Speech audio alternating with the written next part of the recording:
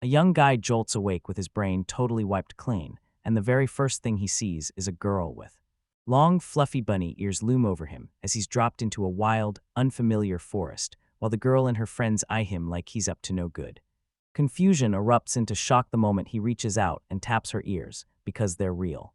Why is he here, and why does she have those bunny ears? The girl speaks in a steady voice and tells him, "I'm from the rabbit race," then drops her bombshell. "And you've been reincarnated." This isn't his world at all. He's trapped in Alstasha. A brand new life, fresh start and all, but he had nothing. The brutal truth of his situation slams into him like a freight train. No house, no food, no toilet. From literal rock bottom, how is he even supposed to survive? That bunny girl just stares at his meltdown like it's nothing, totally unbothered the whole time. Desperate, he pleads for her to take him. Then she stalls, saying that if she drags a human back to her village, the whole place will erupt in anger. In this world, it feels like humans can't stand anybody but themselves, so they lash out, turn brutal, and even drag other people into slavery. Just then, a monster tore out of the trees, an ugly hobgoblin charging straight at them. It's enormous, riddled with scars, and gripping a brutal-looking club, and the girl freezes, pure terror in her eyes, because she knows they're dead in the water unless the adults step in. She yells at him to sprint, now, before he's trapped for good. Tears pour down her cheeks as she breaks down, screaming for her brother. But the man doesn't run. He lunges in and shoves her to safety, swearing he'll keep the monster busy. He tells her to go back to her family, while he's completely lost, winging it with zero plan and absolutely no powers. But when he locked eyes with the terror on her face, he couldn't just walk away from her. He screams at the beast, and it snaps, rage roaring back at him. The hobgoblin barrels forward, smashing its club down with a force that cracks the ground beneath his feet. He doesn't even take a clean hit, but that shockwave smacks the ground under him, launches him flying, and proves he's totally outmatched. He's desperate for skill, anything at all that could help him in a fight, but the truth is he's got nothing. With everything on the line, he hurls his only weapon, one plastic water bottle. It smacks the goblin on the head and harmlessly bounces right off. The monster's grin stretches wider and wider. This is it. It's all over, and he's about to die.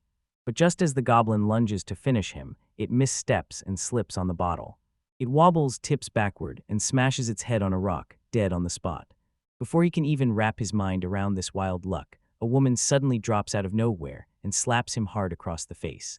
She screams at him, furious that he's reckless, because after she summoned him, he nearly died right in front of her. He tilts his head, and out of nowhere, a breathtaking, towering woman stands there, calling herself Victinias, a goddess. And boom, everything hits him at once, flooding back like it never left.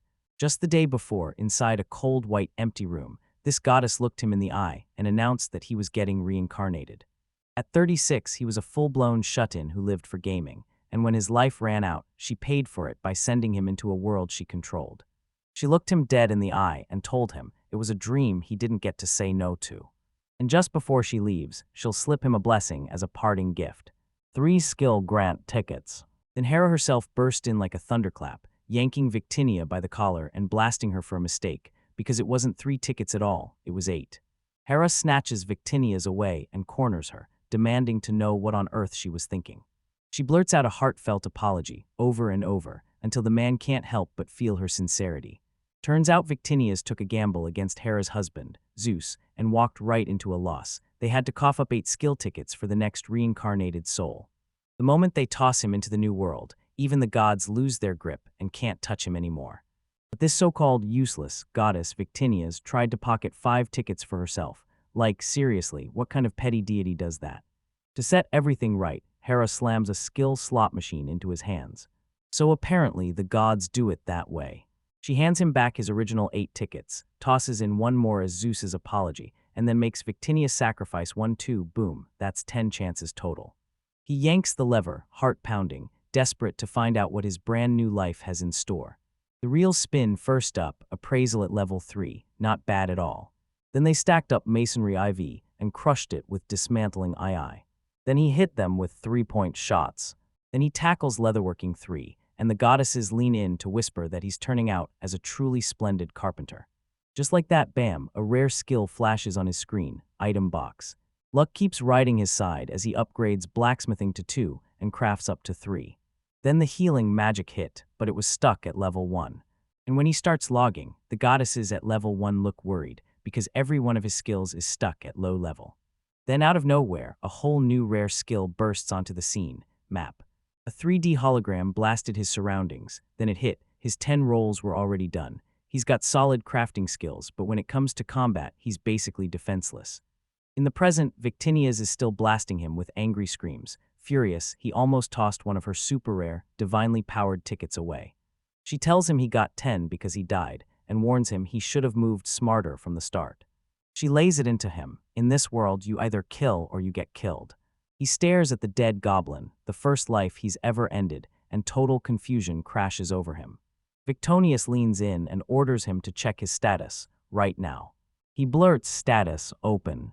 A screen blasts onto the scene with his name, Narumi Masaru, age 27, and then the real shock hits. That single kill rockets his level to 6, supercharging every one of his stats. Victinius is ready to bolt, but Masaru stops her cold and brings up the bunny girl. The goddess scoffs and snaps, "I'm not human, so stop worrying about me and mind your own business." She tells him this is a whole new world now, so live free, and then she disappears, leaving him stunned. Right when he's finally left alone, he hears a voice calling his name. It's Bunny Girl Senpai Mei's big moment. She hauls fighters back from her village, and they all turn to him, thanking him for keeping them safe. They stumble on the dead hobgoblin and freeze, stunned that Masaru wiped it out solo. Then Masaru smirks and lies, saying he just dodged, like it totally fell by itself. He's a complete stranger, a full-on human too, but it's like nobody even cares. He blurted out, "So what do I do now?" And to his total shock, they basically invited him to move right into their village. They're done hesitating, now they're stepping up to welcome him in. He threw his life on the line for one of them, and somehow that's the only thing they can't stop ignoring. They press him for his name, and the little girl straightens up like she's in court and proudly introduces herself, "Me." He's getting completely thrown off by how real and sincere she is. He flashes a grin and tells her, "My name is Masaru." When they clasp hands, a powerful bond snaps into place. He has no idea what's waiting ahead, only the terrifying promise of a brand new life in a world that makes zero sense to him. But this time he finally isn't alone. His journey kicks off right now. Mei points ahead, relief lights up her voice. "We made it, Onia-chan, they're here." A map suddenly blooms in his vision, tagging the place as Rabbit's Village, where a bunch of janky tents huddle together behind a wall thrown up in a hurry from raw, rough timber. The breath he didn't even know he was clutching finally bursts out of him, because somehow, against all odds, his life gets saved. Mei throws her arms wide, beaming like she's claiming the whole world. "This is where we all live," she declares. She can't wait. She grabs his hand and ushers him past the gate, her excitement snapping straight into him. She breaks it down. Their population is only around 100, and every single person pitches in to keep everyone alive. With wide, honest eyes, she tells him they can be his family too, and that sincerity smacks into him so hard it feels physical. But this place is hanging by a thread, fences made of crude logs lashed with rope, and a house that's basically just tents propped up by thick wooden shafts. He spots it right away. He can tell they're in trouble, and he immediately begs to be taken straight to the village chief. Inside the biggest tent, a man with long rabbit ears steps forward and greets them, and with a laid-back grin he goes, "So you're Narumi Masaru, huh?" Masaru just freezes. He's heard the rumors that the chief is human, but he never actually bought it, and now he's staring at this guy, looking young enough to be anyone's kid. He stammers out his thanks for getting saved, but the chief just waves him off like it's nothing. "Don't sweat it," he says. Without him, Masaru would have been totally stranded. Then his grin vanished, seriousness snapped into place, and he stood there formally welcoming Masaru to their village, thanking him for risking his own life just to save Mei. The chief makes a split-second choice. Starting today, he's moving in with Mei. No way, just like that. He tells Mei's story. Her father was slain by a monster, and her mother needs help starting now. Masaru shoots Mei a worried look, thinking she might hate it, but her face lights up, because if it's Oni-chan, she's totally all in. He gently pats her head, and real warmth floods his chest as the sun sinks, and they both promise to catch up again tomorrow. The chief tells him, "Don't stress, just do what you can at your own pace." "I'll do whatever it takes," he tells himself, and the words slam through his head as he finally lands in this new world, because the moment he's here, a spark of resolve lights up inside him. There has to be more than this. He spends the whole day staring, and for the first time he really sees it, the crude tools, the clumsy work, and the endless fight just to get by.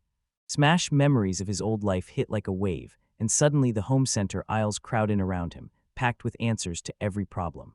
He can't stop thinking about the skills the goddess handed him, farming, woodworking, and they feel pointless right now. He keeps his eyes on the villagers, their tired faces carved with suffering, and then right there, a plan starts to click into place. He watches them strain to chop logs, and in his head it turns into power saws. Then he sees them digging and tilling soil by hand, and suddenly he's back on tractors. And then click, it all hits him at once. His eyes pop wide as the full weight of his power slams into his brain, and he roars so loud people nearby jump. There's something I can do. May and the chief snap their heads toward him, totally thrown off by that sudden, explosive outburst. He's got confidence like he's never tasted before. Then he blurts out a savage challenge. Can I level up this entire village? They just stand there, frozen, eyes wide, faces screaming pure disbelief. The chief repeats that there's an improvement coming, and his voice drips with doubt. Masaru doesn't back down for a second, swearing he'll level up every one of their systems.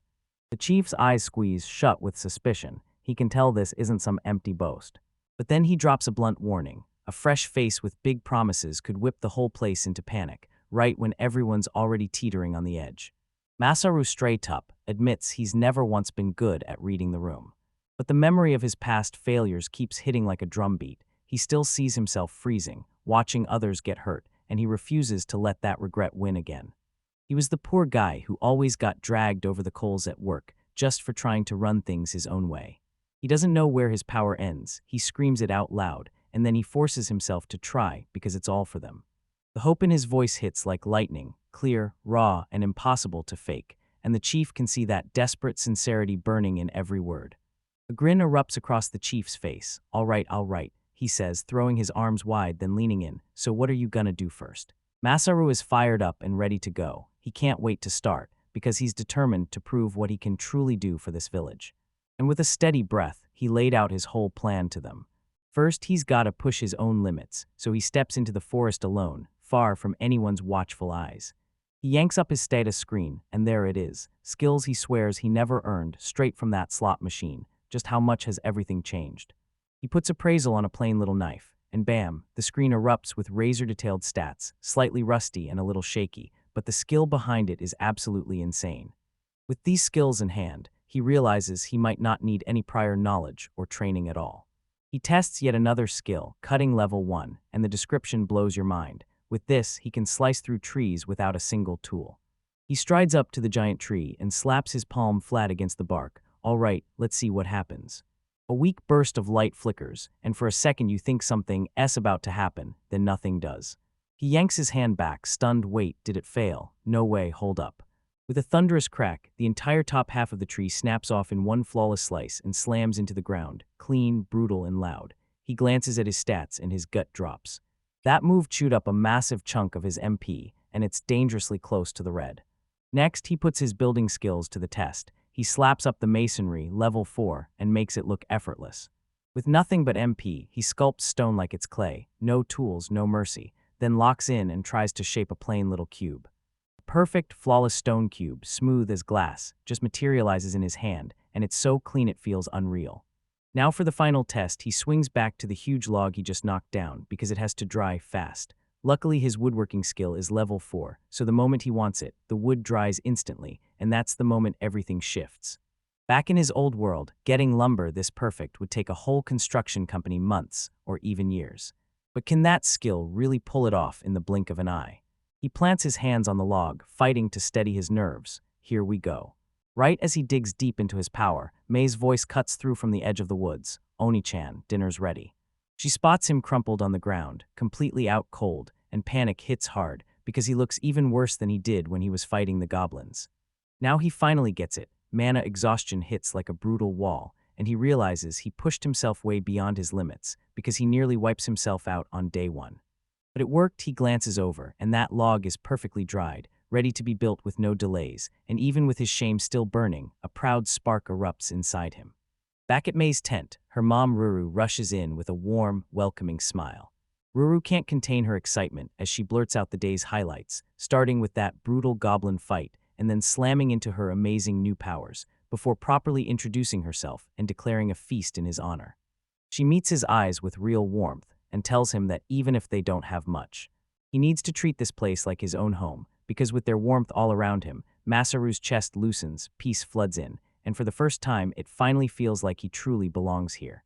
He doesn't even know how far he can go yet, but staring at their hopeful faces, he swears he'll pour out every last bit of himself for them. A fresh blaze ignites in his eyes. This isn't just about surviving anymore, it's about forging the future. Tell it straight, he's convinced his village improvement plan kicks off tomorrow. The building process is finally kicking into gear. After thinking it through, Masaru decides the very first thing he has to do is reinforce the fence. The DIY is the start of Kai life begins. Mei stares in shock, overwhelmed by how fast their giant project just kicks off. The other rabbit folk are practically vibrating with excitement, telling him they've been counting down to this ever since they opened their eyes that morning. Dev points out goblins are basically no match, so they'll barely take any damage, but Masaru refuses to risk it. He's all about safety, and his first move is a stone wall. He's set on forging a stone guard, building a rock-solid wall that starts at the bottom of the wooden fence and digs deep into the ground. He tells everyone he already took Mei to that nearby cliff, and they can grab as many stones as they want. Then a villager cuts in fast, saying the real issue is manpower. They can't possibly haul that many stones with what they have. Masaru just grins at them, like he already knows this problem won't be around for much longer. He hauls the stones with him, taps his item box, and then boom, a ground-shaking slam sends a whole mountain of rock blasting out of thin air. The villagers can't even speak. One shaky guy finally whispers that an item box is a pretty normal skill, but what Masaru just did, that's something way rarer. Masaru catches every word, panic hitting fast as nervous sweat pours down, realizing he had no clue his version was this special. So maybe, just maybe, he needs to stop showing it off like it's nothing. He snaps the topic away fast, pushing everyone to lock in on building that wall. But once they start snatching up stones, he explodes, shouting for them to stop, because stacking them any old way will crack the wall instantly, and only the right placement will hold. He slots those rocks together piece by piece, like it has to be perfect, and then there it is. It doesn't look like much, but he swears the real secret is what's packed behind those rocks, because even a plain stacked wall can get wiped out fast with the wrong little hit. It's not just piling the stones up, it's slipping the smaller ones in between the big ones to slam every gap shut. This tightens the whole setup so perfectly that it hardly ever slips or sags. But what if the attacks keep escalating? Masaru pauses for a beat, then grins and says they'll have to start using pebbles. He cracks open another technique. He stacks bigger stones on the outer edge, then stuffs the inside tight with pebbles. This stone backfill trick forges a rock-solid wall, but it lets rainwater drain right through, so pressure never spikes and the whole structure doesn't crumble. It's a simple move, but he swears he'll teach them the right way to build, because once he steps in, they're officially in his care. The villagers can't believe their eyes. His expertise is pure magic to them. One of the women leans in and demands to know how he conjured all that amazing stuff out of thin air. He shoots back that he's thrilled to help, because hey, they're the ones feeding him, so he's returning the favor. And that sparks a wild new thought, because they've only ever cooked over open flames, so could he really, build them a furnace? Suddenly the whole vibe flips, and every woman in the village fixes him with a stare so intense it chills his bones. These are just cooks, they're the kitchen's demons, and this isn't a request, it's a command. Masaru knows it in his gut. There's no way he can afford to get on their bad side. He snaps up to attention and yells, "No problem at all," then slams down the plan. He'll use stones and fix the furnace right now. They burst into smiles, laughing at the sheer panic written all over his face. They're shoved into the cooking area. He tells them, "I'll handle most of the furnace work, but I need you to help me grab a few materials first." Yeah, they're like, what else does he need besides stone? Clay crumbled underfoot, grass whipped in the wind, and sand spilled everywhere like it had a mind of its own.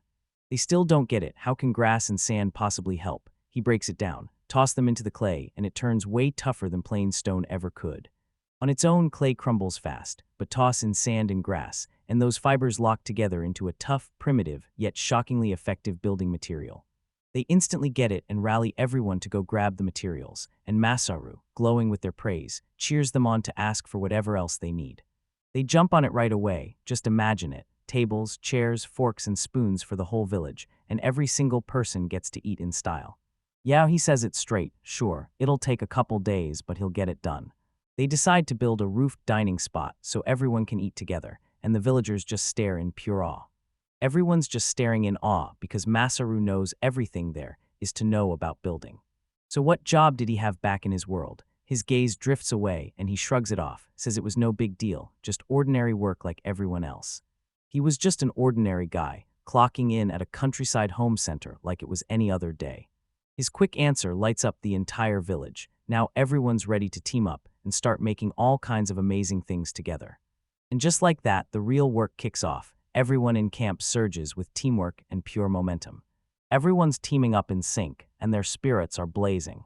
The dining hall's gigantic frame lifts into place, and suddenly everything feels about to happen.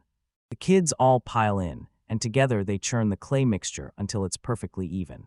For the very first time, they all sit down and share a meal, real cutlery and all, and it's a tiny taste of the civilized life Masaru is forging for them. Next up, furniture, piece by piece, crafted with pure, careful dedication.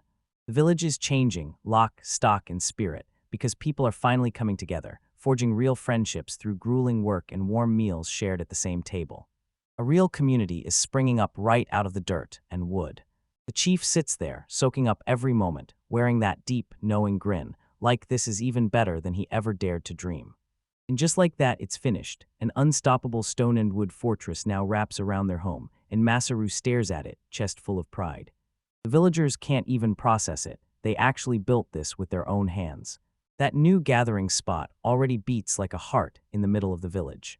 Everyone's laughing like it's the best day ever, plates piled high, and their faces lit up with pure joy. That furnace is an absolute beast of a success, and the roofed gathering area, it's straight up mind-blowing. Seriously, it's all because of Maguro-san. The chief strides up to him. "Oh, Masaru, all of this happening is because of you." And then he leans in and tells him these words had to come straight from his own mouth. Thank you May rockets onto his back, screaming with joy that the plan absolutely crushed it. Masaru can't stop smiling, and this warm rush spreads through his chest like a spark. This is the kind of feeling you can only get when you finally have a home. But way out there where God's realm feels icy, not welcoming, and two goddesses keep a sharp eye on Masaru's every step. The other goddess sneers at her companion's naivety, then tosses him 11 skills, so don't sit there and just tell me, don't worry. Hera leans over the world with ice-cold eyes. She's clocked the skills Zeus handed him from the very start. A normal person gets 1 or 2, not this. He shouldn't even exist. Rage darkens her face, because this world has been stuck for over 400 years and she's done with it, so what are we supposed to do about him? And no, I'm not here to congratulate this guy. Her face twists into a cruel, confident smirk, so now we've got to get Masaru to step into that role. So that's her detonator, but wait, what the heck is she about to pull off? Back in the village, Masaru gets showered with praise for his hard work, completely blissful and clueless about what's coming. He waves it away like it's nothing, then smirks, because he's got way bigger plans lined up. He's already dreaming of beefing up the houses, maybe even throwing in a real toilet, because this patch of wilderness, he's turning it into a full-on city. Then he whips his gaze to the villagers, dead serious. Sure, this is a fantasy world, but he's got one burning question he needs them to answer. Do you see any slimes around here? The villagers blink at the question like, yeah, sure, but they're not talking about ordinary beasts. These monsters can melt anything, and since they live under the cliff, they can't climb up. Good Masaru grinned and said, just like I thought, then pointed at the real problem on his hands, his hygiene. He's trying to craft sanwa soil, but cement is probably the wrong move. He once watched a TV crew build something from pure scratch, starting with gravel and sand, so now his brain won't let go. Is there an ocean nearby? The air turns ice cold, right in the middle of everyone's fun. The cheerful chatter cuts out instantly, and every villager snaps to stillness, staring straight at him. The ocean, Oni-chan. That's where every last one of them bolted, scared out of their minds. A thick silence slams down on the table. Masaru's simple question just ripped open a wound no one wanted touched, and dread spreads across every face like a warning sign. Something horrific happened here. Halsan's eyes go ice cold as he jabs a finger at the map, right down in the far south, a trek of about 10 days from here. He points it out, right, there's an ocean, and it's where they all used to live. His voice shatters and his face twists in raw agony as the memory crashes back. We were chased out by humans, he gasps. The words slam into the air, heavy and razor-sharp. Masaru and Mei can only freeze and stare as their casual meal gets totally abandoned, replaced by a sudden, ice-cold tension that won't let go. Masaru's thoughts sprint in circles, so it was real, something like that really happened. He'd been suspecting it, even terrified of it, but now that it's confirmed, guilt hits him like a thunderbolt. He blurts out an apology for dragging up something so painful, swearing the whole mood is ruined, like he can't shake the guilt, because even though they welcomed him, a human, into their home, he feels like he owes them everything, and the only way to repay them is to make their lives better, starting with getting materials from near the ocean. But the second he sees the terror on their faces, he shoots them a quick, calming reassurance, because he knows all they've got are bad memories of that place, so he won't even ask them for help. He slams his hands on the table, voice roaring with a brand new, unbreakable resolve, and he's dead set on going there alone. Next morning, Masaru's about to bolt out, then May steps right in his way, furious and scared all at once, and practically demands to know why he's so determined to go with her. Masaru's thrown off. He already told her he was going alone, so he snaps. "You seriously think I'm just gonna leave your mom alone?" Then he leans in and reminds her, "And you can't even handle a goblin." May snaps back that he's still the same, only beating those goblins because they face-planted on their own, and the second the jab lands, Masaru flinches hard. The chief's voice slices through their argument and orders May to lock in on Masaru's words, because she can't fight at all, and she definitely shouldn't go testing her strength on anything that could kill her. Then he whips around to Masaru, clutching a bundle in his hands, saying he's got a favor to call in and something he's dying to give him. Masaru's eyes snap wide. Armor. The chief presses it into his hands and swears a favor. If he meets any people from that village, he's gotta tell them the rabbit folk are living here in safety. After everything they went through, Masaru vows to never forget it. This peace mission is his promise. He tells the chief, "I'm taking Hayasen with us, because they have to dig into what really happened back there." With one last wave, he tells May to be a good girl, then orders her to stay home, because he's got business to handle, and he storms off with purpose in his step. May can only stand there, tears blurring her vision while he roars, "I'll be off." His journey crawls through a wild, monster-choked world, but then, right between the trees, he finally sees it. The ocean, ever since he unlocked the map skill, running stopped feeling like a chore, and in just a few days he charted a course all the way here. It wasn't exactly a peaceful trip. Right before he got attacked by bandits, the danger was already creeping in. At first, they played it nice, like every traveler's ambush you've ever heard of, but those smiles snapped into straight-up menace in an instant. Masaru didn't see it coming. One brutal kick launches him flying. He slams into the ground, head spinning as the bandits close in from all sides, weapons bared. Still, compared to goblins, they were pathetic. He smashed them down with the club he'd grabbed, and the whole brawl was over almost the second it started. As the bandit crumples to the ground, Masaru snaps back to a line from his old world, something you'd swear sounds like it belongs in a Bible: "Bad people don't get rights." But when he looks down at the injured man, he just can't force himself to believe that logic. He fires up his healing magic, and even with someone like him, he swears he can't bring himself to take another life. He cuts them loose, grabs the potions and herbs they offered for their lives, calls it a fair deal, and then snatches the weapons he's been craving. Right back in the present, his map suddenly crackles, ping, he's finally got a signal. He crests the hill and looks down to a seaside town. "This has to be where May used to live," he murmurs, staring in disbelief. He slips on a disguise and steps in like an adventurer, but the closer he gets, the dread creeps up his spine. The entrance is torn apart by beasts, the watchtower's deserted, and every nerve in him is screaming. Something is terribly, horribly wrong. The town square isn't packed with people. It's packed with goblins spinning around a roaring bonfire, waving tools that look eerily like they were made by humans. Masaru goes completely still. Ice-cold fear slams through him, because this village isn't just abandoned, it's been overrun. His eyes fly wide with terror as a goblin horde closes in from every side, and the burning village throws nightmare shadows over everything. He forces a grin onto his face, bravado plastered over a coil of fear in his gut, then tells them, dead serious, they'll probably block him from leaving, even if he tries to slip out just for a sec to break the interruption. Damn it, rage bubbles in his chest as he steels himself and the creatures rush in, clubs lifted overhead. He snaps, "Come at me," like a desperate dare. They swarm together and smash their prey with sheer numbers. He's got no choice but to step in, and right now, he snaps back into focus and remembers. He has a weapon. With a savage cry, he snaps his sword through the air, one clean arc of steel that slices straight through the first goblin and slams it to him. No fancy magic or killer techniques, just the sword he ripped off those bandits, and the sword skills he's ready to swing with. The memory slams into him as he deflects another strike, and suddenly it's his old childhood kendo training. No fancy gift from this world, just something he already knew. So wait, was his dumb kid hobby actually real combat power all along? He whips around and slams his strike into a goblin's wrist, pure instinct. Still, it's been a while, yet his body remembers every beat. That sword weight settles perfectly in his grip, like fate is locked in, and he knows he's got this. He can push through and keep going. Right when a spark of confidence flares inside him, the earth starts to shake. Something's coming, and it's close. A hulking warboar explodes onto the scene, barreling straight in while a goblin, clad in jerry-rigged armor, rides the chaos. The beast is so huge, it makes your stomach drop, and those tusks are dripping with saliva like pure nightmare fuel. It rockets straight through the wooden fence, blasting it to splinters like it's nothing, never even easing off its speed. Wait, that's the village boss. What chance does he even have against a monster this huge?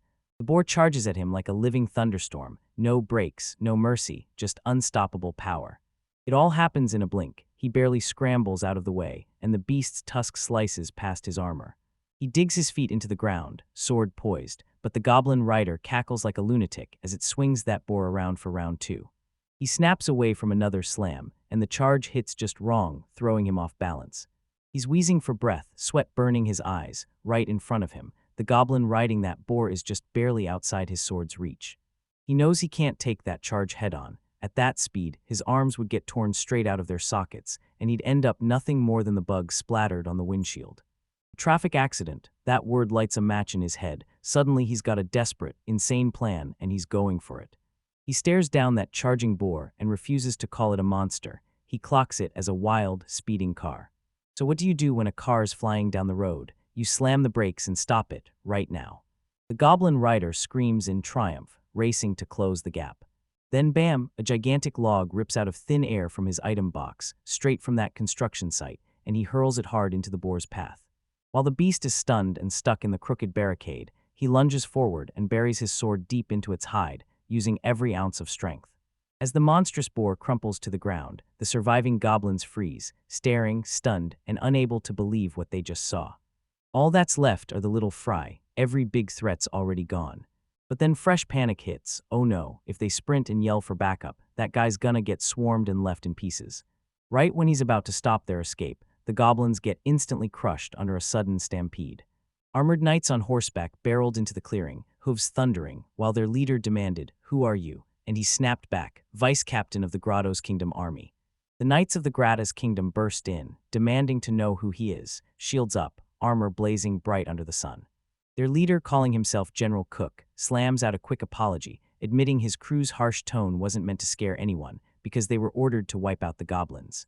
Staring out at the field of bodies, Cook realizes they're too late, then snaps his eyes to Masaru, like one question is burning in the air. "You did all this alone." Masaru just smirks and introduces himself, straight up admitting he'd been hunting resources, thoughts sprinting a mile a minute.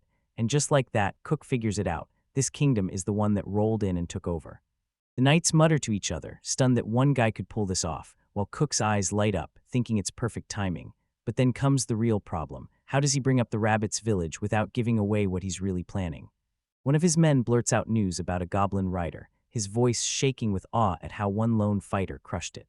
Questions start raining down: age, skills, home, every answer demanded at once, and Masaru gets boxed in as the knights close the net. The cook snaps them shut with a sharp gesture, then spots Masaru's raw power and makes him an offer: join the knights. The moment the words hit, Masaru's mind races back to a manga he once read, because this is exactly the road to instant promotion. But he refuses, politely, like he'd rather die than give in.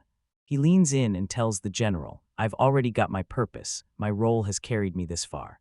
The general roars with laughter, totally misreading him, then starts praising Masaru's iron will, only to ramble about what he wants most: money, women, and fame.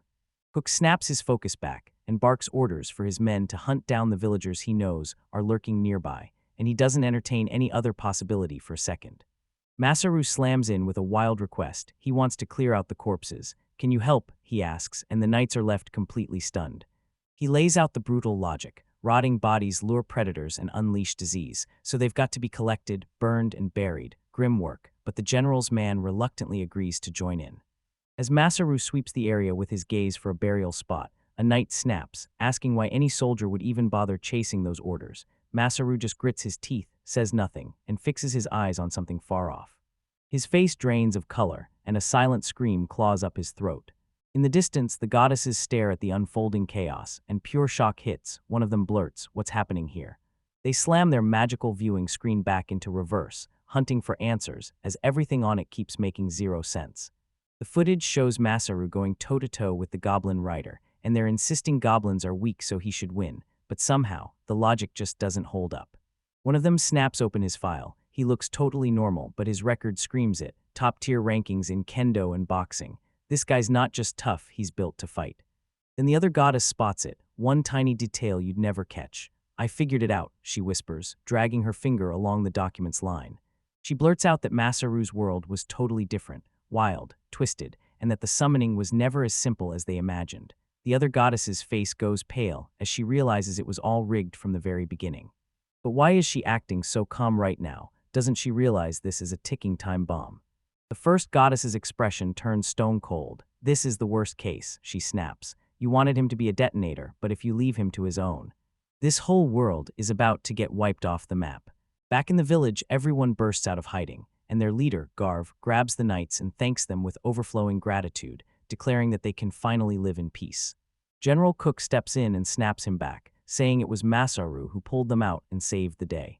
Garv fires back his thanks, and Cook pitches him a reward on the spot, an order, and Masaru sees the perfect escape route and agrees without a fight.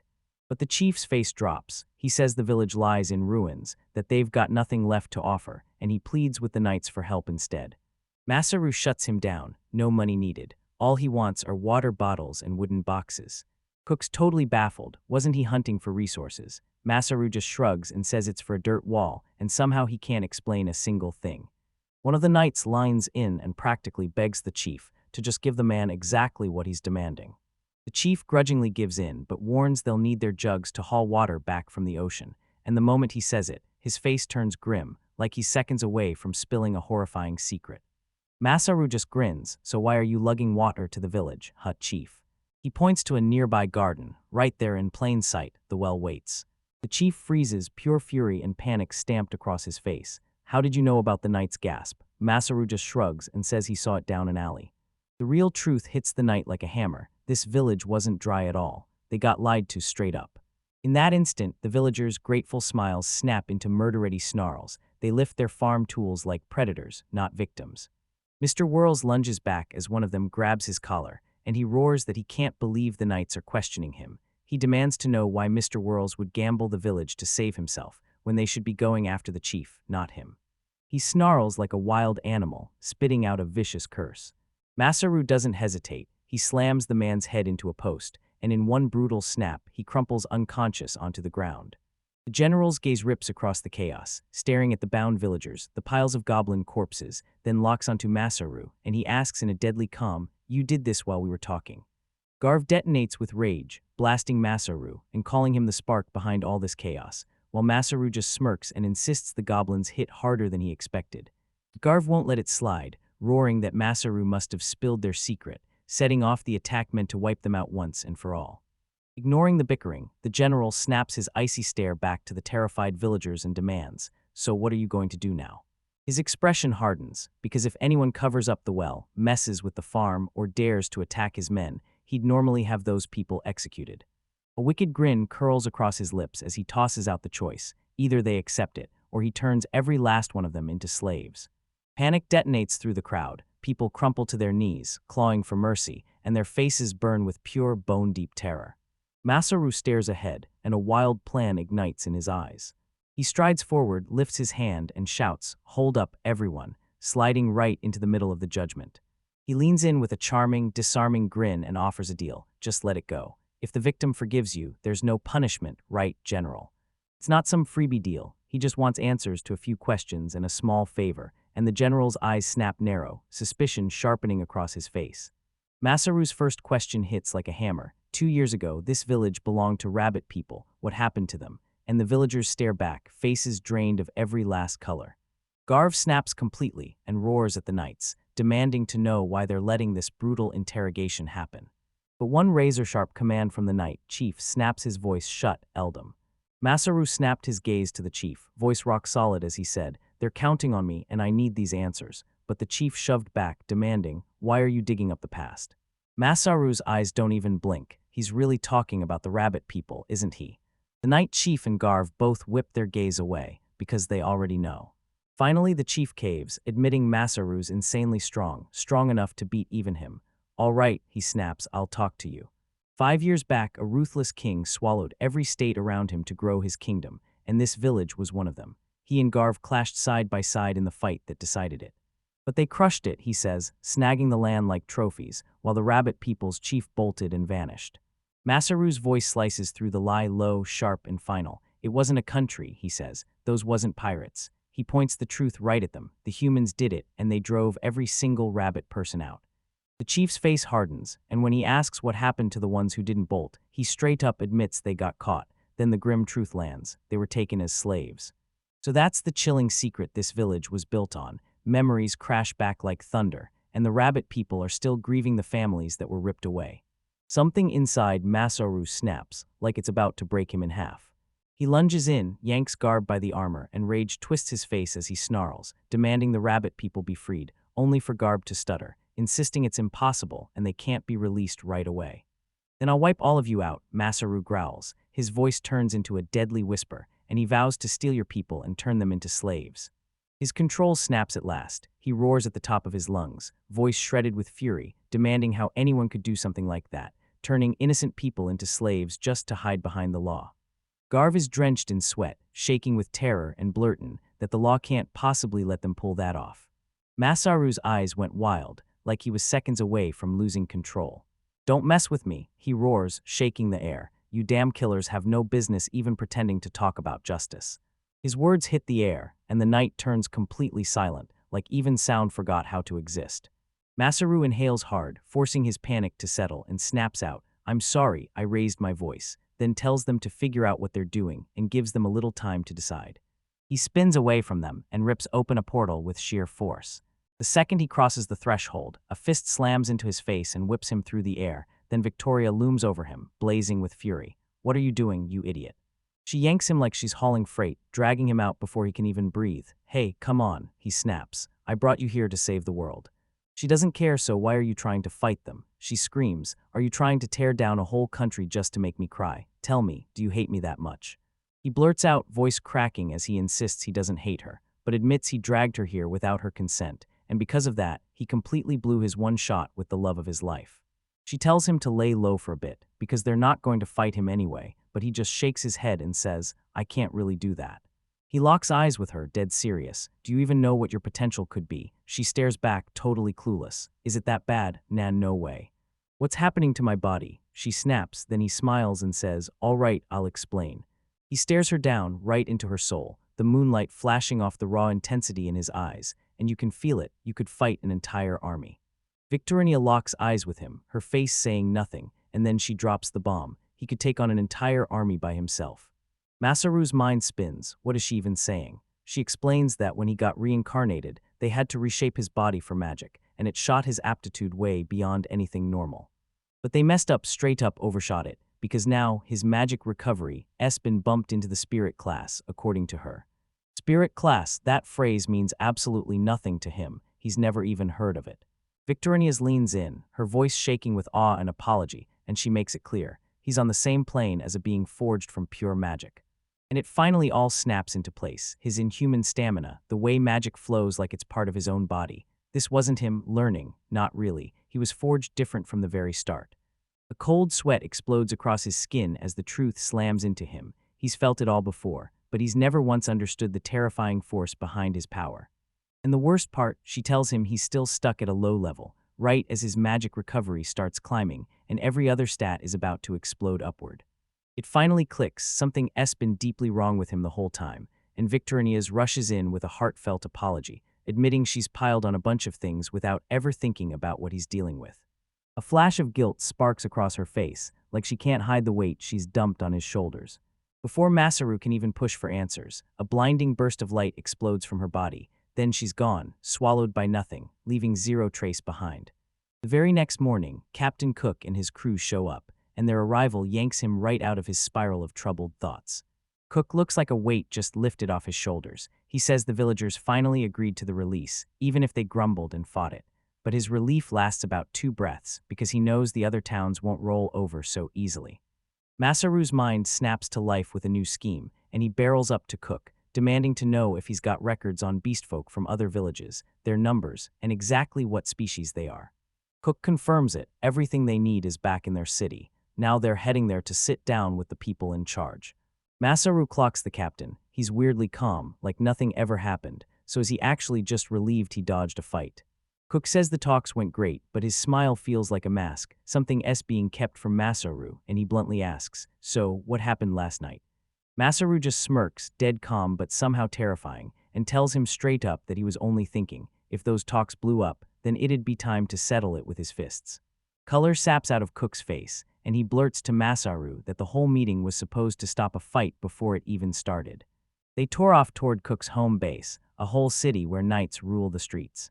A few hours later, the massive walls of the coastal kingdom's base tower up in front of them, looming like a fortress that refuses to fall. Hauterium, the city of knights, hits you exactly how you expect. This military base is packed with buildings that are tough, solid, and built for real use. But as they jolt down the streets, Masaru's hopes turn sour, because for a city built for knights, it's shockingly rundown. The stench smacks him right in the face first, like sanitation doesn't even exist here, and if this is the normal, he's got zero interest in sticking around in this world. Cook says they're rushing to the assembly hall, but Masaru still has to hit the front gate first, showing his guild card identification to get in. Masaru goes still, a wave of dread crashing over him. Don't tell me. They stomp up to the Adventurers Guild, this crummy wooden shack, yet the second they step inside, it suddenly feels like a courtroom. Cook is totally stunned. What do you mean you don't have one? He knows everyone has to register for a card when they turn 12, so how in the world is this even possible? Masaru lets out a huge sigh of relief. Cook's dumb mix-up saved him, plain and simple, and the receptionist tells him to slap his hand on a magic gadget to make his card. The device flares to life, an intricate gift straight from the gods, while the receptionist snaps a warning at him. Fraud is a crime that can't be taken lightly. They'll log his personal info too, and even if he hides some details, his name, his guild registration, and every criminal record stay permanently out in the open. Masaru snatches up his brand new card. This razor-thin plate practically hums with hidden power, while the knights swarm in close, desperate to learn what secrets their mysterious companion has been carrying. He taps the screen and locks into the job adventurer life at level 16. And then it hits them, there's the rest of it, a skills list so massive it just keeps scrolling, never ending off the screen. They stared into the night with their jaws dropped, expecting some lifeless status screen, but this hit different, way more intense than they ever imagined. What the hell is this supposed to be? This is so insanely ridiculous that the whole guild reels, like a lightning bolt just hit them, and I gotta ask, how is it even possible to stack this many skills? Masaru panics, scrambling for the card and trying to shove the screen out of sight, and when he can't stop the shaking, he blurts it off like, it's nothing, just a tiny glitch. But the damage is already done. Knights are snapping. People can barely pull out 1 or 2 skills, maybe 3 if they're lucky, and then there's him, a walking wall of text with 5 titles, and none of them have ever even seen a title before. He pleads for them to drop it and only look at the evidence that proves he's not a spy or a criminal, but how are they supposed to ignore that? Cook and his crew are reeling in pure shock. Now they have to report what they saw, but who would ever believe them? They'll be called liars and hit with punishment, so they scramble to lock their story down fast. They finally burst into the Puterium Assembly Hall, an enormous stone fortress that somehow does nothing to ease Masaru's nerves. A man swings the door open and ushers them to the meeting room, then tells Masaru that the knight's leader, along with the city's representative, is already waiting, and the air feels so tense it's practically choking everyone. Surrounding a massive table, stern-faced knights stand shoulder to shoulder, guarding it like their lives depend on it. And right at the head of it sits a man whose presence somehow swallows the whole room. His eyes hit like steel and he leans in. "So you're here," he growls, low and powerful. He strides up and introduces himself as Lancelot, the man who rules the city. Masaru feels a cold shiver crawl down his spine. The aura of this knight is nothing like the rest, and this negotiation is about to turn into a brutal fight of wills. Lancelot slices right past the pleasantries. He already knows Masaru came to bargain for the beastfolk's freedom. With a razor-sharp stare, he instantly clocks the truth. Masaru came with nothing to trade, not a cent and not a single item. He leans in, eyes sparking with curiosity, dying to find out what kind of offer Masaru's cooked up, because Masaru knows deception is a dead end, and this guy is way too sharp to fool. "Masaru, what are you willing to trade me?" Lancelot fires back with a savage grin, and you can practically feel the hunger in it. This is the biggest deal this city has ever seen since the day it was founded.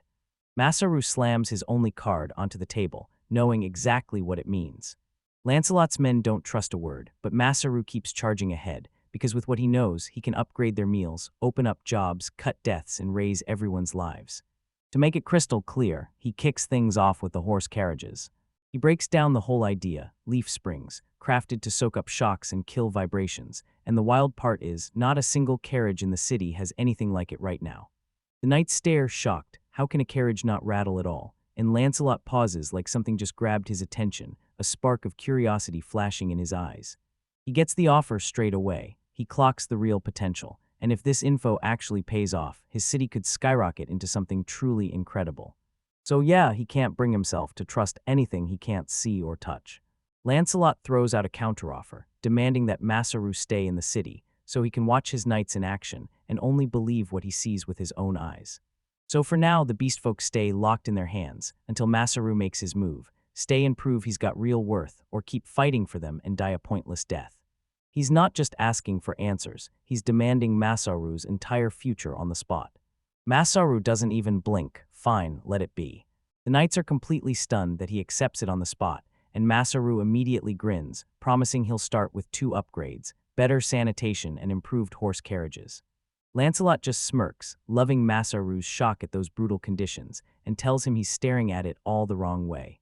From Lancelot's side, this deal is pure jackpot. He pockets Masaru's knowledge, then shuts down any chance of a beastfolk rebellion before it even ignites. Then bam, he drops a shocking truth. His own people are furious too, sick of the invasion and this pillage everyone pretends is war. Maybe this leader isn't as bad as they said. But Lancelot pinpoints the real threat: the citizens who will fight tooth and nail to stop beastfolk from being released, so he braces for the backlash and turns to Masaru, demanding to know if he's got any ideas.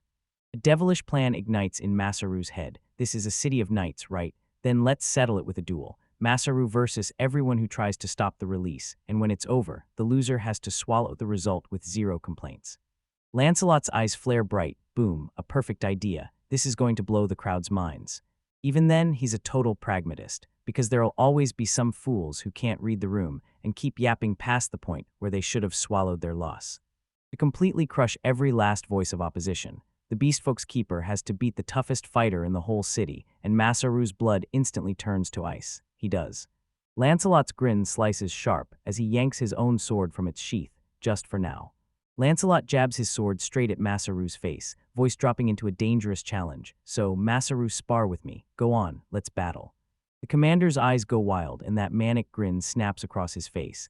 Then the second Masaru grips that sword, Lancelot notices a shift like a switch flipped in him. This isn't a request, it's a desperate itch he can't scratch.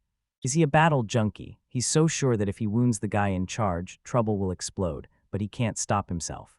To everyone's shock, Masaru nods and says yes, no hesitation at all. Lancelot's grin explodes wider, totally thrilled, and the moment it's decided, the aide spirals into panic, convinced Masaru's walking straight into a fight he has no chance of surviving. Lancelot can barely contain his excitement as he blurts out, "When do we start?" Masaru stays icy calm, tells him to set the date and time and he'll show up. Then he snaps right back to the main point like the whole life-or-death duel was just a footnote. Right now, he strides up and declares that he's about to give everyone a full-on lecture on hygiene. The whole room goes dead quiet, then the lecturer slams down the stairs, completely stunned, while Masaru keeps going, ready to show them why good hygiene matters, how to level up their sanitation, and which habits to steer clear of. He's determined to round up every available person, even thinking about dragging in his smartest subordinates, so the information explodes across the board. And yep, Lancelot is dragged into it too. Masaru says straight up that if the higher-ups skip out, it'll paint a terrible example, and anyone who doesn't show will be stuck with a makeup lecture later. Lancelot can only stare, totally steamrolled by this wild twist. But the duel's locked in. Violence hangs in the air like a blade, slicing straight through the normal lessons Masaru is about to force into place. And just like that, the lecture kicks off. Masaru steps in front of the knights and lays out the real problem. Their biggest failure is straight-up dirty, unsanitary practices. He hammers the absolute basics into them. Cook meat before you eat, boil water before you drink, and keep your homes and clothes spotless. And then he shows them how feces and urine lure pests that spread deadly diseases. But when he looks at their faces, he realizes none of them have ever seen this before. He's basically explaining things a kid back home would learn in primary school, and here, it's blowing their minds. One of the knights blurts out, stunned that Masaru can spit out a full, detailed lecture on the spot, and he demands to know, can something this simple really change anything? Masaru's face snaps into deadly seriousness as he explains, clean sanitation could smother plagues before they explode, cutting death rates for everyone, from newborns to adults. He may not be a medical expert, but he's sure of it. Lancelot's eyes narrow, something off, and the puzzle won't click. The plagues, the brutal level tactics, the way he just stays calm for a duel. Then Lancelot finally snaps the question everyone's thinking. Masaru, who are you really? Masaru waves it off, saying since Lancelot's the one coming out on top, it's all good, but the commander shuts it down. This deal is wildly one-sided, he snaps, and the info Masaru just handed them, worth more than gold. Masaru swears he'll throw his strength behind it, doing whatever it takes to repay that debt.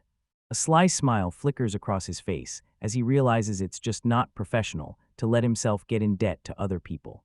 Masaru spots his opening and thinks, finally someone with taste, then tells Lancelot that since he heard it, backing off would be straight-up bad manners, so he asks to borrow the smithing workshop, starting tomorrow, because he's got something he might need help with.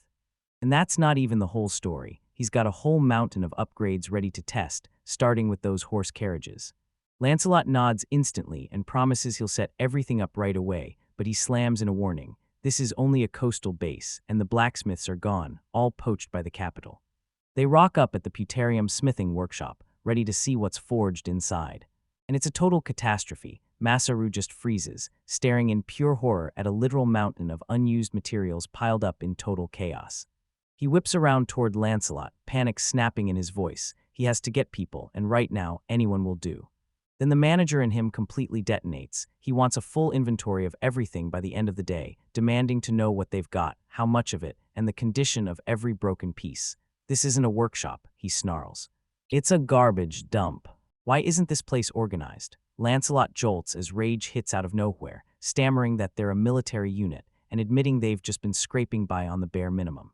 But for Masaru, who once ran a home center stacked with tens of thousands of products, this kind of mess is unforgivable. One slip in his old job could burn hours just hunting down a single item. He wags a trembling finger at Lancelot and barks, "Bring your men, now," like the place is about to fall apart. A sharp, dangerous glint flares in his eyes. He's about to blast them with what real inventory management looks like. With Masaru breathing down their neck, the knights dive into the massive job of sorting the workshop, hauling crate after crate of materials while he watches every single move. He tears through everything from hammers to "Are those hamsters?" then snaps it into focus, just chunks of ore, because the whole place is a total mess that boggles the mind. The work drags on way past midnight, hours stretching into the dark. At last, Masaru lets out a breath of relief and scans the workshop now cleaned up and in perfect order. He's checking out the newly organized shelves, and the second he sees it all lined up, he grins and says it looks a whole lot better.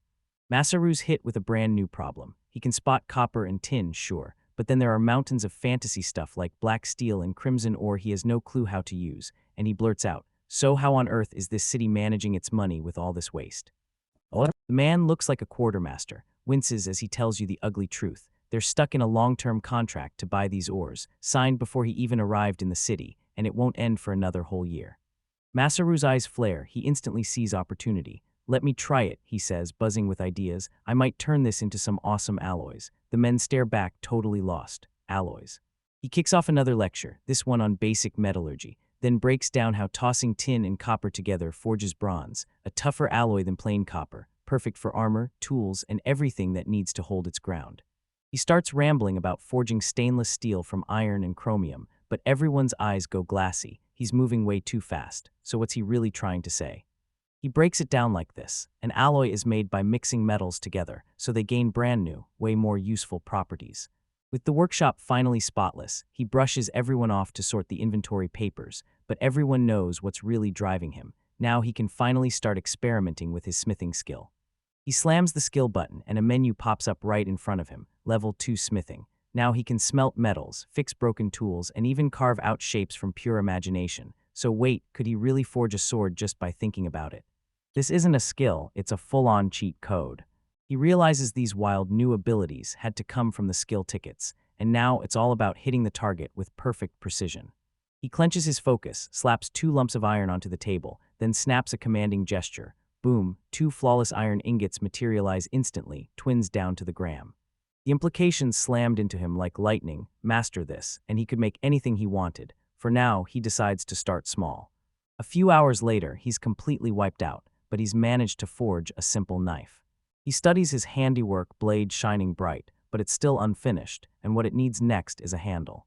He could have just used his skill to conjure it, but when that old hunger flares up, he refuses. He wants to build it with his own hands. The urge slams into him so hard he can't fight it. He snatches a chunk of wood and a tool, ready to test it just once. With a razor-sharp focus, he dives into the old-fashioned way and starts working. He slams the blazing metal onto the anvil and hammers it into shape, knocking it into perfect form with a rhythm he's done 1,000 times. The clank of metal on metal echoed through the workshop. He still remembers this from those hands-on school lessons. He dims the room, then plunges the blazing blade into a bucket of water, snapping the steel into shape with a fierce hiss as steam erupts. He lifts the finished blade, simple, but made with real skill, and a proud grin lights up his face while Lancelot and the other knight behind him gape with their jaws hanging open. Lancelot is totally stunned. He'd been back there all afternoon sorting storage, so how long has Masaru been here? The guy just casually built a weapon like it was nothing. Musaru finally confesses that the sword he's forging isn't just any blade, it's his work in progress, and he's convinced he can whip up something way better. Lancelot's battle lust snaps back to life. He demands a few brutal strikes with the sword, because he can feel it isn't just forged steel, it's something special, and he's ready to unleash greatness. Then his gaze slides to the table behind Masaru, packed with other creations, so he leans in and demands what they're all about. Masaru flashes this mischievous grin and tells Lancelot, "Come back tomorrow, I'm about to reveal something big," then leans in and adds, "And I've got one more thing I need to talk to you about." Lancelot nods, but his instincts scream, "Don't trust him. This kid is insanely strong, his moves are downright monstrous. Is he just a simple-minded kid, or some hidden strategic genius?" Lancelot can't figure it out, but one thing's crystal clear. Masaru's real power isn't coming from the sword in his hands. That night Masaru slumps alone in the workshop, wiped out from the day's grind, but grinning anyway, satisfied to his bones. Everywhere he looks, his fresh creations sit ready, sturdy buckets stacked up, plus a whole stash of other tools he just made. He lets out a heavy sigh, admitting to himself, yeah, he definitely pushed his luck a little too far. A soft smile blooms across his face as he savors every chance to be useful to the people around him. Deep down, he's got one obsession. He absolutely lives for making things. He stares at his work with pride, then locks it in his head. Tomorrow he'll haul it into town and show everyone how to use those things. The sanitation lectures will have to wait, because for now he's still itching to create, just a bit longer, and for this metal smith, the night isn't over yet. Then a girl's voice slices through the haze of sleep, screaming him awake, and Masaru jolts his eyes open to see a blurred, breathtaking beauty hovering over him. He snaps upright, mind scrambling to catch up, and blurts, "Who are you?" into the night. She blurts out, "I'm not the problem. I'm just a messenger, forced to dash off errands because every other night is packed with study."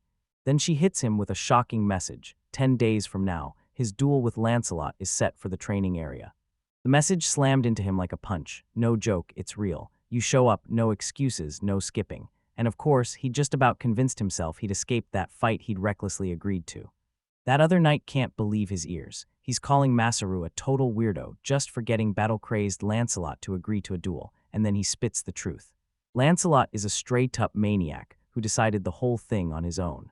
They throw him a sarcastic good luck while basically saying, "Yeah, sucks to be you, but don't worry," so they don't go too far. A full medical team is on standby, ready to jump in the moment anything goes wrong. Masaru plastered on a confident grin, but his voice trembled as he promised he'd do his best, not to hurt Lancelot too badly, and the lie just weighed like a brick in his mouth. Then a spark of an idea flares up in his eyes. He snaps to the knight, summons Lancelot to the town plaza, and declares he's about to throw down a little demonstration. Lancelot barges in, tapping his foot with raw impatience, demanding answers. What is this all about? He spots Masaru by the town well, buried in a pile of weird machine parts. Perfect timing, because Masaru speaks up right as Lancelot demands to know where he is. "I'm in the well," he says, installing a brand new contraption. With Lancelot standing right there, Masaru whips around to the swelling crowd and roars like he owns the moment, demanding everyone gather, because he's about to unveil a brand new tool that's going to change the way drawing water gets done forever. He swears it's unbelievably easy to use and calls out for a volunteer from the audience. A woman steps forward, and Masaru grabs the moment and tells her, "Anyone can do this, man, woman, or even a kid." He leads her step by step, pointing out exactly where to pour in a little priming water to spark that vacuum into existence.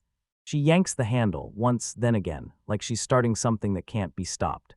A roaring torrent of ice-cold water blasts out of the spout, freezes the entire crowd mid-breath, then the silence shatters into wild, ecstatic cheers. That tool he's bragging about, a pump, and he's installing one in every major well across the city. This isn't just construction, it's a full-on campaign to win people over. So what's the real move he's pulling here? But he's not finished. Next, he starts upgrading the horse carriages. He leans in and studies a crude local cart, and the more he looks, the more obvious it becomes. This design is painfully primitive. The carriage is bolted straight onto metal axles, so every jolt from the road hits with zero mercy. He whips out a rough diagram and lays out his scheme to split the passenger cabin from the wheels, hanging it on a frame, cushioned by springs at the front and back. He tells Lancelot he hasn't tested the mechanism yet, but he's got the principles nailed down today. They're laying the foundation. Lancelot just freezes there, totally stunned, while Masaru's hands tear across the parchment, and suddenly the design comes roaring to life. With the other knights backing them up, they rush in and start snapping together the pieces of this bizarre new machine. Prototype 1 is finally finished. Masaru suggests a test ride, and Lancelot hesitates like he's afraid. Sweat pours down his forehead. They snapped the reins and rolled the modified cart down the street, drawn by the horses. Lancelot's eyes snap wide, yet the blade won't shudder or rattle at all. It moves with this unreal, impossibly smooth glide, and in that instant, he finally gets what Masaru was trying to explain. Masaru breaks down suspension. Those springs gobble up the shocks that would have rattled the passengers to their bones. He's already plotting even crazier, more advanced models, ones that can haul up to 10 people at once. The knights go wild with excitement, because everyone finally realizes this tech is going to make those brutal long expeditions and military campaigns way more survivable. Masaru has them absolutely hooked, dangling a future where step-by-step tweaks still somehow turn into jaw-dropping breakthroughs. Lancelot stares at Masaru, and this time his respect feels real, like something inside him finally clicks. And THATS when Masaru strikes, he jabs Lancelot's attention and reminds him he's got more inventions than pivots, then pushes the deal they talked about earlier back into the spotlight. He clings to the commander's words from that meeting, the one about how deals have to be balanced, no exceptions. That playful vibe evaporates instantly. Lancelot's grin hardens into a cold military commander's stare, convinced his side's offer is enough. Then he shoots the question straight at Masaru. What does he really want? Masaru locks eyes with him and drops his terms. Stop every invasion of beastfolk and humans, and in return you hand over all their excess ore. The air snaps with tension, and both men are drenched in sweat, feeling the proposal pressing down on them. Masaru just cuts him off, that's it. Lancelot freezes, staring in pure disbelief. That's all, he blurts, because this isn't some quiet plea for peace. Masaru is straight up demanding their resources. A slow, creeping grin spreads across Lancelot's face. Then he declares, voice trembling with conviction, it's done, the decision is made. Deal sealed, two sides lock in a treaty where tech and peace both win, but Lancelot slams Masaru with a brutal warning. Don't get it twisted, he's got no power to stand against a whole country. Once the negotiations were finally settled, Lancelot spun on his heel to march out. Live, Masaru leans in and whispers a quiet, heartfelt thank you just for him. Lancelot's battle-crazed grin snaps back in an instant. He laughs and dares Masaru to give him a real fight in 3 days, and that sudden whiplash of hype leaves Masaru frozen with dread. As Lancelot turns and walks away, Masaru finally exhales, pure relief hitting him all at once. Sure, it's just words, but he knows Lancelot keeps his promises, and for the first time, Masaru believes the invasions might actually finally stop. The instant the tension snaps, exhaustion crashes over him like a tidal wave, and before he can even catch his breath, the townspeople swarm in, everyone shouting to find out what other inventions he's got hidden up his sleeve. He's done, he can't take it anymore, and he's ready to drop and collapse. He finally stumbles back to his room, face first into the bed, explaining technology to people who have zero frame of reference, draining his mind and body until he can barely breathe. He flashes back to the home center days, the craftsmen who drilled every skill into him, and realizes his survival is thanks to them. Leaning into the window, he feels a gut-punching distance, like he's no longer living under the same moon or the same sky as them.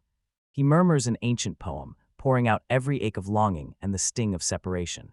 A voice slithers out of the darkness, and it startles him, Victamia, the goddess. She's perched on the rooftop, silent as a shadow. She fires off, "Was this poem from your hometown?" and instantly nails the meaning. the sting of never being close again, and that desperate, aching hope to see him one more time. He nods and admits it, he only tossed it out on a whim. She leans in, presses the question gently, and asks who he's been thinking about.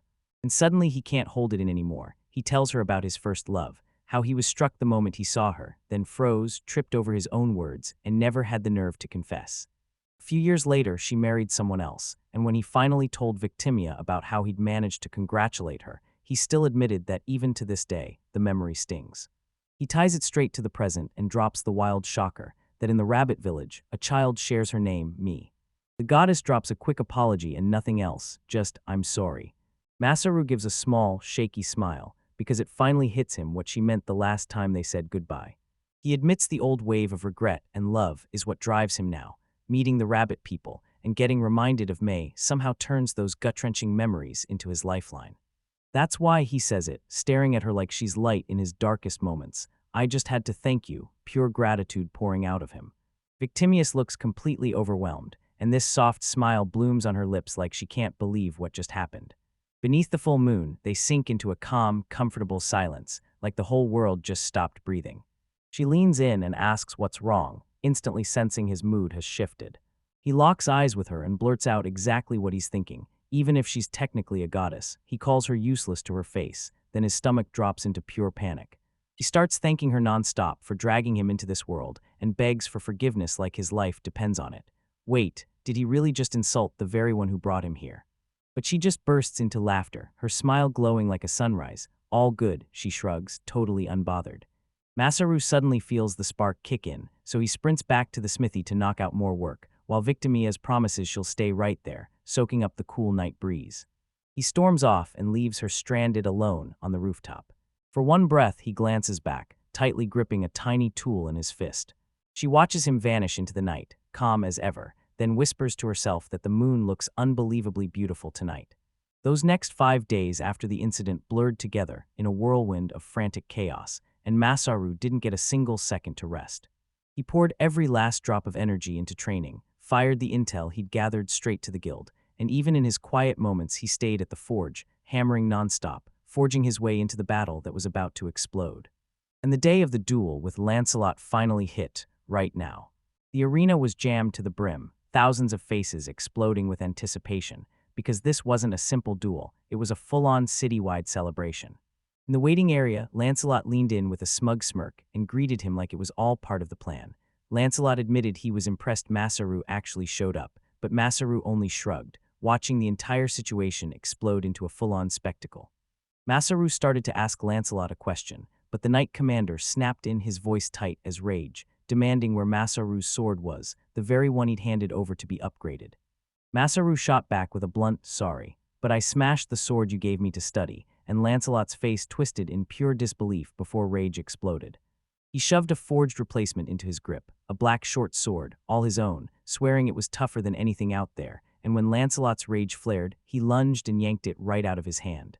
Masaru just stood there, gripping his blade tight, with a face so unreadable it felt like a mystery.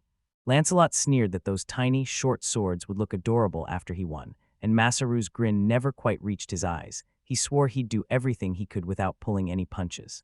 The commander scoffed. No one had hit him with that kind of bravado in ages, and the last time some fresh recruit tried to underestimate him, he made them eat every word they said. He leaned in, eyes flashing, and snapped, "So what experience do you have with losing to other humans?" Masaru's reply came out soft, but it struck the room like a death sentence. None. Lancelot waved him off. What was strategy even for? Any nobody could stomp a goblin rider solo, and it was obvious he didn't think Masaru's thinking was worth much. "Then hit me with everything you've got," he barked. Masaru nodded like, "Got it. This," he said, "is also my way of thanking you." With those two men finally stepping out of the tunnel, the Colosseum's deafening roar hit them like a punch. The crowd was so massive it hit like a wave, pure noise, pure pressure, and one giant heartbeat of expectation. Masaru's eyes swept the stands, then locked onto a familiar face in the VIP section. That messenger girl sat there like she owned the place, and he couldn't shake the question, who is she? She flashed him a bright little wave like this wasn't some serious moment at all, just a fun, casual afternoon hanging out. Right in the heart of the arena, the referee stood guard between two fighters, Lancelot, a towering beast with a massive great sword riding his shoulder, and Masaru, surprisingly small, gripping a plain short sword like it could still bite. The announcer's voice thundered across the arena, shouting that the duel between Coastal Knight Commander Lancelot and the adventurer Masaru was officially underway. The rules were thrown to the roaring crowd, one single match, over the moment a fighter surrenders or can't go on, in a fair, honorable duel. Lancelot stared down at Masaru like he was beneath him, pure condescension on his face, and up in the stands the messenger girl went into overdrive, wondering, was he really about to pull off a winning strategy? The referee slammed his arms down. Now the match is officially on, and it's about to get wild. Begin. Inside the box, the nobles hissed and muttered to each other, sure this was going to be over fast, right up, until Lancelot finally spotted the trick Masaru was setting up. In the moment their blades collided and sparks blasted everywhere, Masaru was the one who got shocked, because from the first look, their strength looked like a perfect match. A savage grin tore across Lancelot's face, then he roared like thunder, yelling that someone must exist who could truly match his raw power, and demanding Masaru prove what he was made of. He tore into Masaru with a brutal combo, driving him back hard, while that smaller blade barely managed to block the non-stop barrage. Masaru got hit with a brutal blow that slammed him backward, and his arms screamed in pain as he stumbled. Lancelot's next swing whiffed, smash. It slammed into the stone floor, blasting shards of rock everywhere. Masaru's head spun, because that swing had real murder in its strength. Wait, is he actually trying to kill me? The Knight Commander towered over him and grunted, "You're a strange one. I can tell from your stance you've swung a sword before." He snarled, "Your technique is garbage." He threw himself into the fight, even admitting Masaru's instincts were sharp, but it still wasn't going to be enough.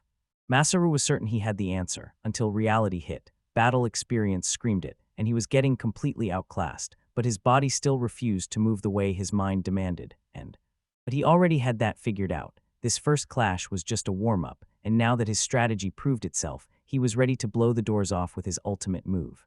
He'd pour every bit of what he learned during those years at the Countryside Home Center, soaked in lessons from countless craftsmen, and focus it all into one blazing goal, to create.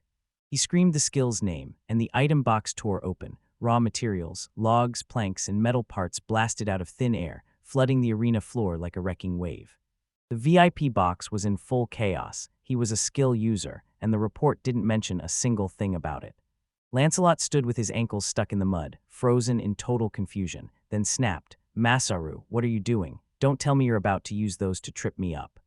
Masaru snapped his hands forward, and they blazed with light as he triggered his chain skills, woodworking, smithing, construction. Right before Lancelot's stunned eyes, all that scattered junk snapped together in a flash, assembling itself like it had no limits. Huge wooden structures tore up out of the wreckage, towering over everything in sight. "Wait, hold up, are those siege weapons?" Masaru's voice sliced right through the commander's stunned silence. He said his magic could only make simple stuff, but if he stacked those basics together, he could forge battering rams built for a multidirectional assault. Those massive wooden arms slammed into motion, swinging hard as the whole scene shook. Lancelot had to leap and twist out of the way as the rams crashed down all around him, smashing the stone into dust. The messenger girl stared at the man's grim frown and felt her stomach drop. Was this his whole plan? Toss a bunch of materials just to keep her away, and she couldn't hide how crushed she was. She thought he'd just finish everything with some pathetic cheap trick, until her eyes snapped wide open and she realized it was Lancelot. But Masaru hadn't just built battering rams, he'd forged a monstrous ballista, and that iron-tipped bolt was locked straight onto the trapped Knight Commander. Masaru snapped from his spot, yelling, "Don't you dare move, one step and you're done."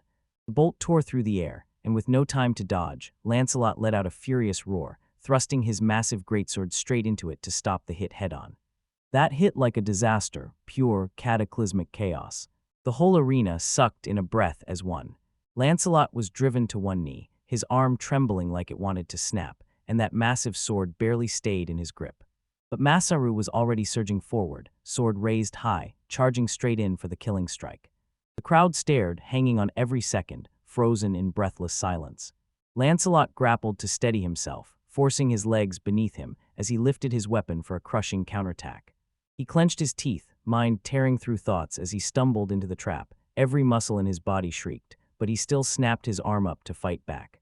If he could only get back into arm's reach, one swing of his arm would be all he needed to seal the win. His eyes went wide with raw, primal terror.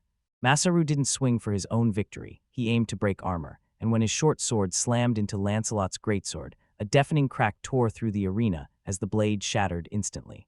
The VIPs just froze, staring with faces twisted into pure, jaw-dropping disbelief. Lancelot stared at the worthless hilt, still crushed in his grip, and his mind went totally blank. Match over, the referee's voice shattered the stunned silence at last, and Masaru is declared the winner. The knight commander crumpled to the ground, utterly crushed, with the shards of his shattered pride closing in around him. Lancelot's eyes narrowed, and in one blazing flash of clarity, the whole battle slammed back into his mind. He finally gets it. This whole thing was rigged from the start, and it had nothing to do with strength or skill. Masaru just smirks because he didn't win with brute force, he outthought the whole fight. He straight up admits he started off praying Lancelot's blade would snap, but then he cracked the real method to make it break, no luck required. Turns out the simple truth is almost insulting. Masaru secretly tested Lancelot's sword first, slicing it just enough to plant a fatal weakness inside, then betting everything on Lancelot's pride and the way he always attacks. So tell me, what kind of mind games is this kid running? Masaru keeps going, revealing that even the giant ballista was nothing but bait, and he never planned to actually strike Lancelot. His only goal was to shove the commander into close quarters, right where that battered sword would finally splinter to pieces. Lancelot shrugs and admits it. Better gear is a legit strategy, and Masaru nods too, which is exactly why he couldn't hand Lancelot a proper weapon before the duel. To seal the argument, he unveils a brand new blade, no mere replacement, but a true masterpiece, carved with precision and buzzing with raw, sealed-up power. He hands it over without a second thought, like a prize earned through the fight meant to say, "Thanks for going all out." Lancelot grips the weapon, and the weight and balance click into place like they were made for his hand. He bursts into a thunderous laugh and admits that if Masaru had handed him this before the duel, the whole outcome would have flipped completely. Then his face shifts, he leans in and tells Masaru, "Yeah, I'm a berserker. I live for the rush of battle, nothing else." He carried that fire of growth into every battlefield, the thrill of pushing past his limits, again and again. But the stronger he got, the more his comrades crumbled behind, falling back because they couldn't match him, until he stood alone on a brutal mountain of defeated enemies. Soon there weren't any battles left to throw down, no one remained who could even stand up to him, just a weapon left to rust. Masaru listens hard, and the look in his eyes clicks into place. Lancelot wasn't some monster tyrant, just a man so unstoppable that his own power turned him into a captive. For the first time in years, Lancelot's smile lights up for real. He tells Masaru, "I finally had fun," and then, brand new sword in hand, he warns him not to get comfy, because with this blade, there's truly no one left who can beat him. Someday he's begging for a rematch, once Masaru gets even stronger, and against his own will, Masaru finally gives in like, "Fine, I just have to see what happens when that fully unleashed landslide goes all the way." Once the duel finally ended, Lancelot snapped his gaze to the stunned arena and blasted his voice out. He was about to keep his promise to the victor. With his commander's word, he declares Masaru the winner and demands this prize. Every enslaved beastfolk gets freed. Effective immediately, every single one of them is finally granted their freedom. Later that night, in a tavern crackling with whispers about the duel, Masaru's companions stare in disbelief because he keeps pulling off impossible feats like it's nothing. They're totally stunned. How can one single person pack that many insane abilities into their body? A dark shadow crashes over their table. Lancelot, the commander, strides in, and the whole room goes silent. Two men go stone still, certain death is seconds away, because they can't figure out what crime they even committed. But Lancelot just shrugs off their panic. He's not here to protect them, he's here for answers. "This is a direct order. Tell me everything you know about Masaru." He stares at the report, brow locked tight, eyeing a level 16 over 20 skills, plus a top title. Then everything collapses. The numbers refuse to match, and this anomaly screams logic is breaking. He scoffs at the whole official level, dead sure Masaru's sitting way closer to 60 or 70, because someone with that kind of potential can't be left roaming around unchecked, and the knights would never, ever let that happen. But Lancelot's frustrated sigh rips out of him. He had to swear Masaru freedom just to lock in the duel, forcing their bond to end before it could ever truly ignite. And right when he's drowning in thoughts, a woman's voice slices through the air, asking why he looks so wrecked. She slips out of the shadows with a crooked grin like, "Need someone to keep an eye on Masaru. Good news, I've got a free messenger right now." And then it hits, she just called him what, uncle? A few days later, Masaru braces to leave, and Lancelot makes it official. He confirms the beast folk are free, and every loose end is finally tied up. Masaru's about to step out, but then one final question hangs in the air. He jabs a finger at Lancelot's face. Bruises are fresh and pounding the skin like the fight just ended. Who in the world could even dare to throw a punch at the strongest man in the nation? That same tavern woman shows up again, snatches the moment from Lancelot, and tears into him for badmouthing a wild horse, one old enough to be marriage material, because yeah, she's the one who set it all in motion. A battered Lancelot finally breaks down and introduces her as his 19-year-old niece, Adelina. She bows with perfect grace to Masaru and declares, right here and now, that from this day on, he'll be the one she's under his care. Masaru and Lancelot lock eyes, stunned out of their minds, because this shocking news hits them both like a wave. Adelina blurts that she wants to see the world, but her uncle is basically shoving her toward Masaru, because he won't let a lady wander alone where it's too dangerous. Masaru spots his opening and tells them he's building a brand new village, and he flat out needs every single hand he can get. Adelina's eyes flare bright. She scans him top to bottom with that curious little smile, and Masaru suddenly feels way more interesting than he expected. Masaru can only laugh, because she's just as stubborn and reckless as her uncle, and he knows she'll show up no matter what he says. Adelina thrusts her fist into the air in total victory, and Lancelot grabs Masaru's attention, warning him to get ready, because she could vanish for years. Masaru doesn't care. He knows a few years is exactly what it takes to carve out a safe haven for the beast folk. Lancelot tries one final push to protest, but Adelina shuts him down cold with a razor threat. Stop me, and I'll cut you off for good. And just like that, the mighty commander is totally powerless against her. And just like that, they share one last goodbye and break apart for good. Lancelot shrugs them off, swearing that if they ever get hit with real danger, he'll come tearing in to help. After a grueling supply run, Masaru and Adelina finally roll back into the settlement, dead tired but still pushing forward. The rabbit folks spot them on the horizon and lock in, like troubles coming right over the crest. He lifts his hand, flashes a triumphant grin, and roars, "I'm back." He blazes through the news, everyone's free now, and then he introduces their new companion, Adelina. There's a ton to plan and argue over, but for now, he orders them to lay down and rest. Just for today, they can finally shove their worries out of the way and breathe easy. After generations of pain, the weight finally shatters, and one young rabbit folk girl collapses in relief, tears pouring off her face like she can breathe again. As the whole village throws a wild party, celebrating their first night of real freedom.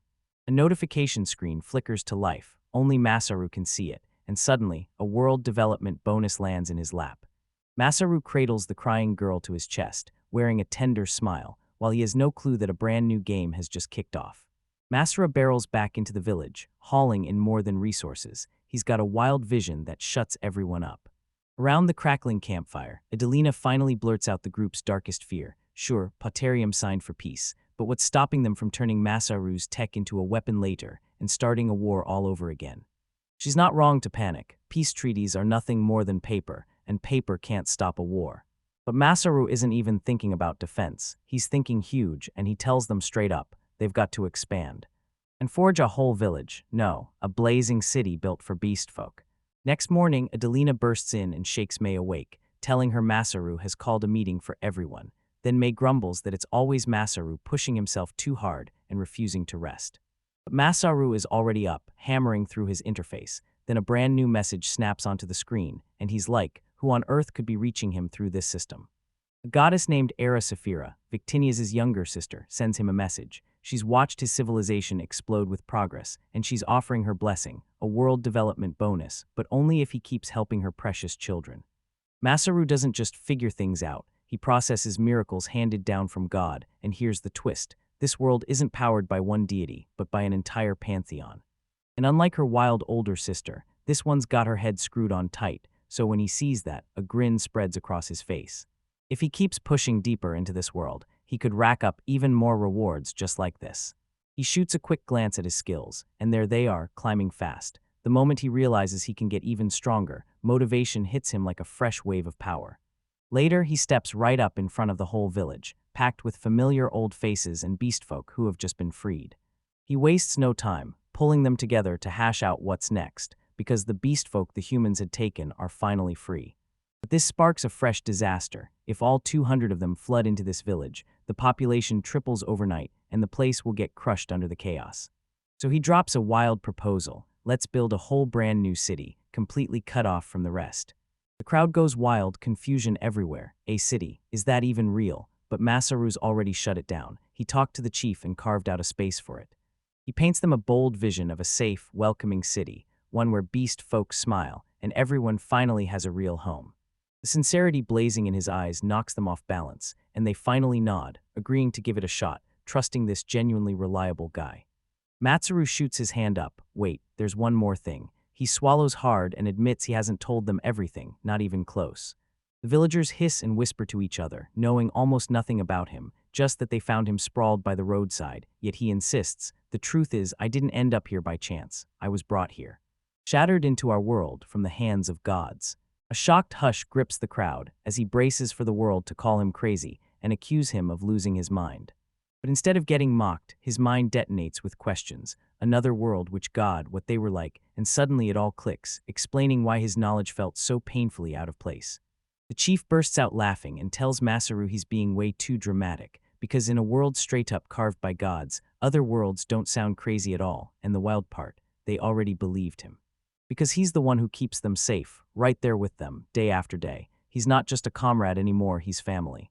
The villagers crush in around him, begging for every last detail about his home, the gods, and the technology. Flustered out of his mind, Masaru blurts that he'll spill the rest at dinner, then scrambles to take control of the chaos before it gets worse. He fires up the collection team to haul in wood, orders others to pitch temporary tents, and tells everyone to start the expansion right now, no delays. Adelina and May blurt out, "What do we do?" while Masaru snaps his gaze to the two allies he trusts more than anyone. He tells them, "You're coming with me, help me make Slate Blime." May has absolutely no clue what that even is. Masaru grins, because those guys are the secret weapon to build the city, and he's trusting them alone with this job. He drags them straight to a furnace he built beforehand.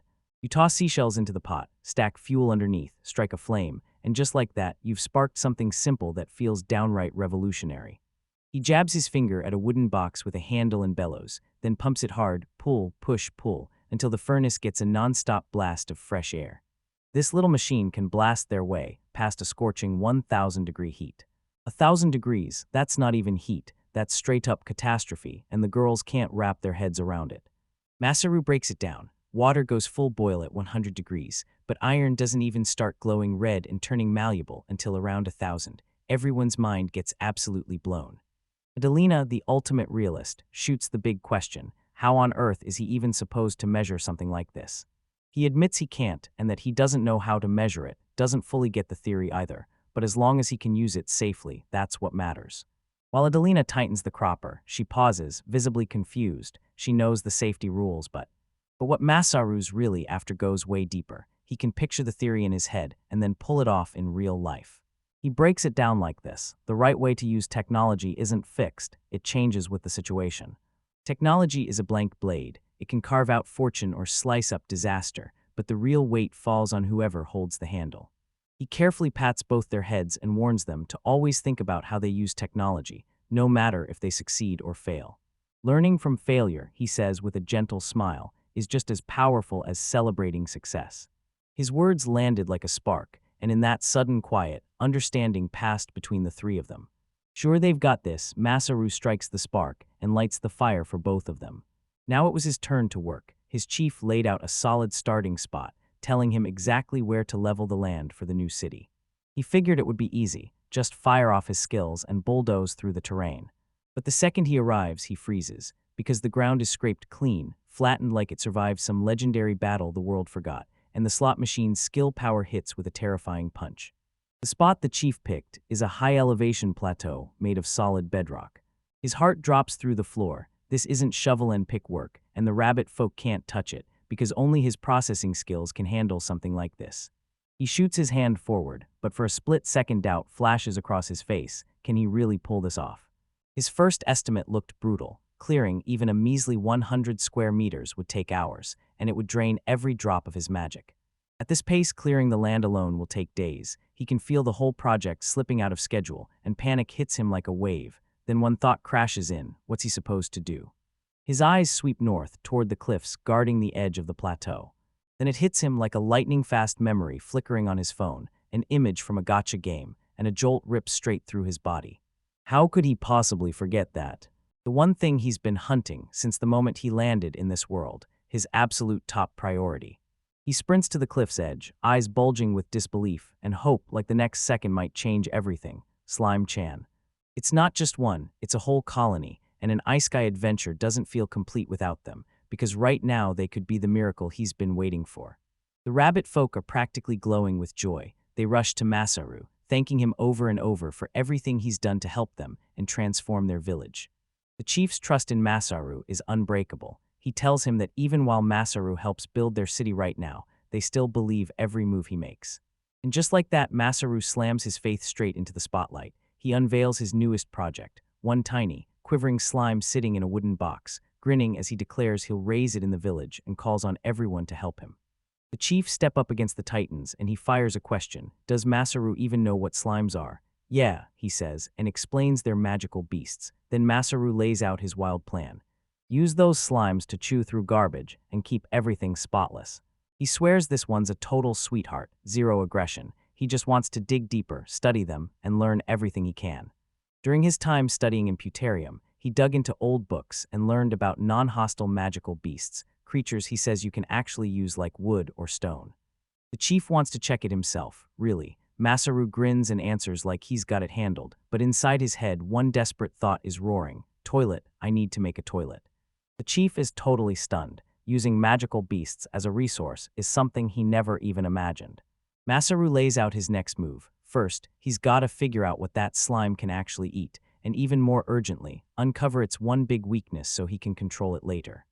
That cautious chief finally gives in and promises to tell the village. Then Masaru casually throws another bomb onto his agenda, capturing and raising monitor lizards to bulk up their food supply. Like, what on earth is this guy's brain made of? And just like that, Masaru kicks off his slime research diary. He straps the first test to a translucent green magical beast, and it's a whopping 60 centimeters tall. His first observation, this thing is a horrible climber. It flops and slides down anything even slightly steep, and Masaru can't help but think it's kind of cute. Then he hits a dietary test, handing over a box packed with garbage, leaves, and wood scraps. The slime creeps over the refuse, then over the next few days it chews it all down, digesting and absorbing every last bit. The verdict is in, this thing will handle human waste with zero trouble, and just as he's about to celebrate, a villager comes sprinting toward him, face drained of color because something terrible has happened. Masaru bolts upright, dread knotting his guts as he screams for Slime-chan. He stumbles on the slime, squeezed down to a pathetic sliver, its body cracked and twitching, barely hanging on. When he touches it, the truth slams him in the face. It's dehydrated, and its one fatal weakness is total lack of water. And yet more experiments just proved it. Slimes dry out fast, and fire plus saltwater practically wipes them out. With a rock-solid way to keep them under control, slime farming finally gets way easier, and he even starts recruiting volunteers to help him out. This sparks a wild, grand theory in his head. What if slimes are actually the world's built-in cleanup crew, gulping down nasty impurities from the water on their own? He clutches a tiny purified slime, and a grin explodes across his face as pure joy hits, because this world is packed with secret knowledge, just waiting for him to uncover it. Once the fear vanished, the villagers stopped fighting it, and the slimes were finally accepted. But then boom, a brand new, totally unforeseen problem hits. They're getting famous, way too famous. People start snatching them up and keeping them as pets, and Masaru's rage finally explodes. These aren't cute little fluffy toys, they're monsters. The chief watches it all explode before him, and an exasperated groan rips out of his chest. Masaru snaps his head toward him and asks what's wrong, but the chief just shakes his head like it's hopeless, because they're already buried under work, and now Masaru's somehow started this whole slime operation. Adelina strides in and demands the chief listen to Masaru, because she's dead sure everything he does has a damn good reason behind it. And yeah, Masaru's eyes glaze over like he's already staring into tomorrow, and he tells everyone straight up, for this city to run right, they're short on raw materials, way too short. He's calling the whole crew for a simple mission, track down tree seeds and saplings, because he's about to plant them himself.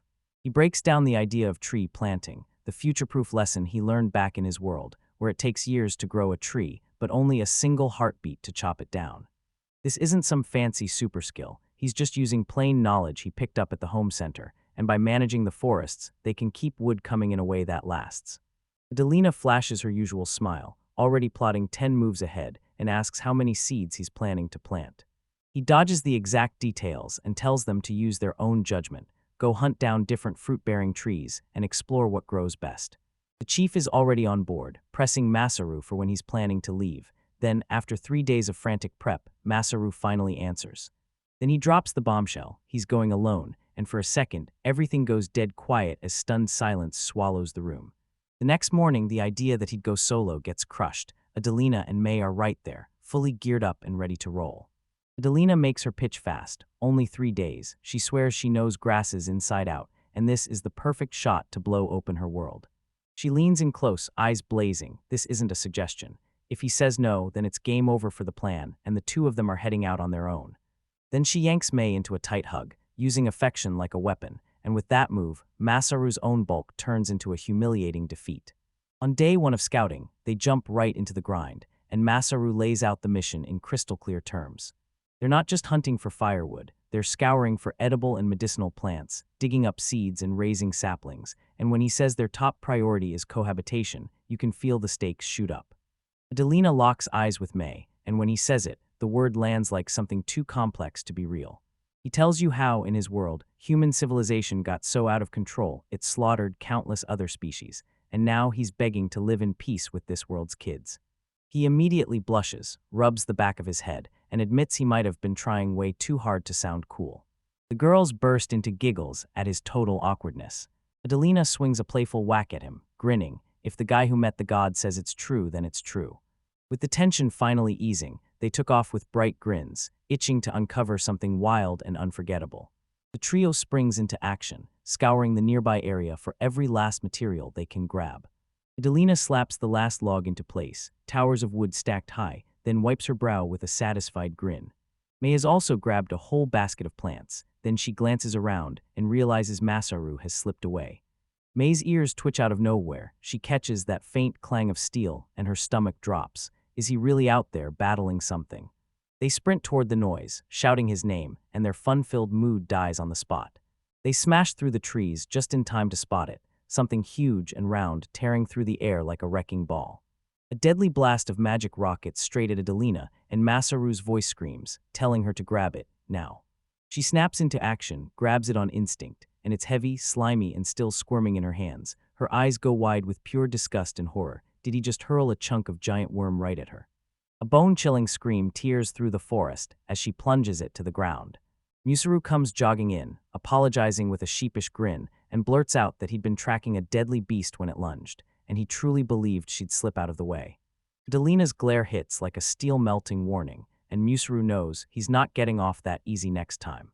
Crashing down and sprawled on the ground, the real cause of all this chaos, an enormous worm, lies defeated. Masaru tells them that the creatures back on his home world supercharge the soil, and that's how the plants thrive and burst into full bloom. Adelina stood there completely baffled, no tunnels in sight at all, just empty ground.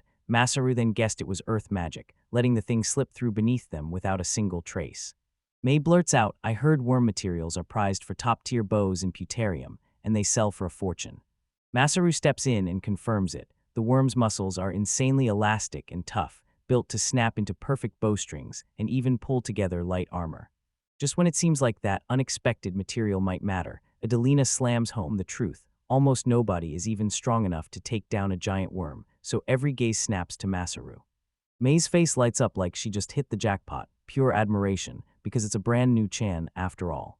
Masaru weighs it all in his head. Maybe it's time to add magical beast hunting to their list and call it a win. But then Adelina's ears snap upright again, catching a faint rustle hiding in the undergrowth. She goes deadly quiet, her face set and serious. A split second later, the life drains from her face, her ears slam flat to her head, and pure, gut-churning terror takes over.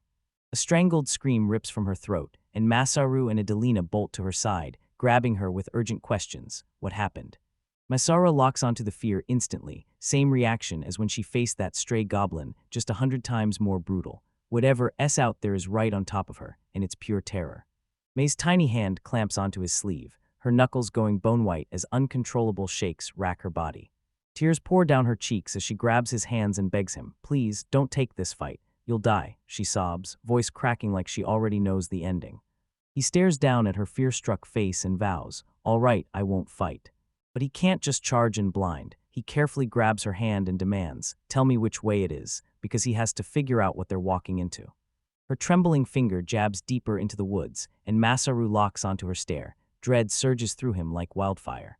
What he sees hits him like ice water. An enormous, monstrous bear towers over the scene, and in its jaws it grips a horse-like creature, thrashing it like a rag doll. The beast's terrifying maw-like face swallows his whole vision, and one brutal panic thought explodes through his mind. A monstrous mutated bear charges through the trees, shredding the forest with each earth-shaking roar as it brutalizes everything in its path. Masaru's blood goes ice-cold, every instinct screams, "Run," as the four-limbed beast bears down on him, dripping saliva like a nightmare. He skid-stops behind a thick tree, heart pounding like crazy in his chest, lungs burning as he gasps for air, just grateful he's still alive. Once the panic finally fades, his sharp mind locks in, because that wasn't some normal bear at all, 4 unnaturally tall limbs, and the unmistakable signs of a magical beast. Chasing that rampaging horse, he spots 6 legs way too big and catches himself wondering, were they brawling over territory? With his appraisal skill, he squeezes answers out of the carcass. The verdict hits an assault savanna horse. It's a mutated beast that hoards magical power, and its horn is tougher than copper. But that only kicks up even more questions. This bear was a ruthless predator, so why did it suddenly abandon its kill and vanish? One tiny drop of water lands on his hand, and boom, the answer hits him, right as the sky starts to break and rain begins. This changes everything. He has to regroup with May and Adelina right now and shove the whole report into the chief's hands. Back at the makeshift village, the rain comes down like a furious waterfall. Masaru lays it all out, and the chief's face hardens into grim stone. That wasn't just a bear, he growls. A demon bear. A species bent and remade by magical energy. And every few years, a terrifying beast comes back, not as something to beat, but like a natural disaster you just have to survive. The chief leans in and tells Masaru, "You're lucky this time." Masaru stares back, totally baffled. Lucky. That demon bear's done eating for now, but it has this weird rule. The second it smells rain in the air, it bolts. But this rain isn't normal. It's the warning sign that the rainy season is about to explode into action, and Lady Adelina watches, her concern rising fast. For 2 brutal weeks straight, the rain won't quit, washing the plains and the forest into one enormous, endless lake. The chief snaps that even the demon bear can't move freely under those conditions, and just as he says it, Masaru's mind sparks with a huge lake that. So that means every animal's home gets thrown out of balance, water creatures will be everywhere. Then, without another word, he spins around and bolts out of the tent. The others shout after him, hearts pounding, sure he's about to take on that bear by himself, but they're dead wrong.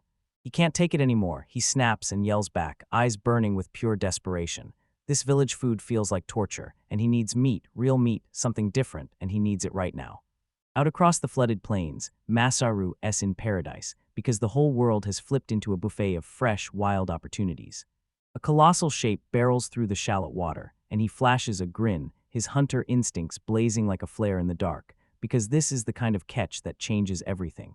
He lunges forward and snatches a giant crab right as its pincer whips toward his face. With zero hesitation, he flips it over, pins it in place, and locks the knot tight, like he's done it 1,000 times. He thrusts his prize up high, grinning like he owns the world. Yeah, a whole giant crab is his. His appraisal skill clocks it instantly as a forest green gizami crab, one of those monsters that can smash past 1 meter long. And yeah, this spot is absolutely loaded with treasure. Then boom, another one crawls in, a jeweled scissor crab, its claws glittering like pure gemstones. The rain summons it all, garland-wearing person toads, green moss crayfish, and even a stealthy python, and he's practically buzzing with what might crawl out next. Right as he's blurting excited mumbo-jumbo, a voice slices through the noise and makes him jerk. "What are you doing out here?" And Victinia's just stands there totally calm, soaking in the downpour like it's nothing. She smirks and flaunts a shimmering barrier around her. She can't even get a drop of water on herself.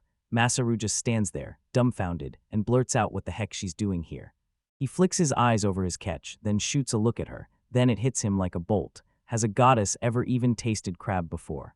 He admits it's a little awkward, then digs in like, "This is amazing." A plan sparks in his head. Since it's just the 2 of them, they should totally spoil themselves. Before you can blink, he puts his skills to work and slaps together a quick temporary base, a simple shelter meant to shield them from the worst of the rain. He tells her to sit down and wait. This won't be some complicated masterpiece, but it'll taste amazing.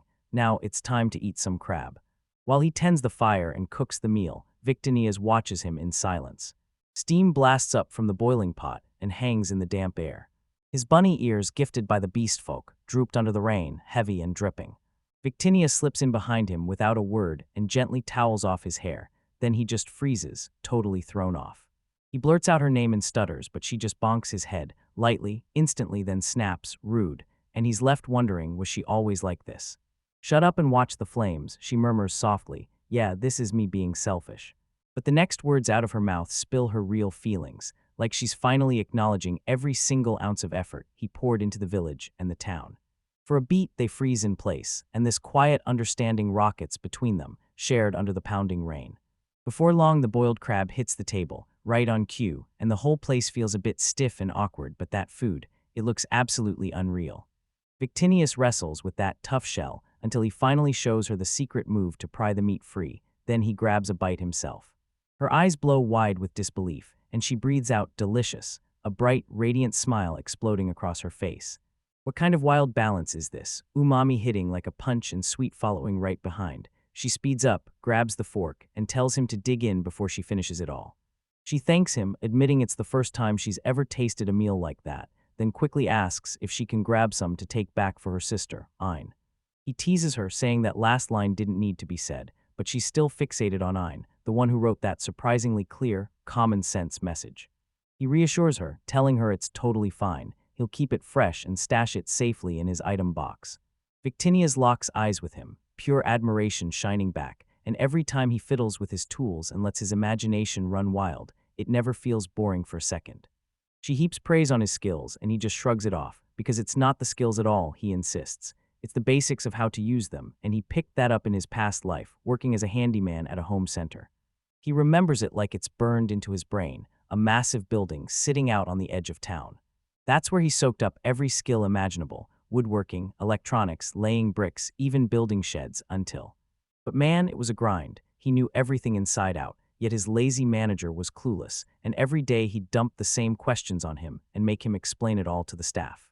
Victinia perks up, listens for a beat, then darts the conversation somewhere else, because she heard he carved a bronze statue of her, and somehow she can't stop him from feeling a little proud. But the vibe snaps back to grim reality. We can't just let that demon bear roam. Something has to be done, he says, eyes locked and face dead serious. Because if it runs loose, it won't be a warm welcome for the beast folk moving into this new city. He finally cracks and admits it. This hunting spree was just his escape plan, sprinting away from his own thoughts and refusing to face the bear. Victorinias slams her hands on the table. Running away won't work on her now, not when everything he's done is on the line. Her voice quivers, but the passion hits like thunder. I can't let you believe you're weak. She's hitting him with every win he's ever earned, even that massive statue, and now he has to wonder, if he starts running, what's he really going to do? Her eyes blaze as she jabs a finger at him. So do it, and she'll swear she'll never forgive you. Masaru can't even speak. Seriously, is she a kid? Still, her words land perfectly, and if a goddess backs her up, then yeah, he can't keep coasting forever. With a sharp snap of his chopsticks, Masaru's eyes light up with pure manic inspiration. Then he blurts out that he'll just build a school. He tells them it's a school built for learning. Kids starting at 6 spend years soaking up knowledge, but the idea is totally foreign to them. How in the world is he supposed to close the gap between their world and his, when the tech divide is so massive it basically can't be explained with mere words? Then it clicks in his head. He slaps open his item box, yanks out a razor-thin black rectangle, and holds it up like it's about to explode into greatness. Delina and the others just gawk, totally thrown off. Wait, is that a box? It's tiny. Masaru smiles wide as he brags that this little device is the absolute peak of his world's technology. Panic flashes across his face. He completely forgot to charge it, yet the time-frozen item box keeps the battery perfectly full, and the screen snaps to life with a glowing burst. He tells them about this mind-blowing item that lets you talk to people who are miles away. And yeah, it doesn't stop there. It can snap pictures, record videos, and blast through tens of thousands of songs. It can even tap into the internet, like a giant, endless library of knowledge, yet their faces go completely blank, staring in pure, stunned confusion. When he realizes he's stuck in place, he snaps and decides it's time to put on a full demonstration. He yanks them in tight, taps the device, and snatches a flawless shot of all three of them, stunned faces frozen forever on the screen. Then he swings them toward the next marvels, music pouring out of nowhere, and a calculator that snaps through problems in an instant, and the kids are completely hooked. But as the fun keeps rolling, a brutal realization hits Masaru. He got way too comfortable, way too swept up, and then it sinks in. This isn't some game. He can't just toss advanced magic in their laps. They've got no foundation to catch it, because the problem isn't education, it's that they don't even know the basic principles yet, so he needs to figure out how to teach them the fundamentals first. He clears his throat and calls out to the goddess he just knows Asterisk is listening. Hey, Victinias, so what exactly is Erosophira? The goddess pops into existence right beside him with a smug grin, and she says it's simple. It means you're the kind of person who can use magic. Masaru jolts back in shock, accusing her of tricking him, swearing he thought she was already watching. She stammers and insists she isn't, but he won't drop it, reminding her bluntly that he can only pull off healing magic. But Victinia isn't done yet. She hits him with the same feeling as that duel with Lancelot, when his body accidentally wrapped his sword in magic. And what about that brutal fight in the mountain pass against the bandits? She presses, eyes sharp. So you really did bring your skills to bear back then, didn't you? She tells Masaru that the god's gifts don't just drop in, they're forged by the user's own mind. And for him, from a world of pure convenience, his power bursts to life through what he knows best: home improvement and video games. Turns out, all this time he wasn't just tossing around game moves. He was secretly a mage, and he didn't even know it. When Masaru finally clicks, he realizes that even his healing won't work unless he's got real medical know-how behind it. Everything clicks into place. Those oddly specific skill slots he got suddenly make perfect sense, and now he leans in, asking her straight up what he has to do to control magic on purpose. Victinia leans in, eyes locked, and asks him if he still remembers that magical energy flooding his body the moment he activates a skill. That's the real key. He has to learn how to asterisk feel the flow, make it stronger, and control it on command, because that's the whole truth behind using magic. He says yes, and she flashes a thumbs up, only her hand shakes with pure nerves. She's sweating hard, then bluffs through gritted teeth. I'm not scared of Hera scolding me or anything. Her worry hits hard, but she swallows it down fast, then throws a quick punch and snaps, don't you get carried away. Then she blurts out the truth. Erosophira, her younger sister, is the goddess of magic, and as the older sibling, she figures it's the least she can do. Seeing that unexpected, vulnerable side of her, Masaru breaks into a smile, because honestly, he's got zero complaints about her stepping up. So he kicked off his magic research as he trained the village, and the moment the last defense was locked in, they finally took on the demon bear. Peace finally swept over the camp, like the storm had vanished for good. But Masaru's going out of his mind. He poured everything into preparing, and the bear never even showed its face. The others rush in, trying to calm him down, but he's already certain. This threat will crawl back next year, and they'd better be ready. The village elder can't stop staring at the arrows Masaru designed. Now they're the hunter's standard issue. He breaks down the ruthless logic behind it all, and then lets the world in on the backward-facing barbs. Once those blades sink in, they won't let go, and the moment you coat the tips in poison, they turn into downright unstoppable killers. The girls stare at him, and a flicker of fear flashes in their eyes, because the weapons you craft don't show mercy. Adelina says he just shrugs, like fighting for your life means you do whatever it takes. The hunters can't stop staring at the new worm bows he just forged. They're just on a completely different level of power. But here's the catch: the bowstring fights back like it's forged from iron, and the draw weight is so brutal it feels impossible. Even the village's toughest warrior strains to drag it back, because their stats are just too low to wield the weapons Masaru forged for them. Masaru strides forward to show off, yanks the bowstring back with jaw-dropping ease, and the whole motion flows smooth, then hits like raw power. With a sharp snap, the arrow rockets free. He says he's supercharging the arrow with magic, and everyone just stares at him like he's a walking monster. The arrow crashes into the training wall with a violent asterisk thwack asterisk, smashing the wood as it buries itself deep inside. Everyone's frozen in silence until a strange sound rolls in from far away. A flock of birds erupts into the sky, and just like that, everyone knows something's terribly wrong. From the lookout post, a panic scream erupts. Emergency. Up near the north cliff, demon bears are charging in. Watch out. A deafening roar rips through the cliffs, pounding the ground like it's alive beneath their feet. Panic ripples through the crowd, but Masaru's mind snaps into razor focus. He listens hard, and that roar, it isn't just a threat. It sounds like a beast already hurt and suffering. The chief whips toward him, desperation and hope written all over his face. Masaru, can you pull this off? A predator's grin snaps across Masaru's face. You bet I can. He snaps into command right away. He's taking the hunting team with him, and everyone else grabs positions on the defense wall and kicks off the evacuation. He whips his gaze to Lilia, and for one breath his face softens. I'm handing the village over to you. I'm leaving. He pats her head softly, swears with his silence he'll be back, and lets his burning eyes blaze with pure, unshakable resolve. One of the hunters roars a war cry, because for this village's peace and safety, this is our very first demon bear hunt. And just like that, Masaru rockets forward, charging straight at the beast's terrifying roar, because the hunt is officially on. From the cliff edge, the girls stare as the fight erupts, and one of them rushes to calm a shaking Meccan, insisting everything's going to be fine because Masaru will take control.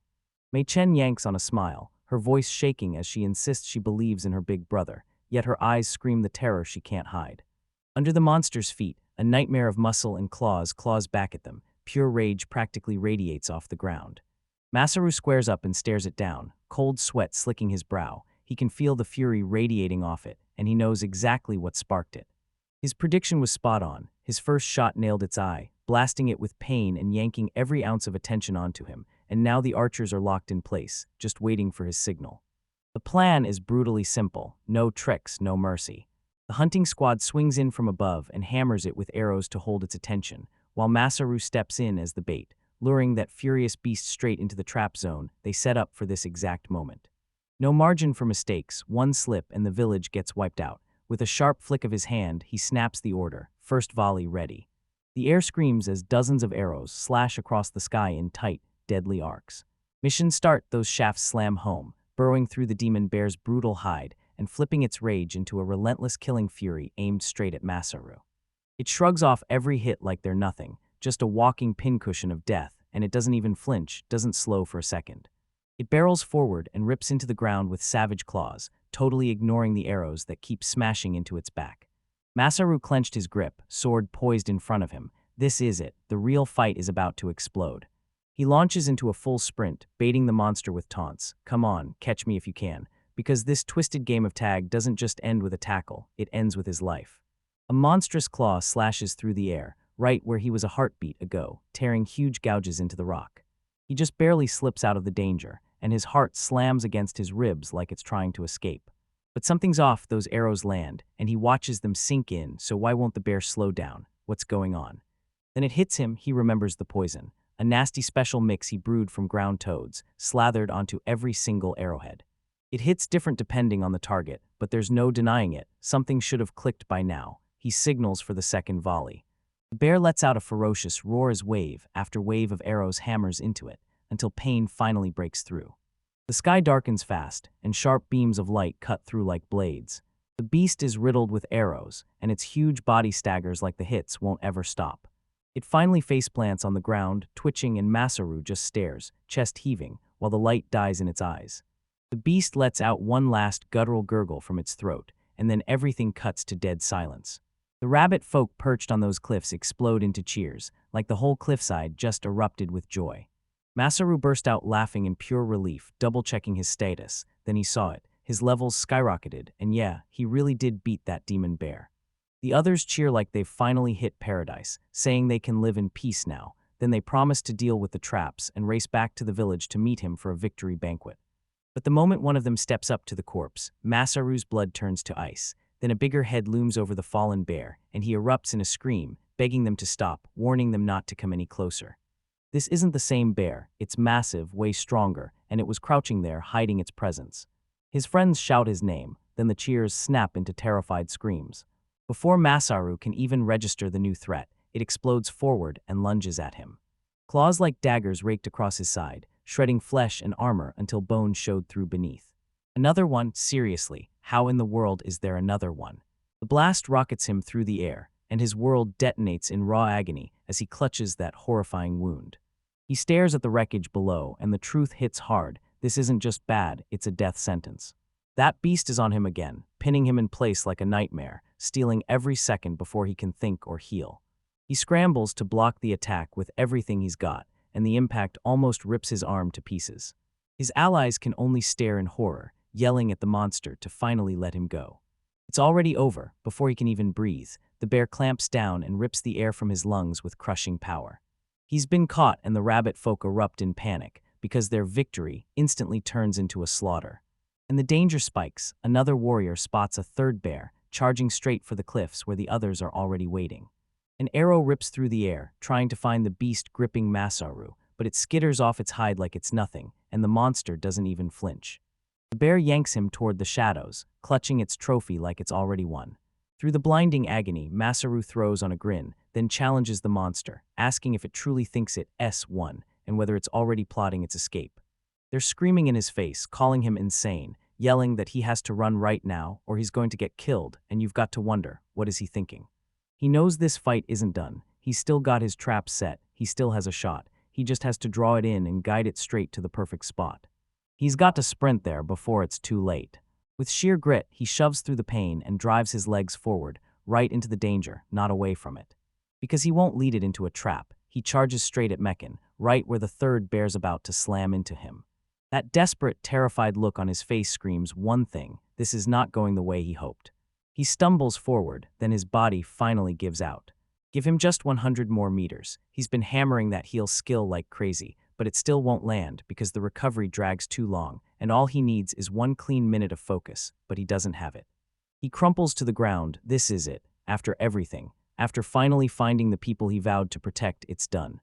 As the bear towers over him, one thought crashes into his head. He's crushed because he let everyone down. Right then, a voice slices through his despair, thick with disappointment. So you're just gonna quit? Really? That's it? How lame. Masaru's eyes snap open wide with shock. He jerks his head up and spots the girl who was with Mikan. She's right there, blocking him, right between him and the monster. With a lazy flick of her wrist, she shrugs off the bear's devastating attack like it's nothing at all. She shoots him a quick look, totally unimpressed, and says, "You beat that old man, sure, but you're way too weak for all that." Masaru's jaw drops. Who is she, and how in the world does she know about that? A smug little smirk curls on her lips. She's praying he won't freak out, then she blurts out, "I'm just gonna jump in." Masaru freezes in shock, watching as Adelina nonchalantly lays her mace right on top of the fallen beast. She smirks like she's won, saying, "So why are you even here?" and then fires back, "Aren't you supposed to thank me first?" claiming she only made it in time because of Mei-chan. Back at camp, that same dread gnawed at Mikan from the inside. When she told everyone she believed in Masaru, her words faltered like her courage couldn't hold together. The four smiles crack wide open, and pure terror spills out. Adelina spots it in her, and suddenly anxiety crashes over her like a raging storm. She kneels beside the panicked girl, steadying her with a calm voice, telling her it's okay to say what she's really thinking. She knows their bond is tangled and messy, but deep down she's sure they've got something real, something they can lean on when it counts.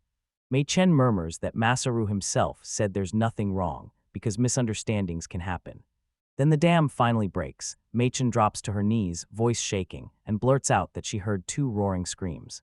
At first she swore she was imagining it, then the sound hit again, another brutal roar, nothing like those demon bears, and the mere thought of it froze her solid with terror. Tears spill down her face as she clings to Adelina's arm, pleading, "Please, please go help my brother." Masaru's resolve surges through his head, his promise, the debt gnawing at his chest, because this isn't just a fight, it's a brutal strike at the helpless part of him he can't stand. And in the clearing, the true nightmare finally rears up, an enormous wall of muscle and fury, towering with pure terror. He snaps around to Adelina, voice ragged with panic, "Stay here and you'll die." Then he lashes out, calling her a foolish maiden for storming into danger with zero backup.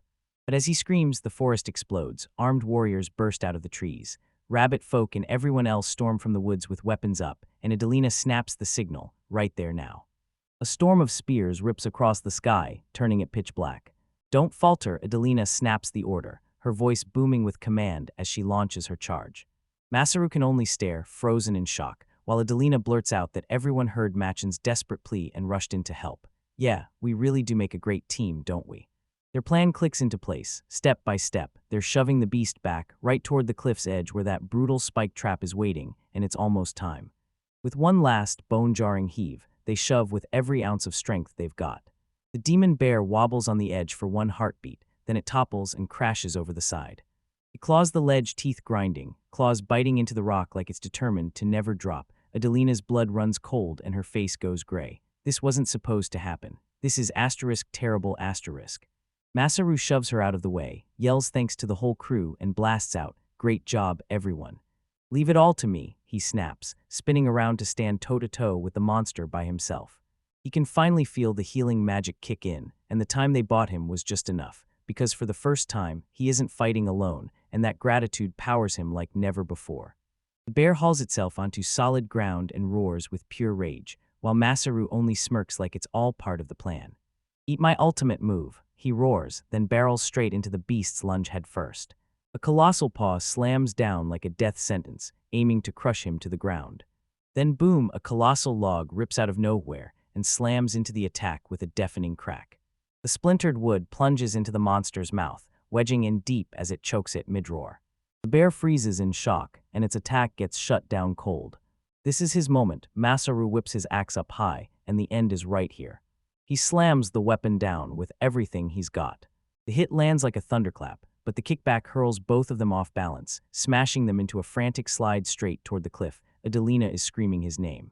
As Masaru plummets through the air, his focus locks in, like that's it, it's done. He whips his body with their shared momentum, lining up the bear's drop, checkmate. The demon bear hits the ground first, gets skewered on the towering spikes with a gut-wrenching crunch. Masaru charges after him, getting knocked around by rock shrapnel, then drops straight into the pit of death. So this is his master plan. Does he seriously plan to sacrifice himself just to bring that monster down? He sends a silent apology to the beast, and Adelina watches, frozen, helpless, and horrified. The trap was total, no escape, just a guaranteed death zone. The bear's body jerks one last time, then goes dead still. Adelina's heart flatlines. No way, she erupts into a scream, shouting his name, begging for an answer that never comes. She drags herself to the brink, stares into the endless abyss, and her voice snaps as she begs for him one more time. And from down below, a calm voice answers, "Yeah, I can hear you." Then she snaps, "Why are you acting like I died or something?"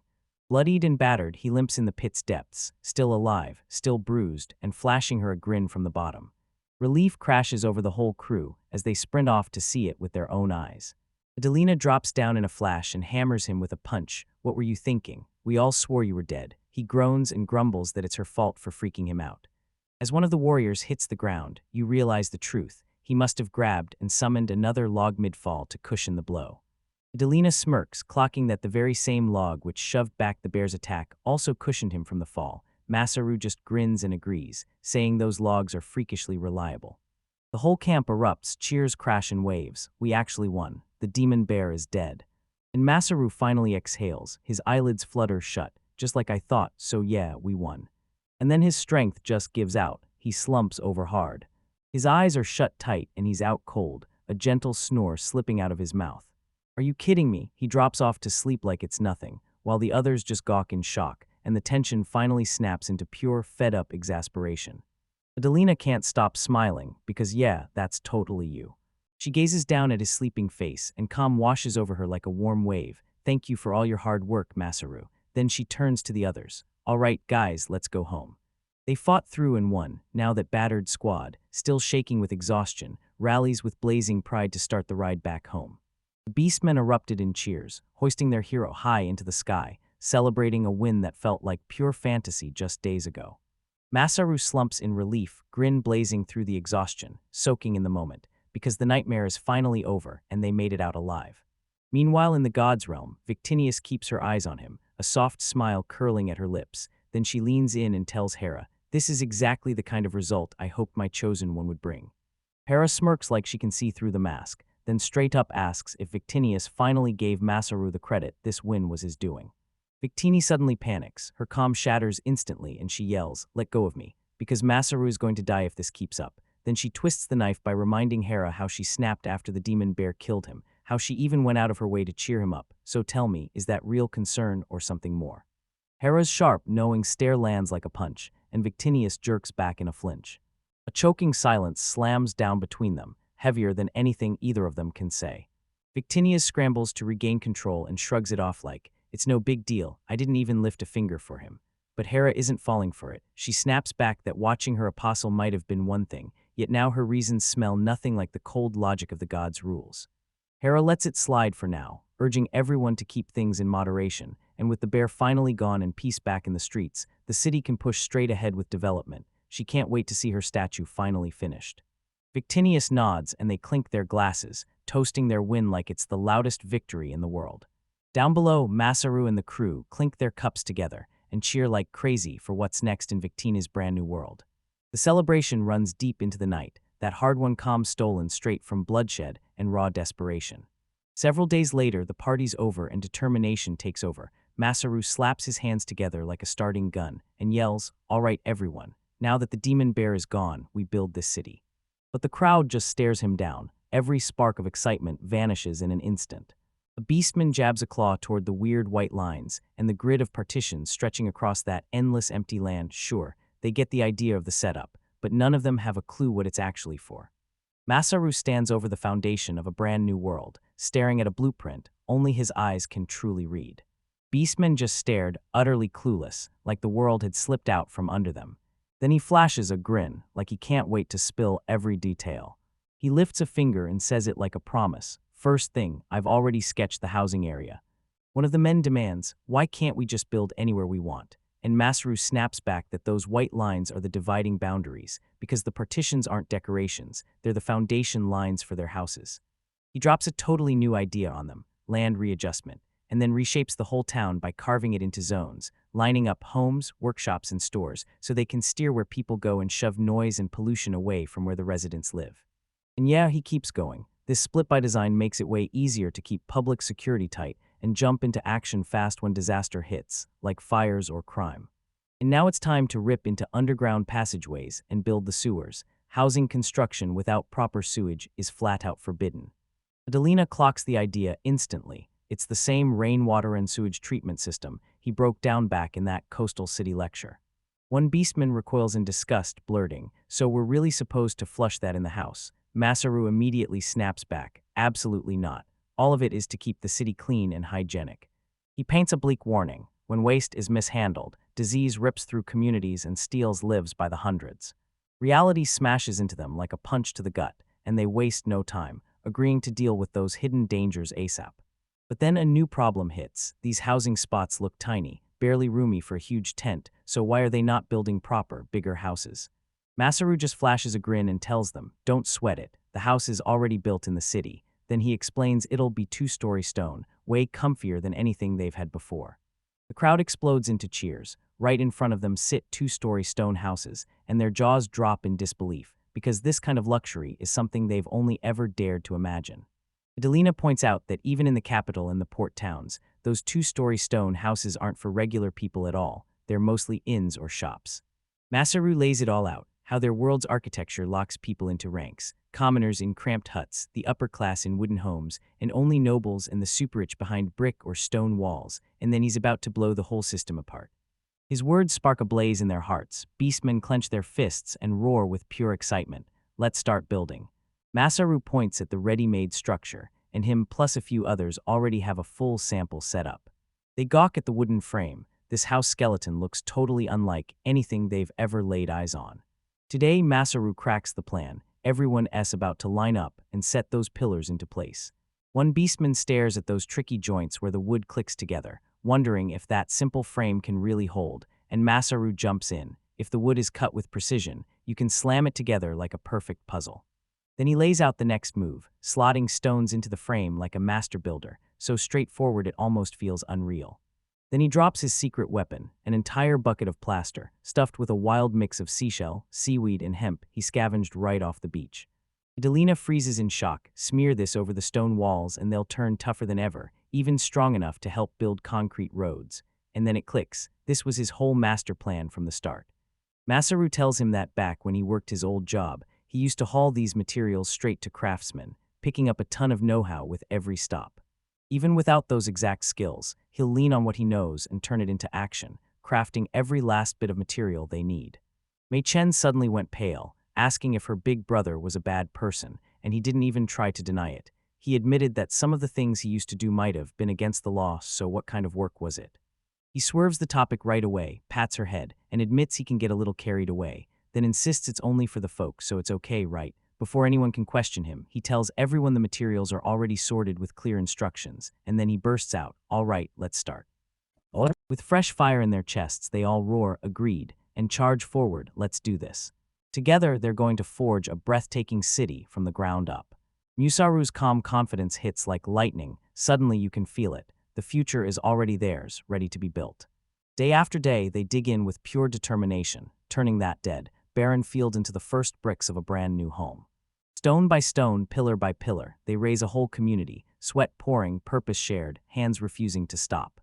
Skeleton-thin houses climb up from the ground, proving just how far they've come. A month later, the first street is almost finished, and Masaru stands there grinning. Everything is hitting the schedule like clockwork. He's even rolled out a prototype of his latest invention, a toilet, and he's showing Machen exactly how to use it. He shows you the exact sitting posture you're supposed to nail perfectly. She backs up without a word, eyes locked on him like she's trying to escape the moment itself. He asks why she's keeping her distance, and she snaps that his behavior is straight-up disgusting. Flustered, he grins and calls the demo a raging success. Then he slams down an order. Mass production starts now. Clutching his hard hat, Machen walks through the roaring construction site and gapes at how far the city has surged. Masaru grins, saying it's all because everyone's busted their backs together. But she shoots him a worried look. Sure, the housing is almost done, yet they're still staring down a mountain of work to build the industry and lock in food, and she can read his thoughts like it's written on his face. She makes him swear he won't go charging ahead alone, recklessly doing everything by himself. He has to team up with everyone. He gives her a gentle head pat and nods like, okay.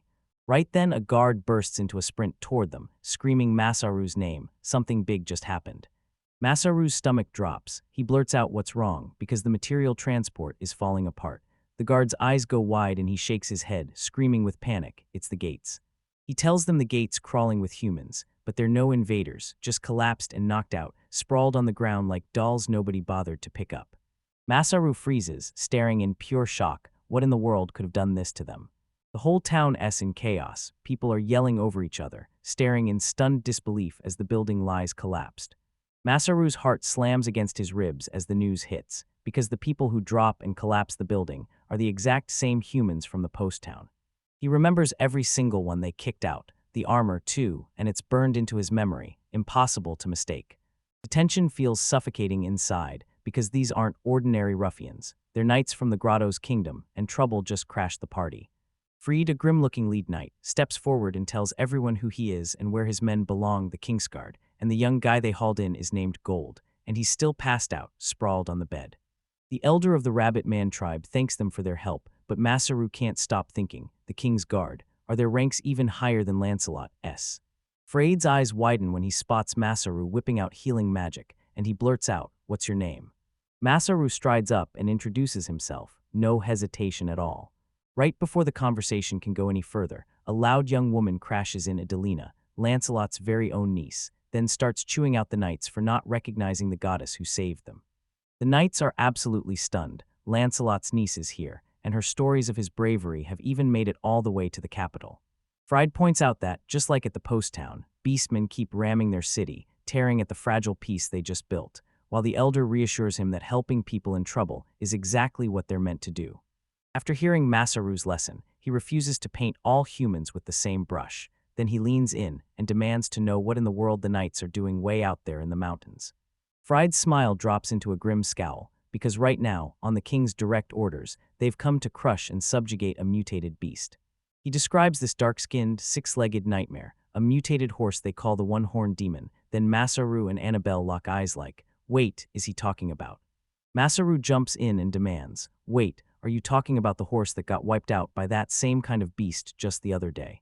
Fried is left speechless. Then he tells you the truth. A demon bear ambushed them, and that monster was so brutal it tore his whole squad apart, forcing them to retreat and regroup for an entire week. He blares a warning to Masaru. "This place is way too dangerous. Come back to the kingdom with us for safety."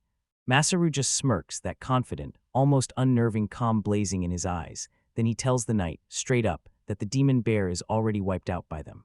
The knight's jaw drops in shock. Everything around it suddenly feels safe, like the danger just vanished. Masaru's grin stretches wider as he leans in and asks, "Want to see the demon bear's corpse, and the horse's body too?" Fried totally snaps. He blurts the words like he can't believe what he's seeing, and even though he's still got the corpse in tow, his orders were crystal clear: wipe it out. So tell me, is this a cruel joke? The elder clocks it instantly. Just look at the knight's reaction. That dead horse is pure gold to him. He can feel a deal creeping in, and it reeks of a hidden motive. Freyd lunges forward, desperation spilling out of him, and demands, would Masaru hand over the corpse? Masaru doesn't even blink. "Sorry, but I'm not backing down. I have to refuse." Annabelle can practically see the gears churning in Masaru's head. something shady is definitely brewing. Masaru casually starts naming the material's worth, because yeah, the bear pretty much shredded the body, but the neck is still untouched, and that smooth, flawless skin is perfect for top-tier clothes. Those leg bones are built like armor, strong, sturdy, and perfectly sized, not too huge, but ready to hit the ground running. Fried's eyes snap wide as the truth finally hits. And yeah, the horn, Masaru says, with perfect timing, that's the prize they're truly hunting. He hates the idea of letting it go, but if it's for the kingdom's chivalric order, he might actually sell it for a little extra. Masaru fried the counters on the spot, and every single thing he listed. Those materials are absolute gold on the market. He throws out a deal. If their offer doesn't hit his price, they'll also tack on the official bounty reward. Masaru studies the chaos and the knights. They don't care what it costs. They're laser-focused on finishing the job, because that horn is the one thing the king himself is hunting. This has nothing to do with money. It's about the stuff you can't buy: fame, power, and control. So tell me, how is he even supposed to play this game? He can squeeze out a huge payday, or he can play the long game. Let the talk slide for now. Make the kingdom owe him a favor later, because sure, the cash is tempting, but that connection, that's priceless. He lifts his eyes, locks in his resolve, and blurts out, "Let me come with you." To Gratas, the whole room freezes, every breath stops, because his request hits like a punch. Masaru slams his terms on the table. He'll handle the negotiations for the materials himself, straight with the kingdom, and he's thrilled about it, because this way he can make sure he hits every one of their demands. But then he hits you with a brutal warning. He can't promise the talks won't get rough, so don't underestimate us, he says. Masaru's confidence never shakes. Back when he worked at the home center, he was a broker, and he swears negotiation runs in his blood. With the deal sealed, Fried grinned, and his men finally decided to drop their guard and get some rest. It's over, settled for good. Masaru tells everyone, "I'm gonna dip for a bit, once the nights are back to normal." And Mekan scowls, cheeks puffed out in pure, simmering annoyance. Masaru tries to steady her, swearing this trip is strictly for work and that there won't be a single fight. With that taken care of, he pivots to a brand new project, building a house, but the city's brutal housing shortage forces him to hand the construction over to someone else. Annabelle nods and confirms the beds for the new mountain houses are finally delivered and done. But Masaru isn't stopping there. He's got a bigger dream, a public bathhouse with a hot spring bubbling to life. He flat out says that, as a Japanese guy, a real bath plus a proper bathroom with actual furniture is non-negotiable. Annabelle has no clue what he's talking about, another wild word from Masaru's world. He finally just shrugs and says it's basically one giant bath. The thought of saying goodbye to daily cold water washing is enough to light a fire under everyone's excitement. But Annabelle snaps up a practical truth. No way a tub that huge drinks up firewood like crazy every single day, right? That's pure luxury, the kind the upper class can only afford, and Masaru jumps in. It's a hot spring.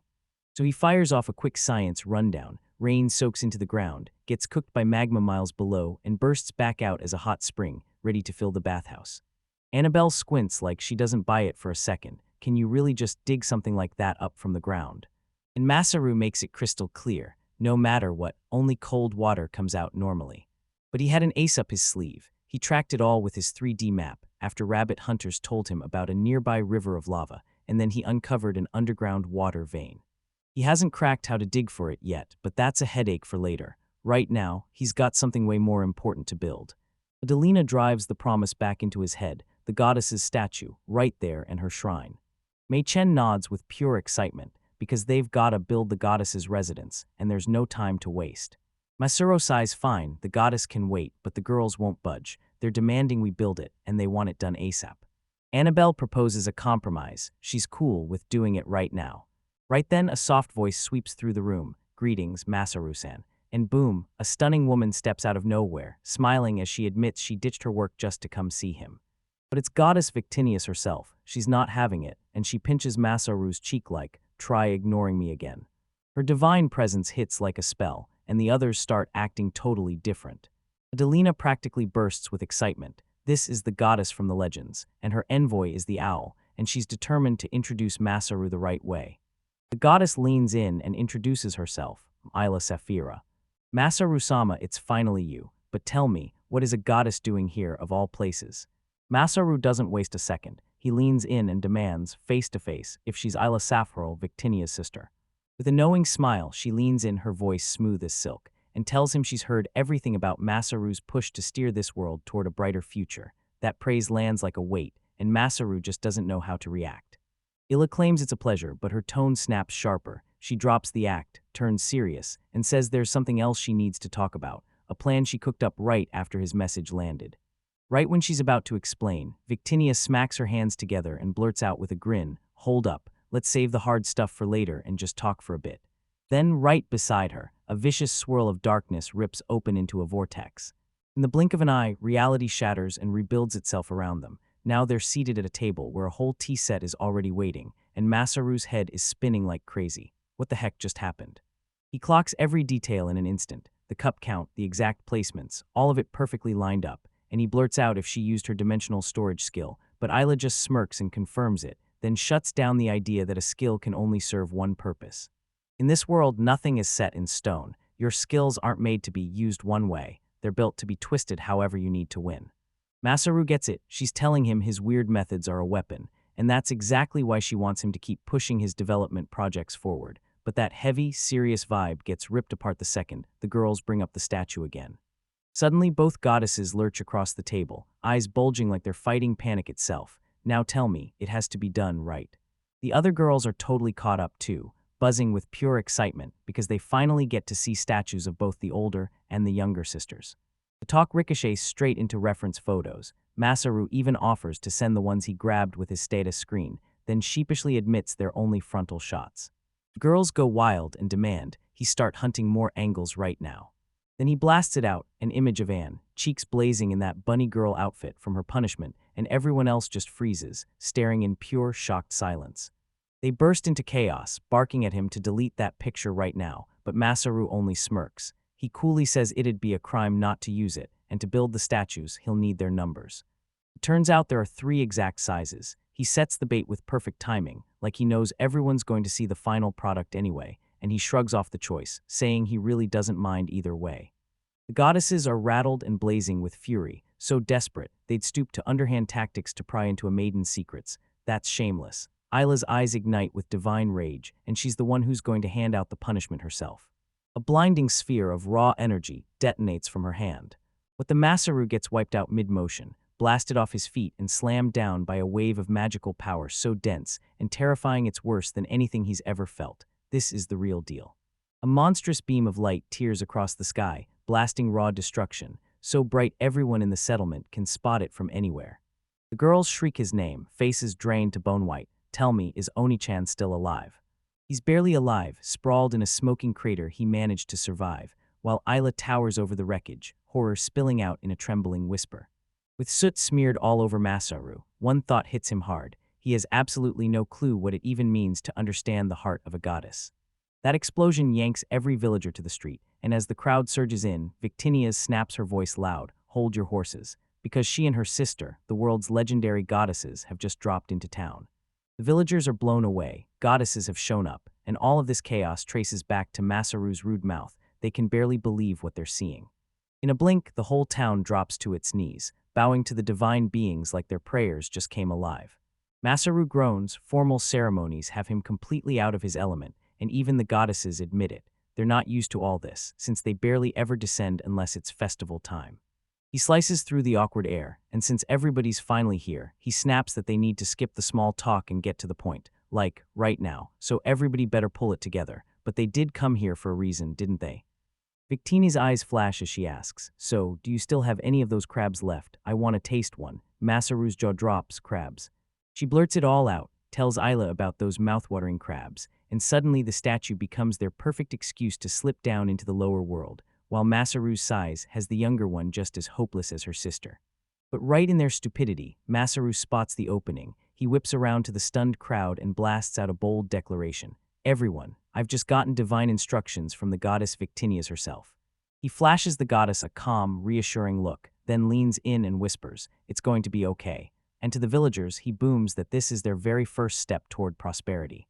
He lays out his wild master plan. They'll spread farms and plantations over every empty plot and build a self-sufficient city that never runs out of food. He instantly splits the workforce. Half the crew rushes to build, while the rest fans out to hunt through the greenery, learning which plants you can eat and which ones will kill you. He lights a fire under all their spirits with one simple nudge. "Didn't you say you wanted to stuff yourselves with delicious food? That's it, just that." and the whole village, girls included, suddenly surges ahead with fresh drive. Move, move. Isla stares, impressed out of her mind. Masaru already had it all planned. He admits he was gonna build those sample plantations anyway, and this was the perfect excuse to kick things off sooner. He even lays out the architecture tricks. By planting fields between the houses, he boosts sunlight, keeps air flowing, and cuts down the noise so neighbors can breathe in peace. They'll slap up gazebos as cozy rest spots and go full gardener mode, turning the whole landscape into something gorgeous. With a sly grin aimed right at the goddesses, he says, they'll raise gorgeous statues and shrines, make the city irresistible, and it's way easier for one goddess to drop by and have some fun, right? And just like that, the magic word. Their eyes light up with pure kid happiness. Wait, so you're saying I can chow down on crabs every single time I come to play? They lean in close, and their face lights up with raw, unstoppable hope. Masaru-sama will be counting on you. But Masaru's real motive is way more practical, he's decided. He wants this place to feel calm and relaxing, so they don't lose their temper and tear everything apart like last time. The goddesses totally misread his self-preservation as kindness, and that thoughtfulness hits them so hard they break down in tears. And for some reason, seeing them cry tears of joy hits them like a mysterious, crushing guilt. Like, what is that feeling? He caves completely, swearing he'll treat them to a giant crab feast every time they swing by, and their cheers rip through the busy town like thunder. Once the plan is finally rolling, Masaru snaps his gaze back to the goddesses with a hard, serious stare, because he's about to ask them both a favor. They snap into full defense mode, convinced he's about to drag their measurements up again. He snaps his head side to side and blurts out that he wants to ask Isla something about magic, the very thing he brought up the first time they met. But Illa grins and flashes a thumbs up. Got it, she'll spill all the details after they've had some crabs. Then he turns to Victinia's, his voice changing on the spot. When the moment hits, I'll message you, and yeah, it might look a little shady, but don't worry, I won't step in and meddle myself. Her teasing smile drops instantly, replaced by a steady, serious resolve. No problem, she says. Come when the message arrives, the plan's set. Then she adds, as soon as Fried and his men recover, Masaru is gone for the capital. A few days later, they're standing on a high vantage point, staring down at the grand capital below, while Masaru's mind feels sharp, crystal clear. Inside the royal palace, a guard rushes in and blurts that Commander Fried has come back, demanding an audience for tomorrow, before the king's furious voice snaps him in half. No delays, the king roars. Bring him to me now. The king lounges on his throne like a storm, towering over every smile. No pleasantries, just a low, growling demand. Did you finally manage to get the mutated beast's horn? The air turns icy, and you can feel it. This isn't a kind ruler. This is a king with wicked plans, and Masaru is marching straight into the lion's den. 2 weeks later, the capital's gates slam open, and right inside sits a carriage waiting for him. A 5-star service, Masaru mutters, stunned they went as far as arranging a ride. Fried is fuming. He snaps that the carriage showed up for a reason, not because Masaru gets to choose to sprint the whole way, and after 7 brutal days, Masaru's aching and miserable, so Fried cuts through it all and barks, "Get in," with his patience completely worn out. As they roll through the capital's grand streets, the city's massive scale hits them like a punch to the chest.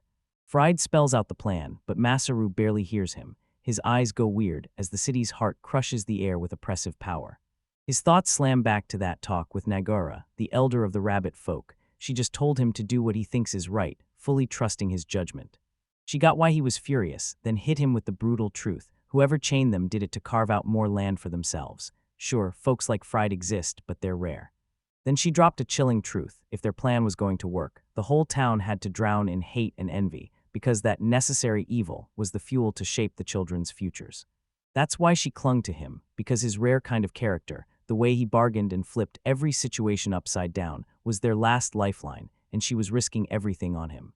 Right now, Fried snaps him back to reality. We're telling sister first. Then they bolt for the castle, straight to the king.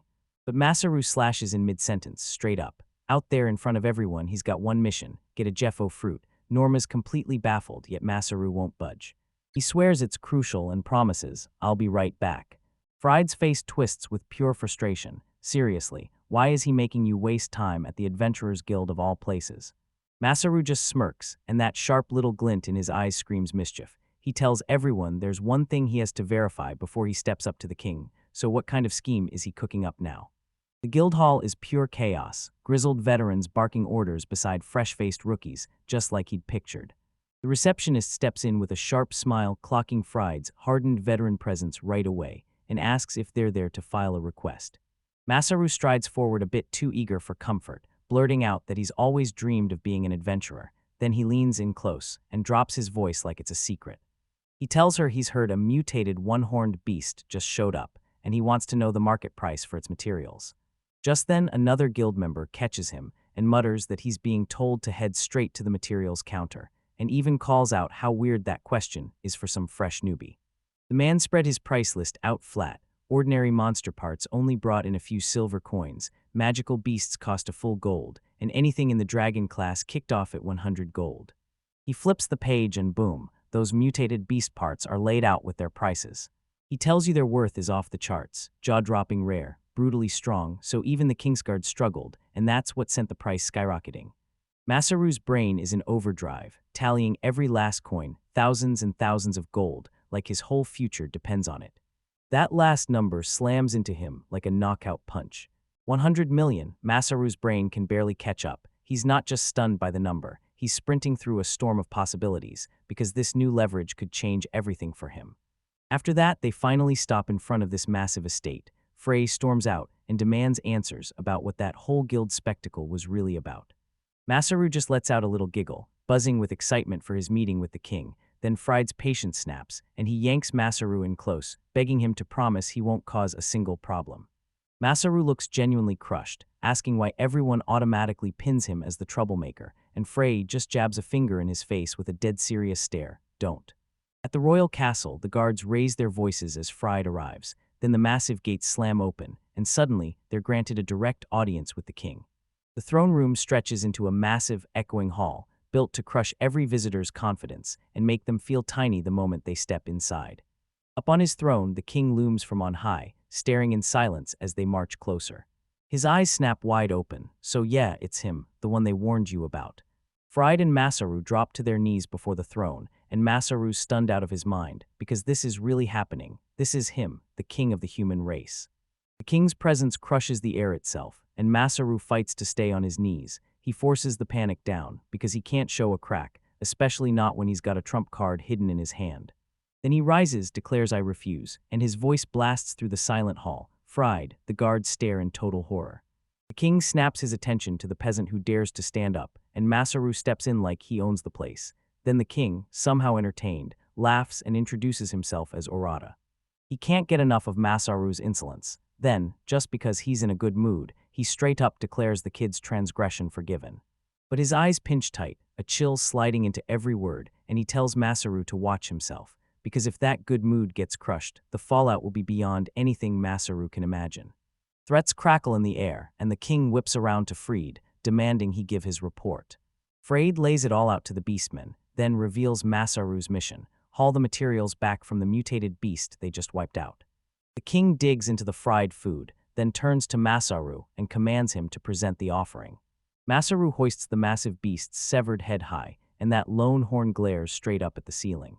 The king grins like he's hiding a secret, an unexpected blessing, no less. Then he snaps his fingers and orders Masaru to hand it over, promising a reward that'll make his life look better overnight.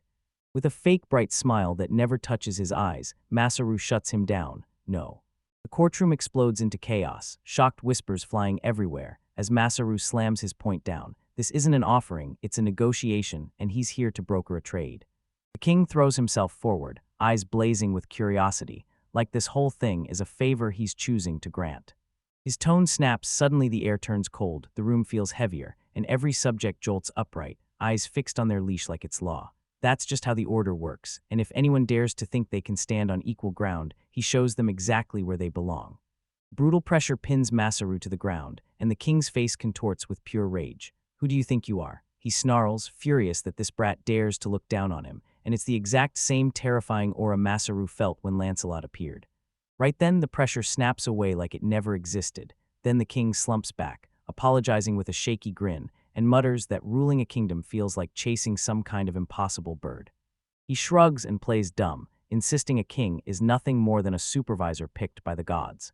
Then he hits me with the bombshell. A little bird told me, he says, that during your own coronation you were so rattled you couldn't even get your name right, kept stumbling over it. Masaru's smirk snaps back into place, his eyes locking onto the king like a challenge, and honestly, that sounds like the kind of story we're about to get addicted to, right? Still, a minister tries to step in, but the king cuts him off instantly, one raised hand, and the room goes silent. Wait, the king blurts it out, his mind sprinting a mile a minute. He pops up from his throne, storms down the steps, and keeps marching until he's right in front of Masaru. How would some common guy even know that? He spots it right there. Only a few people are around. Then he snaps, demanding to know who that little bird really was. Masaru's grin stretches wider. Doesn't matter who told me. He snaps. Enough talk, let's roll the main show. Then a perfect sphere of pure black energy blooms in his hand, and the king's eyes blow wide with pure disbelief. Blinding flash swallows the throne room, and a figure steps out of it like destiny, while the king can only freeze, his face frozen in pure shock. Eza, her voice booms through the light, I'm here just like I promised. Just as the goddess Victinia materializes right beside Masaru, she teases him with a grin. Did you seriously think you could toss a goddess around on a whim, like you can summon me whenever you feel like it? The king's mind reeled, and his eyes went wide with pure disbelief. 30 years ago, he saw the goddess Victinia herself, an angelic presence, so stunning he dropped to his knees just to stare. And now she was right here in his castle, sipping tea like she owned the place, while that upstart brat sat with her. Why are they throwing a tea party right in front of his throne? The sheer nerve of it was downright unbelievable. Masaru and Victinia's carried on chatting like the stunned king didn't exist, and Victinia's said Harasama was praising him and that the new world's growth was going flawlessly. Then she yanked out a tablet and shoved a message on it, her own gift to him, and she grinned. See, she's already working on your request. She even delivered a message from Isla. An image flashed to show a whole workshop packed with hardworking rabbit folk, and Victinia's just scoffed, saying that for a so-called useless goddess, she was weirdly dependable. Masaru's stomach dropped with guilt when he admitted he'd stalled his own request to her. The king snapped. He couldn't hold the rage in anymore, slamming his fist onto the throne and roaring, "What do you mean by meddling this much in mortal affairs? A goddess has no business figuring things out for humans." Masaru shot to his feet to calm things down, but the king was already yelling at them to stand down. Victinia's rose swayed like nothing happened, serene smile, like she hadn't even noticed the outburst. Then she apologized for getting too lost chatting with Masaru, faced the king, and said, "It's been a long time, Axion, king of grottos." The king stuttered, snapping back to memories of her from his youth, but this wasn't about nostalgia. He had to figure out exactly what kind of bond she had with Masaru. She hooked a hand on Masaru's shoulder and said, straight up, that their bond runs on a higher, superior subordinate level. She calls him her apostle. The king's jaw hit the floor. An apostle him. He'd heard Masaru slipped away after beheading a slaver, sure, but he never saw this as the real reason. One of the guards snapped, blurting out, "How in the world can a messenger of God look just like an ordinary human?" Masaru flailed his hands like crazy, insisting, "Come on, I'm just an average guy, a regular human like you." His thoughts were sprinting nonstop. The result was nothing like what he'd imagined, and he couldn't exactly march up to the king and admit he was a transmigrator from another world. How was he supposed to explain all this to an old king who only spoke in riddles? Then Victinia's leaned in close, murmuring that calling him her apostle wasn't quite the truth either. Then she winked at him, and with one playful grin, she tossed the king an answer that blew his mind even harder. Friends, I guess. Friends, a mortal was actually hanging out with a god. The king's mind just flat out couldn't take it in. Then Masaru seized the moment and said, "Listen, king, as her friend and follower, I'm carving a statue for her, to help her believe what she's chasing." Victinia spun straight to the king and begged, no, demanded. He set aside mithril for Masaru, explaining that he might need it on the next materials trip, and since Masaru was her apostle, the king couldn't just say no to a god, right? Before the king could even breathe a reply, a sharp new voice sliced through the tension. "You're trampling your authority, Victinia's." And just like that, the goddess Hera materialized out of nowhere and grabbed a panicked Victinia's by the collar. "What's happening now?" Hera yanked a wildly struggling goddess away and tore into her for how she botched the full 24-hour sermon course, calling her nothing but dead weight. And as they got swallowed by nothingness, Victinia yelled at Masaru, "Don't you dare forget my crab fix next time." "Oh, yeah, the crabs," he screamed it like a promise. Then the words hit the empty air and vanished. The throne room went dead quiet. Then the king crumpled into his seat, fully crushed, and demanded solitude with Masaru. He ordered every guard and advisor out, and all their faces were pure shock and confusion, because no one could wrap their heads around it. Two goddesses, and one of them was actually friends with this man.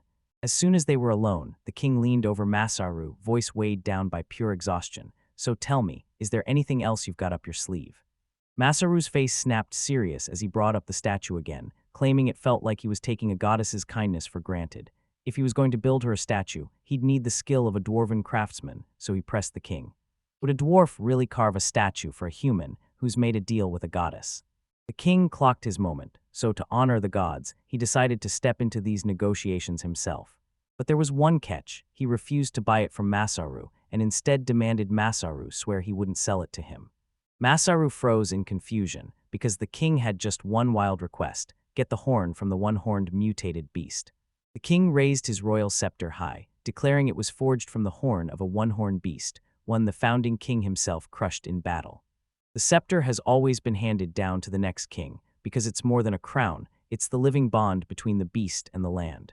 But his own clock was bleeding out. He'd already hit his peak, and he had no clue when the next beast would crash into the world, so he had to start prepping right now. As king, it was his responsibility, and Masaru understood that in his bones, so he nodded and pushed the negotiations forward. As Masaru leaned in for a closer look at the white scepter, doubt stabbed his gut. Something about it felt wildly wrong. He locked eyes and triggered his appraisal skill. The proof hit like lightning, instant, undeniable. The scepter wasn't pulled from some cursed mutated beast like I assumed. He said it was carved from a unicorn's horn, pulverized into powder to burn poisons away. The king demanded, "What do you mean?" Masaru stared him down and snapped, "You know exactly how. I'm not some scepter made from the horn of that one-horned mutated beast." The king's face drained of color, and he surged forward with a nasty, low growl. "Don't you dare lie to me, Masaru. You're trying to fool me, aren't you? You're backing out of selling it, aren't you?" Masaru's face stayed rock steady, because negotiations are all about finding common ground for the best outcome, and he'd never betray his partner's trust. He swore it on the goddess of this world, the very one the king's people bow to. The king froze, stunned by the raw, unshakable conviction blazing in the young man's eyes. Finally, the king caved. "Fine, tell them I want the horn." He admitted it was worth a mountain of gold, the kind of treasure people would brag about across the whole land, and he'd beat any offer. But Masaru just shook his head. He didn't want coin. This horn wasn't some purchase. It was won through a negotiation with a friend. So tell me, isn't good faith supposed to count? The king's jaw dropped. No joke, it was a deal. They slammed their hands together, sealing the deal for good. With the deal sealed, the king leaned in and demanded to know what Masaru was plotting next. Masaru said he had to push on with his journey, but before he could move, he had to grab supplies. So the king ordered him to stay in the capital for a few days and even offered him a guide for the night, and he already had the perfect person picked. The story cuts to a royal library, where Zack, the blonde knight, gets relentlessly roasted by his own comrades. They laugh at Zack for being an accountant instead of a warrior, and then Masaru barges in, saying his friend Fried vouched for Zack. Zack's friends stared in shock, because this newcomer actually knew a royal knight. Masaru told Zack, "My dad's an artisan who builds prosthetic arms, and I've got a killer business proposal for you." Masaru stepped up and formally introduced himself, thrusting the king's letter of recommendation into Zack's hands, because Zack would be looking after him during his stay. But he had one more reason to track him down, and with a grin sharp as a blade, he said, "Don't worry, I'm counting on you for the workshop." Zack stared right back, totally stunned. "Wait, what do you mean?" Musaru's grin never budged. His scheme was already sprinting way past the king's throne room. Zack grimaces, then admits, yeah, he can totally hook his friend up with a discount. He points down the alley at a crumbling building, offering Masaru a tour and even a place to stay, and when Masaru asks why Zack's going to all this trouble, Zack only lets out a tired sigh. The second they step inside, dust and decay punch them in the face. Everything's a wreck, with rubble and busted boards scattered across the floor. Masaru's eyes go wide with pure disbelief. This isn't struggling, the store is straight up wrecked, and he blurts, "What on earth happened here?" Zack slumps his head and admits it looks rough. His father poured his whole heart into this place, but now the business is crashing straight into oblivion. Masaru shrugs off the mess and zeroes in on one lone brick, snatches it up, and with a jolt his appraisal skill erupts in his head. This isn't just any brick, it's a perfect masterpiece of clay, shale, and mud, fired to perfection. He sweeps the area with his eyes and spots those perfectly trimmed logs and stones that are all the same size. Zack's father is clearly a master craftsman, no question, but the second business is involved. He's completely clueless. Zack clocks that his dad's out back, buried in his work, probably cranking out even more bricks. Then Masaru cuts in hard, saying they've got to have a serious talk with the man before any business goes forward, and orders Zack to lead the way. Zack yells that he's got a customer, then a gruff voice growls from a busted wall, telling him to quit calling him dad, and that the guy's already inside. They spot him slumped among his creations, this mountain of a man, crushed by obsession. Zack immediately starts panicking over him, snapping questions about why he's busting his tail when he's clearly sick, yet the man only gives him a dead stare and mutters that he has no money. Suddenly his despair bursts into a raw, unstoppable scream. There's no money left, face twisted in agony, begging that he can't even eat tomorrow, so forget those damn bricks. Masaru clocks the type in an instant, a genius so swallowed by his craft that he'd rather watch his own family starve, then calls him out as a useless father, and asks what kind of monster burns his family down just to chase a passion. After that explosive outburst, the old man slumps down, and Masaru immediately fires off, asking what happened to his workers. The man finally cracks. Every single one of them vanished last month because he hadn't paid them for 3 straight months. The news smacks Zack like a punch to the chest. He clutches his father, his voice shaking, and blurts, "Where's Diana?" The old man says she went out to earn money, and Zack's thoughts spiral straight into the worst nightmare. Is she out there selling her body? Nope, his father shuts him down cold and says she ditched him and went to work for the rival workshop. The tension snaps and Zack drops to his knees in pure relief, a trembling smile finally crawling across his face. "That's great," he whispers. But that relief curdles into pure rage. He slams a crushing punch into his father's jaw, yells that he's useless, and then orders him to just rest, while the whole family drama spirals. Through it all, Masaru stays calm and asks what their current stash of bricks looks like. He presses about Diana's role, but the father just shrugs it off, like he has no clue at all. He insists it won't change a thing. If customers show up, they still won't be able to sell a single thing. Masaru pushes harder. Why should the best bricks in the capital not sell? The old man snorts and blames the customers for not seeing the truth. Masaru shakes his head. "It's not them," he fires back. "It's this store." The vibe it gives off is downright horrible. He kicks off a brand new foundation, not with brick, but with business instincts. First, they've got to fix how the store looks, because top-tier products mean nothing when they're shoved out like they're coming from a glorified junk pile. Next up, it's all about inventory, sorting every item so customers can actually spot what's for sale. He tells Zack he'll crash at an inn tonight, then they'll meet at the castle tomorrow to lock in their plans. But before any of that, Masaru's got his own mission to handle, business first. He's standing before the king, grabbing his massive reward for wiping out that mutated beast. The king's face brightens, and he barrels straight to the next item on the agenda, snagging Masaru's surplus grain. Masaru throws out his offer, laying bare exactly how many barley, wheat, and soybeans he's willing to hand over. The king nods and promises to buy every last bit of wheat, shrugging that soybeans aren't his focus, then leans in and asks how much Masaru has stashed away. But Masaru isn't just hawking food, he's showing his real move, the full package deal, packed with tools and construction materials. The king, stunned by how gutsy that move was, nods and agrees, and boom, the negotiation lands perfectly. The king's advisor leans in and says Masaru negotiates circles around every commoner there is. While the king nods along, the advisor can't help but slam in a sharp warning. He tells them some of their hoarded supplies are marked for military invasions, and the king's voice turns cold. After what happened to the rabbit folks, war is creeping in fast, and Masaru's face hardens. The king flicks his hand like it's nothing, and snaps that these expeditions are nothing but a waste of time. He flat out says his top priority is to bring prosperity to his own realm, but Masaru steps in and calls him out, because his non-stop expansion is exactly what's igniting chaos along the borders. He tells the king, "I've got advice to offer," and with that wild confidence, the king gets hooked, leaning forward like he's about to hear the secret of a lifetime. Masaru doesn't start out as a merchant at all. He steps in like a nation builder, telling the king to pour everything into the cities they already have, not chase after new conquests. He points to his own Beastman city as proof that a place can thrive and lift people's lives without ever needing to drag war into it. He leans in and demands the king reconsider, because he's got a vision of a world where every race can live together in peace. The king scoffs and drags them as an inferior race, but Masaru cuts him off in a calm, iron-strong voice, shutting him down with one firm reminder. His smile vanishes, and a deadly seriousness hardens across his face. A sickening, invisible pressure slams into the room, pulsing right from this one man. The king and his advisor erupt into a cold sweat, frozen by a threat no one dares to say out loud, because one question burns in their minds: is he lecturing a king or aiming to crush him? Masaru shuts his eyes for a heartbeat, and you can feel the weight of his resolve slam into the room. Then it's finished. He rises to his feet and declares the day's business is done, and he heads off only after stopping to say his goodbyes before leaving the capital. The king drops into his throne, looking completely spent after the confrontation. He glances at his servant, and for the first time his voice shakes, asking if every choice he's made might have been the wrong one.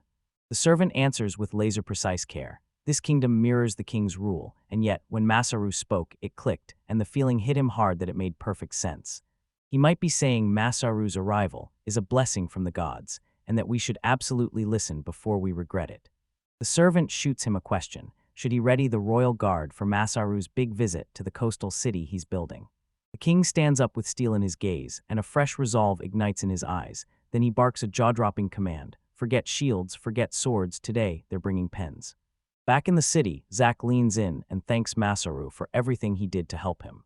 But as they near the shop, Zack's nerves explode. He grips Masaru's arm, warning him not to do anything reckless in front of his sister. Masaru looks totally offended, and Zack just won't buy it. He keeps insisting he's all about logic, but Zack's not convinced one bit, especially with how free Masaru can get with his opinions. The door swings open, and a young woman with a bright, warm smile welcomes them in. She flashes a grin and tells Zack, "I'm Diana, his sister." Masaru's jaw drops the second he sees the warehouse, supplies stacked everywhere, enough to power a small city. Diana leans in and tells him their father may be full of flaws, but he calculated every last bit of their stock down to the detail. She gestures for them to sit, but Masaru's already bursting with impatience to get his hands on the goods. His mind is sprinting with wild possibilities, seeing more than raw materials, dreaming of what they could become, because he's about to squeeze every last ounce of this into something great. He grabs a steel-hard ceramic plate and stares at it like trouble in plain sight, then turns to Diana and demands answers. She tells her that it was their father's old war invention, an amazing material, super light and built to last, but it was way too pricey and a nightmare to churn out in bulk.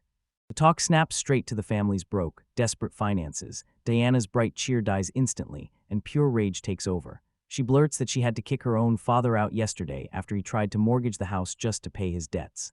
That number is brutal. They're getting crushed, drowning in debt, and her only lifeline is one massive customer who can wipe their entire inventory clean.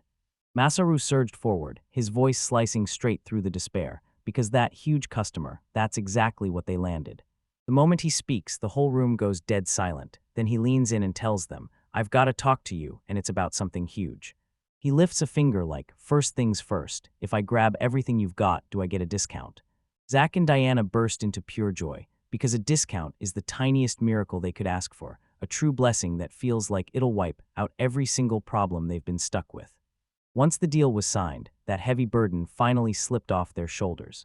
But Masaru isn't done. He leans in, eyes sharpening into something cold and predatory, and with everything on the line, he asks, "For saving you, will you guys listen to my pitch?" His hands hold their entire future, but now the real question hits. What does he demand back? Masaru flings out a proposal, and his voice slices right through the warehouse tension, because this isn't just about getting their supplies, he wants all of them. He asks Diana and her father to pack up and move to his city. Zack's jaw drops, shocked at this proposal, but Masaru doesn't blink. His eyes lock on Diana as he throws his arms wide like he's welcoming her to a grand new destiny. That offer feels heavier with every second in the air. This isn't just business anymore, it's a choice that can flip someone's whole life. Diana snaps at the idea on the spot. Leave their home, ditch the capital. She calls the proposal ridiculous, her voice slicing through the air with sheer disbelief. Masaru grins, confident and fearless, and makes it crystal clear. He's not talking about any ordinary city. He's building his new Beastman city, and he needs them there right now. He lays down the terms, and they're so ridiculously good they feel fake. 3 guaranteed meals a day, unlimited work, and even a job for their father making bricks. Diana squints, hunting for the catch, like, is he serious? A Beastman city. Even the words hit wrong, sharp, and downright dangerous. Zack blurts out the obvious worry. He's not being discriminatory. He's just thrown off because the place is strange and nearly empty of humans, like this frontier town was built for some other race. Masaru is one step ahead of everyone. He's about to get royal permission straight from the king to hire human craftsmen, and he's hunting specifically for the ones barely making ends meet. This isn't just a city he's raising, it's an entire economy he's forging from the ground up. Annual's eyes blaze with excitement. This is a genius play to lock in even more manpower. Masaru's grin spreads wider, like he's got a secret power. More people means the city grows faster. He urges them to picture what's coming, dragging them straight into his dream, but would they really torch their whole lives for a city that isn't even real yet? Diana freezes for a second, admitting they'd have to master brand new skills and techniques from scratch, and Masaru just shrugs, telling her to take her time and think it through. Then he snaps right back to the urgent issue, sweet-talks the deal and tells them, "Say yes to my proposal, and I'll knock 10% off the supplies." Zack pounced on the chance to wipe out their debts, grateful he'd never have to haul a mountain of gold through the streets. They bolt toward the moneylender's office, and Dread clings to Zack like a shadow. He's sure the guy is about to yank some last-minute stunt, and that gut feeling won't let go. They pound on the door, only to find a fed-up shopkeeper glaring at them and grumbling that he's already locked up for the day. He thinks they've come back for another loan, but the moment his eyes lock on Diana, his whole attitude flips in an instant. A nasty little grin creeps across his face. If Diana really pushes it, he figures he'll bend the rules just this once. Before Zack can even get a word out, he slams a heavy pouch of gold on the counter, and the guy's speech dies in his throat, because they're here to pay what they owe, and that's it. The moneylender just gapes at the mountain of coins, jaw hanging in raw disbelief, because he can't even wrap his head around how that tiny brick shop could cough up this much cash. Zack and Diana let out one huge, shaky breath, like, is this it? Is this finally the moment we tear ourselves out of that crushing debt spiral? But the man's smirk creeps back in, colder than ever. He flashes a sick little grin, praises them for pulling in so much, then drops the truth. It still isn't enough. Panic hit and Diana's eyes widened, but that wasn't enough. Their father even sneaked out for more money behind their backs, so what kind of twisted game is he running? The moneylender snaps his head left and right, telling them to cool off. This isn't about a fresh loan, it's about the warehouse they rented. And Zack swears they paid those bills, so there's no way this turns into a problem. But the man snaps to attention and digs out the fine print. Any change without permission is a breach, a clear violation, like spotting a hole in the ceiling and a shaky shelf propped up by a ladder. Masaru's face drops. His gut had been screaming for him to stop, and he didn't listen. Now they're already too late. As Diana starts to cry, Aniel tries to comfort her, but Masaru has already kicked despair to the curb. He strides forward, vows he'll fix everything, and promises it'll be better than before. That night the city finally goes silent, and Masaru's sigh comes out drained, like he's running on fumes. But he's not finished, no way. Even with every muscle screaming from fatigue, he snaps himself back up, refuses to let this defeat him, and pushes all that pressure out by blowing off some steam. He's heading out to hit the stores, like, right now. Diana asks if his shopping spree is for Beastman City, and he flashes a grin. Half of it's for the city's future, but the rest is straight up for himself. He starts sketching the grand vision in his mind, an entire city roaring with craftsmen, industries booming out top-tier goods, a real metropolis poised to one day outshine the capital itself. Zack and Diana just freeze. His dream is so massive it steals their breath, and the wild possibility of it all feels unreal. Meanwhile, their father's totally checked out. He just keeps firing up his bricks while they wrestle with the big, high-stakes money schemes. Diana whips her head aside, and a dark shadow flashes across her face. She brushes it off like it's nothing, but that forced smile can't hide the storm churning under her skin. Something heavy is crushing her thoughts from the inside. Masaru tells everyone he's hitting the road first thing in the morning. Zack and Diana didn't hesitate. They jumped in as his guides, ready to point him to the best spots in the castle town's marketplace. They grumble that Masaru's somehow even wilder than their own father, but Diana shuts them down with a sharp SHH, because this is their chance to finally introduce him to the other local craftsmen. Diana says she's just glad to escape the accounting grind, but the way she looks gives away there's way more driving her than she's admitting. She says it could be a blast to fix up that warehouse with Masaru before they split, like a last mission together, and somehow her words carry this eerie, final goodbye feeling. The very next day, the marketplace erupts into a full-on whirlwind, bustling like crazy. They charge straight into the chaos, diving stall to stall and grilling every vendor for answers. When they finally step back in, the room is packed with an absurd mountain of buys, annual stares, total disbelief, and the same stunned question, how in the world could he have grabbed all this? Then there's food stuff, veggies, spices, tools, and after that, the real game changers, the animals. First, Zack spots a creature he's never seen, this sickly green widow goat, like something straight out of a nightmare. Masaru gleams with pride and spills a whole wild menagerie from the Adventurers Guild, horned rabbits that pop out babies 14 times a year, four-horned goats, and wind-cutter quails that lay fresh eggs every 3 days. He's beaming with pure pride, so ecstatic he can barely contain it. He's finally ready to start raising his own livestock. Zack yanks Masaru aside, eyes locked, and warns him that Diana's move to the new city has him scared, because he's got to stay behind and can't follow, not when he needs to protect her.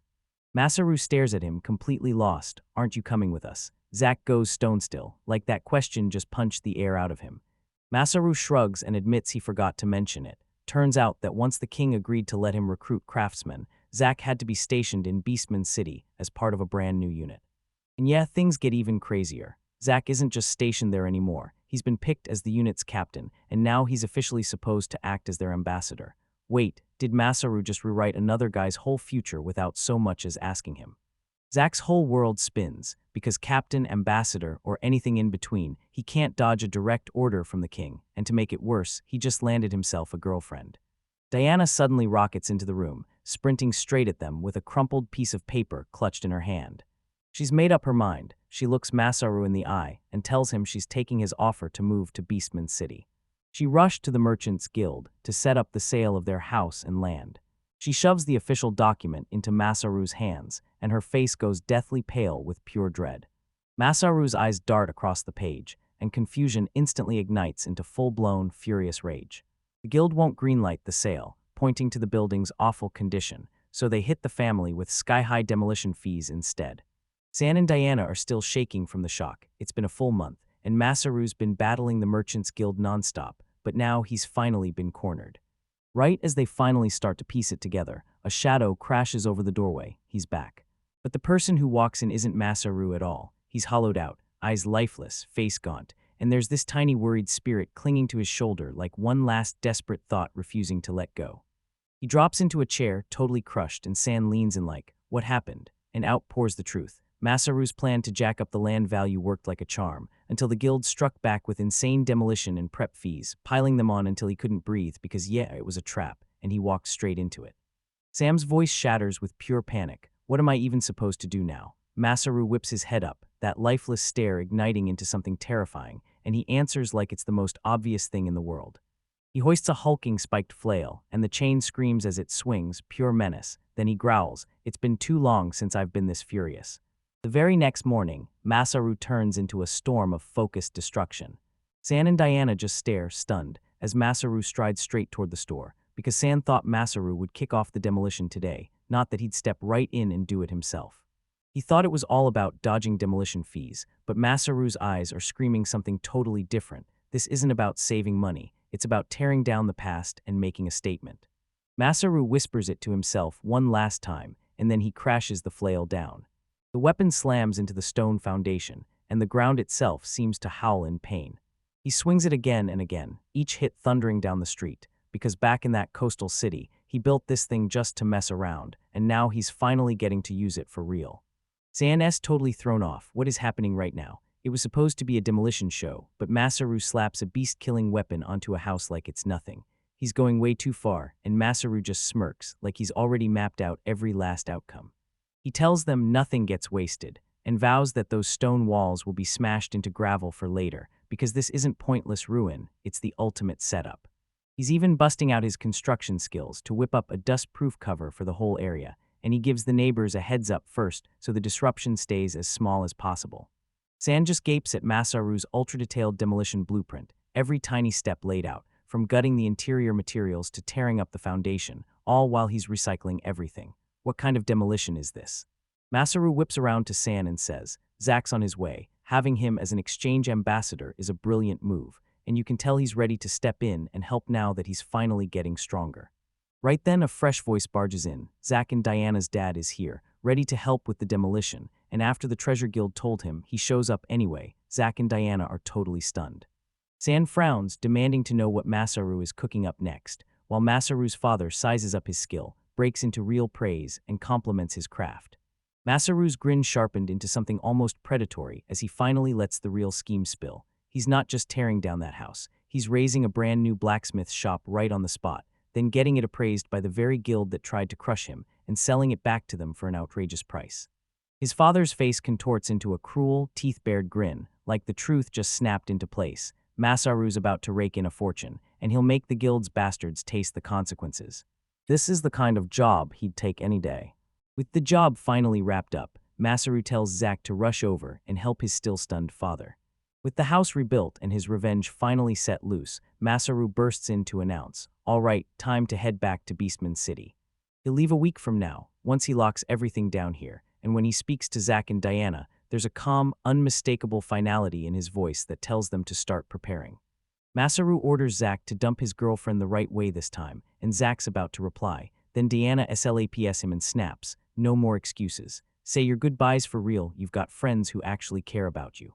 Their dad jumps in and asks, "So you're bringing those Centaurians, my drinking buddies too, right?"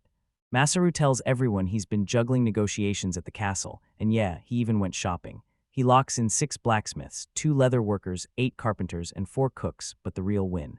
He scores the one thing that makes everything move, manpower. And something else. A week later, everything's locked in, preparations are fully done. Masaru stands right in front of the king and blurts out that he's leaving way earlier than anyone expected. The king finally clocks it. The shopaholic who went way too far is leaving the capital at last, and the whole castle staff can finally breathe again, while it looks like Masaru didn't come out of that last visit traumatized after all. He's already heard the rumors. Masaru's got something huge cooking, raising a blacksmith shop and armory just to sell to the Merchants Guild. The king leans in and asks if this is a parting gift, and Masaru snaps, "Yeah," explaining that the words already blasted through the whole capital. He raised a jaw-dropping, 3-story stone shop no one had ever seen before, and packed it with premium goods, stacked on the walls and lined up behind the counter like treasures waiting to be grabbed. And the best-selling feature, a ruthless anti-theft system, an iron cage slams down in front of the door and counter, trapping anyone who tries to run, while the king cackles, already imagining the chaos. So this is the farewell gift, the king thinks. He's fully convinced that once the people in this trade spot these innovations, progress is about to ignite. Masaru nods and says this is a huge leap forward, but the king snaps him mid-sentence, telling him his talents are amazing, yet he's juggling way too many problems alone. If you've got the troops the king is telling you to use, then don't hesitate, put them to work. He points out the one weak spot. Masaru's got top-notch craftsmen, but they're brand new at being city representatives, and he's got to remember that. The king's words land like a gut punch. Masaru remembers every brutal night he built this city, and now he realizes there's no way he can run a home center and build a whole city for everyone by himself. He grins at King Axion and thanks him for the insight, swearing he'll carry those words with him. The king drops the offer. He'll send folks to the city for a cultural exchange, but only if they're spirited and rock solid, and Masaru jumps at it at once, firing off requests faster than his mouth can keep up. They slam their hands together in a deal, then the king's eyes light up, dying to see the incredible city Masaru's hands will build. A brand new alliance snaps into place, one deal strong enough to twist the fate of both kingdoms forever. The king says next time we'll go grab a drink, call Victina's and the others, and Masaru immediately panics, begging to be spared that nightmare. At the city gates, the caravan gets slammed into motion. Workers are loading everything up right now. The whole operation is huge. Crates and supplies are stacked to the ceiling, and it screams Masaru's massive ambitions. The caravan leader stared in disbelief, because he'd never seen a bunch this alive. This isn't like the caravans he usually drags together. Right when they're ready to leave, their party suddenly swells. An 8-person crew of human and elf adventurers has decided they're done with the road and ready to retire in the new city. Masaru flashes a grin. These guys are bursting with cheer, the perfect squad to train the city's brand new security guards. Someone asks if he's about to give a speech, and even though he tries to shrug it off, he knows deep down he can't escape it. He stood in front of the crowd of artisans, adventurers, and friends, and roared out his thanks for answering his invitation, and for backing his choice to leave everything behind and start fresh in a brand new land and city. He tells them, use everything you learned and built in the capital, because you're not just raising a city, you're laying a fresh exchange system, a lifeline for all your friends counting on you in that new home. From afar, the king stands in silence, locked on the moment a brand new era is born. Zack, Diana, and their father stare ahead, and on their faces, pure thrill battling deep worry. Masaru swears that the days ahead will be jam-packed with work, but also bursting with fun and joy, then rallies everyone to team up and forge their future together. With one last heartfelt thank you and goodbye, the command finally drops, and they launch straight for their brand new home. A massive caravan rumbles out of the capital, turning into a rolling city as pioneers march toward a future they can't even see, clutching the hopes and dreams of a whole new generation like it's their only lifeline. The caravan keeps rolling, and just like that, the mood feels weirdly light after they finally ditch the capital. Masaru suddenly becomes the center of attention, and his friends start grilling him nonstop about his new elven companion. Zack snaps that Masaru's been stuck to her side all day, and the long carriage ride has him hurting all over. The veteran warrior laughs and needles him, asking if he's finally stumbled into a fresh encounter, so he can learn the elf lifestyle firsthand. Masaru just chuckles it off, dodging every friendly jab like it's nothing, and his scouts grin points straight at a river way off in the distance. As the sun starts sinking, this is the perfect spot to slam camp down and settle in for the night. As everyone jumps into setup, the whole room suddenly buzzes with one question: when are they arriving? And that looming threat hangs in the air. Masaru yanks out a map, and it's nothing like the others. A flawless, glowing projection of the whole region blooms in midair, pinning their exact location like it's reading their souls. Ero and the crew just freeze in place, eyes wide, brains scrambling to wrap their heads around what they're seeing. She has lived through decades, but this is the first time she's ever seen something like this, and the old warrior nods, stunned, saying that with dimensional storage already on the table, a skill like this is just unbelievable. Masaru casually explains that the rabbit folks felt the same way too, like, being around kind people is a real relief, especially after everything fell apart back in the city. Everyone's buzzing with energy, sprinting toward the destination with one goal in mind, so they can finish this leg of the journey and dive right back into building. As the dinner prep kicks off, Masaru leans in and dares them to go hunt down some fresh meat to top up their supplies. He's itching to taste wild birds, and Aru, their expert hunter, smirks and promises she'll take care of everything. She glides through the thick brush like a whisper, locking onto her prey before it even knows she's there. With a flick of effortless skill, an arrow rockets straight to its target, and the bird drops out of the sky like it never stood a chance. It's the kind of kill that feels flawless. Zack can't believe it. Her bow dwarfs his by miles, and Arrow quickly tells him those thief birds are pure trouble, snatching stuff from travelers like it's nothing. They're famous for snatching your pouch and tossing it somewhere else. Every adventurer learns that headache the hard way. Then she smirks like she's in on a secret and lets it slip. They're also insanely delicious. Zack feels totally useless. Then Arrow sparks a plan and tells Masaru to put Boa to the test. She hands it to him but instantly warns, this thing is tricky, use it wrong and you're in real trouble, and he knows he has to be careful because one slip could get him killed.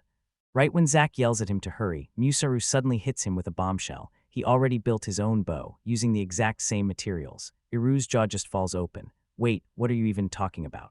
She snatches his bow, yanks the string to test it, then her eyes explode wide as she feels it. The draw weight is absolutely monstrous, totally unbelievable. There's no way this thing should even be usable. She fires off the question, can he really do it? He snaps, admitting it's all a lie. Then he explains the truth. He didn't craft a bow for some random human. He forged one built to match his own wild, one-of-a-kind power. Iru finally clocks it. He was bluffing the whole time. Then the lesson hits hard. He learned the truth about bows on a landmine, not from some elven master. Masaru decides to go for it anyway, eyes locked on a tree far off in the distance. He grumbles under his breath, praying he doesn't smash into some insane disaster again, because last time his power went completely out of control, and it left ugly memories that still haunt him. But right before he can let it go, a massive bear stomps into his sight. Screw it, he mutters, and adds it to the list of ingredients.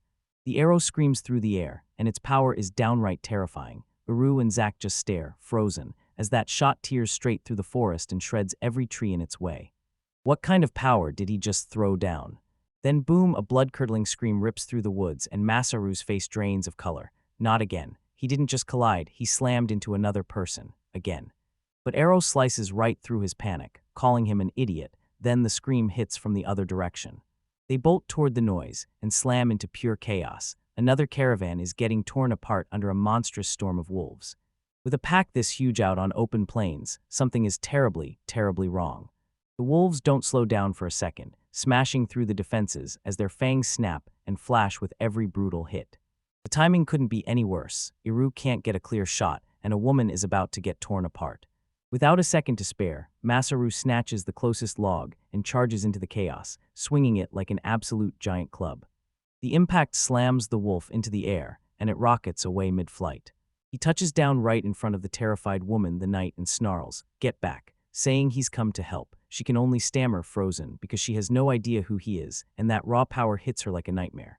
Then another wolf rockets forward, and Masaru's eyes go wide with pure alarm. He screams for her to move, but she just freezes in place, too naive to react. He hammers the log again, only to slam into a weird, grating resistance that shouldn't be there. It's not in his head. He feels like he's trying to hack straight through solid rock. From the shadows of the tree line, Uru shrieks, "Move, Masaru, golems are here." Her arrow streaks in and sparks harmlessly off the creature's stone hide, because swords and arrows are totally useless. That night, the girl he saved offers him a way out. She promises she'll help him find the perfect chance to disappear. Pride won't let her back down. She declares herself a knight, refusing to turn her back on the enemy, even while Masaru rages at her that her sword is useless. Her blade screams across the golem's flank, but it won't budge a single bit. Masaru gets pinned on the defensive. He snatches a stone wolf and slams its body in front of him as a living shield. But it still isn't enough. This pack crashes in, swarming him until he's buried under a tidal wave of stone and teeth. His companions can only gape in terror as everything unfolds. The knight turns ice cold with guilt, and her mind screams, "No, this can't be real," because deep down she knows it's all her fault. Then right through the chaos, his voice slices in, commanding, "Get off, you're hurting me and don't bite my neck." The knight freezes in disbelief. Masaru's totally fine, while the stone wolves crowd around him, nuzzling and licking his face like excited puppies. He rants that they tore a hole straight through his underwear. "Hold up, what's going on right now?" He lets out a heavy sigh, tells the stunned knight, "I've got this," and orders the bewildered girl to head back to her friends. Then his face twists, his eyes clamp shut with rage, confusion gets ripped away, and cold fury takes over as he glares hard at the golem wolves. He snarls and demands how they dare mess with his precious synthetic fiber underwear, an irreplaceable relic from his world. In that instant, his aura detonates. He vows to make them regret messing with his clothes. In one smooth, lightning-fast motion, he whips his club through the air. Every single stone golem in the pack explodes into dust, crumbling into rubble. The power is absolute, no limits, no mercy. He stands amid the wreckage, ice-cold calm on his face, thinking that since he's from the capital, it's finally time he starts handling jobs like this. Back at camp, Zack lets out a breath of relief. No one got killed. Masaru admits he was shocked too, but that brawl taught him everything. He burned through a third of his magic just to claw his way back from the bites, and that's when it clicked. His spirit class magic wasn't about finesse at all. It was about crashing through every problem with sheer, unstoppable force. It finally hit him. His blessings weren't just gifts, they meant something huge. Right then, the elf knight he saved strides up to his tent and asks, breathless, if he can come in. She isn't alone. A younger, smaller elf girl stands right beside her, gazing up at Masaru with wide, curious eyes. Night falls and Yori bows low, her formal gratitude lingering in the still, quiet air of the camp. The dark elf leader drops into a bow, emotion flooding her voice. She's telling you how deeply grateful they are for your help. Lilia leans in and tells Masaru the shocker. She and he come from the same race as her, the one born from the other world. The dark elf leader's stare pins Lilia to the spot, and she instantly snaps, demanding why she's being watched like prey. Tension skyrockets when Lilia fires back, insisting she wants to ask the exact same question. Masaru totally misses the whole point and demands, "So what are we even comparing?" Then Lilia shoots back, sharp and instant, "Don't stress, I'm fine with either one." He scrambles to shut it down on the spot, then pushes for a real talk about this later. Back to work, Masaru demands answers. Why did those golems attack us, and what exactly happened out there? The elf freezes in uncertainty, and Masaru calmly tells her she doesn't have to say a word if she doesn't want to. So she slips away from them, admits what she's about to say might sound shameless, and spills the truth. Her people are in serious trouble, drifting from place to place with nowhere safe to settle. With zero other choices left, she bites down on desperation and pleads, "Will you let my group join yours?" Masaru doesn't even hesitate, he just blurts, "Okay." Dark elves freeze in stunned silence, then one girl blurts, "At this rate, we'll be left stranded on the roads." Her leader snaps back that she's fine with whatever comes, and Zack immediately tells them, "Come on, there's room for you on the carriage." Lilia finally loses it. She bursts out in pure shock. "Wait, you're serious? You really just agreed to that?" Masaru just smirks like he owns the place, warning the new guys to brace themselves for his non-stop chaos, and Zack immediately chimes in that they're not exactly a bunch you can label as simple, either. And just like that, the caravan, now way bigger than before, rolls on toward home, straight to Beastman City. 10 days later, there it is. After all that waiting, the gates of their home finally come into view. May hurls herself into his arms and beams like he's never gone, then turns to Adelina and grins, still as wild and unpredictable as ever, huh? Adelina's just relieved to see him doing well, so she calls out for the chief, who's stuck working at the housing area, but she insists he'll be back soon. The chief shows up and immediately clocks how many people Masaru hauled back. Then Masaru steps in and proudly declares they're craftsmen, ready to help him build the whole city. He lays out everything about the Dark Elves, and the chief wastes no time. He immediately steps in and offers them places to stay. The elves just freeze, jaw dropped, because they can't believe it. A fully built, thriving city hidden miles deep in the mountains. Their leader, Amaralda, beams with pure admiration for it, a beastman city built side by side with humans, like it was made to prove they could rise together, but she stays on guard. She spots the warm smiles, yet she snaps a warning to her companion that the black-haired man might be cooking up something sinister. Is this real kindness or a trap closing in? She can't shake that gut-punch dread. Sure, the chief is hosting a welcome party, but all she keeps seeing is that familiar look of trust she's watched on her friends 100 times, right before the betrayal hits. Masaru finally cracks it. They never even traded names. The leader strides up and introduces herself as Emeralda. And by her side is Irina. Masaru steps forward and formally welcomes them, telling them to kick back and make themselves at home in the city. That night, the whole settlement throws a wild party under the stars, and a huge bonfire blasts and roars right in the middle of town. While everyone's busy celebrating, Masaru's eyes snap to a familiar figure toiling late inside the building next door. It's Illa Safira. She lights up when he returns, then rushes to apologize, admitting she got tangled in her work. She sighs that these kids never let her catch a breather, and right on cue, a whole bunch dashes in to thank her for playing, swearing they'll see her again tomorrow. Later, all cozied up by the fire, Masaru says she's turned into a real teacher now. She grins because he noticed, then tells him, gods always keep their promises. But she blurts out, no way could she have predicted that getting right up close to mortal lives would be this insanely fun. Masaru's smile drops instantly. What's she getting at? A wave of sadness hits Isla's face as she admits that's exactly why it hurts so much to leave. Once her work is finished, she has nothing left to teach them, so her whole role as their teacher is officially over. He's completely floored because she's the god of magic, so how is she suddenly out of lessons? She tells him the god's code shuts down reckless interference, and the only thing she was allowed to do was teach everyone magic perception, and now that job is done. Her job here was done. She started to walk away, and Masaru's brain caught that line like a hook. It was fun. He grabs her mid-step. Yeah, she might have kept her promise, but now he's got a whole new demand. Starting tomorrow, he's demanding exclusive one-on-one magic lessons, an entire hour, every single day. Isla's mouth drops as she protests it breaks the rules, but Masaru just smirks and waves her off like it's nothing. Then he tells her it's totally fine, because all she has to do is teach him magic he couldn't use before. He lays out the perfect loophole. Because he's a resident of the town, he can legally qualify for her teachings, and then every new magic he learns, he turns around and teaches to everyone else. He leans in, eyes razor-sharp, demanding, my contract never had a deadline. She stammers back, and he doesn't blink, like he already knows she'll admit he's right. He fires off one simple question, why'd you waste your time helping me and the craftsmen build this city? It hits him all at once, she wasn't doing this for him. It was just fun for her, wasn't it? Then fine, he'll make sure she keeps enjoying it every step of the way. Isla is left bright red, flustered beyond belief. A slow, knowing smile blooms across her face. Suddenly she gets it, and she finally understands why some gods choose to drop down to the lower world on purpose.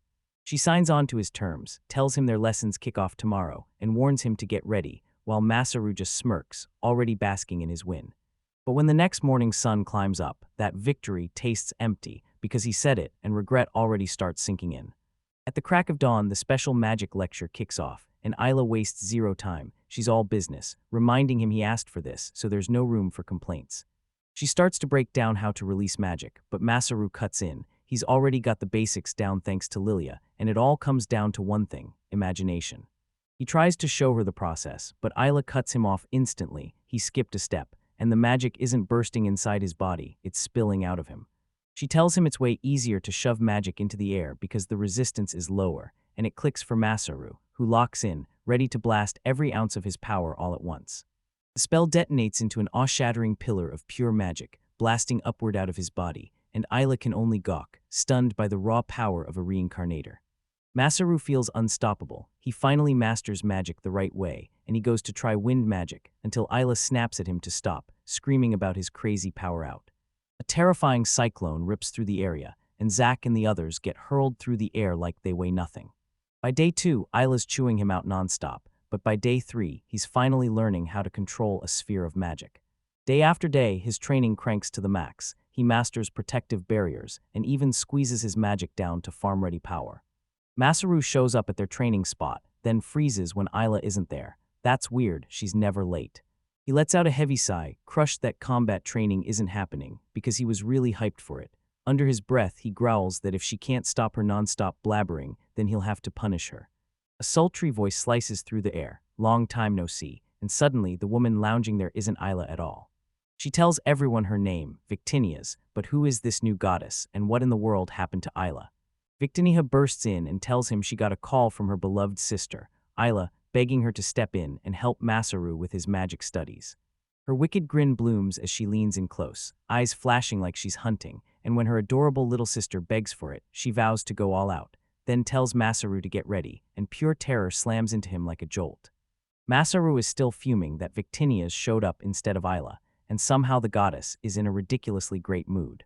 Victinia snaps at him to stop slacking and get it together, but he just wants her to stay far away. She fires back that he'd better calm down, or he'll end up with wrinkles. She wastes no time, magic compression training, straight to business, and if he can't nail it, she tells him the consequences won't just be bad, they'll be worse than the tornado he whipped up last time with Ayla. He snaps back to his old job, watching a dented gas cylinder blast through a wall like a missile, and realizing that's the exact kind of destructive power he's up against now. With that nightmare stamped into his mind, Victinia snaps, try again, forcing him to pull his magic together and unleash it. He pours everything he's got into his willpower, but the energy orb in his hands won't cooperate. It balloons bigger instead of shrinking. Victinia shrieks at him to rein it in, yet the pressure is crushing, like it's about to tear his grip apart. He can't contain it, magic erupts outward in a harmless blast that just turns into wasted energy, and he crumples, drained. It's useless, he doesn't get compression at all.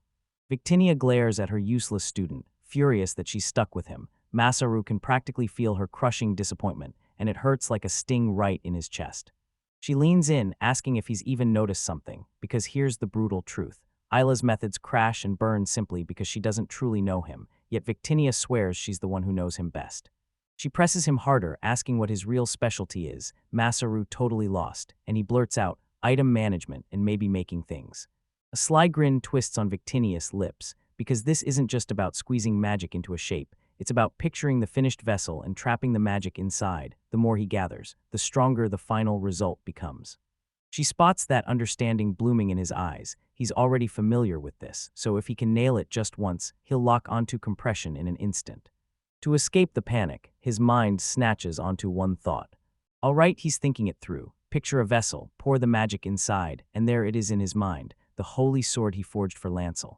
In his hands, the magic orb flickers, stretches, and hardens, until it crystallizes into a blazing blade made of pure energy.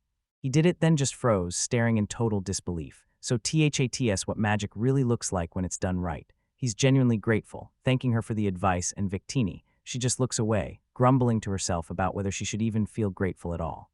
Masaru clocks her off vibe and blurts, "What's wrong?" But she stammers, fighting to get the truth out, and pride keeps choking the words back in her throat. So why is she even spiraling over something like this? As she hesitates, Masaru sighs in the background, convinced she's still mad about earlier. Then he blanks for a split second, and her compressed magic detonates into a full-on gale force wind. And Victinia's gets knocked clean off her feet, cheeks burning with embarrassment. She tries to play it cool, saying it doesn't really matter and brushing it off. She drops right on top of him, smacking the air clean out of his lungs, then barks that he's an idiot for turning away. Only this time, her insults don't hit like they should. He blurts an apology, totally stunned by her sudden shift, and all he can think is, what in the world does she even want to talk about? He suddenly locks onto an idea. She must want him to praise the city she helped build, and that's why she's acting so weird. Victinia's is completely thrown by that wild conclusion. He jolts back to that long talk with the craftsman, where he thrusts a knife into the air, voice shaking, fury burning, demanding, "What is this?" and ordering them to forge 3 blades, using his own as the blueprint. They unveiled 5 blazing blades, swore they'd be multi-purpose knives for hunters and adventurers, and pushed them toward the market, but Masaru only saw disaster. He leans in and demands, "Do you see the problem?" Then he vows he'll say it loud and crystal clear, because when he told them to make the same thing, he meant exactly the same. They really don't get it, do they? Knives, still knives, right? A couple of hammer strikes shouldn't matter, but to Masaru, they matter more than anything. The thickness, the shine, the blade's length, every bit is messed up. And as a product meant for sale, it's nowhere near standard. To prove it, he yanks a weird flat gadget from his pack, a measuring plate from back home. He lifts the ruler and declares, "This isn't just some scrap, it's a measuring tool, built to measure things with total precision." He lines one of their knives up beside his, ruler pressed on top, and the gap practically screams at you. Then he asks, "See it now? If the thickness were the same, there wouldn't be any space at all." The craftsmen stared in disbelief. None of them had ever laid eyes on a tool like this. Masaru jumped in and said he learned it at a vocational school, where they built with a margin of error of 1/20th of a millimeter. Back in his world, the master craftsman could nail a hair-thin 1/150th of a millimeter just by feel and sight alone. He snatches up a knife he made with his own hands. Wait, one guy blurts out, "No way, because a handmade blade can't be that razor precise." But the moment they measure it, their jaws hit the floor. The thickness is perfect, the length is spotless, and there isn't a single gap anywhere, so how is this even possible? Masaru finally spills his real motive. He didn't just want to test their skills, he wanted to hand them a brand new technique and a whole new way to think, and the craftsmen light up, buzzing with the promise that they'll master every last new method. He wraps up his story, scratching his head like, yeah, it wasn't smooth, but he grins anyway, because it was a blast, and he fully expects Victinia's to be blown away. She deadpans like it's nothing, then drops the coolest line, while his whole story totally crashes and burns. He tries to dodge the whole issue, tossing out livestock farming, a shrine he's building for her followers, and a bunch of other city projects to shift the conversation. That word shrine grabs you instantly, like it's pulling your eyes straight to something important. With a wicked grin, he declares it's his city, name, and reality, and it's packed with her followers. Back in the divine realm, Isla plops at her desk and stares at a message, because it's from Isla Victinia's herself. But the letter in her grip is from Sephra. Inside, it says Victinia's looks like she's itching to talk to Masaru about something, and Sephra urges Isla to make the moment happen, because Isla snaps back that she shouldn't be telling Isla anything like this first. If you were really headed back to my city, you could have handled it yourself. Masaru stays totally clueless, wondering if Victinia's is really mad just because Ella's suddenly taking all the spotlight. But then right when everyone thinks it's over, he steps back in and declares, "I'm back." And Victinia's mask of annoyance finally drops, Victinia's. She flashes a dazzling, almost desperate smile and blurts his name like it's her last chance. She asks if he was expecting someone else, the same person he greeted when he came back to the coastal city, and you can practically taste the jealousy in her voice. She snaps that him doing everything alone is draining her, and with his city visits ramping up, it'll only get worse. Then she tells him to stop overthinking it and just use the screen to send a message. Then she sighs out the words with a wistful, aching smile, just imagining him finally opening the door with a warm grin and welcoming her back. Masaru freezes, speechless, then blurts that it's nothing, that he'll keep it to himself, but he has zero clue what she's even talking about. She yanks his arm, demanding he spills everything, but he dodges the question and blurts that he's got to go teach the craftsman. Then he tries to bolt, and she refuses to let go. Meanwhile, Ella raises her cup and takes a calm, steamy sip of tea. She lets out a heavy sigh, thinking about her sister, like, come on, I really thought you had something important to say, but whatever. And honestly, Masaru's sister is adorable when she's around. With it all settled, she wastes no time and dives straight into the incident Sama sent her to investigate. She yanks up the data streams, and her smile drops into stone-cold focus. She can track down the info Masaru, the Dark Elves kept, and dives straight into what went down in their latest course of events. But the second she tries to summon up the beast that attacked them, a vicious red box slams onto the screen. Error not found. Isla freezes, utterly stunned. This can't be real. She never once imagined unknown things could exist in her world, things so far beyond God's control. What on earth is happening right now? A chilling omen blasted in, then the Dark Elves got hit, and the real question screamed in my head, why them? Renaa wraps up her hunt for the day, grinning because she's got smoked meat for the town that's taken her in, and yeah, this life is nothing like the one she used to know, but the calm she's found, it's real. As she slips by, the townsfolk buzz with approval, gushing that elves are rock solid in the woods, then they can't help but wish she'd stay forever.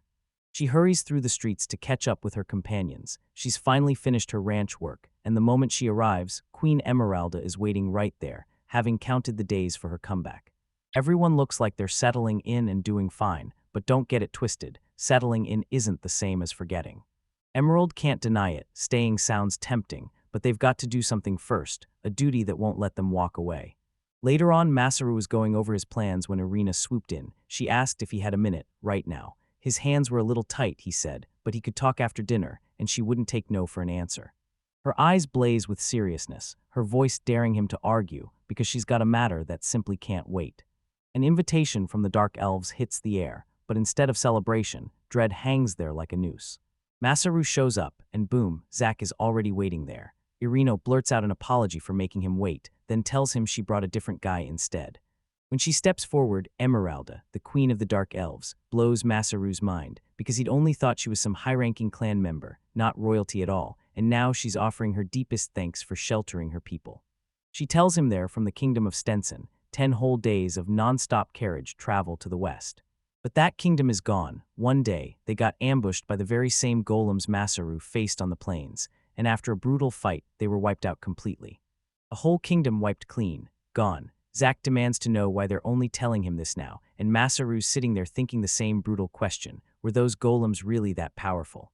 Emeralda snaps the truth into the air. Months have gone by since they arrived, and that time wasn't wasted. They had to grind through their grief just to stand a chance of facing the brutal horror ahead. Her voice thunders with pure resolve. She has to find out what happened to her homeland, no matter what it costs. She locks eyes with Masaru, desperation blazing off her, and says, I know this is too much to ask, but can you please take us back to Stenson? Masaru just freezes in stunned silence, then blurts out the one question everyone's thinking. Why were they attacked in the first place? But the truth hits them like a punch. Everything happened way too fast, and they have zero clue. Zack can't stop wondering if it's a grudge, but Masaru shuts that idea down on the spot. Marina jerks her head side to side. Because the Dark Elves don't fight, they live in harmony with nature, and she's never seen them face a single enemy, so something else has to be going on. She presses for details and demands to know exactly what happened. She was stuck on guard at the city gates when she finally made it back to the castle, only to find the enemy already tore through the walls. A few soldiers still fought like they'd never give an inch, dying so the queen and a small group could slip away, and everyone else gone. Masaru lunges forward, panic and ideas colliding in his head. He needs answers right now, so he orders her to spill every detail about the golems, what kinds they are, how many there were, anything at all. Riena's mind scrambles as she tries to remember. She was too busy clinging to her duty of protecting the queen and facing a whole menagerie of foes, wolves, bears, monkeys, ants, and more. And then she starts thinking about spiders. The word smashes into Masaru like a punch to the gut. Color drains from his face. Zack clocks it instantly. You figured something out, didn't you? He asks. Masaru snaps up from his seat, slapping on a shaky panic grin like it's armor. Spiders, he blurts, voice trembling. He can't stand them, so he dumps everything on them and bolts straight back to his room. Don't tell me you're actually scared of spiders. He remembers Masaru's wild excuse about his dead grandmother and the goddess Victinia's. Masaru keeps insisting he really hates them, even slinging the goddess's name as his excuse again, while everyone else just stares back, totally lost.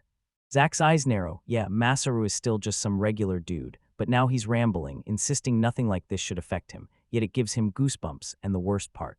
He's not saying he can't help, he's flat out refusing to. But his head won't stop racing, because this is too dangerous, the enemy's a total mystery, and walking away from the city's development right now would be catastrophic, so he can't go. Then a notification screen snaps into view, only he can see it, and it's a message from the gods, from Victinia's. Nope, it's from Isla Saphira, and when she speaks, she shuts it down. The monsters are a mystery, even to the gods. Then she throws a deal at him. If he'll go investigate, she'll hand over a skill coupon as payment. Zack catches Masaru staring into nothing, and his face flips through emotions so fast. Yo, Masaru, what's going on? Masaru's eyes flare with a terrifying blaze, and he snaps. All right, I've decided. I'll take full responsibility, and I'll back you up with everything I've got to handle this incident. The room goes dead quiet, stunned by his total about-face. Marina leans in, eyes trembling with hope. You really mean it. He clenches his fist, pure heroic resolve. I've already crushed the fear of those blasted spiders, and I'm gonna safely escort you, Queen Emeralda, and shove us through every obstacle ahead. Zack can't believe his ears. Something about this screams fishy. Masaru's already thinking 10 steps ahead, smugly saying he's good with it because he's already snagged the reward, then immediately turns to them and asks for help with a test drive to get ready for the trip. He hurls open the door, leads them outside, and unveils his newest masterpiece, a 3-wheeled cycle bolted to a carriage. Then he grins and names it the *** Masaru Human-Powered Carriage Special ***.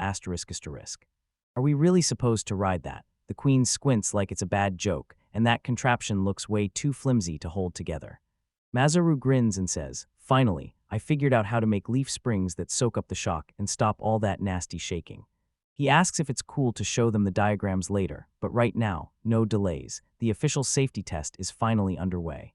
Zach's stomach drops as the truth hits him, why he's really here, and he can't believe it. Absolutely no way. Masaru snaps, "Buckle up, because this ride is about to get dangerous." Masaru charges up the hill and races right back down, while those little elves scream, begging their sister to save them. "Go Masaru," he roars. He hammers the pedals with inhuman strength, and the carriage jolts forward, snapping into speed at a terrifying pace. The elves are stunned by how fast it all happens, yet the ride stays weirdly smooth, and Zach clutches on for his life, admitting there's been zero trouble so far. Suddenly, a whole herd of goblins crashes into our path. "We're gonna ram 'em." Masaru screams, wildfire in his eyes, and he barrels straight through the monsters without even slowing down. The carriage rams through the goblins, blasting them into the air, and he casually mentions that he packed it with high magic resistance materials, so if this hits goblins this hard, magical beasts might get absolutely wrecked. The test run finally stops, and Zach crumples to the ground, shaking like crazy. "Are you okay?" He admits the speed was terrifying, but the shaking isn't nearly as awful as he feared. Maybe it's fine. Still, the queen's eyes say she's not buying it. So, do we really have to climb into that carriage? Zach leans in to reassure her. Sure, Masaru doesn't look like an expert, but when it's about safety, his magical support is absolutely unmatched. Looks like he's about to pull off upgrades the second they're done. So for now, Masaru's on the hook, and the rest of them can only sit tight and wait. That night, while Masaru pounds the carriage into shape, a calm voice cuts through the dark and calls his name. He snaps his head around. He scrambles to start a conversation, bragging that the crabs in this world are weirdly easy to raise. Under the moonlight, the goddess faced him with a look she never wore, dark, grim, and heavy with dread. "Come again?" Masaru blurts out, and she shuts him down instantly. "I've got a negotiation to pull off, but I can't tell you the details yet." Her voice turns ice cold and final. "I want you to wipe out every last living thing in Stenson." Masaru gapes at the words floating there like a death sentence, because there's a hidden meaning, and he can't shake the feeling. What is she daring him to do? At last, the day of departure is here. Masaru stands tall in front of his newest creation, proud like it's destiny.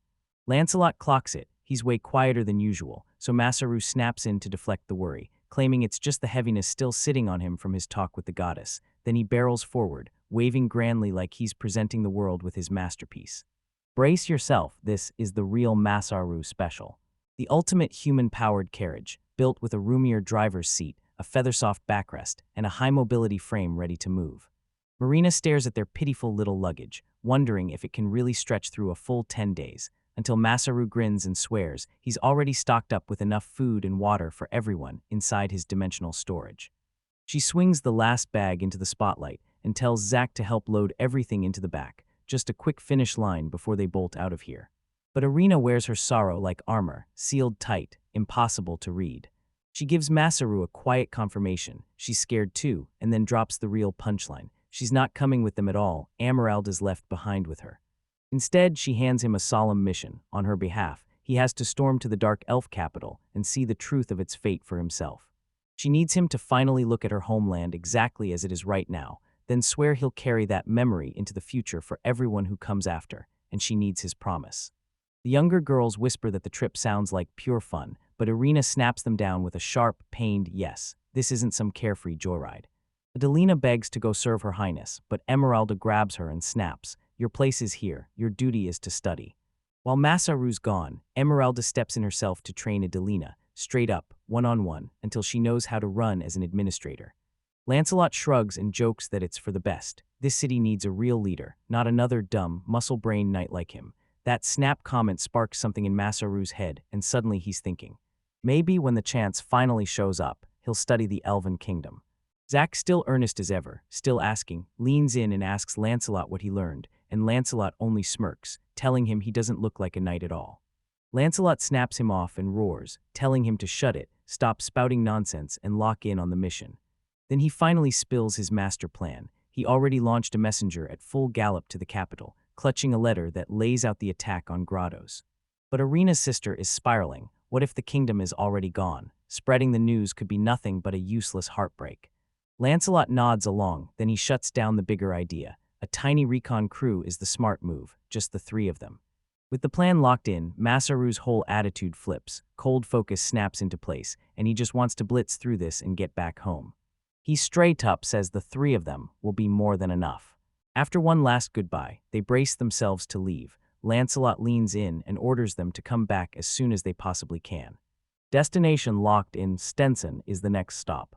And just like that, they vanish. Masaru slams the pedal boom. The carriage rockets ahead with insane power, leaving Lancelot completely frozen in shock. The villagers they left behind can only shriek as the vehicle rockets down the road, ripping past at a bone-chilling speed.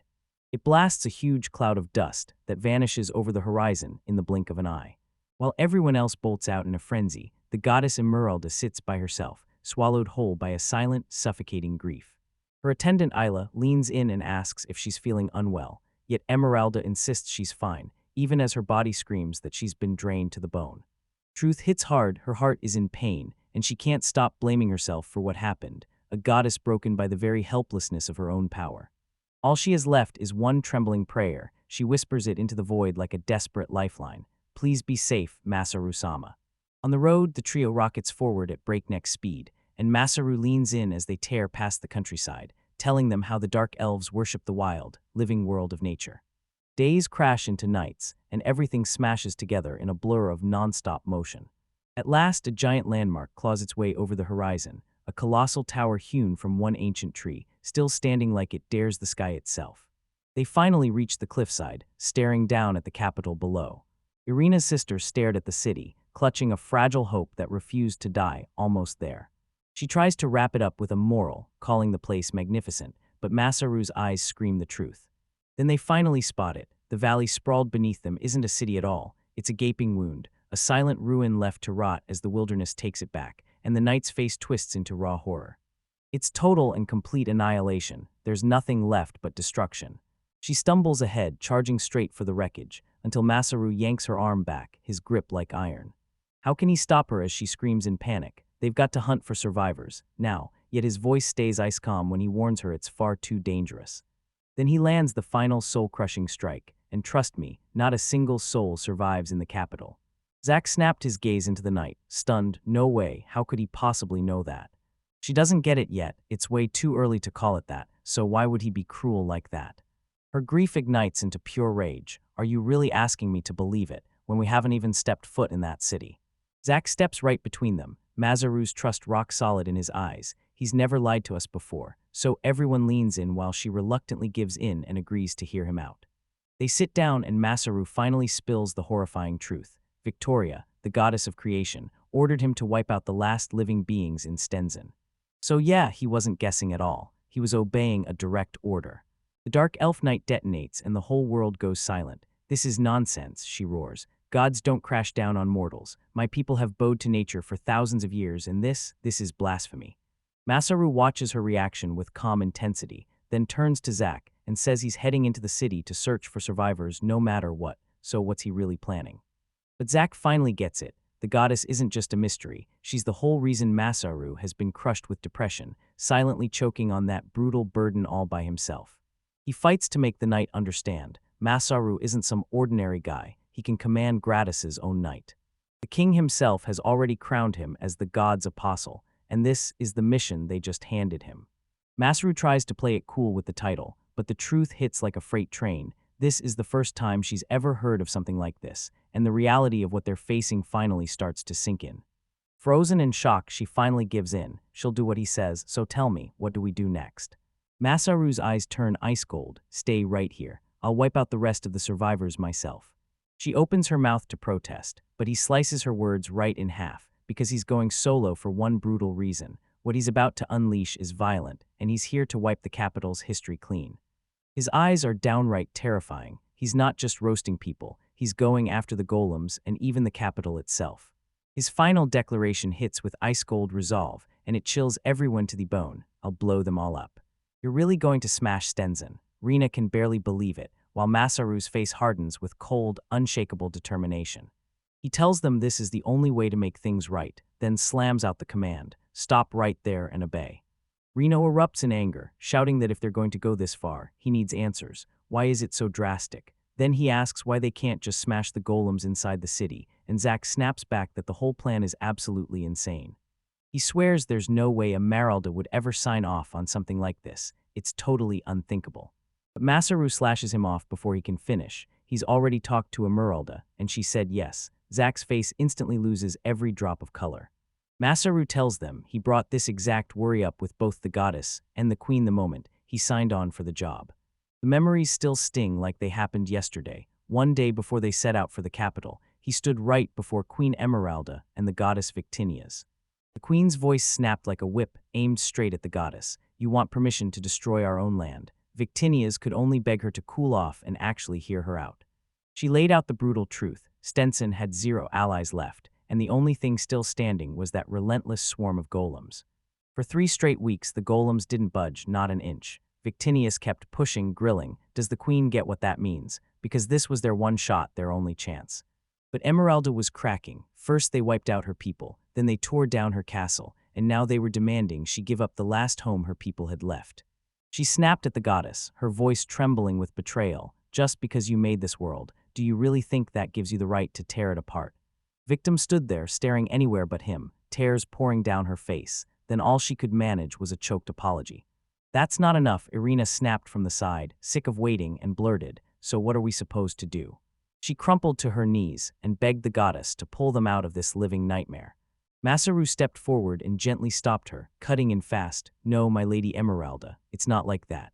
He grabbed her hand and spoke with a steady, gentle strength, because he was convinced someone was sent here for a reason, and that a god is trying to save you. He snapped his head toward Victinia and swore on everything. If Stenson couldn't be saved, he'd pour out every last ounce of strength to help them rebuild, and he'd forge whatever she wanted. He could tell she was a goddess. She cherished this world more than anyone could ever dream of. But that's the only way it can go. He begged her to forgive Victinias once all of this finally ended, and the capital was back to normal again. With a sad smile, he confessed he couldn't bear to watch his friend twist up like that. His words hit like lightning, and the goddess could only break down and weep. Renaa Rose stared, pain flooding her eyes with a truth she couldn't shake. She didn't know if she'd ever forgive him, but one thing was certain. She'd keep living, just to reach the future he was risking everything to fight for. That's when Queen Emeralda finally spoke, her voice heavy as thunder, and she didn't beat around the bush. She had one request. Right now, Masaru delivers that request, because the queen wants Irina to witness the danger of Stenson with her own eyes. Irina's jaw drops. She only came to do chores, not babysit plans. She asks if Masaru doesn't want her help, but he shuts it down fast. He's executing the plan himself. And now Irina and Zack are right here, ready to watch over him. Home, what it used to be, comes crashing back behind her eyes, and she knows she has to demand one more thing. "You're telling me there aren't a single dark elf left hiding in that town, are you sure?" Masaru doesn't even flinch. There aren't any allies left. With a tear carving a path down her cheek, Renesh shuts her eyes and resigns herself to what's coming. Then she hands the city's final moments to him. Masaru swears that he and Zack will stay right by her side until her people can finally come back to the forest. His eyes lock onto the ruined city below, and he realizes it. This land is where his life is going all in. Roles are set. Marina and Zack hang back as backup, ready to signal the second any golems try to slip out of the blast zone, and after Zack's last warning, Masaru vows he'll be back. And then boom, he leaps into action, because this world has thrown everything at him. Knights, kings, and even whole new species. He charges forward, and the moment he lands, that fierce awareness sinks deep into his bones. But he never, ever saw this coming. He had no idea he'd be forced into something like this. His battle-trained senses rip through the rubble, and right there, he finds the golems that crushed this kingdom to the ground. He can feel it now. Some ominous magical power clings to them, poisoning the very air. Victinius's tear-streaked face flashes through his mind like a punch to the gut. He clenches his teeth and his face contorts with raw agony because he can't stand seeing her like this again, not a second longer. So he's cutting it off right here, right now. He lifts his hands, pulling power into place. Now he's about to unleash it and blow everything away. It's the kind of crazy idea he'd only ever seen in those light novels back on Earth. Now the time has come to turn theory into action. It's simple. One spark sets off a dust explosion, and that flammable powder gets blasted through the air. Once those particles meet oxygen, they'll explode into a brutal chain reaction. So tell me, is he really about to use high school chemistry to wipe out an entire city? And he's got the perfect skill to pull it off: air control. then a wave of invisible force bursts outward from his body. He slams an enormous invisible dome over the entire capital, then controls the air itself with surgical precision. He pops the item box open, leaves the dome locked in place, and then boom, he flips back to air control. A swirling black portal rips open in the sky above the ruins. And right then, a storm of fine white powder starts raining onto the wheat flour he bought in gratis, totally repurposed into a weapon of destruction, choking the city under a deadly blanket. From where Zack stands, he can only gape in confusion, like, is Masaru seriously pulling off some kind of snowfall trick? Masaru clenched his fist tight, magic crackled and arced between his fingers as he took the final step, and everything snapped into ignition. Oxygen and flour surge into his magic, scorching everything to ash, even the last rotten traces of that foul power, so he finally turns to the city and locks in one final stare, farewell, Stenzen. He clenches his resolve in silence, swearing to this place and to the friends he's fighting for, I'll do everything I can to carve out a peaceful future, I promise. He turns his back on the city, sorrow crushing his expression, I'm sorry. A blinding flash detonates, a deafening roar shatters everything, then fine dust erupts and tears the world wide open. A brutal shockwave rips across the land and wipes the capital of Stenson clean off the map. The sky turns into a smoking blaze, cracks of light ripping through the air, while the shockwave still booms across the wrecked, flattened ground. Zack snaps his hand up to shield his eyes, then whips around to Irina to check she's okay, and he mutters that Masaru is at it again. Rina stared at the wreckage, hope flickering in her eyes, and asked if the capital could ever be rebuilt after all of this. Zack flashes a confident grin, then his eyes snap wide in disbelief. Masaru is already back. Masaru staggers ahead, grumbling that the blast hit way harder than he ever expected. He dumped every ounce of magic into heat resistance, and still his gear exploded apart as he was hurled straight into a cliff. The others can only whisper in awe. He charges forward like he's unstoppable, and the danger he's staring down is so wild even their minds can't wrap around it. A sharp chime slices through the air, and Masaru jolts, because it's a message from God. Isla's voice hits like a blade, and she's straight up ordering him back right now. Marina stares as he walks away, and in that quiet moment they trade a silent vow, sure as fate, they'll meet again someday. Masaru sprints forward, then it hits him like a punch. He totally forgot. The case shifted, and there's still one last thing he has to do. He sprints through the ruins with Isla's fresh message blazing in his head, urging him to investigate the golems, because this mission isn't just about fighting. Then he yanks out a shard from the destroyed monster, pours his magic into it, and starts analyzing every last detail. The results are chilling. This thing is a monster reborn, devouring the magical power of every living creature around it, until there's nothing left but stone. But as Masaru reads the description, a cold dread slams into him. Something's totally wrong. Chunks of the name in the text are missing, like someone scrubbed them out on purpose, and before he can even breathe, Isla's next message starts pushing through. She tells him she's gotten his findings and will send it out to others, urging him to scoop up as many fragments as he can, but the moment the words leave her mouth, he feels it. Her tone is hiding something, like she's still got a secret she refuses to show him. What the heck is she keeping from him? He keeps scrolling until a quest completion notice pops up. No real choice, he thinks, but the message still isn't done. Postscript lands, she's sorry for the hassle, but then she drops a request. Invite her depressed friend to dinner, and she needs Masaru's help cooking a special crab dish, paying him with a skill ticket. He spots the attached image of his friend, and his jaw slams to the floor, because he knows he can't help her with this. His eyes blew wide in pure disbelief at the sight of the bunny girl. He slams out a furious reply, swearing his feelings are totally innocent. It's just a picture. That whole encounter left him rattled. He had to haul himself up a hill and force his breathing to slow down. The place didn't feel like the cause, but his head was spinning, and then Zack came in, asking if he was finished. Zack says that's exactly what I came to talk about. He tells them that gratis troops are getting sent to verify what went down, and since he's already turned in his report, all they have to do is spell out exactly how they were involved. Masaru's like, wait, wasn't that it? I'm so confused. They just lock eyes, both stunned, totally clueless, like their minds went blank. Masaru thinks it's a good thing they're showing up, but right now there's nothing he can do, just waiting on the sidelines. Zack's got other plans. Now somebody's gotta help him haul and clean up this mountain of rubble. Reality hits Masaru like a punch. If they're stuck cleaning up here, they can't run back to the Beastman town right away, and he's already promised everyone, I'll be back real soon, so now May is going to blow a gasket. He can already see her furious face in his head. He's been toying with the idea of pushing her buttons lately, but not like this. Right on cue, like his thoughts summoned her, this tiny, furious firecracker bursts into view. It's May, and she's furious, straight up telling him she's been waiting for him.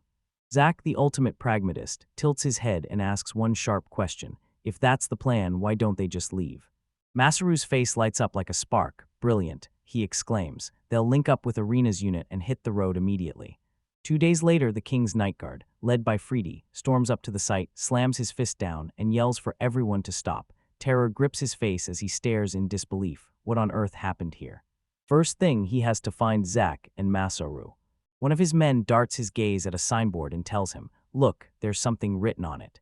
Friday blasts the message out loud. It's from Masaru to the Knights of Grata, and he says that though he considers himself unworthy, he's still already wiped out the monsters in this town. And just when you think it can't get any crazier, the message drops one jaw-dropping request: come meet him at the nearby coastal town. Masaru grins like he just won, even though his head aches from wrestling with the question of whether to go back to the Beastman town. Thank luck, there's another town nearby where they can kick back and wait. And Port Arium's right around the corner. He's already plotting, convinced they can score help to rebuild Stenson while they're there. As they roll into the port town, chaos erupts. Everywhere they look, the whole place is one non-stop construction frenzy. Irina can't believe her eyes. This is the first time she's ever seen anything like it, but there aren't any dwarves around, and then a voice snaps out from the next building. Isn't that Masaru? Erdem and Captain Cook just got hit with pure shock, staring at him like they can't believe he's here. Masaru greets them with a big, warm smile. Zack shoots forward and blurts out an apology for Masaru's rude behavior from their last run-in. Renee glances over at the dark elf with them, and because the strange skin color won't let her mind rest, she blurts out a question about it. The group can't believe all this construction, so they demand an explanation, and Cook snaps back that it's been ramping up a ton lately, all because of Masaru. He's the one who handed them brand new toys, shovels, pumps, the whole deal, and now everybody's scrambling to build every wild contraption they can think of. Masaru gets instantly sidetracked and blurts out that the garden path design has a glaring flaw, because you can't just slap it into place. He's got to figure out how the rainwater will run off. He lets out a heavy sigh and admits it's a curse, because the second he sees someone building, his body just takes over and moves by itself, and the local kids instantly swarm him, begging for more help. Cook and Erdem grin and tell him, not now, later. Right this second, though, he has to go get his curse ripped out. Masaru can't wait. He nods eagerly, bolts out to help, and dashes off while his companions get left behind. Irina just watches him, eyes thoughtful and locked on him. Zack tells her that Lord Masaru didn't just show up. He helped the Beastman's town build all kinds of stuff, too. Renee blurts out that in her heart, she'd always pictured one kind of man, a fearless warrior who'd show up for her anytime she needed him. But when she locks eyes with Masaru's smiling face, so bright with joy over something as simple as making things, she can't help thinking she doesn't deserve a place there. The whole town is yelling for him. One guy needs a hand with a desk, another is waving him over for a set of stairs. He's a total storm of motion, the guy who built the pump, the same mastermind who designed those stairs. He's yanked from one project to the next, somehow steamrolling the finish of the last one with pure style. And then bam, the world lurches into chaos. He's ripped away from that loud, bustling town and left standing alone in the middle of a gigantic, empty arena. Panic hits like a truck. Why in the world is there an arena here, and why is he standing right in it? A deep voice booms through the void. Come on, isn't it obvious? From the shadows, the terrifying Lancelot steps out, and he declares that Masaru is here to bargain. Masaru blurts out that he can help. Does Lancelot want that? Lancelot's eyes snap shut with suspicion, because if he needs help, he'd better not be so disrespectful. His demand is pure brutality, simple, stupid, and impossible to accept. Fine, let's fight. He rips his massive sword from its sheath, and the air around him snaps and crackles with pure menace. Masaru can only gawk, completely stunned. Did Lancelot really forget to polish his brain muscles this whole time? Lancelot only smirks, like that name always belonged to him, sending a chill straight up your spine. Right, Commander. Lancelot's grin turns pure predator the second it hits. I missed this, he breathes. He figured Masaru would say something like that, until his eyes sharpen and he goes after him, accusing Masaru of dodging every bit of his work and only training for a fight. From the stands, everyone stares, jaws dropped, because this isn't the commander they know. He's been turned into someone else. Lancelot's voice crashes across the arena, loud and vicious, and everyone already understands. Yeah, they're doing this. Masaru's friend leans in and says, yeah, that's Lancelot, Port Arium's commander, a total berserker lunatic who lives for one thing, fighting. But he adds that he's a man of his word, and lately, he's been weirdly serious. Masaru nods, says he's not a bad guy, and then asks for a moment to get ready. He yanks up his status screen, checks it against the old numbers, and his jaw clenches hard. Level 39, now it's 52. The realization slams into him like a wrecking ball. Every bit of that experience traces back to the blast at Stenson, so what the hell is happening? His mind snaps back to their last duel, back when he was level 16 and it was dead even, because now the power gap is terrifying, and if he slips up, he could accidentally wipe out the commander. But Lancelot practically hums with anticipation, saying it'd be downright rude to pull his punches against Masaru. He wants a fight with zero mercy, and the second Masaru's face hardens, you can feel it all kicking off. Lancelot's grin spreads wider and wider. This is about to get good. He spots it right away. Masaru talks just like his niece, Adelina.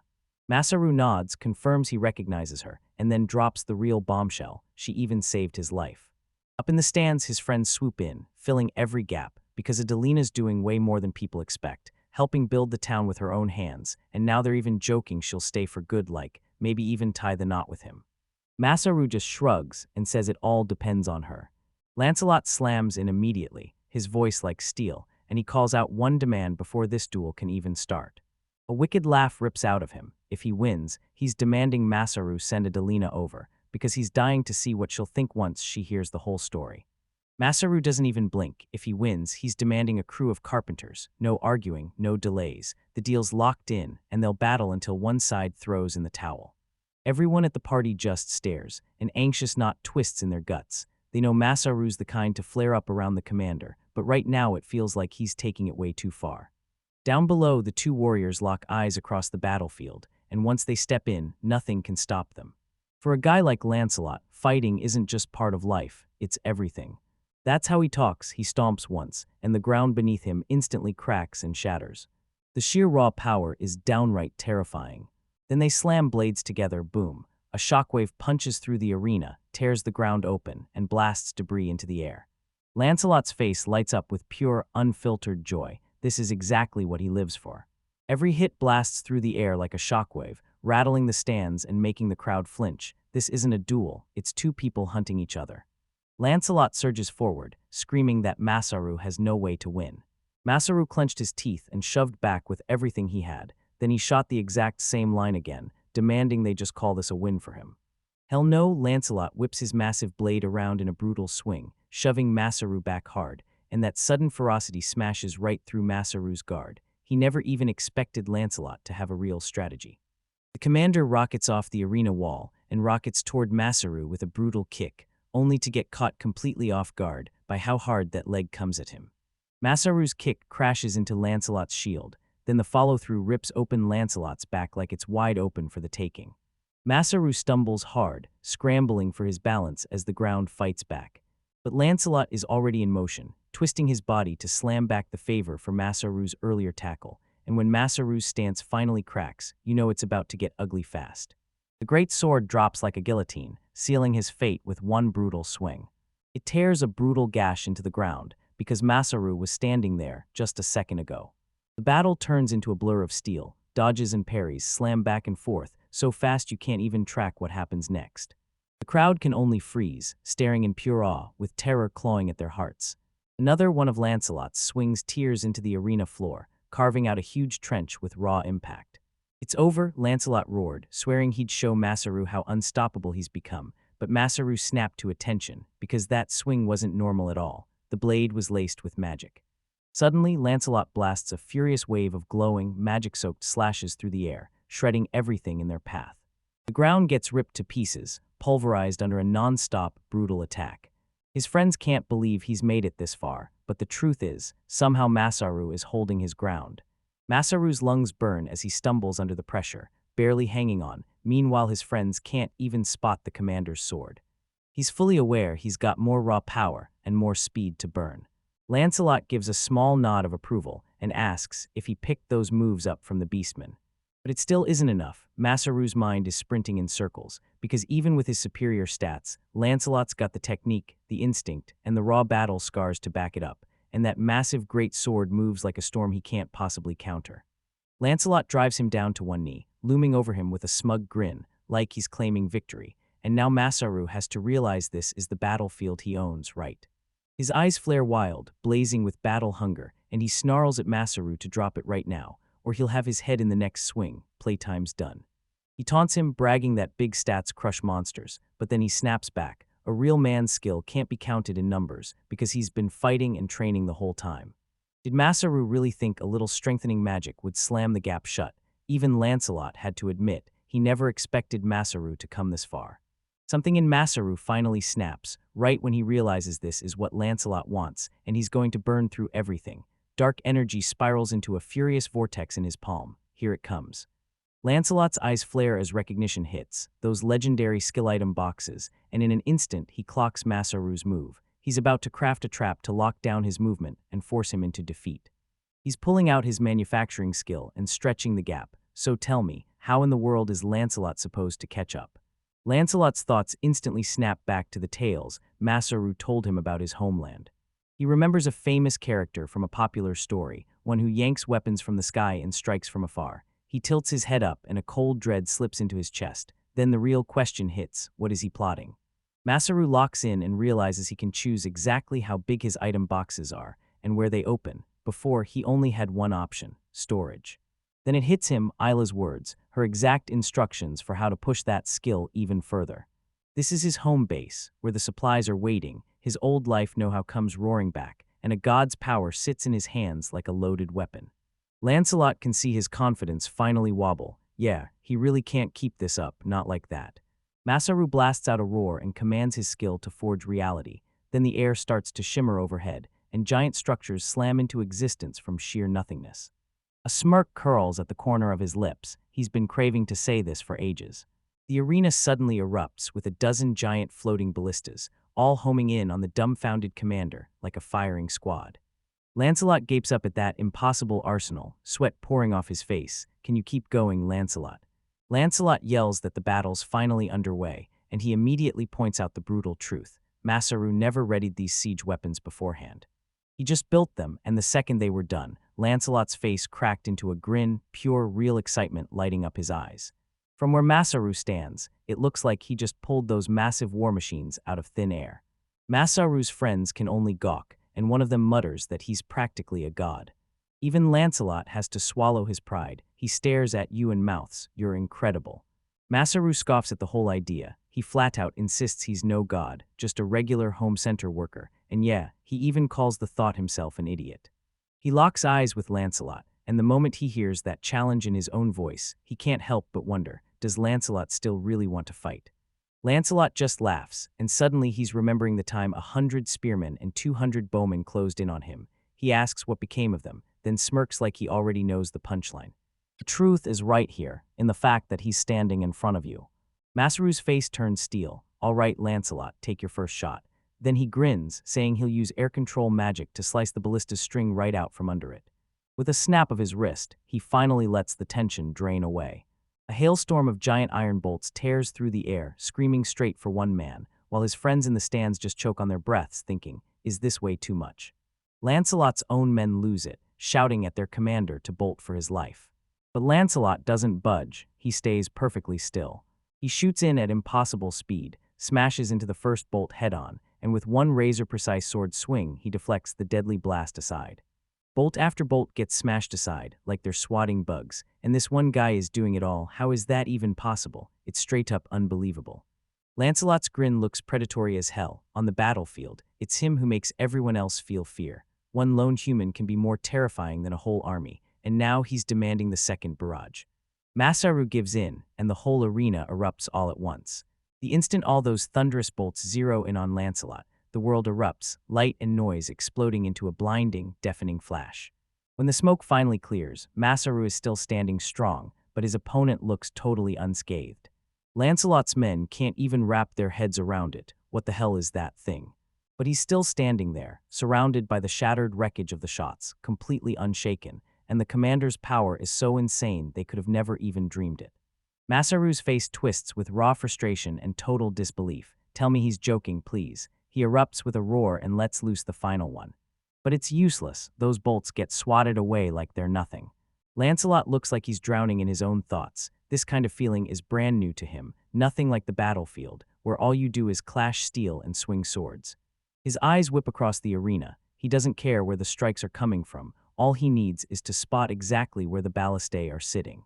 A wicked grin snaps onto his face as it clicks. He's got the pattern, and with a ruthless cut, the strings sever and the arrow finally flies free. All he has to do is catch that sound and move his body, because this isn't just fighting to him, it's death's dance, and he's smiling through every deadly beat.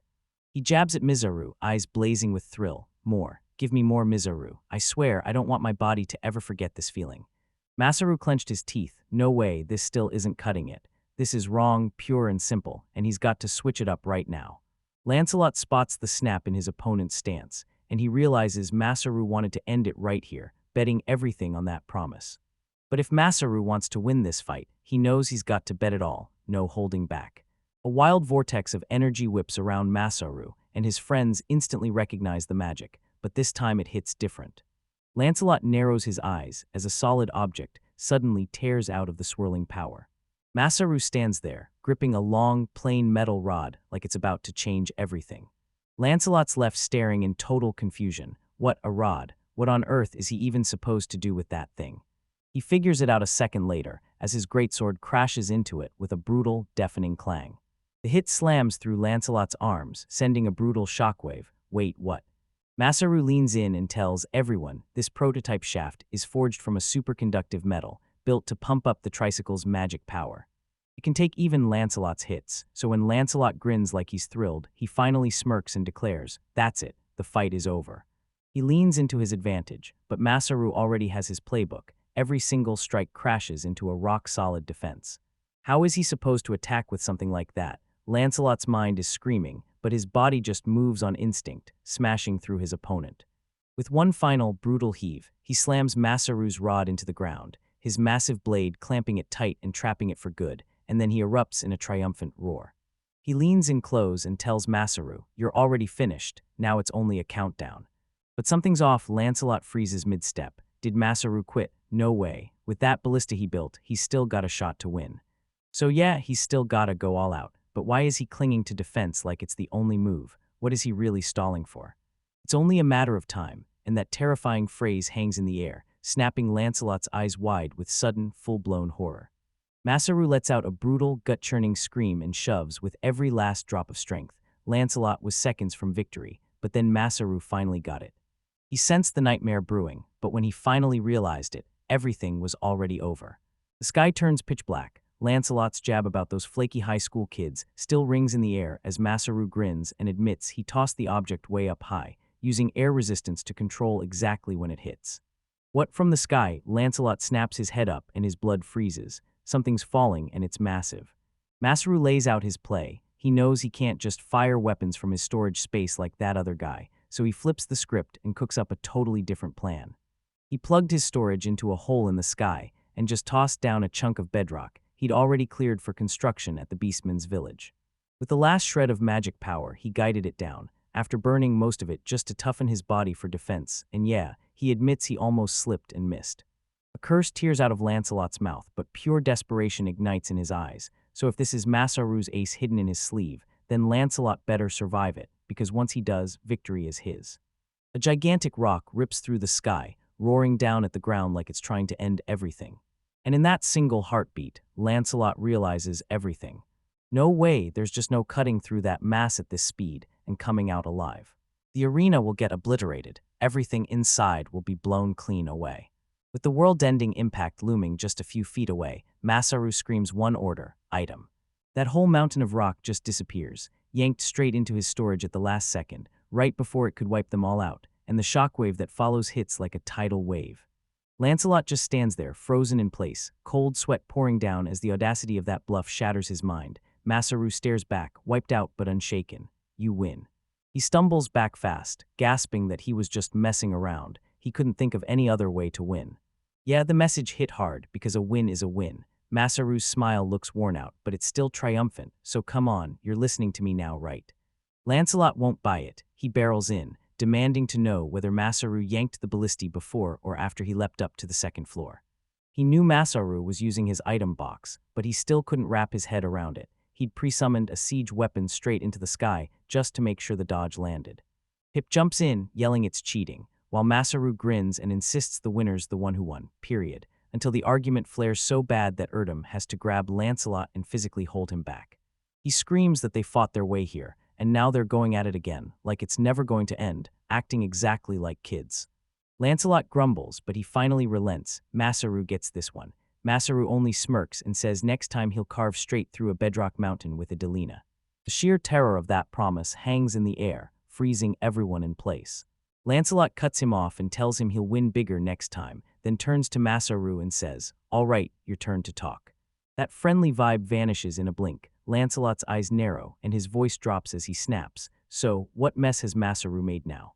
The whole room goes dead silent. Every eye snaps to Masaru as he steps up in front of the commanders, face set in stone, and then he drops the bomb. He has an incident report. After that brutal fight, the gloves come off, and the real battle is about to explode. He hits them with the bombshell out of nowhere. Stenson, their neighboring city, has fallen. The room goes dead silent, then bursts with shock. Stenson is the royal capital, the region's absolute powerhouse, and the safest place anyone can stand. Lancelot slams his fist into the table, fury and regret twisting his face, because this is no time for a duel, so he jabs a finger at Masaru and snarls, "Why didn't you say this sooner?" He has to have sorted it out already, doesn't he? Masaru just smiles and says it's not over yet, but they wiped out every monster before they even stepped into this place. Hip can't believe it. He grabs Masaru and accuses him of messing with his evil peers, but one more night proves it. Masaru wipes everything out with a single, massive explosion, and the raw scale of that power is almost impossible to wrap your head around. Lancelot slices straight through the chaos, eyes locked on Masaru, and suddenly the real question hits. Did he only come here to file some lame report? Masaru's real mission finally hits. He didn't just show up to talk. He raced in to beg for help for Stenson's neighbor, and for any refugees who might come pouring in. Lancelot scoffs. This is a city of knights with their own people to guard. Their resources are already stretched to the breaking point, and then Masaru shows up with an offer. He pitches the idea, trade with the Beastmen town, and with the materials they could grab, restoring Stenson suddenly feels within reach. Lancelot's hooked. But the hatred runs so deep it's almost choking. He presses hard, asking if Masaru really thinks Beastmen, chained up and treated like animals by humans, would ever choose to trade him because he's sure humans would just take the tools and march straight to invasion. Masaru flashes a grin with that calm, dare-you-in-the-eyes look and goes, "Come on, Lancelot wouldn't want to fight, would he?" Then he smirks, "And if he still shows up, I'll just ask him first." The standoff snaps. Lancelot clocks Masaru's plan instantly. He straight up tells them he has to look at that mountain himself before he can hunt for new challenges, and one of his men blurts out the truth like it's staring them in the face. If this commerce plan works, it'll shower their town with rewards, big wins for them, and not just the kingdom. Masaru nods along, and just like that, it's a total win-win for both of them. That logic hits like a punch. An organization built to help people is basically its own nation, and there's no way they can just abandon their neighbors to whatever fate waits next. Lancelot flashes a grin and accepts the proposal on the spot, because Port Arium and everyone living nearby are about to get something truly amazing. Masaru and his crew stare in disbelief, because the very first move of their plan worked. Right when they're about to sit down with the civil officials and hash out the details, Lancelot suddenly freezes. Masaru had mentioned borrowing a few workers before the duel. Masaru's confidence flips again. This time he gets almost sheepish, and he asks, "Can I make one personal request? Could I borrow the meeting room for the night?" Lancelot nods instantly, realizing this is exactly what he promised. He'll help, just like he swore before their fight. But when Lancelot pushes for answers about what Masaru's plotting, Masaru blurts out that he's throwing a small party with his friends, so the commander immediately jumps in and tries to crash it. Masaru blurts out two things right away: where the hunting grounds are, and where the party can grab food, like specifically where. He's craving crabs, like mountains and mountains of them, and that sudden, ridiculous order drops everyone into stunned silence. It's a coastal city, so the tables are full of fish, but then one of the guys drops a secret, a special freshwater spot where the crabs live. Lancelot's eyes blaze with excitement. This is it, their golden opening, and a solid plan snaps into his mind. He barks orders to his men to escort Masaru straight to his lodging for the night, because tomorrow, the crab hunt is about to begin. As Masaru gets dragged away, Lancelot grins and promises to take him to the crabs, if he just takes some time to rest. But tell me, what's the commander really cooking up? Next morning, Masaru bursts onto a stunning coastline, staring out like the ocean's about to change everything. He practically buzzes with excitement when he spots the fishing setup he just saw on TV. This is exactly what he needed. But his good mood gets obliterated the second he spots Lancelot and his knights, all strapped in with full armor, ready for war. He demands why they're here, and Lancelot cuts in, telling him to look over there. Out on the open sea, a jet-black cloud is sliding in from a nearby island. Yeah, it looks like a school of fish, but something's seriously off. So why are they black, and are they closing in on them? The dark swarm, forget fish, it's bees, and not normal ones either, giant bees. They're bigger than people, an awful swarm of monstrous insects raining down on them. Masaru's blood goes ice cold. Are these things the hunters, or the ones getting hunted? Lancelot wastes zero time. He yanks his weapon free the second the first bee dives in to strike. He calmly lays it out. This is the real reason the knights are stationed here, and now it's time for their annual hunt for the bee queen's brood. These are the spotted army bees, giant, meat-hungry monsters that slam their victims with paralysis and haul them back to the nest, still kicking and alive. Lancelot flashes a grin and snaps his trap shut. He brought Masaru here to take them on. If he wants those crabs so bad, he'll have to fight for them, and if not, he can walk right back out. With a thunderous roar, he barks the order. Everyone snap into defensive positions. Humanity's enemy is charging straight for them. Masaru freezes in pure terror as the swarm crashes down, buzzing and choking the air, darting to sip nectar, but from what exactly? The knights charge the vanguard, steel screaming, as it slams into hardened exoskeletons. Adelina becomes a streak of pure speed, carving through a bee with a ferocious roar. The beach turns into a full-blown war zone as knights fight tooth and nail to keep their line standing against a relentless wave of insectoids. Irina's instincts scream, danger drops from above and stalks from behind as a bee darts in, stinger cocked, aiming straight for her. Right before it can hit, a lightning bolt crashes into its wing, obliterating it and flinging the monster hard into the sand. Zack straight up, Irina's jaw drops as she blurts, "What was that?" He just flashes a confident smile like he's got it all under control. He raises a fancy crossbow and tells Masaru's story. Right before they stepped out, Masaru shoved it into his hands, swearing it defit his expert skills perfectly. Lancelot spots the weapon and instantly clocks that Masaru brought some wild company with him. Then his stomach drops because Masaru is nowhere in sight. He scans the area and finds a sign jammed in the sand. That note is tiny, but it screams, "I'm going to the island, don't go looking for me." He stares across the water and spots it, one lone figure already halfway to the island, the very reason the swarm exists. What the heck is he doing thinking? Meanwhile, the queen sprawls in her chambers and orders everyone to back off. No one's allowed near her. A message suddenly flickers onto a slate. Could it be a note from Masaru? Her eyes flick wider as she reads the words, then it hits her. It's a dinner invitation. Masaru finally bursts onto the island's shore, yanking a weird bag out of his inventory, because he never once pictured himself needing that thing again. He yanks everything out, there it is again, that familiar white suit and the helmet to match. Gear change finished, he's standing there, ready to explode, thinking, just you wait, Victinias, I'm gonna whip up something incredible. The hunt starts now. The hive is absolutely gigantic, an insane fortress made of wax and honey, like something straight out of a dream. Masaru's smoke bomb wiped the guards out inside, worked like a charm, but there's always a twist. The real danger isn't even what's buzzing in the nest. Every single bee outside it, he's just kicked off the whole swarm. They're on full alert, spitting out fury in the air, but Masaru clamps his panic down and stays locked in, no time to spiral, because he keeps reminding himself why he's here and what he promised he'd do once this is over.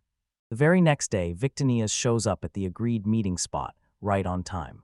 Masaru's message was crystal clear, but when she looks up, the room is empty. Cold dread crawls over her as she fears he's out there somewhere, facing his end alone, forgotten by everyone. Then a voice slices right through her worry, Masaru, smiling like nothing could touch him, telling her she made it. He grins and sweeps her into the dinner party, the fresh bandage on his cheek proof of the fight he just survived. And she's not even the only guest. Her sister Isla is here too, flashing a warm, inviting smile. Victinias felt a sharp rush of irritation. She'd been searching for him, terrified something bad happened, all because of a promise they once swore to keep. She drops a frozen mask, reminding him she's still the magic teacher in the Beastman town, and this is the very first time Masaru's ever seen her act this distant.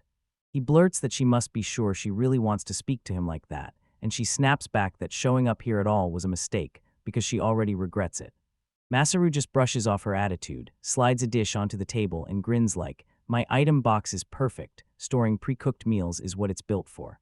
Even with her words, Victini lunges right in and takes a big bite, swearing she's only checking to make sure it's safe. Her eyes pop wide. She scrambles to cover it up, but the flavor gives her away instantly. She mutters that she was just checking for anything weird, but it's a total flimsy cover. The truth, that food is straight up unreal. Its aroma hits first, the salt is spot on, and every bite turns into a flavor explosion that dances across her tongue like a masterpiece. Masaru bursts into proud laughter and spills the secret ingredient he's been hiding. He drizzled honey over it all, then broke down exactly why. It smoothed out the salad's bitterness and wrapped the meat in a rich, sweet, glossy glaze.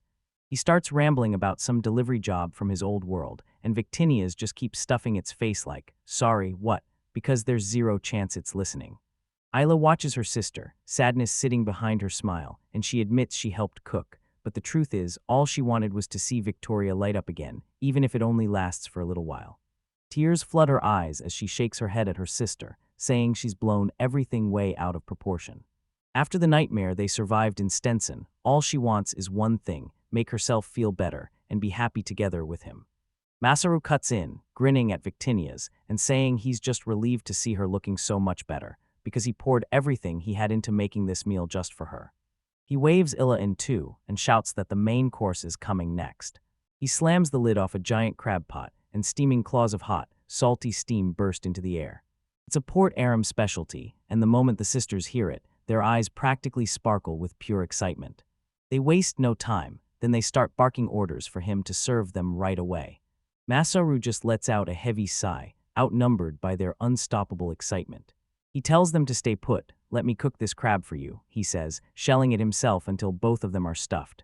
She's totally swept up in the moment, stunned at how insane crab is, and laughing because getting fed right now feels like the most fun thing ever. Isla steps up next, and she melts into pure, jaw-dropped bliss too. Musaru starts sweating like he's doing something unforgivable, but the sisters don't care. Another bite, they demand, then another. It felt like two goddesses were pounding on the doors of his heart, and he couldn't refuse. He had to let them in. Once the feast finally ends, everyone's full and smiling, but Masaru isn't finished yet. He's got one last gift waiting for Victinia. It's a skill ticket, her prize for jumping in and helping crack the Stenson investigation. Masaru grips a gotcha ticket, smiles for the first time in ages, and boom, nostalgia hits hard, so it's time to pull the slot machine lever again. Victinius lays out the whole process. She'll summon the cards, and then he'll pick the fate waiting for him. He shoots his hand forward and taps one of the glowing cards. A brilliant flash erupts, and the skill is his, blazing in that instant. The sisters press in close, practically buzzing with excitement to see what new power he's just snagged. He yanks up his status screen, and boom, Precision 6 is staring back at him. That's just another dull combat skill to stack on top. He's already got techniques for the stick, the spear, and the staff. Then he scrolls down, and it isn't just one skill. He snags 3 more. Victinia stiffens, a cold, nervous sweat popping on her face. What kind of ticket did she just hand him? She blurts to Ilo in a panic that she dumped a mountain of divine power into that ticket, and Masaru catches it, then only grins, saying he's thankful for any gift she hands him. Victoria's cheeks burned. Was that his kindness warming her heart, or did it feel dangerously like love? Ilo erupts love. She demands to know what kind of connection he has with a god. Masaru tries to soothe them, but nothing he says can get them to calm down. Suddenly the vibe flips. Victinius, eyes flare with terrifying power as she spits out her warning. You toyed with a god's heart, and now judgment will slam down on you. Then she drops the prophecy. Within half a month, 2 women will unleash a torment he'll never, ever escape. 2 weeks later, Masaru comes to a stop at the gates of Beastman's town, staring it down like the next fight is already starting. And right beside him stand 2 women he knows all too well. Turns out the prophecy was real. Beryl and the others burst up to him, baffled. He was supposed to be back instantly, so what the heck happened? Masaru bursts into a frantic full-throttle rundown. He's dueling Lancelot, then slipping into a wild party with goddesses, and somehow managing tense trade negotiations all at once. But Zack refuses to believe it. He snaps the lie in half and lays the truth bare. Masaru is out there fishing on some tiny island, and Renad just orders him to get ready. The time for play is done. Now it's real. The whole town's buzzing nonstop, scrambling to get ready for that brutal long journey ahead, and trust me, they've got 0 time to breathe. The town square crackles with nervous excitement. Families stare in disbelief. then erupt in overwhelming joy as they're ushered straight into their brand new homes. Adelina lets out a heavy sigh, totally swamped by the crowd, and snaps at Masaru that he should have warned her. He only grins, saying Lancelot sent the word, so he came himself. He steadies her with a calm promise, everything's fine, because with the new trade routes to Port Arium and all the farms and fisheries booming, there are more than enough jobs to go around for everyone. From now on, nobody's going to starve again. Just look at the beastmen's faces. Relief hits them like thunder, and a young boy clutching his father turns to Masaru, shouting with pure awe. Two kids sprint up to him, eyes blazing with hope. They thank him over and over, the one who broke the chains, and now they've got a home, a real one. Masaru vows to help with the construction and brushes off their thanks, but right as he stands there, one kid blurts out the question that freezes the whole moment. What are they supposed to name this new town? Days later, the leadership huddles deep in a heated planning session, laying out plans to trade with Port Arium, until the elder warns them the first shipments won't land for a week, maybe more. They banter about local pickles and fish paste, then every stare whips around to Masaru, like the whole room's waiting for his take. But Masaru is gone, he's miles away, and his face looks like a terrifying mask of pure, relentless focus. Adelina S. had enough. She grabs his attention and demands to know what's eating him, because why is he so obsessed with a simple name? He slams both hands on the table, and pure manic energy erupts. Everyone jolts. A name isn't just a name, he roars, it's everything. The town's fate is tied to it. Then he spirals into a rant about online games and how a guild's name can flip its whole image in an instant. The pressure finally snaps him. He grabs his head and groans that his own name has a dagger in it, and that's why nobody ever invites him to parties. So tell me, is he really spiraling this hard over a name? When they watch him unravel, they shove him into mindless manual labor, hoping it'll jolt him back to himself. He hauls his share with the crew, lifting, building with everyone, yet his thoughts are clearly sprinting somewhere else. Even out in the middle of that chaotic construction site, he just freezes, eyes locked on nothing, drowning in the crushing weight of the decision he's about to make. A week later, he's fallen even farther. Life's been squeezed out of his eyes, and now all that's left is a hollow, frantic obsession. Zach and Adelina had it done, and they snatched him up and hauled him to an excavation site, shouting that they'd struck something huge. Those words finally broke through his haze, and like a spark in dry grass, they instantly lit up his curiosity, because this was a discovery worth chasing. He slams his map skill on, and a hologram display snaps into existence. Good news, the dig's running strong, and they're only a few steps from their target. Adelina grips a wildly strange magical drill, and when she laughs it off, saying it's not even bad, once it's planted on the ground, digging suddenly feels effortless. Masaru explains that the tool funnels the user's magic to punch straight through solid rock, but Adelina can feel it happening, and the device keeps siphoning her strength drop by drop. He leans in and tells them the whole design was born from a magical worm he hunted, and with Isla by his side, they turned that wild tech into something real. He says the real fight wasn't the design at all, it was hunting down that rare magical power stone that acts as the core, and when Adelina feels the ground lurch, she blurts, "Is it about to get dangerous?" Masaru leans in and warns her, "Go easy, if you get hurt, Lancelot's taking someone's head off." Then he tells her to grip it and finish the final push. She nods, then the drill bites even deeper. Zach's still got that nagging doubt, but Masaru's locked in. He even plotted the exact spot on his map like a sniper, and they're about to slam into. A heavy thud slams up from below. He heard it, and boom, there it is. But it's not some rumor they're hearing, it's a voice, a furious divine roar blasting straight out of the earth. "If you can hear me, answer, you idiot." Masaru snaps back in shock, it's Victinia's. He blurts out, stammering, "What's going on?" But she shuts him down cold, her voice oozing impatience. "So, have you decided yet?" She roars, declaring she's decided the town's name. The earth starts buckling under violent tremors. Victinia's has been watching him the whole time, and now her patience snaps, because this isn't just an earthquake, it's something way worse. A massive jet of water erupts from the drill hole, blasting hundreds of feet skyward like the world just cracked open. They finally stumbled on it, an insanely hot spring right there, steaming like a secret gift. Victinia's bursts into existence, a glowing divine shield snapping into place to knock away the scorching spray, and she looks totally unfazed. Then she tilts her head and asks if this hot spring is exactly what he came for. The goddess's hot spring awaits, and trust me, this spot is about to explode into a world-famous tourist hotspot, because even Victinia's can't wait to dive in and try it. After the first wave of chaos crashes down, she just smiles and says, "This is gonna be fun." Then she calmly orders them to level the ground and carve out the waterway. But for Masaru, this is the last drop. His arms healed, sure, but the weight crushing his mind is now unbearable, so he latches onto the hot spring and the town like their salvation, and then mutters that it still needs a good name, before he finally crumples to the ground, utterly defeated. Adelina and Zack just stand there, shaking with horror, because he looks even worse than before. He blurts out a shaky apology, swears he needs to rest, and stumbles away from the group like he's barely holding himself together.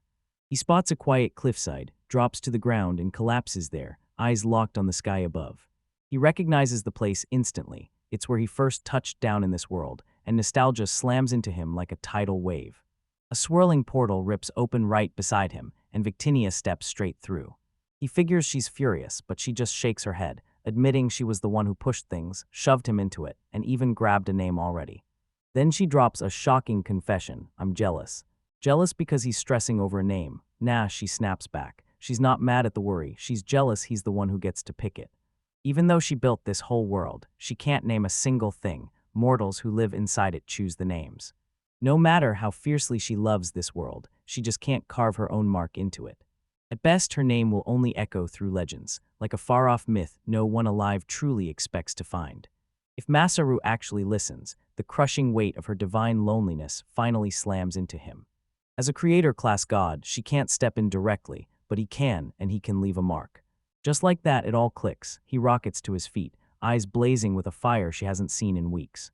From this moment on, he declares, this town will be called Ventalia. Victinius mouths the words, rolling them out like a secret spell. Ventalia, a little strange, but she loves how it sounds. Masaru flashes a proud grin and tells you the truth. He built it by smashing together the names of two goddesses from his old world. Her eyes snap wide. He just tossed her a piece of his world, and now there's a mark on her, too. And it's not just the name he keeps, either. Once they raise a temple by the hot spring, she can drop by any time, hang out whenever she wants, and from here on out, she's going to leave a whole trail of marks across this world.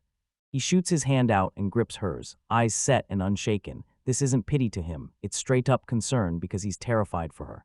A soft blush blooms across her cheeks, like her secret just slipped out. She scoots close and murmurs a tiny, "thank you," so softly he almost misses it, until he frowns and asks, "Wait, did you say something?" She leans back with a cheeky smirk and tells him, dead seriously, "I just called you way more audacious than you expected." But she's not about to let him off the hook. Now he has to apologize for keeping her waiting. Her voice is teasing, yet her eyes light up with real, undeniable joy. As she storms away, her tone flips like a switch. She isn't forgiven. She's branded as a useless god, and he gave her a perfect excuse to swing her power again, and now she's about to. She stares at a picture of Masaru, and a sweet, full-on smile lights up her face. But she's not the only one watching. Somewhere in a dark, unknown dimension, a monstrous figure grips the exact same image, and his voice booms through the void, savoring that new name, Ventalia. Who is this thing, and what does it want? As whispers of a brand new gnome settlement fly through the village, Masaru's mind starts racing, full of wild possibilities. Then like a knife through the noise, a serious voice snaps the room quiet. It's Zack, fully packed and ready to bolt, and he leans into Masaru. "I need to talk." Zack leans in and tells me he's heading straight for the capital. He's got to sprint to Stenson, get the full report, then officially hand the soldiers back, every last one the king had lent them. Masaru, the ever-smirking craftsman, quips that he should have carved a goddess statue as a gift for the king, but Zack's face stays stone-cold grim, and the moment weighs down on him so hard he can't even laugh it off. Masaru clocks it instantly. Zack's just swallowing his emotions, acting like it's all business while heartbreak's eating him alive. Zack forces a grin and swears they'll be back in about a month, counting every last minute of travel time. But for Masaru, a single month feels like an eternity. His eyes sparkle as he blurts out every project he'll have wrapped up by then, the temple, the hot springs, and more. To him, the whole thrill is the act of creating. Later, inside, Zack leans in and promises the commander. He'll handle Commander Lancelot and make sure there's nothing to worry about, so Masaru can finally focus on his work here. Masaru overhears it and totally blanks. Lancelot pushes out the truth, and Zack's face hardens when he admits that after their duel, Lancelot slid him a warning. The commander's eyes narrow. Zack leans in and admits Lancelot essentially ordered him to keep a razor-sharp watch on Masaru. The commander slices straight through the truth. Lancelot forces Zack to spy on him, then rips everything open. Masaru's powers, forging siege weapons and hurling bedrock from the sky, aren't human at all. It's god-tier work. He leans in with a low, serious voice, and admits he wouldn't even be shocked if Masaru really was the one behind Stenson's destruction, because if he chose to, he could wipe out this whole land without breaking a sweat. But he insists there's a massive difference between a guy who can do it and a guy who will do it, and he fully trusts Masaru as the kind who can. Then the commander leans in, drops a terrifying question to Zack. If Masaru ever turned into someone who will what would he do? The commander's eyes are pure steel. Then he vows he'll carry out his duty as the commander of Port Arium and the kingdom's knight. That's it, no stalling, no doubts, just an execution order hanging in the air. Masaru, frozen in the doorway, instantly breaks into a cold sweat. How does someone say something this terrifying with a straight face? Zack spots him and blurts out that he wasn't trying to threaten him at all. He came to warn him, because Masaru is a dear friend to him. With a hard handshake, he leans in and warns Masaru not to mess this up while he's away. Then he grins, saying he can't wait to see how things are coming along. Masaru grips the handshake, and pain zips up his arm, turning a dangerously serious talk into pure comedy. As the wagon rumbles off, Masaru gets stuck there, alone, pinned under the crushing weight of the commander's words. His thoughts get cut off by a signpost he planted himself. Monster nests close by, and he's got to sprint back right now. Deep in the woods, a pack of cloaked refugees plods forward, drained to the bone. Then, out of nowhere, they're hit by an ambush. Vicious birds crash down from the trees, their wings slashing through the air.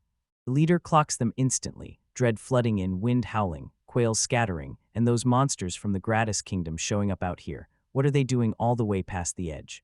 They're boxed in from every side. There's not a single way out. The refugees huddle, bracing for the end as despair carves deep lines into their faces, surviving the fall of their city, only to be met with death right here. A razor-sharp whistle slices through the chaos, and just like that, every bird slams on the brakes, their rage evaporating in an instant. They swoop down toward a single, calm figure on the edge of the clearing, Masaru. One sound from him and he tames them instantly. The refugees just freeze, staring in pure disbelief. He throws out a casual little question. Didn't you see the signpost warning him that he was using this place to breed monsters?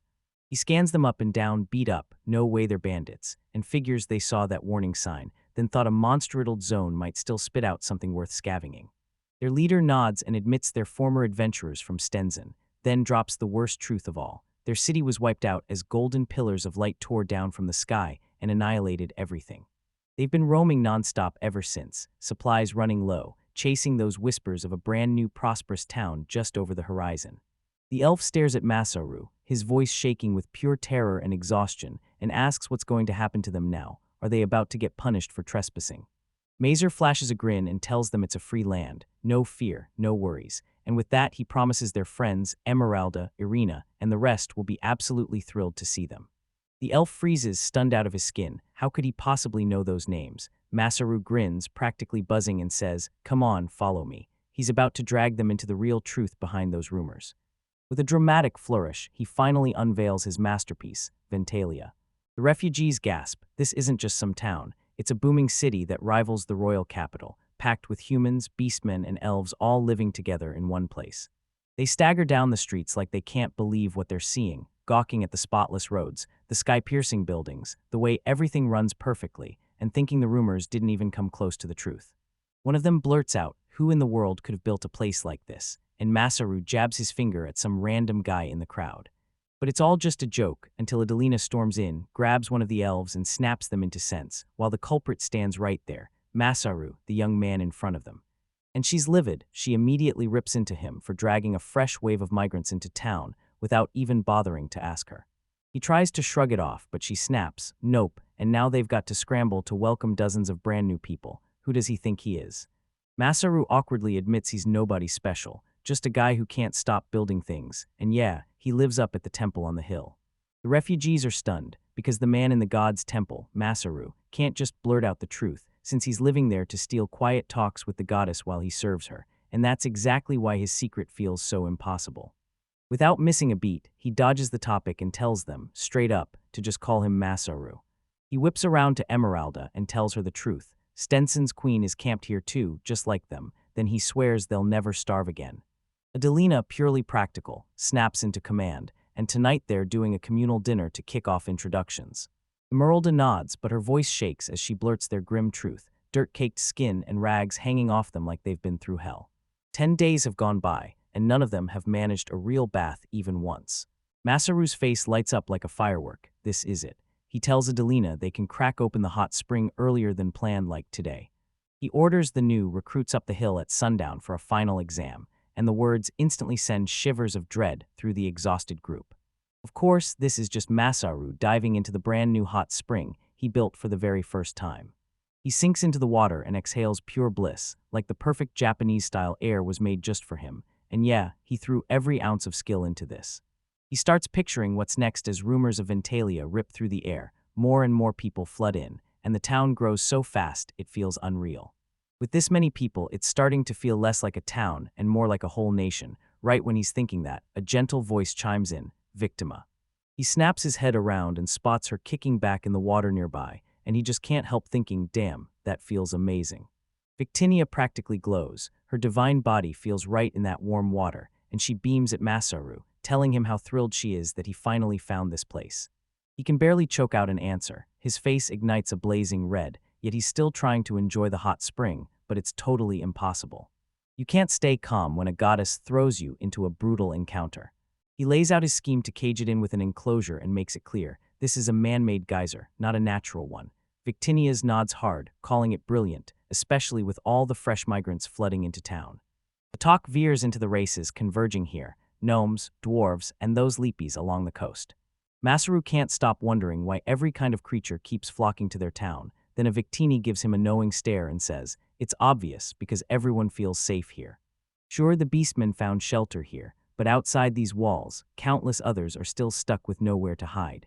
A fresh fire hardens in Masar's eyes as he declares it, time to unite this land and forge their own nation. He flashes back to getting crushed by endless work and exploited by everyone, snaps that yeah, he has every right to be angry, then a tiny smile sneaks in when he admits he actually loved his job. And he's determined to keep doing that kind of good in this world too. Plus, he cracks a joke that as a god, she should totally notice his hard work and maybe even hand him a salary. She looks him dead in the eye and just says, of course, and it absolutely wrecks him with shock. He can only freeze there, staring in total disbelief. She tells him she can't meddle too hard or toss him money straight like Isla, but honestly, his shock is so funny she can't stop herself from enjoying it. She leans in and tells him, watching you makes this whole world more fun every single day. Her voice softens into something intimate, and she starts laying out everything he's done, helping Isla build the temple, grinding to even name the town. Then she leans in and drops a terrifying question. So what does he truly want?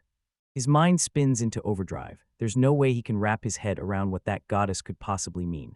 So he scrambles to calm down and tells himself she's nothing but a shameless goddess, playing games, and she definitely doesn't mean it.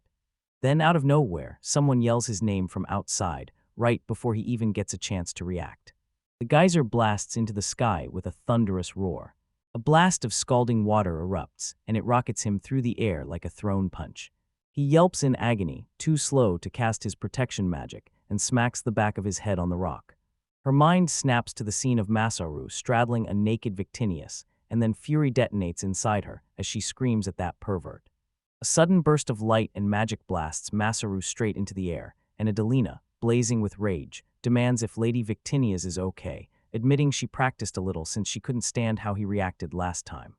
Later on, a bruised, bandaged Masaru slumps at a table and frantically tries to explain what happened. He swears it was an accident and that he's innocent, but Adelina slashes right through him, demanding to know why he was even discussing something this crucial with the goddess. Amaralda jumps in right away, buzzing to confirm we're talking about building a whole nation. And just like that, the meeting kicks off. Adelina nods like it's the perfect move, because building a nation could lock in a peace that comes free, stop the next invasions before they even start.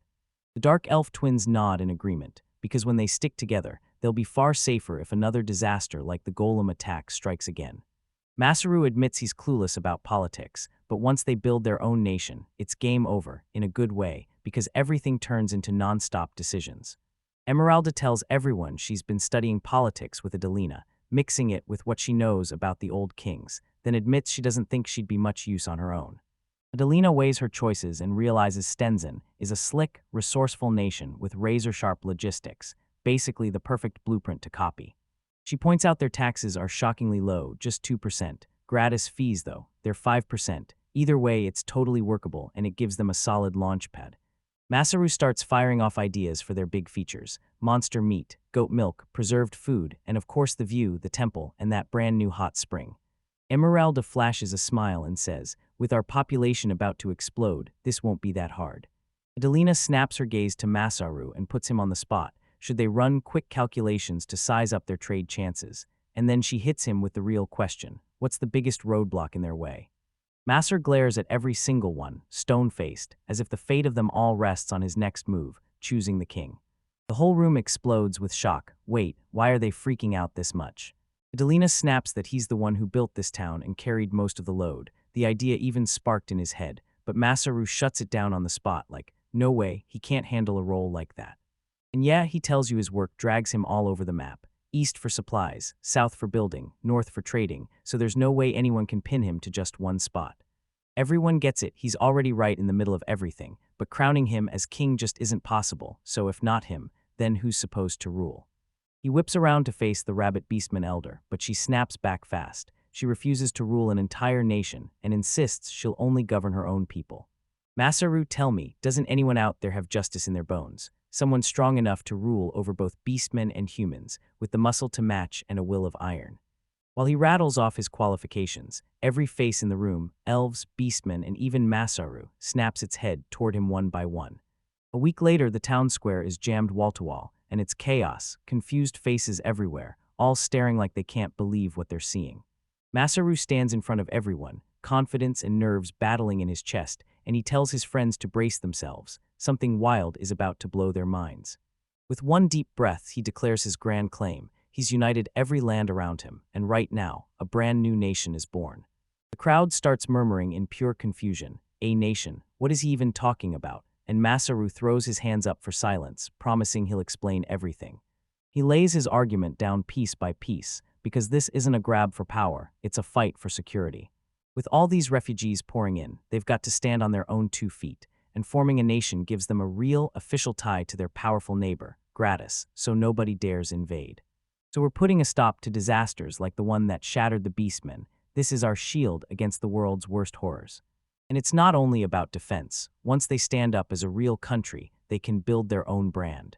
Their goods will be stamped as top tier and safe, shielding their workers from ruthless price slashes. Every guild's name is now riding on their next move, because the whole nation's reputation will hang on their shoulders, giving them a reason to matter beyond mere survival. The spark of the idea ignites, confusion in the crowd dissolves into a buzzing rush of excitement, until one man thrusts his hand up and his voice slices right through the roar. He leans in and blasts the one question everybody's scared to ask. If you're a nation, then who's your king? Masaru just smirks like it's the easiest thing in the world, then whips his finger past the crowd and locks onto one person, Ms. Adelina. He declares it, she's going to be Ventalia's very first king. The crowd goes wild, thunderous cheers rip through the square like a storm. Adelina stands flawless, and you can feel it. They've got her back all the way. Adelina gets totally blindsided, like, why her? Masaru leans in and hits her with the truth. Beastmen don't care about her race or her past. They trust her already. Yeah, he's right, Beastmen in the crowd nod like crazy. They trust Masaru, but come on, he's still just a kid, a little too shaky. Adelina, though, she walks in with the weight of a real leader. The full weight of their hope slams down on her shoulders, and when she looks up at all those staring faces, she finally opens her mouth. Grateful, yes, but not once did she plan to take this on. Still, watching this town bloom from day one, and catching a glimpse of what's next from the best seat in the house. Honestly, that doesn't sound so bad at all. But she drops one rule, and it's a smile with teeth. She jabs a finger at the crowd, eyes sparkling, and demands everyone turn this place into pure fun and beauty by pushing Masaru to his absolute limits, because the second things go boring, she's done and she's walking out. With their new queen officially crowned, the real grind finally kicks off. Leadership is instantly overwhelmed, money, on the table, because they've got new territories to conquer and communication networks to forge, right now. The guild elder nods and promises to bring her master artisans along to help set up the new systems. Adelina steps up and declares that every guildmaster has to show up from now on, because they need more voices, more know-how, and everyone on the same page if this is going to actually work. Right then, whoosh, a letter drops out of the sky like destiny, fluttering into his hands, and it's from the goddess. Congrats on forming a brand new nation, but here's the catch. Everyone's watching, and the coronation ceremony about to happen is about to blow up and force other countries to react, so you'd better make it official. They're desperate for an inheritance ritual, a blessing straight from God himself. Masaru's face contorts with terror. A blessing from God? What in the world does that even mean? That means they're out of options. There's only one move left. Head straight to the Kingdom of Grottos and settle this. Masaru spits curses at that useless goddess for dumping this disaster in his lap, but there's no escape. He and the crew have to hit Grottos first, then push on to Port Arium, because Lancelot is going to lose it the second he finds out.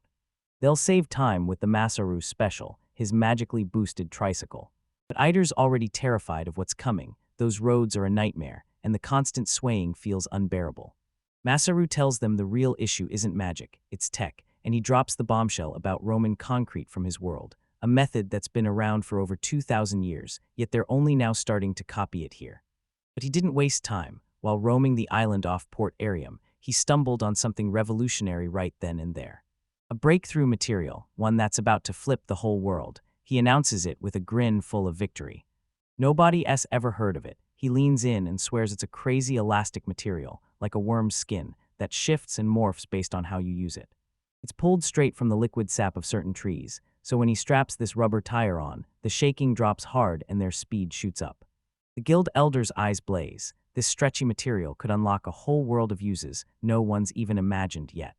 Masaru nods and starts rattling off exactly what it powered in his world, everything from everyday tools to the stuff people can't live without. This discovery hits like a tidal wave. Everything from where people live to what they'll buy is about to change, and he has to rush to the tree planters right now, because this isn't just a smoother ride anymore. Manic energy rips through him. He shoves his chair away and sprints for the door like his life depends on it, because the carpentry workshop is calling right now. He storms off to let the others deal with the paperwork, his mind already sprinting toward a whole new world of possibilities. He burst into the workshop with wild eyes blazing, and now that they've finally got a real ruler, he's saying they've got to build something, right now. The carpenters freeze when he drops his plan, because this isn't just some house for the queen, it's a full-blown castle.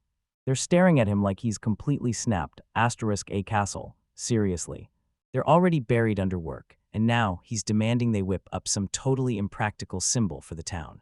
One of them jerks their finger at the picture of the fancy temple Masaru built, and they're just baffled like, how on earth was this even made? Honestly, a castle, that's a joke. They're just everyday commoners, not trained architects. No way they can whip up something that complex without real blueprints and proper plans. Masaru only smiles and drops this wild story about a popular movement from his world, DIY. The carpenters are baffled, he snaps. In my world, tons of people build everything with their own hands. And every single one of them was a total amateur, wide-eyed, clueless, and completely untrained. He says the real point of DIY is this: if you're not a pro, you learn the materials, build from scratch, and do it all on your own. If I can handle it alone, then so can you. Go do it yourself. He tells them a story about a man who rebuilt his city after a brutal war, and he drives the point home. That slogan, this is exactly what your town needs right now. This proof will shut them up, because from here on, this town belongs to everyone. He's determined to keep teaching them fresh lessons, never for Masaru's town, but for every last person in that town. He locks eyes with them and his voice roars with passion. Please build the Queen's house, the symbol of this town. He pleads. Come on, doesn't that sound awesome? DIY. That fire blazing in his eyes spreads like lightning. Doubt gets wiped out, and pride and grit surge through them, and just like that, they take the job, ready to prove it with their own DIY. He just has to bring them the materials they need. Masaru's face explodes into a bright, radiant grin. Yeah, he's from this town too, and when he decides to do something, he'll give it everything. With a fist pump, this brand new era kicks off. Now let's DIY it. Isla-sama breaks down the basics of magic, showing you exactly how to steer that energy through your body and unleash it. A spark snaps to life in Mei's hand, and she jerks her head up, stunned out of her mind. She actually did it, even after believing she'd failed, and when she looks back, Isla-sama's face just lights up with pure pride. She claps hard, shouting that Mei is the first one to finally pull it off. The moment Mei crumples to the floor, the other students explode into cheers and applause, and Isla-sama steps in to congratulate her, guessing she must have been grinding her studies like crazy. Mei snaps her gaze upward, fire blazing in her eyes, and declares she'll learn everything she can so she can help Masaru. She tells me she tried to help with his work today, but he snapped, said it was too dangerous for a child, and shoved her away. Her father says the same thing, but she refuses to just stand there, so she drops everything and begs Isla-sama to teach her how to build houses, anything at all, just so she can be useful. Isla-sama stared at the colossal construction rising in front of her, and couldn't believe they were building something this huge without a single trace of magic. From her side of the world, Masaru's actions don't just look magical, they are the real, purest kind of magic. Meanwhile, Masaru throws a look over the work, foundations locked in, and it's finally time to raise the pillars. He hypes the crew on the spot, straight up shocked they pulled off all this in just 2 weeks. The Wolfman flashes a grin and credits everything to the help they got during the planning stage, and Masaru refuses to back down. He's determined to turn this into a historic monument for the town, with safety first, no exceptions. He tilts his head up at the massive crane, eyes full of deep thought, and suddenly the whole thing stops looking like a school and starts feeling like a royal palace. Everyone's convinced this experience they're getting is priceless, and there's no way they could have come up with these techniques on their own. One of them just stares at the floor heating system, powered by the nearby hot spring, and his brain absolutely melts at the genius of it. Now they can warm up the reception hall and meeting rooms without a single flame, no fire, no panic. Masaru even adds, and we've got to fireproof the whole building. Then he teaches the technique to everyone. As the town sprawls and houses crowd in tighter, that fire-stopping frame becomes the ultimate lifesaver, stopping disasters before they can spread. Right then, a worker bursts into the room, sprinting like a maniac and yelling Masaru's name, lungs burning, gasping hard, one frantic finger stabbing the air. Wait, where did it go? The stone stocks, they're vanished. The guy stammers that they've run out of supplies for the road, and Masaru just groans, pinching the bridge of his nose like he can't believe it. Why didn't they warn him sooner? He tells them that having building stones run out isn't the end of the world, because his item box is packed with bedrock, but he's still not trying to relive what happened last time. Then he cuts straight to it, asks one simple question. Do they know why stone gets used for roads, to spread the weight evenly from people and wagons? Then he yanks out this huge bag stuffed with dirt. Everyone freezes, staring like they've seen a ghost. Dirt. Is he serious? Either he's about to pull off the wildest genius move, or this whole thing crashes into total disaster. They can't even process it. He wants to use dirt instead of stone. Masaru stops them dead and demands they look first before they start guessing, because these things have way more uses than they realize. He points them to the first move, then spreads the bags out evenly across the ground. Then he drags out a gigantic tamping tool, and with a wicked grin, he smashes into them, over and over, hard enough to rattle the world. The tool slams down with a brutal thud, and the Wolfman reaches for the crushed bag, then jerks back, stunned. It's so hard it's basically screaming, "Use me as the road." It's ridiculously easy to make, and the supplies never seem to run dry. Then the Wolfman processes it, and his expression cracks into straight-up awe as he trails off. He stares at Masaru like he just saw the impossible. How does he whip up ideas like that with zero effort? Even as they mastered fresh techniques, they never could have guessed something like this was coming. Masaru just smirks, and honestly, the only real gap between them is experience. He's already slipped them his secret.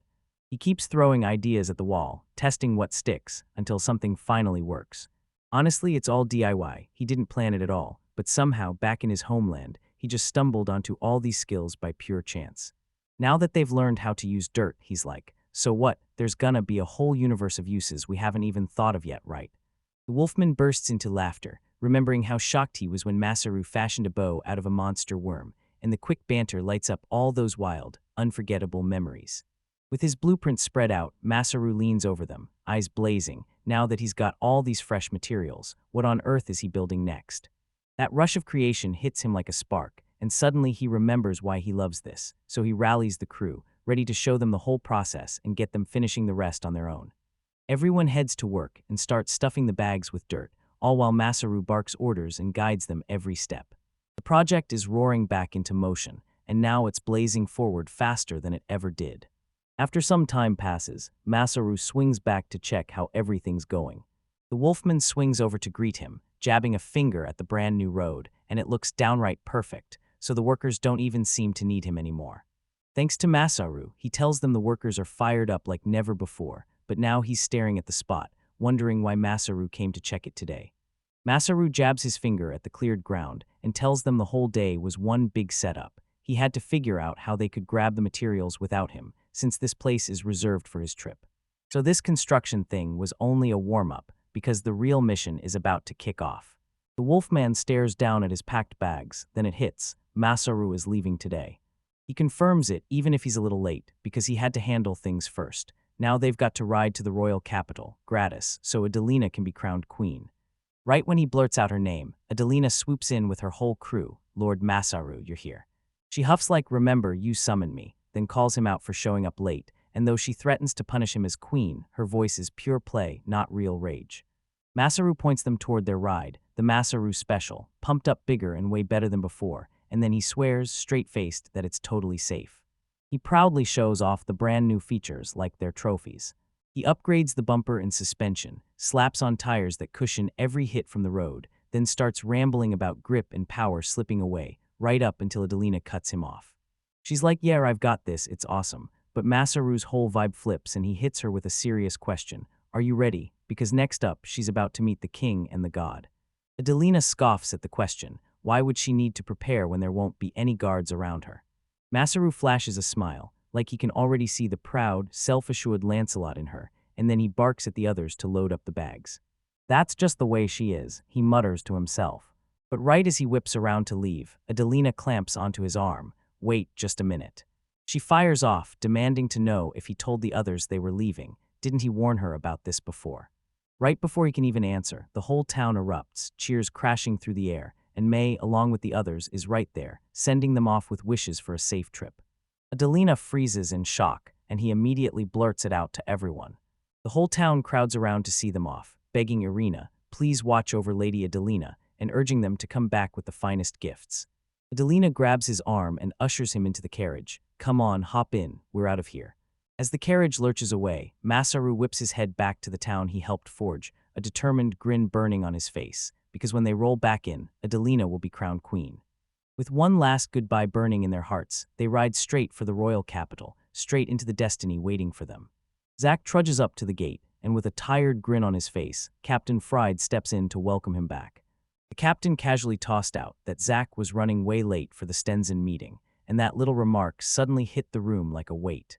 Zack tells them he got hauled in by Commander Lancelot, who shoved him into a brutal training session, while another knight, dead on his feet, mutters that Lancelot only spars with people he thinks are worthy, and that he'd been asking about Masaru. But that wasn't even the worst part. Zack's face turns grim as the ride back comes rushing into his mind, because the ground starts to tremble, and those unmistakable footsteps of a rare monster beast hit like thunder. Captain Fried's face crumples, and Zack knows something's seriously wrong. With a chill dread in his voice, Fried shuts that whole conversation down, snaps Zack to report to the king right now, and somehow that silence screams louder than any answer. Zack barges up to the palace gates, and just as he announces himself, a booming voice from inside barks, "Come in already." He storms through the doors, and just like that, freezes. King Masaru and the girls are right in the middle of a crab party, so what on earth is going on? The sheer absurdity of that moment hits you like a wild punch. No way that was real. Still completely stunned, Zack drops into a seat as Masaru fires off the truth. This feast is a full-on PR stunt for his brand new nation, Ventalia. He supposedly told King Axion that crab was the goddess's favorite food, and the king snapped it up with no questions, like it was pure truth. Then the king swings his gaze to Zack and demands his take, Adelina as the new queen. Zack's caught off guard, but he nods fast, because it's obvious her skill at leading and guiding people makes her the perfect choice. Adelina clocks his hesitation, but he only grins like he's got a plan. A quiet sadness crashes over him, and the worst part hits, she's going to be even harder to reach now. He shoots over access to the special training room on the spot, desperate to keep even a thread of their connection from snapping. Right as the aide tries to shove the talk back to official business, Masaru barrels in and cuts him off, brushing Zack's worries about the upcoming meeting aside. Zack tells him don't catch the king off guard, but Masaru just smirks like, "Relax, King Axion won't be surprised at all." The king snaps the truth into place, blasting out a furious shout, "I'm founding a nation," and it proves him wrong on the spot. He hammers his fist onto the table, and the festive mood instantly dies out. He awkwardly laughs it off, asking if that's even a normal reaction, but the tension's already so heavy it feels like you could slice it in half. The king's voice snaps into something lethal, dead serious. Then he confirms Zack was late and whips his gaze to Masaru, eyes narrowed like knives, demanding he verify a few things. The very first topic is Stenson getting completely, absolutely obliterated. The king demands a confirmation. An explosion ripped through the city and erased every last survivor, and Zack's voice turns stone cold as he admits, "Yeah, it's all true." The king's aide drags Masaru into the spotlight, grilling him, how he's so sure there were no survivors, and even more deadly, how he pulled off an explosion that huge.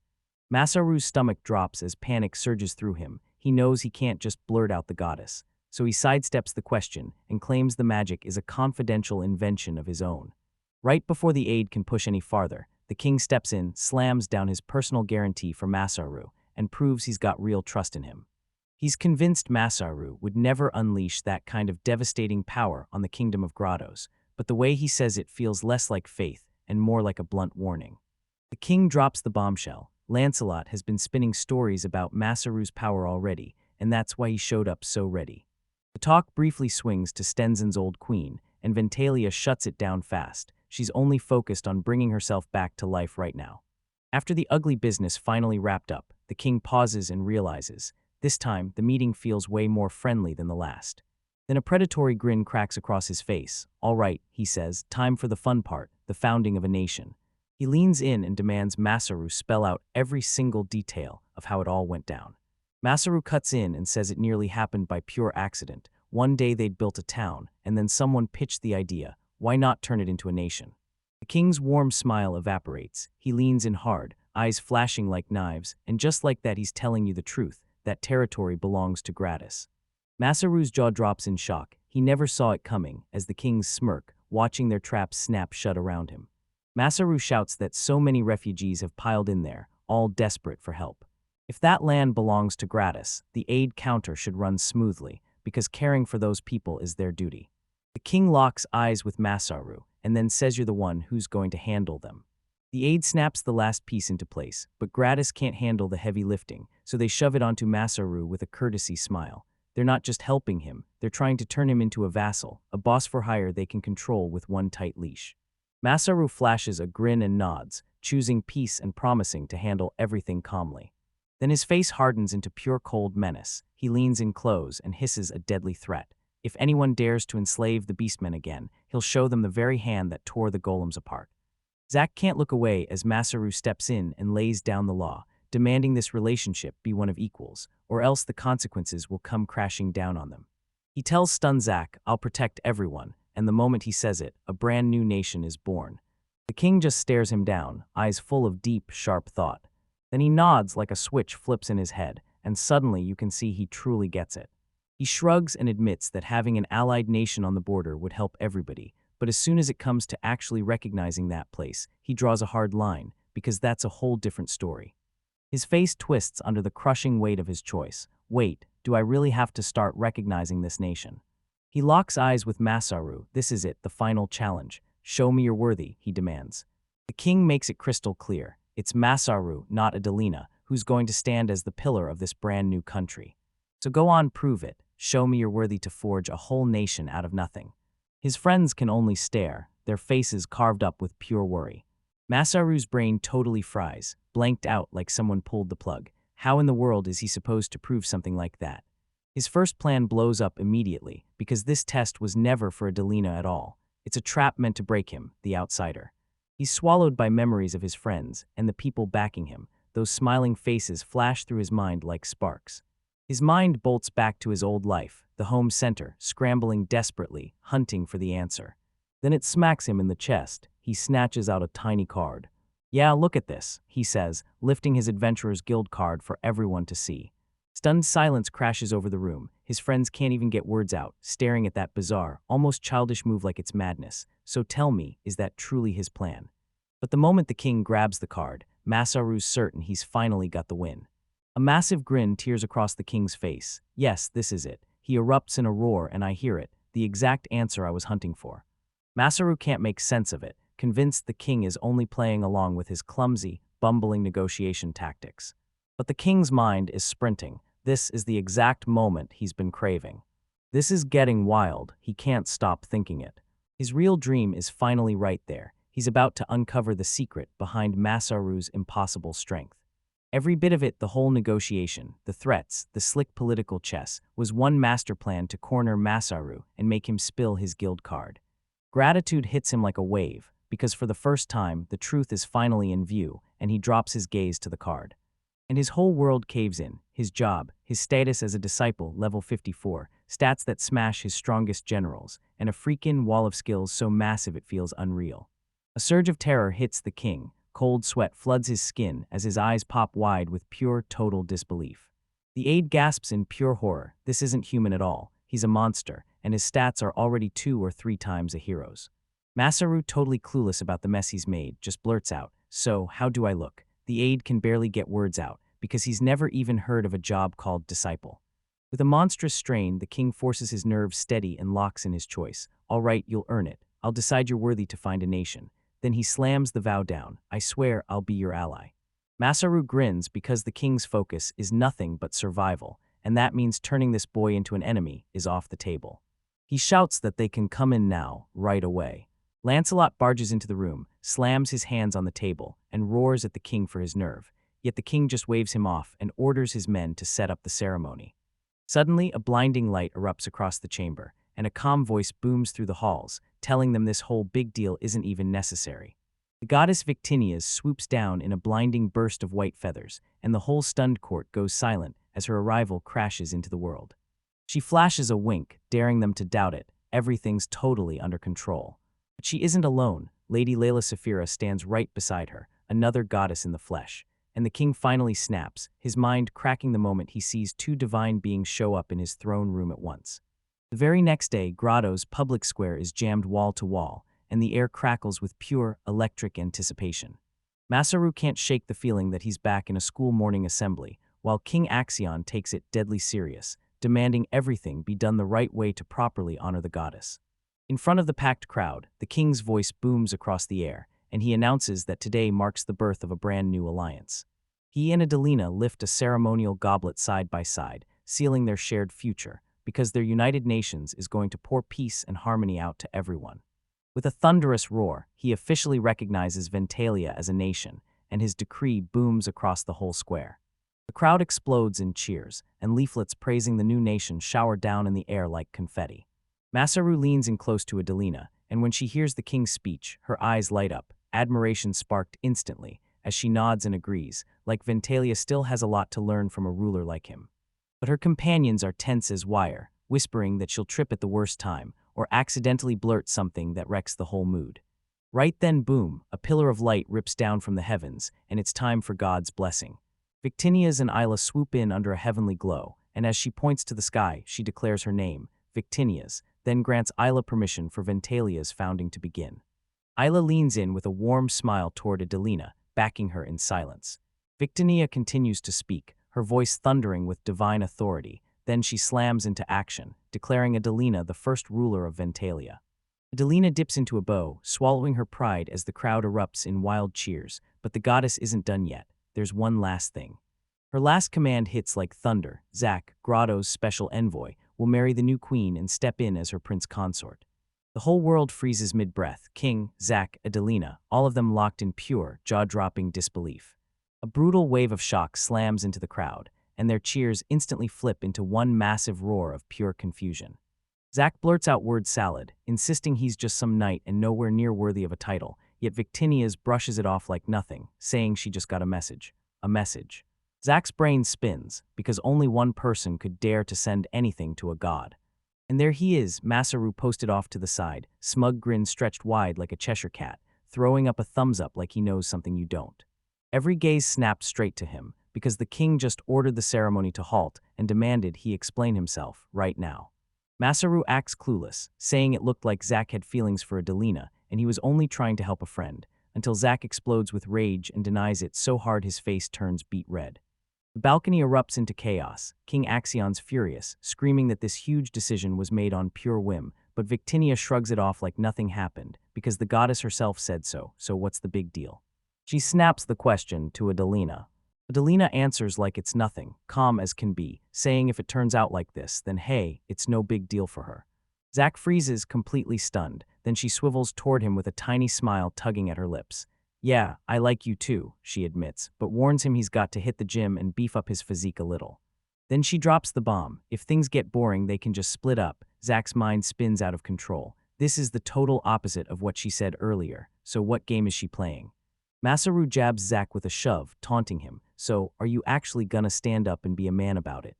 A fire snaps to life in Zack's eyes. He stares straight at Adelina, voice heavy with emotion but still strong in resolve, and he swears he'll train so relentlessly that she'll beg him not to go, vowing to completely flip the way she sees him. Adelina's smile stretches wider as she tells him, "That's why I love you, you're a true hard worker." Baffled by the wild twist of fate, King Axion throws up his hands and sighs, then gives in. The ceremony goes on. He formally crowned Zoltak as his soldier and the prince consort to Queen Adelina, then blasted the news, "Get ready for a huge feast to celebrate." Zack drops to his knees before the whole nation, right in front of his brand new queen. They seal their bond by sharing the same goblet, but the moment the celebration kicks off, Onrena spots a glaring absence. Someone's missing. Where the heck did Lord Masaru vanish to? He'd already bolted out of the building, slipping away before the party could lock him in. He knew that if he'd lingered, Zack and Adelina would have hounded him all night, so he bolted to escape the awkward mess he'd set in motion. He tilted his head up and froze. There was Isla on the roof, staring down and asking if they're really married now. Shocked, he blurted out asking what she was doing here, and she stayed ice cool, snapping back that it was him talking to a god, and he should rein in his manners. He asks if she ran away too, and she scoffs like he's joking. No foolish god would ditch the truth just to show up for a mortal celebration.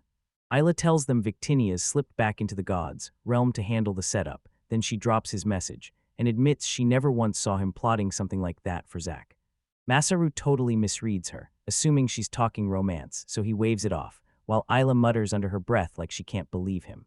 So what is he really missing? She shrugs it off and shifts the talk, then points down at the festival below, loud and alive. Masaru's mind slips to a memory of helping out at a food cart, and then a chilling thought hits him hard. Was he nothing more than a pawn? Isla blurts that he's an idiot, but her voice stays gentle. Then she tells him he can throw festivals just like this one back in Ventalia, and his face lights up instantly. Of course. He's buzzing with excitement already, mapping out a real wedding for the new couple, because tomorrow he's going to be packed with errands, stocking up on supplies, and yeah, that includes a whole stash of crabs. The two of them lock eyes, grinning like crazy, because the future they're carving out is finally within reach. Right then, Victinia pops back up and snaps at her sister. Victinia's convinced Masaru got all mixed up from what happened at the hot spring, and that's the spark that lit this whole disaster. Isla tries to shush her, but Victinia's just breaks into laughter and declares she's going back to work. Masaru, totally clueless about their conversation, barrels outside and roars his big idea to the sky. He's gonna whip up the finest crabs ever for Ventalia's founding. As the two goddesses drift off into the sky, he yells after them, insisting they have to stick around and hang out with him. Victimia said some things never change, but then she leaned in and told Isla that, as gods, they can nudge the world and make it shift just a little. Fresh determination hardens Isla's face. She can feel it like it might finally work. All right, time to prepare the circle. Victinia's voice rips through the air, not powered by her, but by magic itself, so let the ceremony finally start. Magic gospel. A glowing, ethereal projection of the goddess sweeps over the city. She introduces herself, then declares the land under her light will be called Ventalia from this moment on. At her command, a magical map of the brand new nation erupts in the sky like it's alive. The people of Grata freeze in awe as she proclaims the gods have blessed this union, then urges everyone to team up with Ventalia and its brand new queen. Masaru dives back into the crowd and blasts his voice out, inviting every single person, no matter their race, to a future celebration in Ventalia. And when Isla looks down at all those hopeful faces, her heart swells as she prays they'll all show up. With a final, glowing blessing, she sends them off, swearing they'll cross paths again in Ventalia. The king's praise for yesterday's ceremony lands like hollow applause, just a polite warm-up before the real battle kicks in. He and Axion burst into laughter, locking in their promise to cooperate between nations, but the air is still crawling with hidden plans that neither of them will say out loud.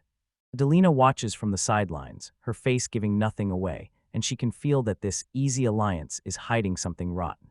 The king spills that he wants to see the goddess statue Musaru cheated to win, but the moment he says it, the whole talk snaps into something else, and he tells Axion that dealing with him is as easy as playing out a manga plot.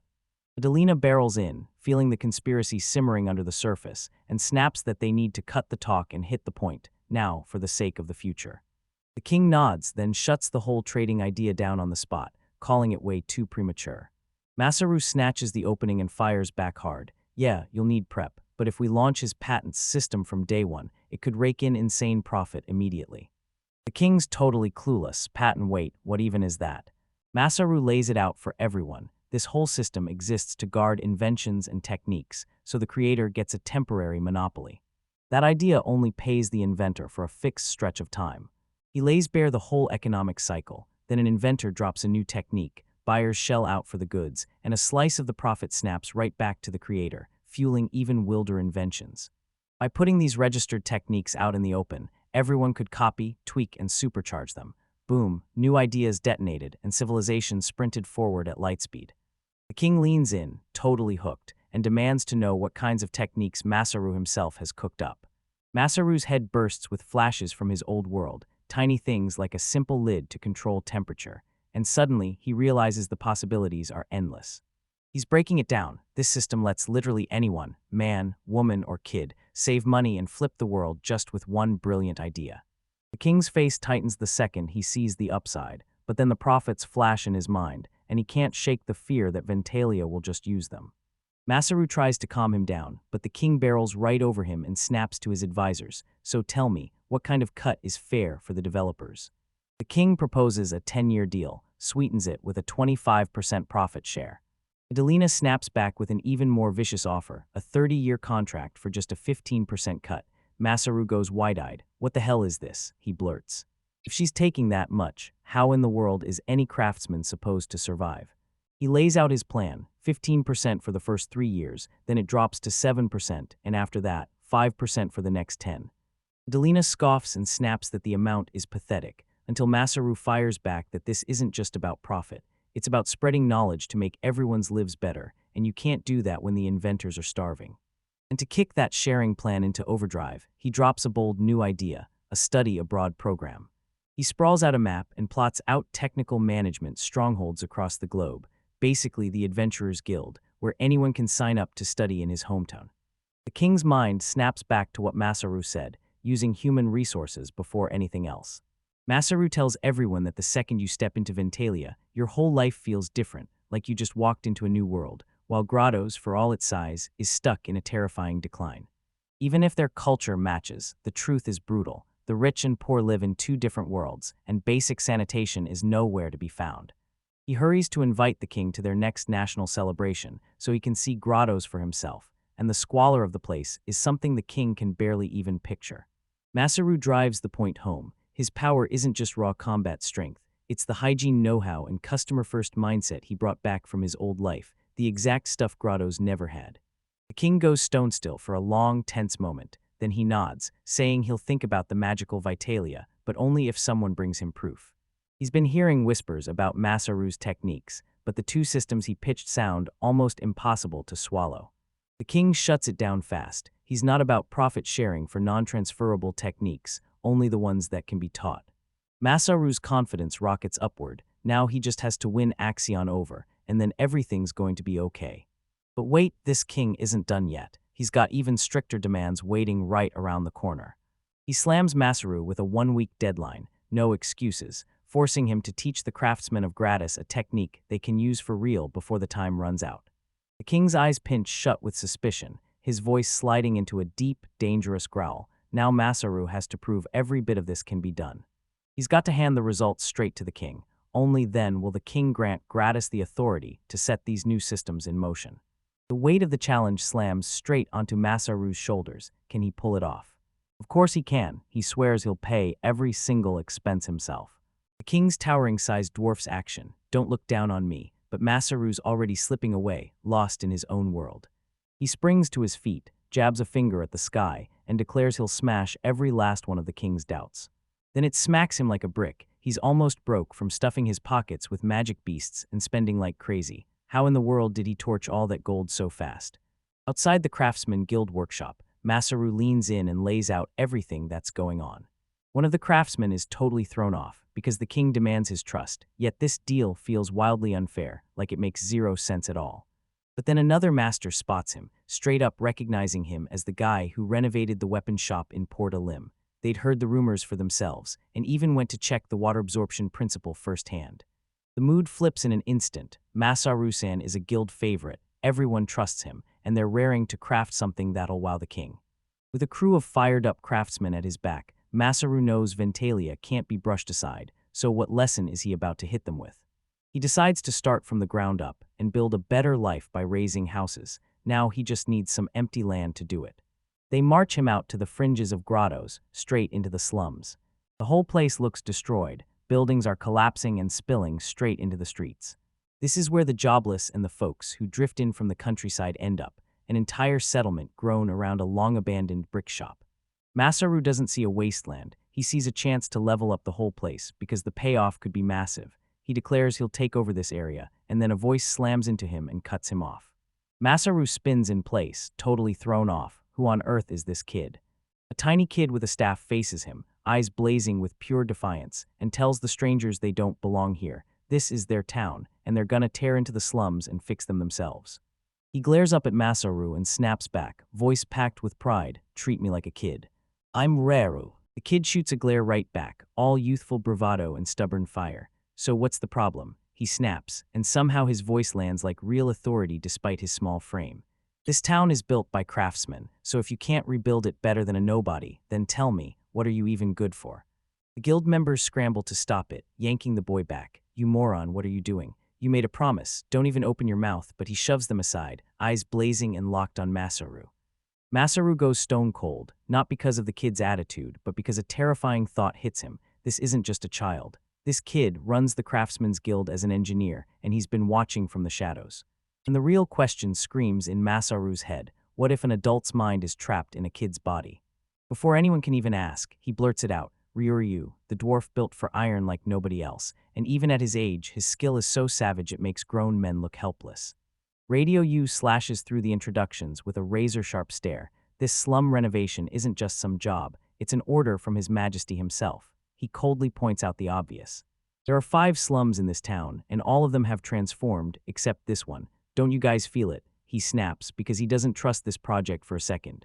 He snaps his intense stare back to Masaru. "Aren't we craftsmen? So tell me, if it's up to your eyes, how do we rebuild this slum from the ground up? Because right here in these ruined streets, the real challenge is staring us in the face like a gauntlet thrown straight into the rubble." Masaru's answer is dead on. Clear the ruined lands that became slums, build fresh houses, and the whole mess is fixed. But the other craftsmen just slump and sigh. If they had the manpower and materials, they would have crushed this problem ages ago. Masaru feels the whole vibe change, like something's about to go wrong, and he blurts, "Is there a problem?" As that first crack tears through his usual confidence. He tells himself this whole project is only for studying, but then a tight knot of unease coils in his stomach, and he knows it's not just nerves. Something's fundamentally off. So he shuts the noise out and starts with the slum's basics, determined to understand the place from the ground up. He breaks it down from what he's learned in books. Slums aren't just there. They're what economic growth leaves behind, breeding grounds where discrimination spreads like rot and puts everyone's health and safety at risk. Yeah, this is serious. But Ryu just brushes it off. If the source of this mess can't be fixed, what's the point? If you've got an idea, spit it out. Right now, we've got to do something about this discrimination. Masaru unfurls his huge plan. Wipe out the slum's roots by building brand new homes, lay down the roads and utilities next, and above all, hand the people living their real jobs.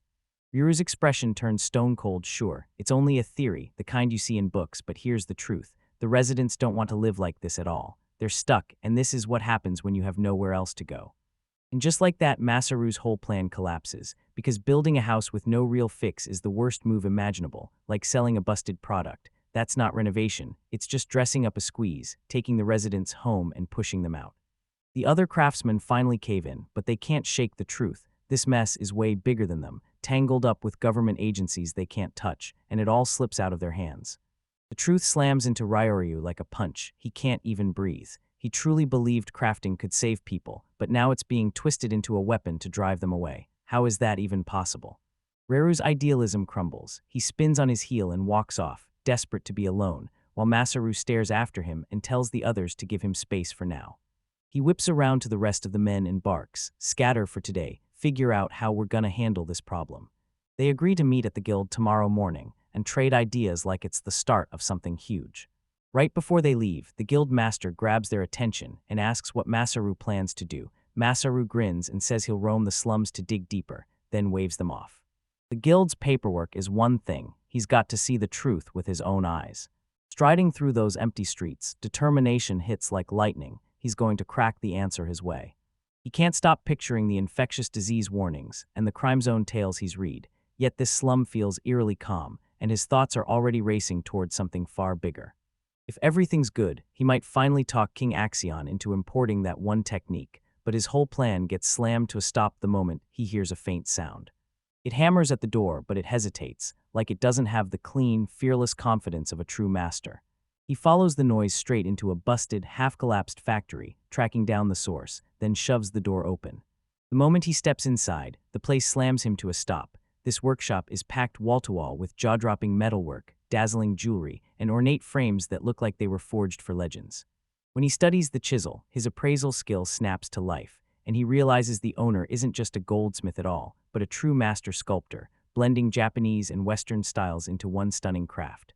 He spots a stash of top-tier chariot ornaments, pure luxury, the kind only the highest aristocrats could ever dream of affording. A wild idea hits him. Could he commission something for the upcoming National Day? He blurts into the workshop, "Hey, is anyone in there?" And the moment the craftsman whips around, it's Ryoryu. Masaru goes speechless. He followed the noise, not the boy. Reru shoots back, looking defensive, insisting he hasn't changed his stance on what happened. Masaru quickly steadies him, telling him straight up, that's not why he's here. He's completely hooked on it. Did you carve that pattern yourself, too, hand by hand?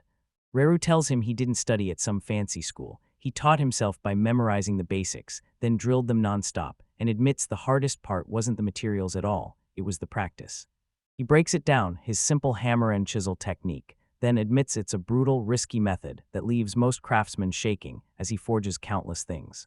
He even carved those tiny, detailed accessories into the signs by hand, using a special chisel handle. Masaru's curiosity explodes. He blurts out question after question. So how old are you? 12. When did you start carving? Who taught you some master? Reru's eyes harden and he snaps back. Wait, aren't you being a little too suspicious? Roru flipped the whole situation, his voice dripping with bitterness, calling out someone just like me, stranded all alone in a place like this, and yeah, doesn't it make you want to feel sorry? Well then, what if I told you my master is gone for good? Would you pity me now? So tell me, what the hell is he trying to pull here? But Masaru refuses the bait cold, and tells them it's only natural to wonder about the master who drilled those insane techniques into him. The tension snaps and Ryer's shoulders sag as he finally blurts the truth. My master is my own father, and his family makes a living as traditional metal carvers. His face twists into something grim as he drags up that old memory. On their journey, a beast tore into them, and only he clawed his way out alive. Now he's stuck taking whatever jobs the guild hands out, just to keep food on the table. But the second he starts thinking about crafting, the tragedy slips his mind, because all he sees is his father, steady by his side, always backing him up. Those techniques aren't just lessons, they're the last thread tying him to his father, and somehow they're what kept him alive, body and soul. Right then, Masaru finally gets it. This is where Reru's fire is born, and why his faith never wavers. Those aren't just pretty words. His good crafting saves souls line is a real philosophy, forged in the brutal heat of his own heartbreak. Ryoryu shot me a look, eyes blazing like fire. So yeah, I couldn't stomach our fight from this afternoon. How does something that saves souls end up becoming a tool that builds houses just to chase people away? Masaru starts breaking it down, saying everything hinges on the exact time and the situation in front of you. He slams the harsh truth on the table. If they're not careful, once the renovations are done, the nobles will just buy up the entire land, and the current residents will get shoved out with nowhere left to go. But he insists that living in a great house will shake up their thinking, giving them the drive to push forward, build better lives, and keep going. He locks eyes with you, and his voice brims with unshakable confidence. Work starts soon, and I'm making sure every customer walks away 100% satisfied. And Ryoryu is still not buying it, so you're telling me you can actually renovate the slums. Ryu snapped, I don't trust you, but Masaru shot back, you've got insane skills, stop wasting them stuck here. Then he leaned in and said, come to the Craftsmen's Guild tomorrow. If you're interested, show up and listen. I'll lay out the improvement options and the techniques I use. While he talks, his hands rip through the work, shaping a tiny metal disc with unreal speed and surgical precision. Then he lifts it up for everyone to see. Ryuru's jaw hit the floor. He was carving this masterpiece while talking to me, not even glancing down, so how on earth did he pull off a perfectly flawless pattern like that? He can only freeze there, staring, muttering Masaru's name under his breath like he can't believe any of it. Masaru just lifts the masterpiece high above his head, silent proof of his monstrous talent, daring everyone to keep up. The next morning at the guild, Masaru steps up in front of the craftsman crowd and lays down the truth. If the slums are going to get better, they need 3 things: homes, jobs, and safety. The guildmaster gives a sharp nod. Yesterday's meeting ends, and nobody raises a hand to fight the housing plan. Masaru slams the brakes and points out the one flaw that matters most. The houses in grottos sit on shaky ground, and if you don't build those foundations with total care, people will instantly fear the whole place is going to crumble. The real problem, jobs like straight up. No matter what they talked about with other guilds, they've hit the cap. So how are they supposed to crank out more orders for all those people? A sharp voice slices through the chatter. Let's organize this work so everyone can actually do it. And then it lands, it's Ryoryu. He storms in and blurts to Masaru that he's already running late for work. But you don't hear a shred of anger in his voice. Seriously, don't twist my words. He leans in and says, I came to verify something. Then he grins at Masaru, let's make something brand new. Relief floods Master's face as a brilliant smile blooms. All right then, let's keep this meeting going. The two genius rivals finally drop the feud. Ryoryu locks eyes with Masaru and declares, use your power to save the slums. Next day, the construction site turns into a non-stop storm of work. Those brand new joining techniques are locking in tight, holding steady as fresh lumber hits the weight. The lead craftsman can't stop staring at Masaru's insane methods, stunned that the joints actually grow tougher the harder the pressure hits. Pure genius craftwork. Ryoryu, though, just puffs his cheeks and complains that it isn't fair. He tells everyone he's back, then Masaru has to bolt right away, racing to teach these exact same techniques to the other workshops. Right then, the guildmaster stomps in, eyes sharp as a blade, scans the whole chaos and grills Ryoryu. How's the progress, and did he actually deliver the message to the king? Ryoryu's face bursts with excitement as he lifts a scroll in the air. His Majesty has officially greenlit Masaru's plan, praising his hard work and the safety measures he built, and trading them for the brand new techniques. The craftsman's mind snaps into gear, then he fires off. Where did Masaru say he'd go next? Ryoryu's eyes snap open with a sudden realization. He has to be at the glass factory. He bolts into a sprint, thoughts crashing through his head. Wait, at the glass factory too? Is Masaru really about to teach them brand new techniques? But what could Ryoryu possibly teach? He already knows the usual tricks, like blowing glass and shaping it into a rondelle. But if he's trying to craft sheet glass, now we're talking, an ultra-rare, tightly guarded dwarf secret, something only they know. Their secret, a ghost stone mined from their own homeland, something not a single other tribe has ever been able to recreate. And sure, Masaru's already got this weird talent for glass blowing, but this part, it straight up makes zero sense. Then Ryoryu's mind raced, linking clue to clue, those wild carving techniques in that one rare metal, the kind that made the guild leader go silent, and it all screamed the same thing. This guy breaks every rule anyone thought was unbreakable. He tore through the streets, heart slamming in his chest. Could it be him? Is Masaru here? He yanks the workshop doors wide open, and there they stand, craftsmen frozen in stunned silence. Hanging right above the pit, they stared at a colossal glowing cylinder of molten glass. Ryoryu just freezes, breath snagging in his throat. What is that? And right there, perched on the end of a blowpipe, Masaru stands looking totally calm. The workshop owner shoots up a hand and tells Ryoryu to wait. He admits he's skeptical, but Masaru swears this thing will turn into sheet glass. But the other workers can only stare, mind racing, trying to wrap their heads around how that massive tube could ever turn into something flat and still somehow work. Masaru grins like, yeah, I know you've got this, then steps in to teach them the cylinder method. He lays out that sheet glass can be made in a bunch of ways, but teaching every method one by one would drag forever, so he grabs the simplest shortcut. Ryoryu couldn't even process what he was hearing. Several methods, plus a massive sale on sheet glass. That wasn't just hard, it was supposed to be impossible. Masaru tells him, watch and learn, and after trying it a few times, he's nailed it, so he expertly wields the shears and slices a clean hole straight into the end of the molten bubble. Then he starts swinging that giant cylinder like a pendulum, using its own weight to yank and stretch the glass until it dilates. Once that shape locks in, he yanks out the finished tube and calls the whole process the cylinder method. Then he says the next move is to slice a line down the inside of the glass, and Ryoryu just stares, completely, totally baffled. The scored cylinder gets dropped straight into a special furnace, and they reheat it on the spot, immediately.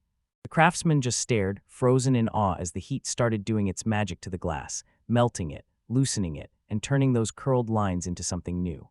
As it opens, Ryoryu goes utterly speechless, because this simple method is doing what artisans have hunted for generations. Finally, Masaru lunges forward and yanks a rectangular stone off a long handle. As the glass melts and creeps out, he slams the stone down and drives it back and forth, flattening the sheet like he's done it 100 times. Ryoryu's eyes go huge with pure wonder. That's insane. Masaru yanks the finished product out of the furnace. Done. A flawless, shimmering sheet of glass glows on the table like it's alive. The workshop explodes with cheers, shock, and pure adrenaline. because this new method finally forges perfectly uniform glass, and today isn't just another shift. It's a revolution in their craft, and they're here to witness it firsthand. Masaru just smirks and admits he was being a little cocky just to mess with them, but he insists the technique wasn't even his invention. What matters is whether they can pull it off. A quick flicker of doubt flashes across Ryu's face, then the real question hits. If he hesitates, can he truly do it too? Masaru turns to him and flashes that gentle, knowing smile like he already understands everything. The workshop owner practically jumps at the chance to go first, but Masaru shuts him down with a shake of his head. Ryu's going first to learn. That sparks a riot of eager craftsmen, everyone yelling, "Pick me next." Masaru just grins and promises to teach whoever wants in, but only if they actually play along and cooperate at the construction site. Later, with the fresh glass in their hands, Masaru and Ryu rush back to the site and install the windows themselves. The frames are all set, ready to roll. The local builders gape in awe as Masaru slides that pane into place with perfect precision. Ryu couldn't help it, pride lit up her face as she beamed. The day finally hits and a royal carriage rumbles through the city. Inside, the king sits face to face with the guild master, who can't stop looking sick with discomfort. The king leans in and fires the question. So is this Masaru's proof of success? The guild master can only stammer that Masaru's achievement has blown right past every single expectation they ever had. Ryuru, sitting right there with them, blurts out confidently that his master nailed it and that there's nothing to worry about. The carriage screeches to a stop. Masaru's already waiting, but the second Ryu calls for a master, Masaru snaps, "Stop." He saunters up and throws out a casual, "Yo," with a chunk of wood hanging over his shoulder, and the king's already steaming at his total lack of respect. The king fires a question about his disciple, and Masaru freezes, utterly baffled, as he blurts out that he has no disciples at all. He waves it off and insists the only thing that matters is the king seeing the finished work and judging what the craftsman has built. He declares that's what they pulled off in just a week after he passed down his techniques, and the king braces himself as his face turns stone cold. He shoots his gaze up, and his face twists in raw, jaw-dropping shock. He poured himself into their work. He drilled every bit of their grind, so tell me, what the hell is this? King Axion reeled, because the clean, bright street in front of him just wouldn't match the disgusting slum he'd braced for. Masaru just grins like a tour guide proudly flaunting his masterpiece, and he tells the monarch, wide-eyed and stunned, to calm down. This place is exactly what he promised it would be. Or what it used to be, before everything changed. This isn't some little cleanup, this is a full-on rebirth. Masaru kicks off the tour and breaks down the simple moves he invented, moves so revolutionary they shake everything. He jabs a finger at a storefront where a huge pane of sheet glass sits like a miracle. Nobody here has seen tech like this before, because instead of tiny little circles, it's one massive window that shows every weapon and armor piece inside, turning the shop into an instant eye-catcher that makes people crave what they're seeing. The king locks eyes on Masaru's pointing finger, tracking every move like it's a countdown to something dangerous. He reveals a whole reborn city block, groceries, clothes, and weapons lined up neat as a battle plan, then teases a bakery on the way, with a window so customers can watch the bread being baked.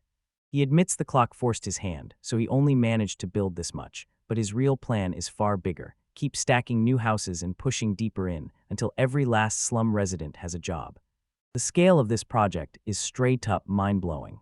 But it's not just buildings. Masaru shows off his skills to fix the roads, dig drainage ditches to swallow rainwater and waste, and even install a well. What used to stink like a cesspool now looks cleaner than the aristocrats' quarters, and it even has a public laundry area. He locks eyes with the king and drives the point home, control the water, and the whole city stays clean. King Axion is left speechless as he stares over the brand new shopping street, like a postcard of urban renewal, and he can't believe Masaru broke it all down in under 20 minutes. One lifetime of fixes, crushed into a single afternoon. He whips around to face the guild leader, voice thick with doubt. Can they pull off the same feat without Masaru? The craftsman nods and says Masaru truly handed down every skill he'll need. Sure, mastery takes time, but the tools are all there. That's all the king needs. He snaps to it and orders them to start rebuilding the entire Gratis Kingdom right away, even before the slums are fully finished. He slaps Masaru on the shoulder and blurts that the plan is genius. But then his smile dies off, and his eyes go razor-sharp, like he's running the king's cold numbers. He shuts them down instantly. Is it really okay to stop right here? He demands, then his voice turns ice cold. He restates it like the words have teeth and the truth hits hard. "Masaru, what you've done is like throwing away over 100 years of progress." Masaru's effortless confidence suddenly melts away. Are you really sure the king gets hung up on what you poured all that effort into? So what's the real reason behind all this? Are you saving the slums just to build a reputation, or is this just a warm-up for your nation-building dreams? And damn it, what is he actually trying to pull out of him? Masaru, crushed under the king's suspicion, blurts out the dumbest answer he can, no shame at all. "Manufacturing. Yeah, that's my hobby." In short, he just overbuilt everything, so the king freezes, staring in pure disbelief, until the tension finally snaps and shatters. He bursts into wild laughter and barks that Masaru's an idiot, because the whole political chess game and every hard suspicion just gets smashed to pieces by one simple, honest obsession. Once the smoke cleared, the king declared he was heading back to the castle, and Annis's smile crumpled instantly. Her voice barely squeaked as she begged to know if her master was really leaving. Masara shoots her a reassuring smile and swears he's got plenty more to supervise before he's allowed to go home. The guild leader steps in and urges Masaru to go tell Adelina and Zack the good news face to face. But the king's face twists into something colder again, and he snaps at Masaru to stay on his guard. The second this brand new district is finished, it'll turn into the most valuable real estate in the whole city, and you better believe the powerful elite will swarm in to steal it. To show his gratitude, the king swings in with a fresh piece of advice about a demon beast. Masaru's blood turns to ice, because that bear horse he battled the moment he first showed up, it still haunts him. The king nods and confirms it. Masaru has already seen them. He leans in and explains these beasts don't show up often, popping into the world only once every few years. They're born from the ugliest hate inside humans and animals, then they spill across the earth, twisting the world's magic into something monstrous and corrupt. And the king says the real trouble is all of it, those mysterious golem attacks, the fresh sightings popping up everywhere, and Masaru getting hit with two terrifying, power-packed beasts at the exact same time. Is way too abnormal. No one knows why. It's like invisible droplets splash across calm air, and suddenly everything gets thrown off. But those ripples keep widening, and the worst kind of danger is racing toward them. Miles out from Puterium City, deep in the surrounding forest, danger crawls into the open. Knights in gleaming armor freeze. Horror hits them all at once. A demon deer prowls the dark. Its glowing eyes burn through the night, and those razor-sharp antlers look like they can split your soul. One of the knights can't believe his eyes. There's a beast this close to the city, and before he can even finish his breath, he yells a warning. It's coming. A blinding bolt of lightning detonates from its antlers, tearing the sky open in an instant. This isn't just a shockwave, it's lightning magic from a high-rank monster, and the knights get blasted backward, their armor sparking with raw energy. Two more beasts burst out of the trees, their eyes blazing with pure hatred. Right in the middle of the chaos, Commander Lancelot drops in like a lightning strike, barking at his men to lock in, because letting up now will only make these problems grow stronger. He plants his feet and declares, loud and clear, that only he has what it takes to take this on. He tells his knights that this monster outbreak is the perfect practice run, then reminds them, right there, of the two massive demon monkeys they smashed just days ago.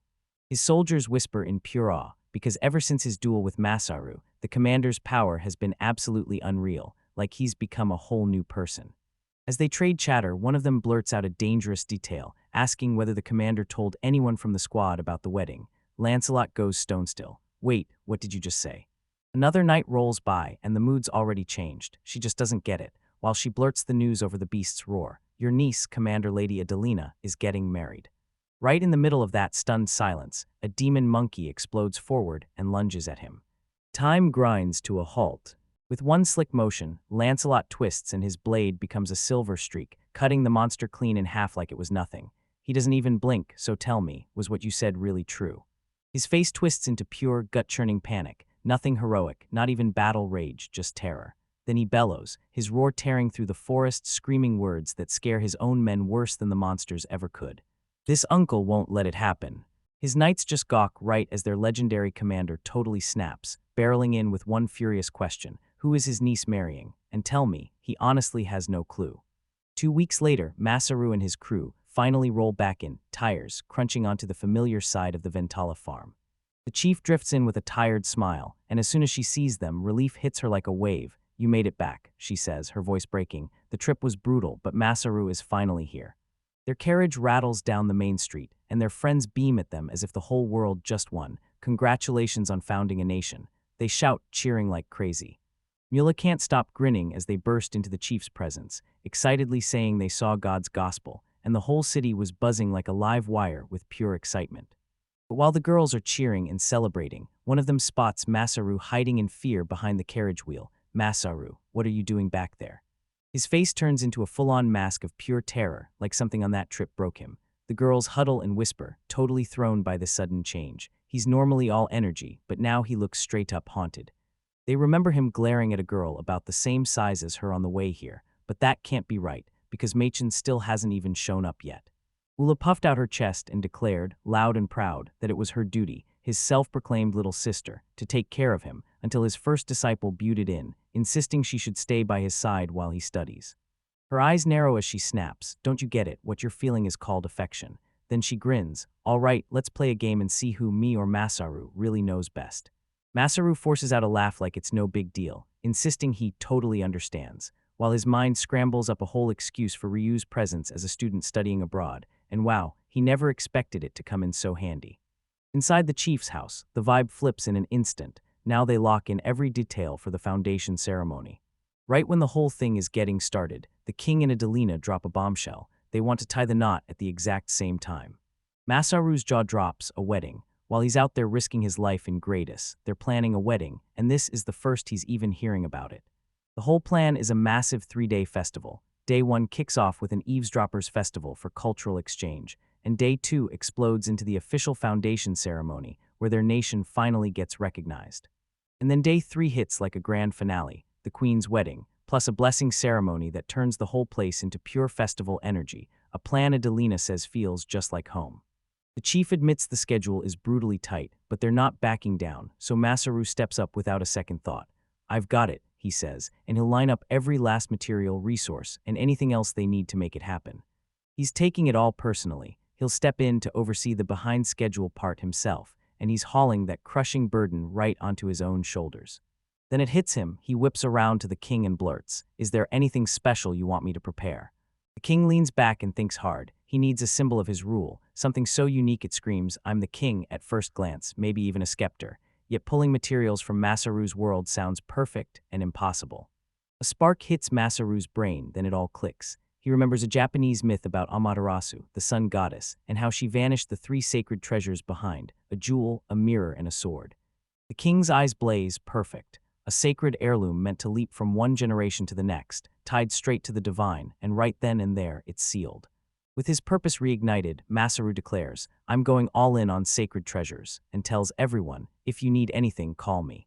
And just like that, he turns into pure motion, ready to bolt the second they call. The girls can only stand there and watch him disappear.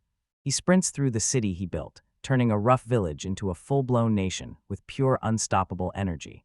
From her window, the chief beams with pride, her smile stretching wide. Because of that boy, the beastmen finally have a home. Without a second thought, she slips out of the ceremony, leaving Masaru to handle it while she gathers the elders. The townspeople light up and cheer him on as he passes, but his thoughts are already racing ahead like a runaway train. So how in the world is he supposed to forge the 3 sacred treasures? If he wants them done right, he's got to stockpile an insane mountain of materials first. Cold shadow creeps over his mind. King Axion's grave warning about that inevitable run-in with the demon beast blasts back like a drumbeat, and now he has to stay razor careful and ready to strike the moment it appears. The way ahead is crystal clear. He's about to hurl another partition at Adelina, lurking in the shadows like a ghost while he strengthens the city. For the city and for everyone who bled sweat to build it, he's going to forge these treasures with his own hands, and he's starting right now with the sword. It's not a trophy of power, it's a shield, a promise of protection, built to honor the kindness humans showed the rabbit race when they were still stuck in chains as slaves. Next up, get ready for the mirror. It doesn't just show you a picture, it reflects real life itself, a flawless creation built to steal those calm, happy faces from everyone finally living in their new nation. And finally, his thoughts circle back to the jewel that is Japan. It'll be a flawless, perfectly round orb, bright as a star itself, meant as a glowing tribute to the goddesses who watch over them. The designs hit hard. Now the real question is how to bring them to life. And yeah, we might need a divine blessing or two. He slams the brakes on a towering balcony, leans over, and stares down at the endless city sprawled beneath him, like he personally built every last inch and made it this huge. Back on Earth, he never dreamed he'd end up like this, and now, from up here, he's staring at everything he's built, piece by piece. A wave of gratitude crashes over him as soon as he finishes the jewel, and then he makes up his mind. He'll craft a gift for the goddess who brought him into this world. The whole crushing reality slams into him at once. Another job. They'll torment him today and tomorrow, and he's desperate, screaming, "Someone, anyone, please help me." He's staring at a problem he can't outrun. Too few hands, too few heads. How is he supposed to grab the materials and forge the treasures? Then he clutches his own head, burning with frustration, wishing he could use magic and just swap himself into the perfect solution. A voice slithers out of the darkness, then it says it'll help you. Masaru snaps still, whips around. Who's there? He's staring into the pitch-black room, waiting for answers that never come, because if nobody's here, then who just spoke? His gaze snaps onto a massive cloth-covered crate shoved into the corner. From the shadows, a figure surges up. It's him, a perfect copy with eyes burning in evil light, cracks like lightning spider across its skin as it flashes a sick, predatory grin, and it growls, "Masaru too." Ice Flood's fury surges through Masaru's veins, then his mind shatters into pieces. Another Masaru. That grin on the copy is downright creepy, an almost perfect match of Masaru's, only warped to the point of cruelty, like it's mocking him for getting rattled and acting like he should have seen it coming. It hits him that they're cut from the same cloth, and that realization claws a chill into Masaru's spine. So what kind of self-hate is this? The copy keeps whispering, "Yeah, this world is brutal, but it's not about mindlessly copying everything. It picks its targets with intent, like it has a goal to chase." Masaru's thoughts sprint in circles. Wait, there's a copy of him, a counterfeit. If that thing can mimic his real intentions, then it's not just a trick, it could be an illusionary demon, or worse. But the copy's mission is way more practical than you'd think. It's chasing Masaru, because it wants to prove it's the best labor power and figure out exactly what Masaru really is. Then it throws down a brutal challenge, an all-out test to see if it can copy every single thing about him. The copy flips instantly like it's calling him to some architectural showdown or a furniture battle, anything to brag that it's not just numbers, it's taste and design, and it's totally lining up with that next ceremony.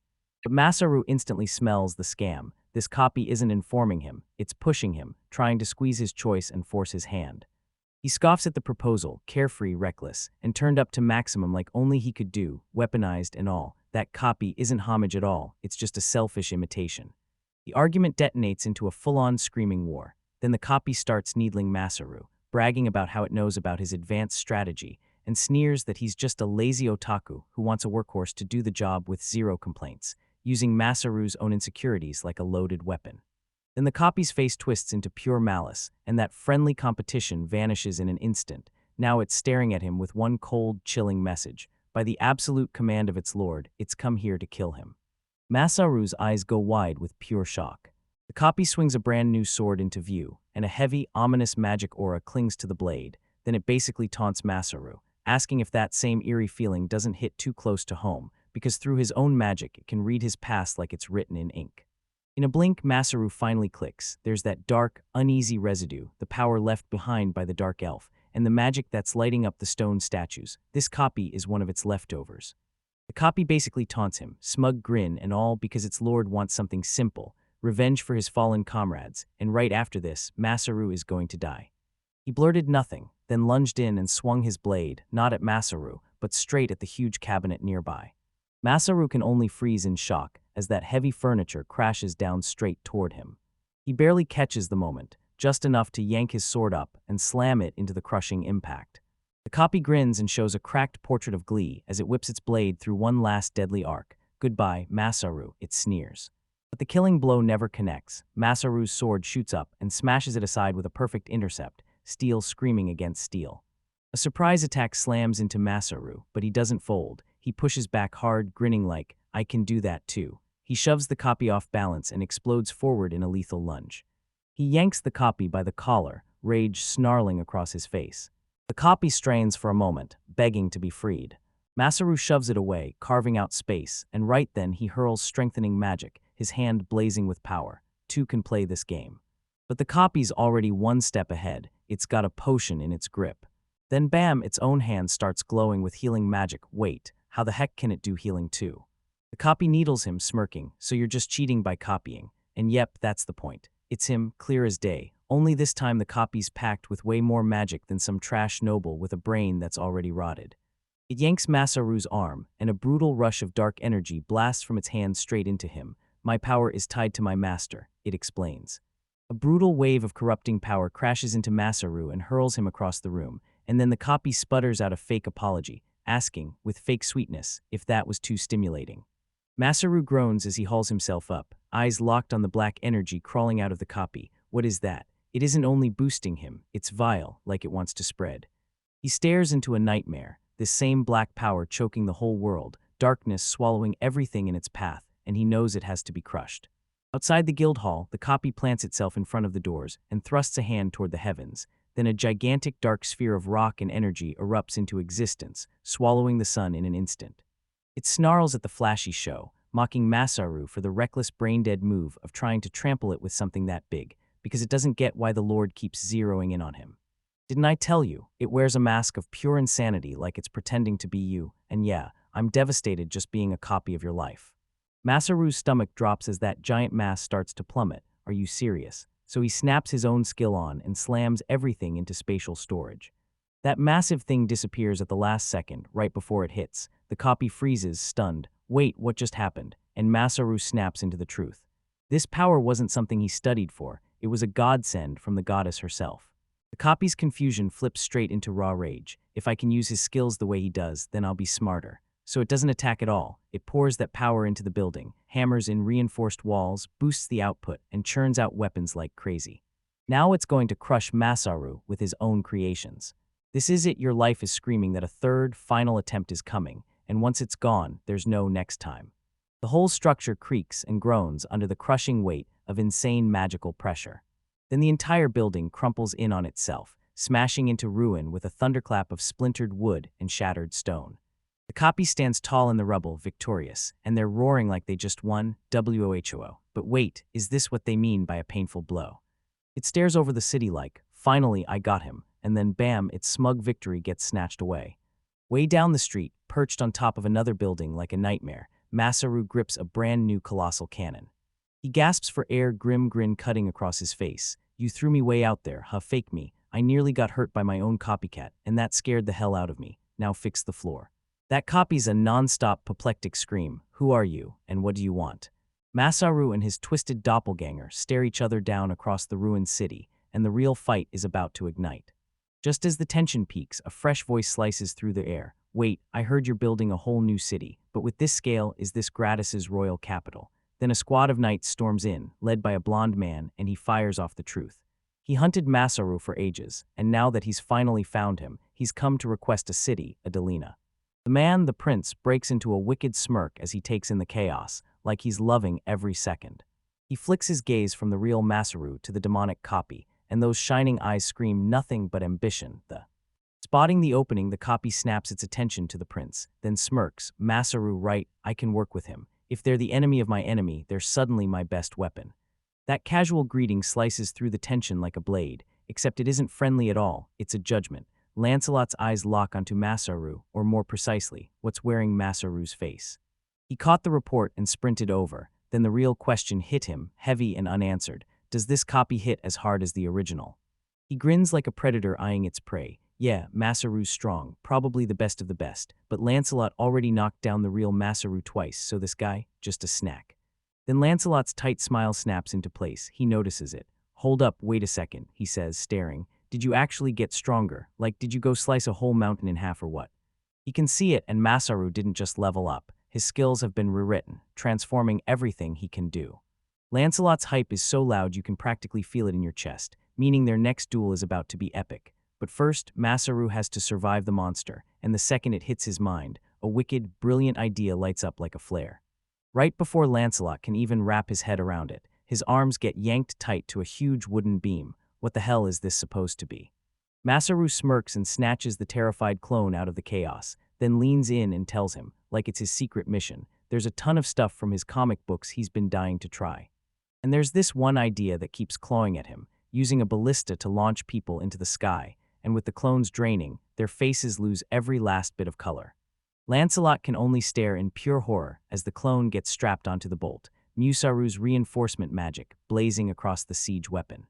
With a wild, triumphant shout, Masaru fires off, sending the screaming clone blasting into the sky. Have a nice trip. He watches his human missile rip across the sky, soaring over the city in a flawless arc. It shot through the air like a miracle, an absolutely flawless human cannonball. Then it slams into him. Wait, he never meant to drag a real, living person into this experiment, and if Lancelot sees the clone as a threat, is he going to cut it down the second it hits the ground?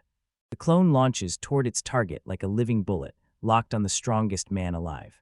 The blast tears the ground to pieces, leaving a crater like the world got punched, but from the dust the clone shoots back up broken. No way. He's grinning like he's on cloud nine. I'm finally free. Then he bursts out laughing, because cloning Masaru was the dumbest move ever. Lancelot just stands there, calm as ever, sword hooked on his shoulder like it's nothing. He'd braced for the fake to splatter on the ground, because of course only Masaru would pull something this stupid, and then he sneers, "You imposter, you're painfully boring." Oh. Those clone eyes blaze with pure fury, so you think you can actually beat this body. He blasts out a raging torrent of magical power, and the air around him bends and twists, so much so that he swears it crushes even the G-Class. Lancelot doesn't even blink. He just smirks and explains that once that power gets converted into his own reinforcement magic, his status will double, maybe even triple, and the clones will go wild. His ultimate power won't just reach 30, it'll blow past it, becoming a force of nature that can erase a whole crowd, and somehow, he can still craft anything on the spot in an instant. So the clone sneers, "Go on, Commander, bring it on." Right behind Lancelot, an ominous voice cuts in, straight up devastating. But I can see it, this is the real Masaru, and his blade is already pressed to Lancelot's neck. An explosion of raw force detonates between them.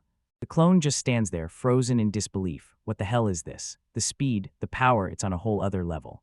This isn't some practice spar, this is the real deal, full-on fight. Masaru and Lancelot explode into a whirlwind of steel and brutal impact, streaking around so fast you can barely even track their moves.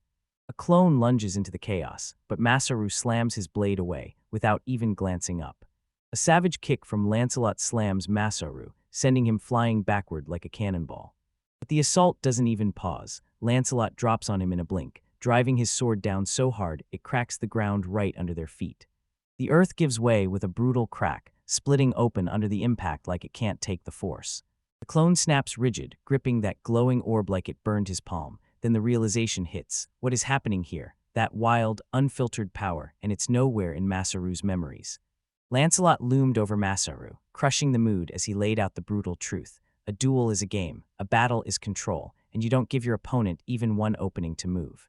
He smirks like he's seen every war there is, wielding a fresh skill and slipping into a whole new level, because he's already 2 steps ahead. But when the clone vanishes, he's left staring at nothing, so what the hell did he mean by change? Lancelot starts lecturing, his voice dripping with condescension, and he claims most people can only pull off 2 or 3 skills, the rest never shows up. But if you want more, listen up, he says your talent is still missing at the core. Horror hits the clone's face as Lancelot keeps talking. When his sword mastery finally hit level 10, it didn't just improve, it disappeared, and something far worse took its place. He seized a whole new skill, becoming a master swordsman. The clone's mind spins, could this be some upgraded skill? Lancelot shuts that down. It's a full-on transformation, where the old skills vanish completely, and you have to consume to forge something even greater. That moment changes everything. He snatches the orb, clinging to his only lifeline of intel, and suddenly it's worthless. Lancelot brags that he already mastered that skill way before he ever even met Masaru, and then he leans in with a terrifying question. When do you think it's going to shift again next? He rattles off his killer skills like a battle hymn, laying out slaughter for every kind of enemy he can think of. This power was forged in endless, brutal fights, merciless and unstoppable. He stares down at his sword, eyes blazing with raw anticipation. Masaru has carved the path for him, and the next time he swings, he vows it'll only come when he's finally at his breaking point. Panic slams into the clone, then, without thinking, he shouts using Masaru's power, "Castle Wall." A colossal fortress rips out of the earth, bam, but it still isn't enough, so the shield explodes higher and keeps coming, more. Lancelot's swing carves out a flawless, silent arc of destruction, and the walls crumble to dust. He steps up to the clone, voice icy calm, then he says, "Let me tell you one last thing as a souvenir. The skill's called asterisk, arbitrate or asterisk." Lancelot lets out a shaky, long breath. This took everything he had, and the clone is gone, wiped out completely. Masaru steps up and gives a light clap, like Lancelot himself, because of course you'd be the type to expect. He jabs a finger at the giant chasm ripping through the land, like, You're not seriously making us go that far, battle freak." Lancelot just smirks, basically saying he's got zero issue unleashing chaos to wreck the enemy, and then he leans in like, "Yeah, it could have been you." Masaru keeps badgering him about the changed skill, but Lancelot shuts him down. No way, he's ruining the fun, and instead he snaps his attention to what's left of the clone, activating appraisal on the spot. The results are chilling. This wasn't some easy copy at all. It was the corpse of a demon, a golem forged by someone. And that power didn't come out of nowhere. It was ripped from someone right next to Masaru. What the hell is going on? The fallout is way uglier than anything he ever dug up in Stenson. Just as they try to make sense of it all, a violent storm of darkness rips the sky open like a vortex. A shadow drops out of the portal and a voice booms out. The attacker, Stenson's boss, has finally been revealed, and he's coming down to this world. Out of the shadows steps a regal, divine woman, her face set with grim purpose, and when she speaks, she makes it crystal clear. The world is in grave danger. She glides straight down toward them, an unknown goddess, and drops a prophecy so terrifying it turns the air cold. Inside the moonlit Ventalia temple, Masaru tells the goddess, "Speak freely, we've got nothing to hide," and even better, he's already paid for the room. Victinia gives a sharp nod, like she's about to spill everything, while Masaru's face turns grim as he demands she explain how the world is slipping into danger and what it has to do with Lancelot. This disaster all started with one stupid move. Zack, drowning in guilt, finally admitted he leaked Adelina's marriage partner information, swearing he did it because he believed their lives were tied together and they'd somehow cross paths again anyway. But that excuse only fanned the flames of the guilt he felt for Lancelot. But Victoria shoves the past wave aside. This is just the fallout from everything she's been setting up, and now she's laser-focused on one thing, figuring out where Lancelot stands right now and what his skills can truly do. She launches into it. King of Greatest Axion was the first to spot it. The monster surge, the demon bear, the golem, none of it was random. It was a spreading curse, a flood of negative energy that was starting to swallow the whole world. Masaru's blood turns to ice, something inhuman, born just to wipe out the world on pure instinct, can't possibly be real, but Victinius hits him with the truth. In his old world, from the manga and novels, this is a concept Masaru should have known all along. The name she whispers is straight-up hopelessness, the root of all evil, the Demon King. The air itself starts to weigh down on everyone, thick as doom. The gods clocked it the moment it sparked, and they knew it would trigger the world's most terrifying transformation. A Demon King, those words just hang in the silent temple like a curse, because it feels like a death sentence for the whole world. Masaru can barely even wrap his head around it. This is insane, like a world conquest nightmare ripped straight from a story, and Victinius just makes it worse, because for the gods this isn't a game at all, it's the collapse of civilization, the end of everything. A sickening realization snaps into place for Masaru. He demands if that's why his fake Masaru's magic came out warped and brutally strong, and then he presses the real question. Why don't the gods just take on the Demon King themselves? Her answer hits like a death sentence. Gods can't step in directly, not in this world. The Demon King doesn't start a war. He shows up like a force of nature, like a disaster that can't be stopped. It's basically life evolving into a monster, born from negative energy. It usually gets wiped out before it ever fully matures, but once it does, it can annihilate anything. Masaru's mind is sprinting now. If there's a Demon King, then there has to be a so-called hero, he snorts, pointing at himself. So she's gonna turn me into a hero. He laughs, and then, maybe my useless power can actually do some damage to the Demon King. Victinia blasts him out of the sky the moment he starts drifting off, because right now, he's just daydreaming, not a hero. Still, he's the spark that kickstarted this whole civilization, and with his unbelievable production skills, he's already doing the job flawlessly. And she's like, that's the problem, straight up. The Demon King's locked in on him like it's personal. Why him? What does this ultimate evil want with Masaru? Some quick threat, or something far darker? He tries to talk himself into it, but a gut-churning dread screams the truth. For 1 second, he flashes on running away, then he realizes it won't matter. He whips around to push a new plan, build a subjugation team, and put a Lancelot-level hero in charge, but Victinius slams that hope to the ground, because there aren't even 10 people on the whole planet who can match that kind of power. She lets out a heavy sigh, and you can see the whole weight crush onto her face. This is a disaster, pure and simple, and whatever's happening in Stenson in this world, she's not letting it get harmed. Then Masaru unleashes the scariest truth. Demon King crafted a fake demon me that's so deadly it can mimic a reincarnator, a creature packed with a god's power, and figuring out what it really is, that's basically a nightmare. The Demon King's identity is still a total enigma. Nobody has a clue who he really is. Victinia locks eyes with him and tells him, not until this is finished. Our bond has to be tougher than ever. While Masaru becomes the main target, Ventalia, the most developed country, gets dragged into the blast zone too, and to cut through the choking tension, he blurts out the upcoming founding ceremony in the city, asking Ventalia if she's excited. But when she stares out at the city lights, she admits, barely above a whisper, that she is. Just as she starts to walk away, he grabs her attention and tells her, "Don't worry, I've got you." He takes her arm with a firm, gentle grip, his voice steady as steel, and swears the founding ceremony will happen. This town won't fall, not on his watch. He knows his role is the hardest, but there's no choice, he just has to keep pushing ahead.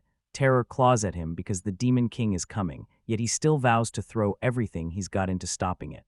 Then his whole mood flips. He pokes her cheeks and grins, mocking her slipping belief in that totally useless goddess. She swats his hands aside, yet a sweet little smile tugs at her lips, and she admits his teasing actually steadies her when she's all jittery. Then he fires back. If she's a god, she should start acting like one. Then he yanks up his skills menu and flashes her a brand new job quest that popped up the very moment the founding ceremony got the green light, straight from Victinius herself. He fires off a question, "What is it?" And the quest text slams him with a chilling location the gospel of God can't reach, demanding he investigate it.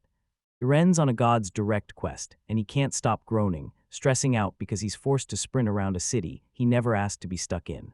But Victinia swears he won't regret it. She drops hints that waiting there is something insanely useful for the ceremony, maybe even a dress or something just like it. His curiosity finally snaps to life, and he demands a fair reward. Then, if it's offered, he wastes no time and agrees. She steps forward and hands him a breathtakingly pure magic stone, the legendary 3 sacred treasures, pulsing with soft, living magic in the air. She demands a one-of-a-kind reward. She wants the goddess herself to hand over a taste of her divine power, then lay a sacred blessing on the jewel. He locks eyes on the jewel, then whips his gaze to her burning cheeks, and fires off a blunt question, "So, do you like girly stuff?" She stammers through it all, swearing up and down that everyone has to love pretty things. He leans in, hinting at earrings, necklaces, or maybe a ring, and she finally whispers that, yeah, of course she'd love to get something like that, but... He smirks and tells her to just say what she wants, but then his face twists like he realizes he's wrong, and he snaps, "No, that's not how you do it." He realizes this one's on him, and after saying sorry for pushing too hard, he formally accepts her request like it's the only decision that matters. He tells her he's going to check on Zach, then tells her to message him if she needs anything. Then he strides off, leaving Victinia frozen in shock, murmuring, "A present." She grips the glowing jewel so tight her knuckles ache, heart hammering like it's trying to escape. Wait, did she really hear that right? Then he leans in and asks what she wants. She turns red as she admits she's terrible at stuff like this, and it's obvious Masaru's worried about her right back. A tiny hopeful smile blooms on her lips as she wonders, what gift is he about to hand her? Masaru's voice blasts from behind Victinia, and she yelps so hard she nearly jumps out of her skin. He's not finished. He snaps that when he took the quest, she never once told him where he was supposed to go. A glowing map of the whole region suddenly blooms between them, lighting up the space like it's alive. Masaru leans in and tells her he synced her skill map straight into his. Now it spans all of Ventalia, and those red markers pinpoint her exact destination. Way down beneath the world, there's a dead, magicless zone the planet's power can't touch, and right in the middle of a colossal underground lake, a whole thriving city keeps thriving. In a place people only call Thread City, what destiny is waiting for him in this hidden metropolis. Zach's voice rips through the courtyard, roaring for more from that battered soldier, and basically shouting that being a warrior means steel in your bones, muscle like a fortress.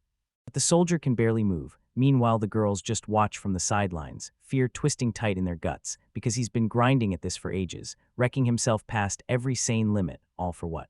Just because Zach told him to, they stride up to the massive instructor, begging him to lay off, because they love that soldier just the way he is, and they don't want him wrecked too badly.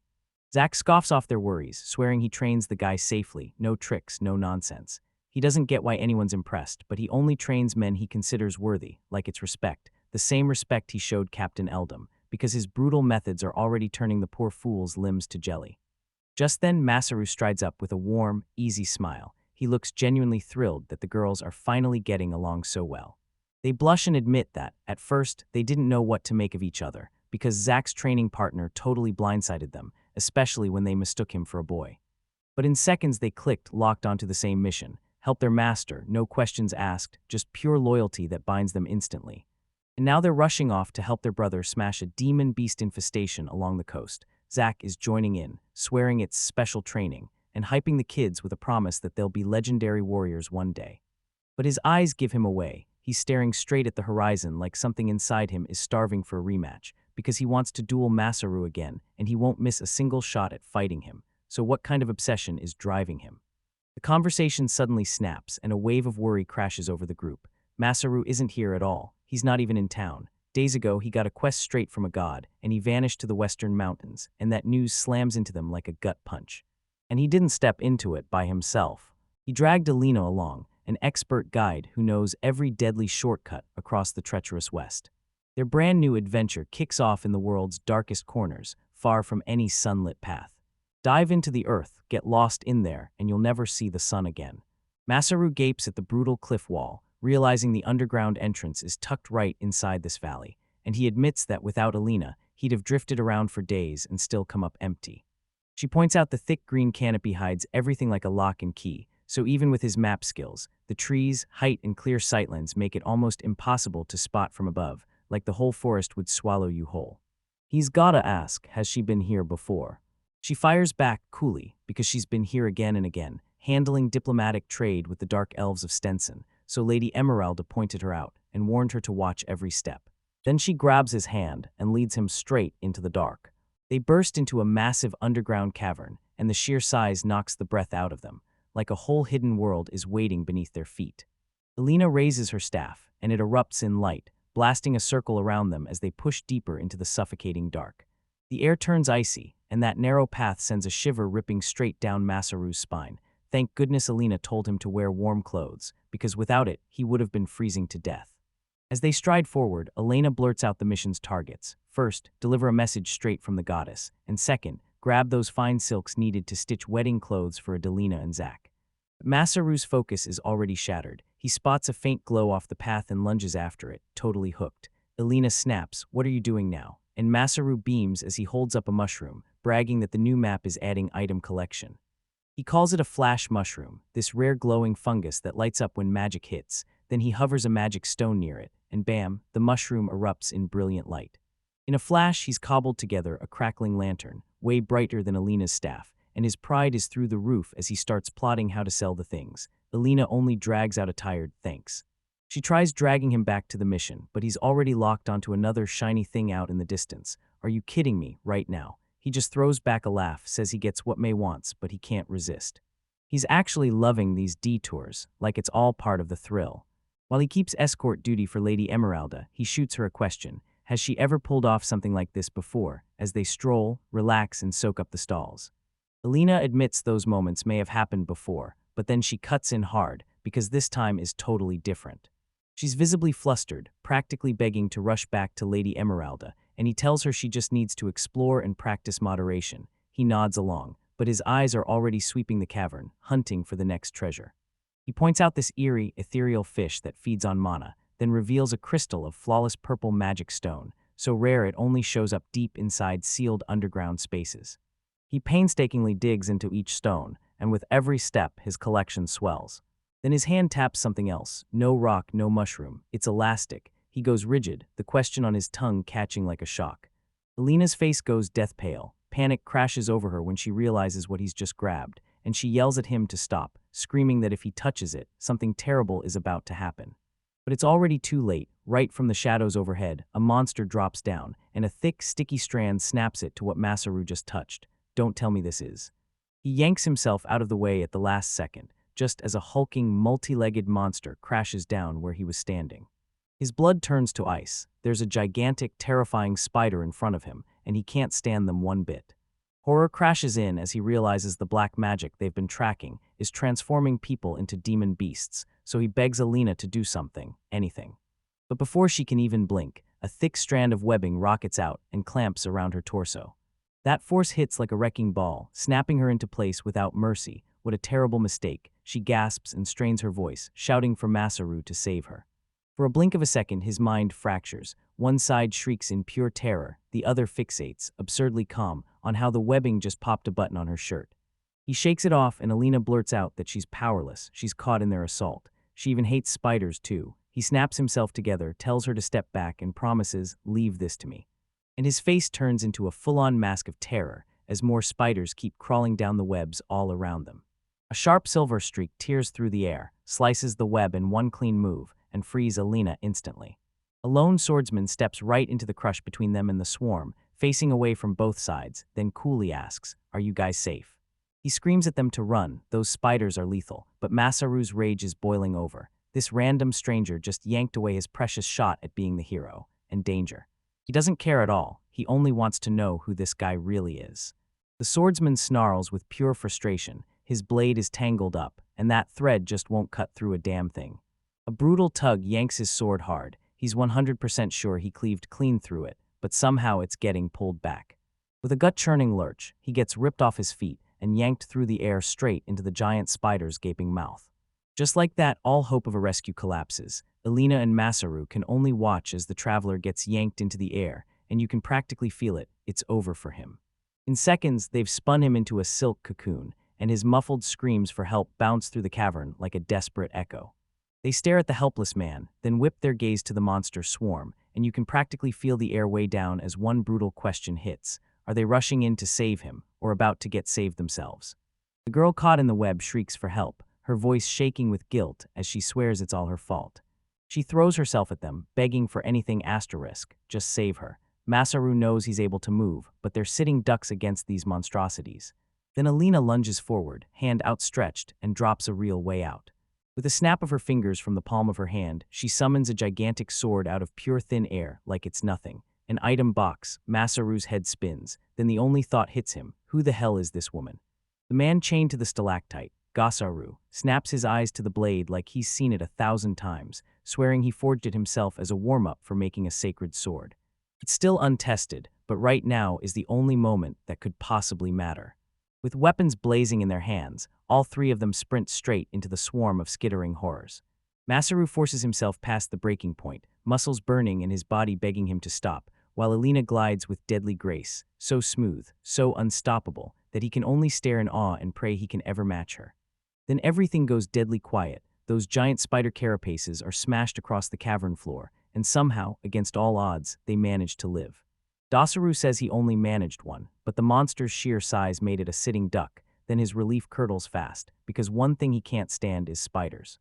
Masaru stares at the sword, his very first win, and when he sees it working, he's blown away. It's brutal, like it doesn't just cut, it rips people apart, yet the only thing he can think is, thank the stars, it survived a real fight.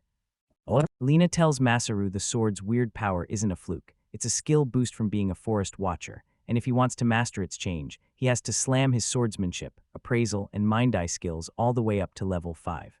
With everything changing and Masaru juggling new skills, he's completely lost, so he looks to Gazaru, still tied up, and can't believe the guy is actually asleep through all this.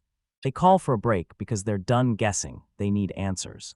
Gazaru's jaw drops when he hears about a skill that can completely change what a weapon is capable of. He's never even heard of a skill changing after it's made, and then bam, some mouthwatering scent slips through the cave and totally derails his thoughts. Everybody whips around. What is that jaw-dropping smell in the air? It's rich, savory, mouthwatering food. Masaru proudly shoves a hot, freshly cooked pizza onto the table, goat cheese from right here, plus real seafood, and the adventure girl freezes in shock, because this has to be the underground city people have been whispering about. Gasaru's still stuck in the mess, snapping, what's happening? He swears he was on watch, nodded off, and some intruder hit him, and the next moment, he's fighting for his life against spiders. The adventure girl steps in and shuts him down fast. No, he didn't get attacked. He tried to snatch their luggage, and in the chaos he panicked so hard he stirred up the spiders that ambushed them all. Gasaru's face drops in defeat. He lowers his eyes in shame, blurting an apology that admits he's crossed the line, because if those spiders are his ally, then he's committed something unforgivable. His ally? What kind of crazy are you talking about? Because before Masaru can even catch up, Gazaru is already tearing into that pizza, wolfing it down and practically begging for a second slice. Alana drops the bombshell like it's nothing. Those spiders, they're actually allies of the people living in the underground city. Gasaru fixates on Masaru, theory spinning like fire in his head, then recalls an underground clan custom, and finally blurts out, "So, are you an insect tamer?" That accusation slams into the room, and Masaru freezes, completely unable to find a single word.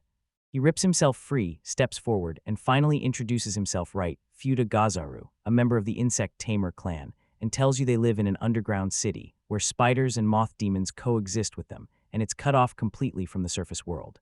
It all snaps into place for Masaru. This city's legendary special product is just textiles at all, because it's silk thread pulled straight from these creatures.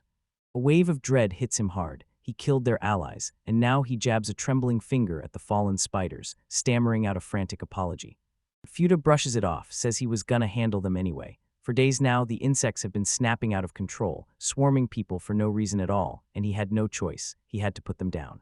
He bows his head to his fallen comrades, whispering a prayer for forgiveness, then whips his gaze to Masaru and Alina, his eyes locking on that dark elf, and demands to know why they've shown up here after everything they've been blamed for. Futa feels the Demon King's grip tightening, and the insects start going mad, so he steps in, offering to sell them thread like it's business, wrapped in grief. Masaru finally spills the truth. He and Alina aren't just traveling, they're messengers on a mission to the underground city.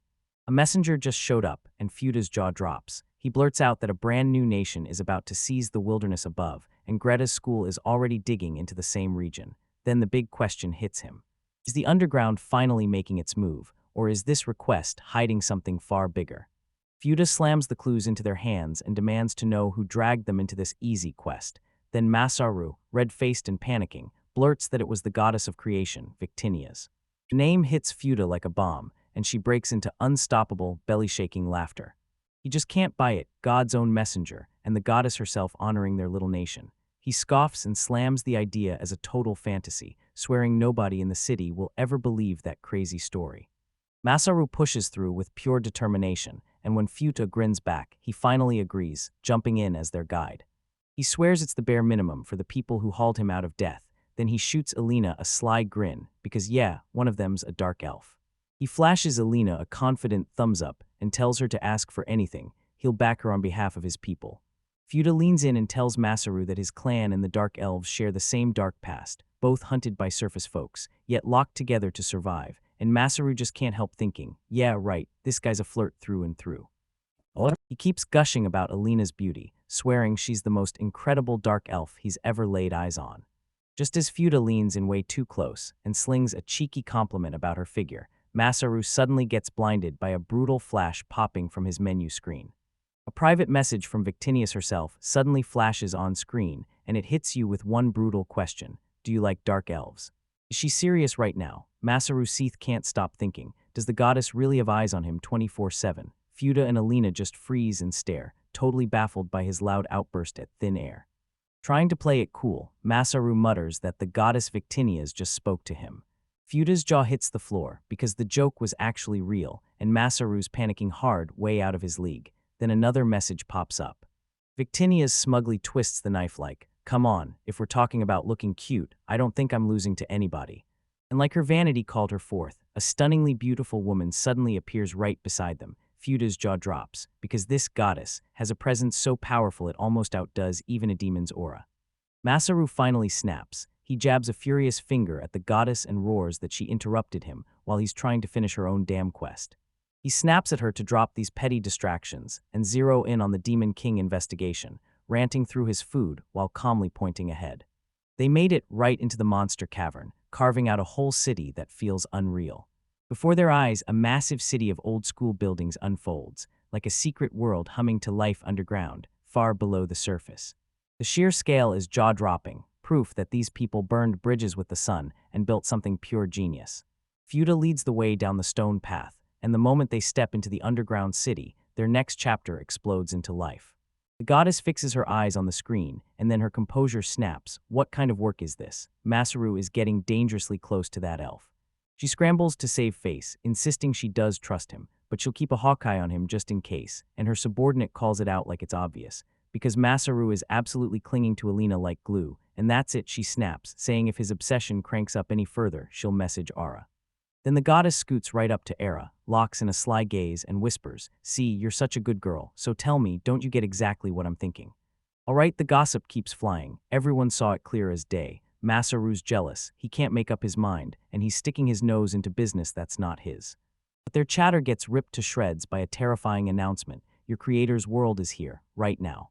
Hera and Zeus have summoned them personally to address it face to face.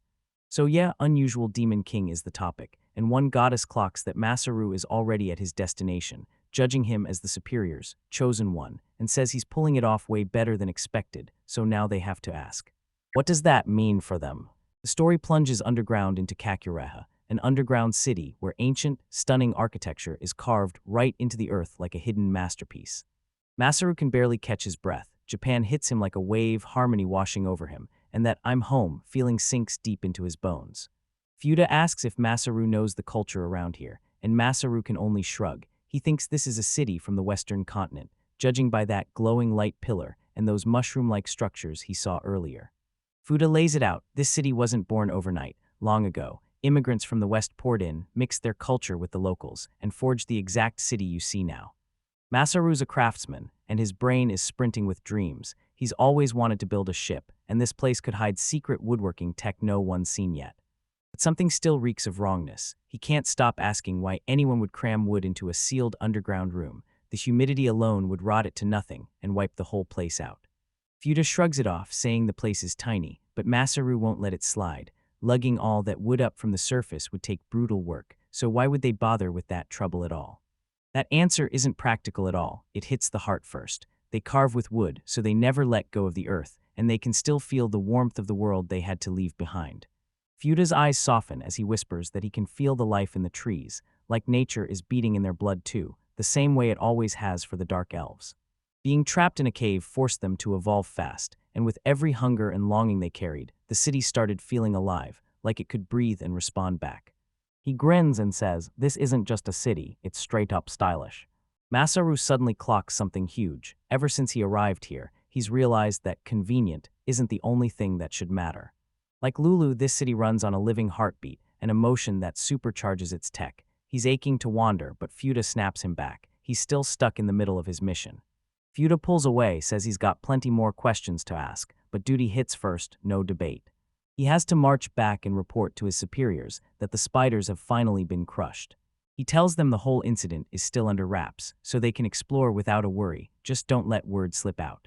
With a warm wave, Fuda gestures them toward the sightseeing district. He tells them there's nothing fun up ahead, then tries to steer them the exact opposite way from where he needs them to go. Fuda strides up to a towering pagoda and tells the guards, "My work in this district is done." The danger's gone for good, now the whole area is safe, and the guards grab him with gratitude, thanking him for every hard-earned second. Once the case is finally wrapped up, they offer to throw him a party, but Fuda politely turns it down.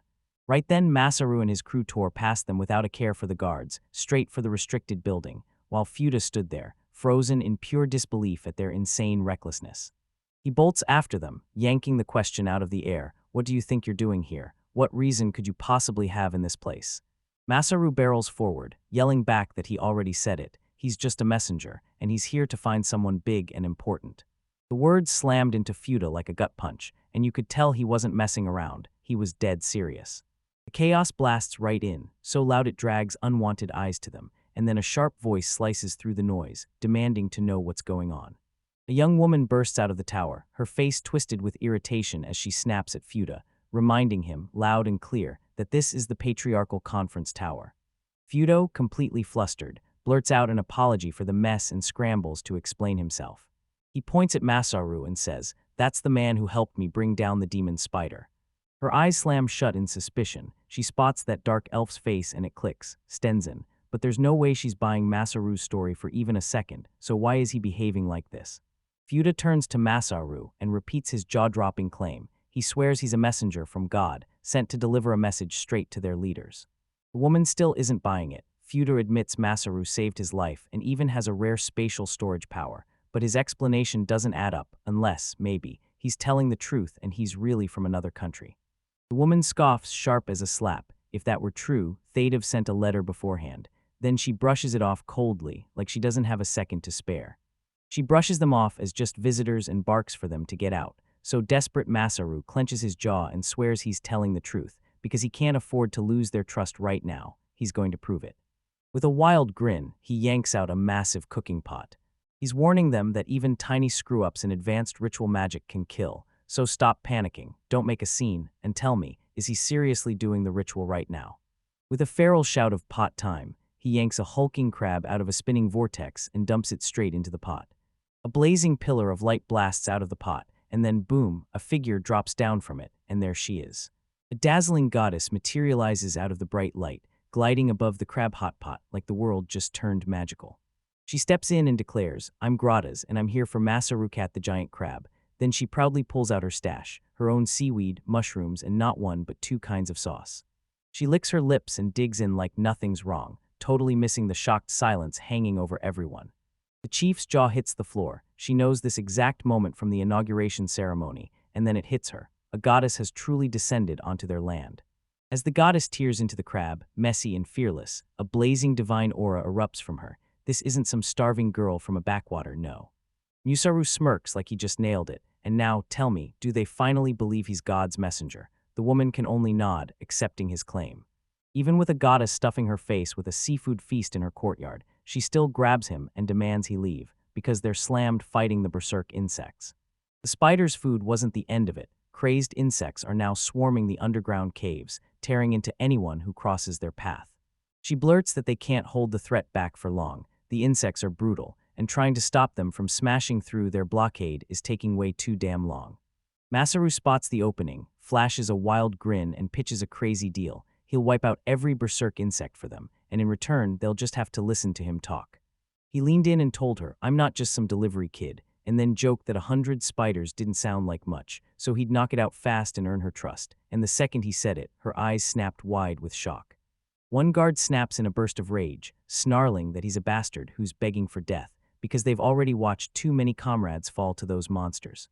Fuda cuts in, defending Masaru like a shield, because he's watched Masaru square up against 6 spiders without even breaking a sweat, and now he's guessing Masaru's strength is somewhere around 20 soldiers, maybe even 30. The chief takes in every detail, and if that power is truly that monstrous, then he's destined to climb straight into the 5th seat among Kakureha's echelon elite warriors. It's a full-on race against the clock. Then she calls his arrival a gift from the heavens and snaps up his terms without hesitation. As she swears that solemn vow, the goddess in the back grumbles that the crab tastes terrible and barks for more sesame sauce, while the chief can only let out a weary sigh like, "Yep, heaven really is like this." The plan is locked in. Masaru is taking command of Fuda's unit and driving the charge to crush the berserk insects. But then the chief drops the real truth. This isn't some generic bug hunt, because their objective is laser-specific. They've got to snare the rare silkworm moth, and just like that, Masaru gets yanked into the operation.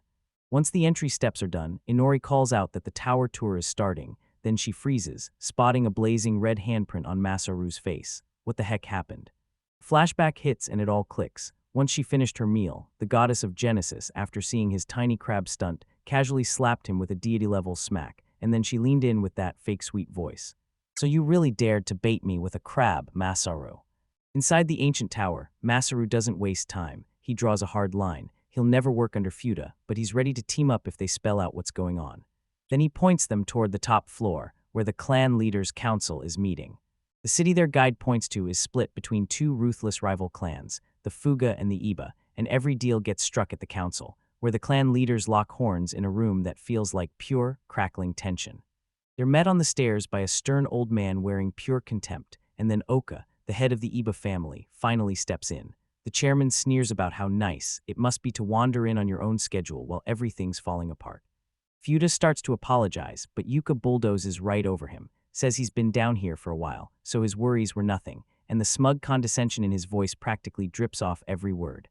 Masaru strides forward, desperate to cut through the tension, and blurts out that he's a surface dweller, an emissary from the goddess, sent to help them. Yet the second he hears his own words, the whole thing starts to sound way too crazy and doubt creeps in fast. Oka detonates, "You reckless fool." Rage flashes across your face. Do you even understand how bad this is? Because this isn't some small problem, it's OUR fight underground, and the worst part. He can't believe Fuda actually dragged outsiders in. The tension is so thick it feels like you could slice through it with a blade. The guide hisses that these 2 clans loathe each other with a burning passion. Then Oka locks eyes with Fuda, snarling that if anything goes wrong, he'll take full responsibility. Masaru lays bare the city's razor-thin power balance. The Fuga clan breeds spiders, the Aba clan raises silkworm moths, and both crank out killer specialty silks, so it's a direct, bitter rivalry with teeth. Their non-stop rivalry spiraled into a dual-clan setup, Every year, the chairmanship flips between the two, so they never spiral into full-on war. Nori leans in and asks Masaru what he thinks. He just shrugs and says fights like that pop up everywhere, even back in Japan. He even used to go at it with his boss nonstop, convinced that sometimes you need conflict to push things forward. He gets yanked back to his days at a home improvement store, where his manager, an old man who'd quit an entirely different career, ran the place like a wildfire, stocked with the wildest, most bizarre ideas imaginable. When Masaru asked how they were supposed to figure out what to stock, the old man whipped out his genius idea: march door to door and ask literally everyone in the neighborhood what they wanted, leaving Masaru stunned at how wildly mind-numbingly inefficient it was. But he realized that's just how the countryside runs. Building real bonds comes first, so before he knew it, he got dragged into helping with local business licenses and making connections he never even wanted. Memory starts slipping as the guide points to a giant silkworm moth looming behind them. As Fuda drops the details, his face turns grim. 3 days back, a swarm of crazed bugs burst from their breeding facility. They barely pinned most down, but 2 slipped free, and by yesterday they'd already mutated into that nightmare silkworm moth. Yuka scoffs, so this is your big plan show-off time. He snaps for any new info, and a caretaker who can barely stand steps forward, shaking as they recount the instant the bugs went feral. And he swore that out of that egg, a hand burst forth, fingers first, then a black spill crawled down and swallowed the bug whole. The whole scene exploded into pure chaos. Oka snaps, what kind of curse is this? And the caretaker answers, the silkworm moth was the first to go bad. He says it got twisted into a mindless nightmare, and even with his bug whisper skill, there was no voice left to reach, only a wrecked, unthinking beast. Fuda snaps the truth into place. The same black, furious madness that had crawled into his bones was the bug's rage. He wheels on Masaru and realizes he's arrived way too perfectly, like someone timed it. Are you in this? He demands. Masaru refuses to trust second-hand answers and insists on seeing it firsthand. Even as they're hit with the news, there's a brutal shortage of warriors. They burst into a makeshift infirmary, where the air is so heavy with herbs and suffering it feels like it's choking everyone. The room is packed with injured men, their bodies wrapped in bandages as they writhe and groan in pure agony. The bill was brutal. Food admitted 40 of their warriors were down and out, even hitting their highest-ranking seats. The truth hits like a wrecking ball. When Fuda says they trapped the silk moth, it isn't some clever win, it's the final move they had before they get erased for good. One of the wounded warriors clenches his teeth and growls that if it slips free. This city is about to fall. Right now, they've only got one shot to whip up a plan and crush it before everything slips away. But Oka's caught in brutal clan politics, so he shuts down Fuda's worries. He claims that Moth is special, and he won't be picky about how he captures it. What's gotten into you, Fuda? Don't forget, we're playing by your plan. Masaru glares at the old man with pure disgust. This isn't concern for his people at all. It's all about his reputation, his clan's honor. How does someone like that stay so selfish when lives are hanging by a thread? Fuda gets it. Oka's shoulders are packed with the Iba clan's whole history, and those warriors they cut down weren't rookies at all. They were battle-tested veterans, leveling between 20 and 30. Masaru steps forward like he owns the moment, all casual confidence in his voice. Magical beasts, right? I can probably handle one. Then Akawurl snaps onto him, rage twisting his face, and Masaru can only blurt, what? What do you think you even know about these raging monsters? He bellows, then Masaru just tells him, trust me. It's not like it's a spider, he snaps, and yeah, he's admitting he's awful with those. So is he actually confident, or is he completely unhinged? Hold up right in the middle of all that chaos, a voice slices through the tension. A man wrapped in thick bandages fights to sit up, and Oka locks eyes with him. So you're that coastal city freak, the one who's obsessed with Lancelot. But Fuda tries to make a proper introduction, and Masaru is totally lost. Wait, who is this guy? He hauls himself upright, breath burning and voice tight yet unshakable. Zanji, first seat of the Kokutihau Warrior Command Division. Masaru checks his wounds, his skin puffed up, streaked with angry red blotches, and he spots the discharged silk moth, then zeroes in on the crazed bug that's firing lightning magic, while Zanji refuses to quit and insists he can still move. Yuka barrels to Zangi's side, and you can see pride and fear wrestling in his eyes. Zangi, you're the Ibai clan's pride. Don't let this crush you. Without you, we never would have driven those bugs into that cave. Zanji straight up ignores him, eyes glued to Masaru. Answer me honestly, foreigner, you fought Lancelot one-on-one. No rules. Masaru just nods, yeah, twice. Zangi throws his head back and erupts in laughter, raw and brutal, like it could rip his wounds right back open. So you beat him, you actually won. Masaru snaps at him to get back into bed, grinning that his earth skill blessing will skyrocket his healing, and Zanji just stares. Something fresh sparks in his gaze as he asks, "So, are you and Lancelot really friends?" Zanji's voice drops and turns grim. 10 years in the coastal cities tournament, and every single one of them, I've still come up short, because Lancelot keeps beating me. The blows didn't shatter him. Lancelot's icy look did, in a way that somehow felt different. He never treated Zanji like a real rival, just another soldier, and that's the part that cuts deepest. He can respect him, sure, but he'll never call him a friend. Then his piercing stare snaps back to Masaru. "So tell me, why are you really here?" The question slams into the room, right in your face. Will you stand between this underground city and danger and protect it for us? Raw police shut Oka down hard. He can only barely hiss Zanji's name, while his subordinate steadies the warrior, propping him up with his shoulder. Zanji isn't done yet. He locks eyes with his clan leader and spits. "Old man Oka, you get it right. When it all hits like this, what really matters, old history, or the people living and breathing right here, right now?" That simple, obvious truth slams into Oka like a punch. He goes speechless, blurting that Zanji is a fool who's dead on right. Masaru grins. Maybe Fuda was right. Oka's just a stubborn old man with a big, kind heart, and then bam, a messenger crashes through the door like a bombshell. "Chairman, urgent report." The situation is grim. This insane insect is pummeling the boulder, trapping it tight, and then black lightning rips out of its wings, way stronger and way more unpredictable than ever. Panic explodes through the room. If it keeps going like this, the seal is about to snap, so what are they even supposed to do? Their final line of defense is seconds from shattering. Silence snaps into place as Ori's voice slices through the chaos, loud, sharp, and impossible to ignore. She snatches control on the spot. "Fuda, grab the rest of the soldiers and take the fight to them." Then she whips her gaze to Masaru. "I'm putting the crisis on your shoulders, fix this. I'll handle the evacuation and get the citizens out safely." She locks eyes with him, voice razor sharp. "Tell me you really can do this, right?" Masaru's face snaps into a grin, pure confidence, blasting off him like it's obvious. Oka just stares in shock as Inori barrels in with rapid-fire orders, snapping Tilia and Sarah into motion to mass-produce potions, because there's zero time to even think about old rivalries right now. Masaru senses the vibe change in an instant. He doesn't care if it's a chairman's plea or a straight-up order. He's going all in. He bursts out, "Time to rise up. Let's go hunt." And the excitement in his voice makes it feel like we're charging in right now. The cave was sealed up tight, a rough-made tomb of stone and hardened silk, built to cage the monsters inside. But now a tiny gap tore open in the barricade, just wide enough for one person to squeeze through, and Fuda hesitated, urging a quick scout first, yet the others were already positioned. They were here to seize the beast, and the moment had come. Trapped in suffocating darkness, the giant silk moth loomed there, a twisted shadow of what it used to be. Masaru just froze, breath snagging in his throat. He'd heard the gods turned it into a monster, but this was worse than anything he ever dreamed of, a living disaster that felt alive. Without a word, he snatched a rock and hurled it into the dark, wham, and that sharp crack tore through the cavern like thunder. Then he yanked his arms up and yelled for a timeout, time for a strategy session. Fudo blew a gasket, screaming that rushing in like that was suicide, that they'd be nothing but target practice, but Masaru stood his ground.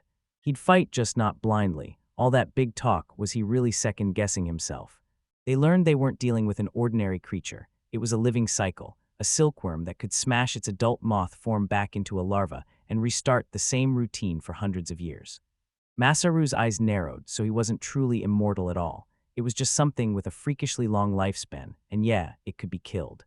His mind was already sprinting ahead, so he demanded, "Do you have a map of this cave?" His voice said the quiet part loud. A tactical retreat might be their only smart move. Yeah, it turns out this cave system was an old silk moth breeding factory, a huge maze of massive connected chambers, even bigger than the underground city below it.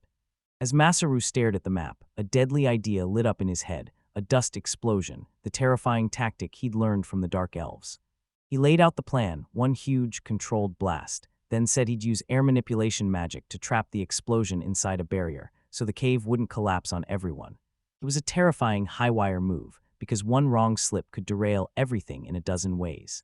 But the city's defenders didn't even blink. If there was the tiniest shot at saving their home, they'd hand him whatever he asked for and keep pushing without fear. Masaru stared them down, and the weight of it all crashed onto his shoulders, because this dust explosion was going to be their biggest attempt yet, and it would demand razor precision, time, and everyone working together. The message burst into the chairman's council tower right as the meeting kicked off. A messenger exploded into the room, breathless and apologetic for the interruption, and slammed down shocking news straight from Masaru. Everything was set and ready. Now the capture operation for the Silk Moth was starting right away. The Isoklan's leader gave a grim nod, and his decision was already set in stone. But Lord Feudo, the Fusa clan's leader, wasn't buying it for a second. He scoffed at the idea of trusting some outsider, snapping that if they'd played along earlier, none of this disaster would have happened.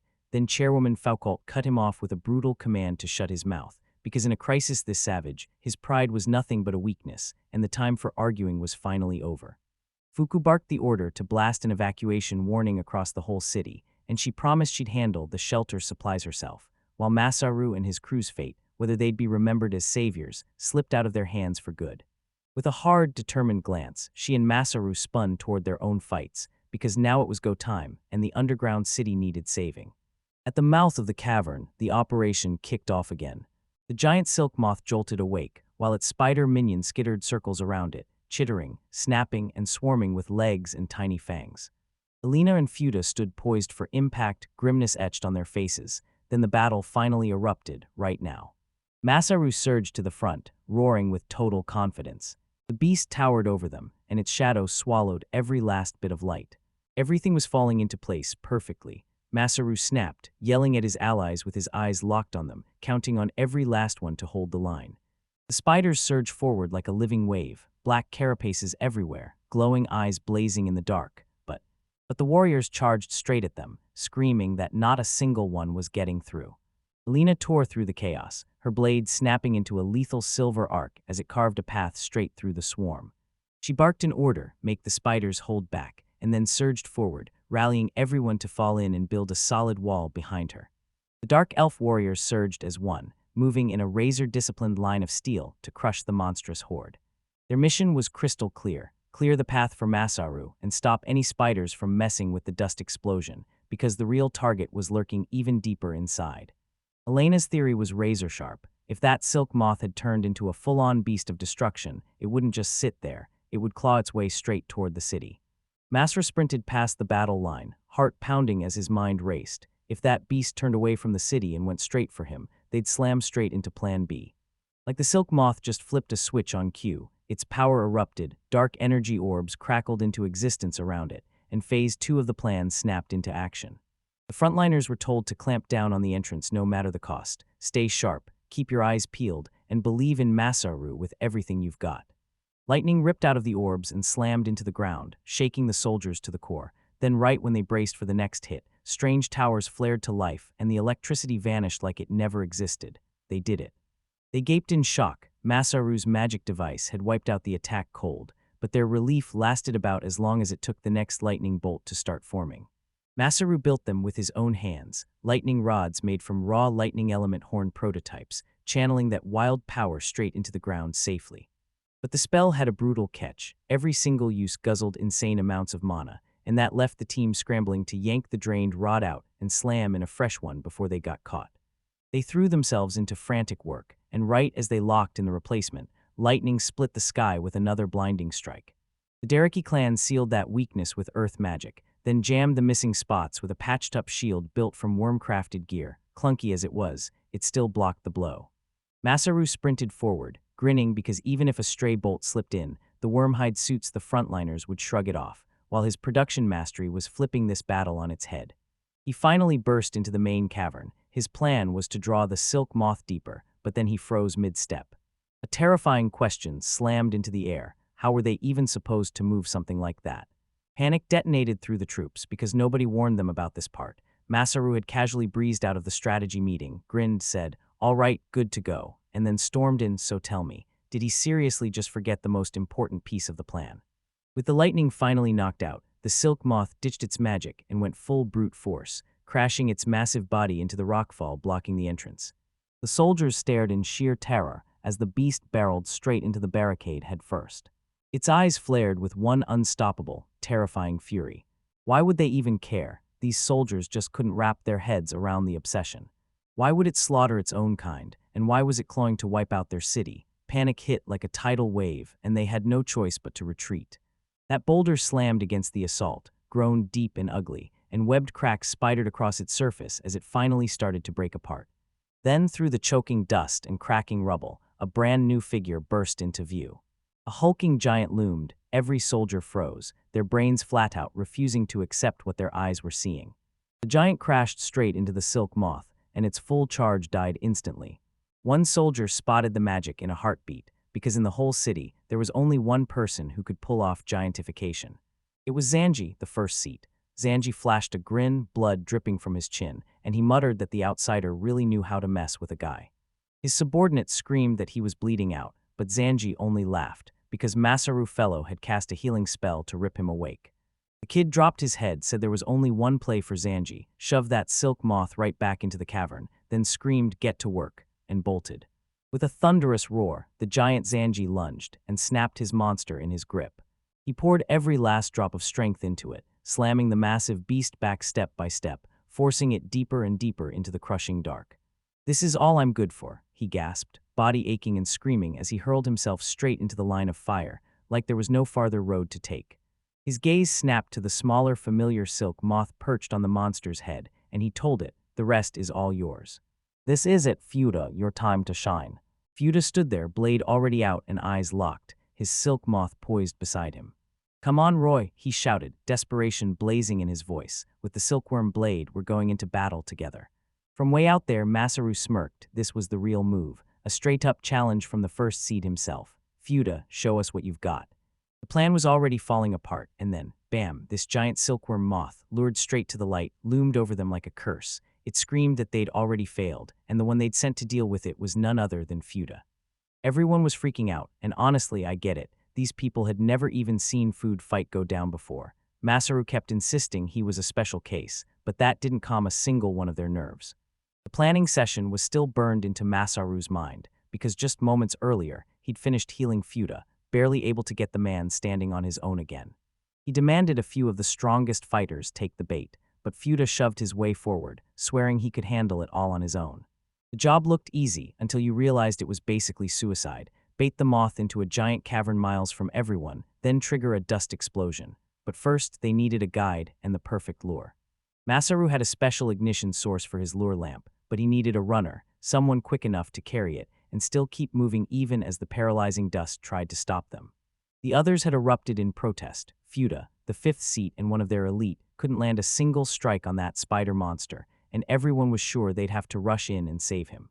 But Masaru calmly told him the truth. Fuda had been holding back, locked up by a crushing weakness in his emotions, and every time he got near women, that fear froze him solid.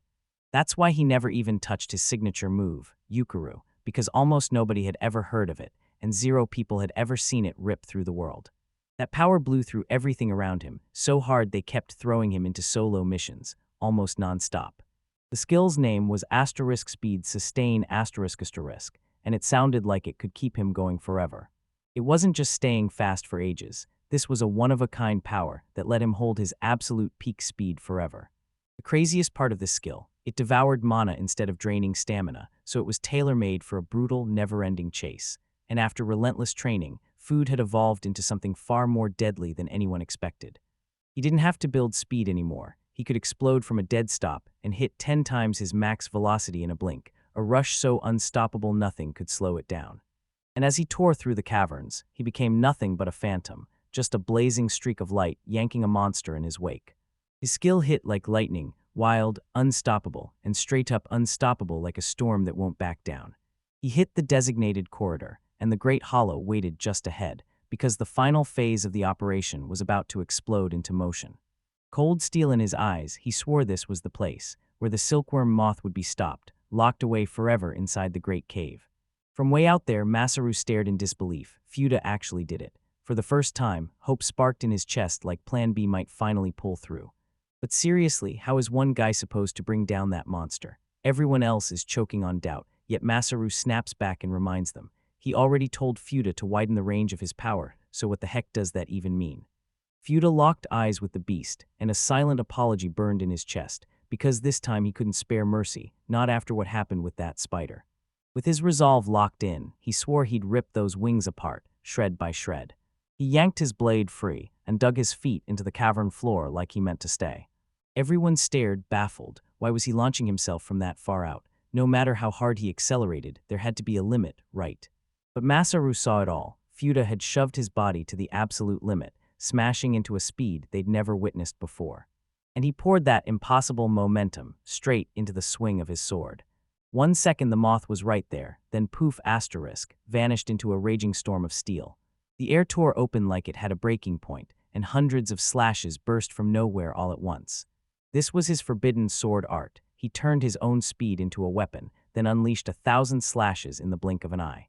The 99-fold return slams back into existence. The strike hit and Fuda didn't flinch. His mission was complete, and he stood there unshaken. The monster's wings got obliterated, torn into bloody ribbons as it slammed down onto the ground. The cavern floor was strewn with the wreckage of their flight. The moth screamed in pure agony, a piercing shriek that tore through the air. Food gasped for air, his whole body screaming with strain. This thing was tougher than he'd ever pictured, and he only managed to tear off one of its wings, but it was enough. His mission was done. He roared to Masaru that his sacrifice wouldn't be for nothing. With the target caught and pinned, Masaru unleashed his trap. He fired air magic to wrap the moth in a tight membrane, sealing every last speck of dust inside. Then with one spark of mana, he detonated it all, triggering a catastrophic chain reaction. Inside the bubble, the dust ignited, glowing like a brand new sun struggling to be born in the cave's pitch-black darkness. The team stared, their faces glowing in the deadly light of the blast, about to rip the sky open. A deafening blast tore through the entire cavern, shaking everything in its wake. Masaru didn't expect the force to hit this hard, and the strain of holding that membrane together started burning through his mana like crazy. His power sputtered, and his vision started to blur at the edges. And just like that, when the stakes were highest, his reserves tanked to zero, and he was totally wiped out. Another blast tore out of the flames, and everyone was suddenly left scrambling, totally caught off guard. Even from way back, the heat and shockwave punched like a storm. Fuda flinched, threw his hands up to shield his eyes, and screamed Masaru's name in pure panic. Masaru crumpled to the ground, hacking violently as if his body was tearing apart, his throat blazing like fire, his lungs begging for air, and his clothes ripped away while his skin writhed in furious burns. Food aside, he finally exhaled. At least he was still alive. He knew they never would have made it this far without Masaru's insane plans and that heaven-sent rescue skill. He let out a triumphant breath, because the city was saved, sure, but now he had to pray his underwear survived the blast, and the only real question left was whether catching that moth was still on the table. He stared at the smoldering crater, and respect for Masaru surged through him like fire. But a voice cut through the smoke, ordering him to snap his head around and look behind him. It was Masaru, waving like nothing happened, totally unharmed, and before anyone could even breathe, he was already talking about grabbing food as soon as they rolled back into town. The food just stood there, staring back like it had no clue what was happening. Then, out of nowhere, tendrils of pure darkness erupted from the smoke and drove straight into the rest of their party, before anyone could even get a scream out. Masaru's eyes snapped wide with pure terror. This wasn't real, and it couldn't be happening. The silkworm moth burst out of the flames, wings burned away, yet it stood there, wrapped in crackling spheres of dark energy that threatened to swallow everything.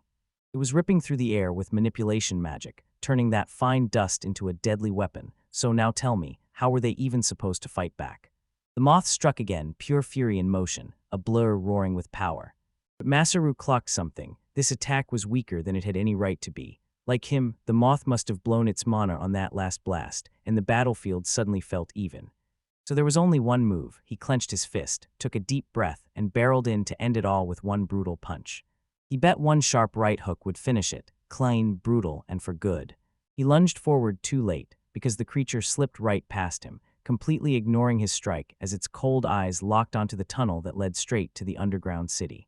It kept charging forward, locked on its target, and wouldn't stop. No, they refused to let it go, because if that thing ever slipped into the city, every move they'd made would all vanish into nothing. Fuda couldn't even budge, injuries pinned him down, and Masaru's mana had vanished, so his instant tool creation fell flat, leaving him totally powerless.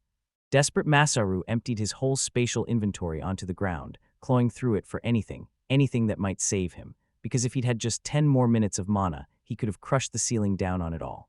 Swords, shields, even the shattered wagon frame, none of it mattered, just useless junk scattered everywhere. Then he caught sight of it, Fuda's tricycle axle, sliced right through, still jammed in the moth's wing like a blade of iron. He flashed back to how he'd reinforced those animated statues, so did he do that to this too? That slow, wicked grin crawled onto his face, then the moth's electric strikes, the metal wings he tore off, and right there, a terrifying, brilliant plan started to click into place. A sinister echo of himself crawled into his ear, laughing at the Demon King for forgetting basic science. Now it was time to deliver a brutal little chemistry lesson. He snatched 2 chunks of metal from the pile and held them up high so the monster couldn't miss them. With one last triumphant scream, he slammed the verdict down, silkworm moth, done. The truth slams into him like a punch. If those wings hadn't kept their electrical magic, his whole plan would have crumbled. Fuda locks eyes on the pinned beast, stunned, thinking, what in the world did Gwendofer just do, and how the hell did he pull off something like that? But Masaru's grin snaps into full-blown panic. He yells at Fuda, and you've got to stop for a second, wait, hold on. Food is thrown off by the sudden shift, blinking like, what's wrong now? Masaru's intense stare says everything and answers nothing. A deep, low-grown hum rolls through the cavern as the pinned wings start to crackle, not with electricity, but with a nasty dark energy. It still has power to spare. This monster isn't dead. It twitches, scrambling for its next hit, and Masaru feels it in his bones. This is his one only chance. It's coming.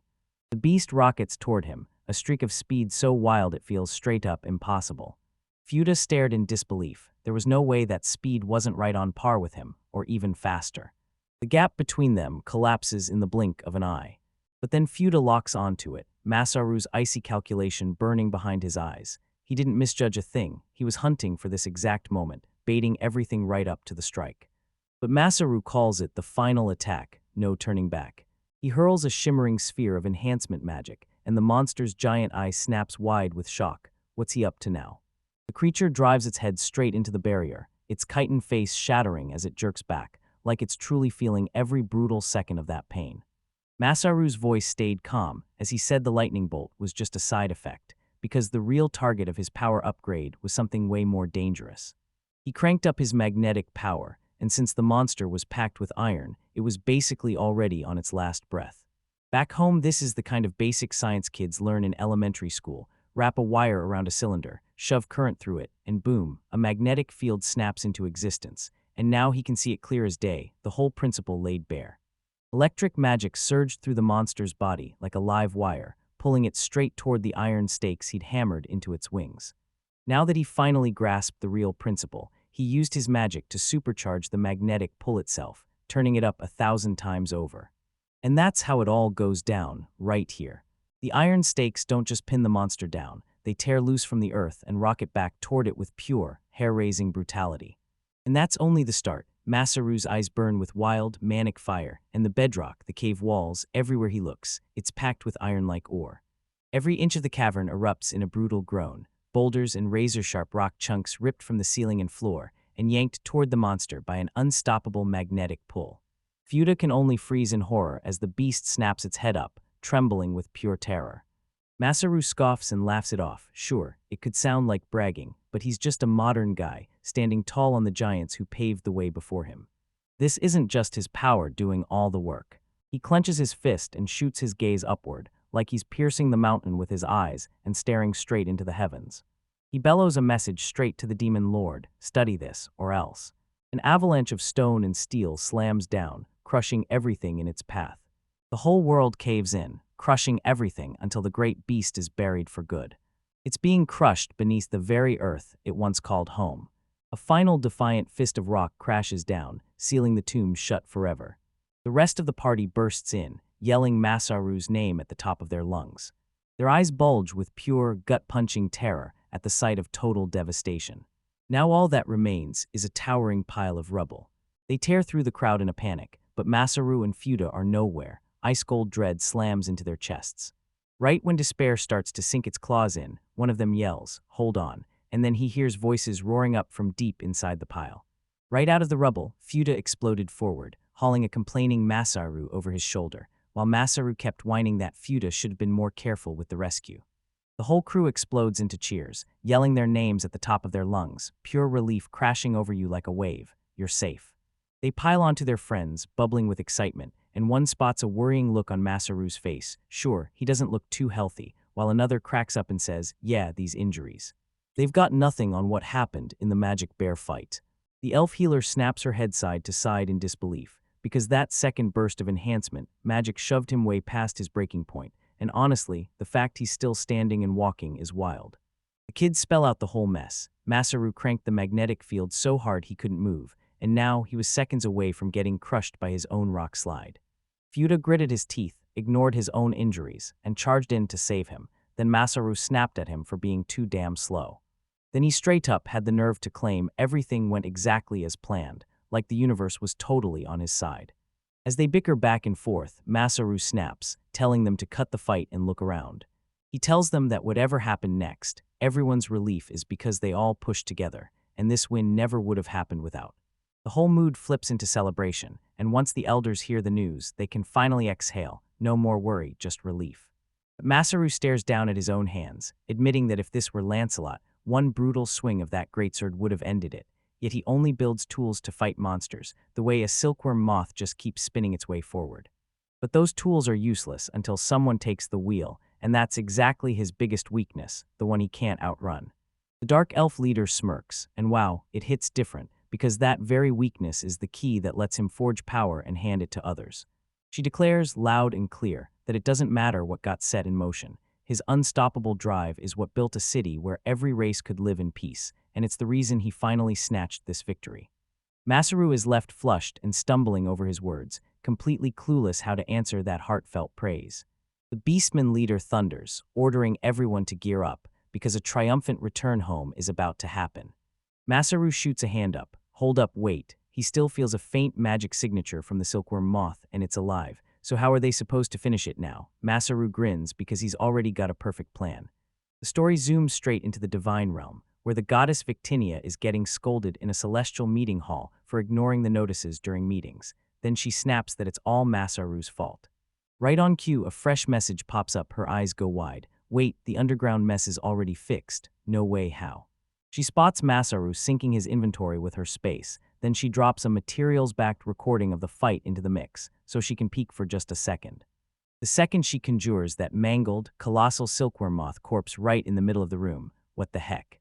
It slams down with full-on apocalypse power, smashing the ancient conference table into splinters. So tell me, what insane thing did you just send, you idiot Masaru? Her fellow goddess just cackles at her misery, and Victinius erupts, shouting that this time, at last, it truly wasn't her fault. A man's voice slashes through the chaos, and a powerful god studies the wreckage with wild curiosity. Good job, Victinius, and then he realizes the creature was twisted straight by the demon king's own hands. A dangerous grin blooms across his face, and if they can rip that tainted magic out and study it, they might finally crack the truth behind this mysterious demon king. The real story behind the guy trying to climb all the way to the top of the gods. The analysis is done. Now they've pulled out the beast's special magical energy. The goddess lays the data in front of Zeus and demands his take, because what the numbers reveal is either a jaw-dropper or something Zeus probably should have seen coming. She lines in and demands, so this is what you saw coming the whole time. Zeus' face hardens as he confirms her hunch. Alstra's top god is the one pulling the strings behind all of this. The goddess won't back down. She declares her own scheme is already in motion, and in just a few days she'll reach out to Masadu to demand his cooperation. Zeus stares at the sky, wondering if this is really the moment, because the enemy's full manifestation isn't for another month, and her defensive barriers should still stand. For now, she insists the city's safety comes first. She refuses to ruin their victory celebration. Down below, people are throwing their hands up in bliss, completely clueless that the hard-won peace they're celebrating was bought with blood and suffering. They hoist their heroes up into the night sky, cheering and laughing like the whole world is roaring with them. 3 days later, the word explodes. Derry Village is in real trouble, and God's messenger, Masaru, is racing over to investigate. As Fuda strides through the city, he suddenly catches snippets of chatter about Masaru, how he'd been joking with someone that very morning about carrots and preservatives. No matter where he goes, he can't stop himself from bursting into chuckles whenever the stories about Masaru pop up. He heard the man was holed up at an inn in the residential district, but the place was empty, no sign of him at all. Right when he's about to throw in the towel, someone yells his name. Fuda barges into the room and stops dead, because Masaru's crew is sprawled out under a table draped in a blanket, and it's bright daylight like nothing's wrong. They drag him toward the katatsu, table and blanket freakishly warm, but Fuda is already on a timer. He can't kick back for even a second because he's got to track down Masaru. The girls reveal their contraption is powered by a magic stone that blasts out heat, and honestly, it's a lifesaver down in the underground, where the cold bites hard. Fuda can't stop staring at that heat source, because he just realized they're stocking up on weapons and pulling in real power from the underworld. But then he spots the blanket's design, how it flips up, and the second it clicks, he realizes Masaru's true perverted scheme. That bastard is always slick with his inventions. One of the girls giggles as she tickles the other, payback for some old prank, and then Fuda slams in, demanding again where Masaru went. She remembers that morning, she'd bumped into him while he was locking in a trade negotiation, and if he was negotiating, then he'd only be one place, the council tower. Fuda shoots a quick excuse, then bolts straight for his destination. He rockets into the room, and Masaru's party instantly whips around to greet him. The councilwoman tears into Fuda for his total lack of decorum, and he doesn't argue. He rushes out an apology, then admits he's been hunting for Masaru all morning for the warrior corps. Masaru shrugs and says it's no big deal, because the main business is already settled. If they can just hang tight a little, he's ready to go. Fuda is totally thrown off. He thought the big deal was already over, but this isn't the trade agreement he was waiting for at all. Nope, it's something way bigger, the birth of a nation. The gods and the elders have officially marked this whole area, even that underground city, as a brand new country, and Masaru is here to deliver the proclamation.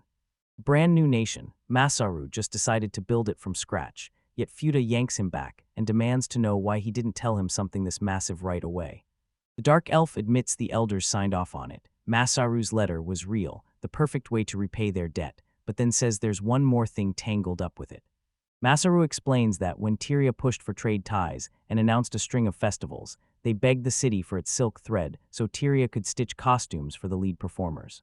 Fuda inspects the fabric and goes, "This is top-tier stuff, perfect for dresses." Then his face drops. Their artisans are already swamped with orders for the next 2 years, and fitting in a new fabric order is basically impossible. Masaru grins and says, "That's why we compromised. If the fabric's too much, we'll just deliver the thread instead." But it only lasts until the festival, then they'll be hauling in fabric, right? Masaru's eyes sparkle. He used to be a handyman, and his old gigs dealt with this exact kind of work. He blurts his thoughts out loud, and it hits him. Silk is probably a unicorn in this world. To make just 1 kilo of raw silk, you'd burn through 5 times the resources, and even if they kick production off in a year or two, it'll still be barely enough. This isn't a problem, it's a golden chance. He tells them he negotiated to lock in a factory asset as part of the deal, calls it an investment to supercharge their production system, and then asks for a tour. They barrel into the underground fabric factory. Masaru freezes in shock. He thought everything was stitched by hand, but when he steps inside, he realizes they've got actual looms right here. A young artisan leans in and breaks down how a loom works, tying horizontal and vertical threads together like they're unlocking a whole new world. She shows the whole simple trick, grabbing the centerboard and hauling it by hand, then firing the weft thread straight through the opening. It's a clever gadget, but Masaru spots the cracks, tweaking that thread pusher is way harder than it looks, and one slip could ruin the whole setup. Fuda's eyes light up. He straight up admits this guy isn't just a warrior, he's a total jack of all trades, jumping in to handle whatever needs doing. Masaru smirks because he's not buying it. Fuda isn't just some dumb samurai either. He's always using work as the perfect excuse to flirt his way through the factory girls. The councilwoman clocks his value instantly. Food versatility makes him useful, even when Lance just needs a sparring partner. But Mauser's mind is already sprinting, because with these looms, everything starts moving at lightning speed. He whips around and flashes that wild grin. "All right, gang, time to fix the production problem. Let's crank it up and more than double our capacity." He unveils the massive wooden complex he built with his own hands. Everyone else just freezes, staring in total disbelief. What in the world is this wooden, boxy thing supposed to be? Food made their eyes bulge, and their mouths fall open in total shock. Masaru leans in and tells them, "I built this loom from one I saw years ago, pulled it straight from memory." He taps the machine, showing how it's worked by hand, yet somehow it drives the weaving on its own. Then he grabs their attention and snaps, "Watch closely." He drops into a seat on that bizarre contraption. With one sharp stomp of his foot, the machine clacks alive. A thread whips across the loom and sinks into the fabric like it's alive, yet he hasn't even touched a thing, so how on earth is that happening? He breaks it down, same warp threads you raise and lower like before, but this time you do it with a foot pedal, and when you shove the reed back, the weft thread blasts sideways. He whips out the key component right there, an airborne flying shuttle. That clever mechanism jams the reed rack forward, and the sidesticks snap the shuttle left and right like a piston, driving the weft straight into place. A foot pedal jerks the warp threads alive, then the reed snaps forward to cinch the new weft tight, over and over, until they're weaving fabric at a speed that feels straight up impossible. Fuda gasps for air, and Masaru is a once-in-a-generation genius, until he shakes his head and shrugs it off, saying he's not some hero, just a guy who absorbed the knowledge and now feels he has to pass it to the craftsmen of today. The councilwoman spots the huge potential right away, but she also knows this meeting won't be easy, because the challenge is going to hit hard, and she's already bracing for how tough it'll be to make it work. Masaru's grin is razor-sharp, practically predatory, and he tells her she's probably right, then adds that his class isn't finished yet. And right here, he declares it. This time, we're pushing the world forward one more step into a future way beyond the Industrial Revolution. Humanity's story is stitched into fabric, one giant leap from folks sewing by hand to roaring automated looms, all chasing the same dream: make clothes for the masses. But in that underground city, where on Earth were they supposed to find the power to ignite a full-on revolution? 3 days later, Masaru is right there, standing in front of the answer he's finally ready to give. With a blazing, triumphant grin, he rips the cover off his masterpiece. He declares they'll tap the river's raw, roaring power, then let the water itself shove their machines forward, straight off the surface flow. The Karakuri people stand there, frozen in shock, as the looms suddenly start moving on their own, threading cloth with zero hands ever touching them. Masaru breaks it down fast. There's a water wheel outside. It spins an axle that turns a belt, and boom, the looms inside the factory start working. He admits it was brutal at first. He only had theory to lean on, but the locals already ran water wheels, so he flipped his knowledge into overdrive and forged a way stronger one. Fuda's jaw drops as he realizes hydropower could flip everything: work, life, the whole world. Then he suspects Masaru's got secret knowledge from some other civilization, but Masaru only shrugs and laughs, claiming he got the idea from the water wheels right here in this world. But his thoughts slip to the real heart of this world, the magic stones, the true power source. These crystals can unleash endless elemental power, and he's already turned them into simple tools before, like he's getting ready for something huge. But it's a limited lifeline, like fossil fuels on Earth, and he can't stomach teaching people to tap into something that could someday vanish, because the moment it does, their whole world could crash into chaos. He leans in and fires off a question to Foucault. Will this new mass production push be enough to keep Beaskin City supplied? She lets out a worried sigh, fretting about those orders that are already locked in. But the moment she realizes that if they can nail these contracts, any extra can be shipped out as profit, her eyes practically blaze with excitement. The elder's jaw drops, staring at a future where Karakuri silk isn't just their allies' secret. It spreads across the whole continent, and Masaru's inventions are straight-up breathtaking. He and Arya lock eyes, and a proud grin flashes between them. The Karakuri elder snaps that exports alone won't cut it to settle this debt. She tells him she'll help with anything, like if his wedding hasn't even happened yet, they'd be honored to step in and help. Masaru instantly short-circuits, stammering, "There's no one." Right as he denies it, the memory of a certain elf queen suddenly flashes behind his eyes. He stammers, grabbing at words to say he's got nobody like that, different species, different ways of seeing the world, and it all turns into a total, tangled mess. To switch gears, he unveils his fresh import plan, an anti-humidity preservative and a spider silk liquid that hardens into brutal, high-strength epoxy resin. He's already plotting to test it the second he rolls back into the city. Meanwhile, the younger Karakuri stare at the gears grinding and spinning, minds snapping into overdrive. One of them suddenly blurts that this mechanism could do far more than weave cloth. They suddenly realize, with that power that moves stuff up and down, you could even snap a rod onto it and use it to crush materials. Then it hits him, an idea sparks like lightning, and he's like, "Got it," as he yanks Foucault aside. He leans in and spills his new plan to her, and the second she hears it, her whole face lights up, while Fuda hangs back in the distance, totally clueless. 2 days later, the whole crew grabs their gear and braces to escape the underground city. They share tearful goodbyes with Masaru, and he swears he'll be back fast for the silkworms.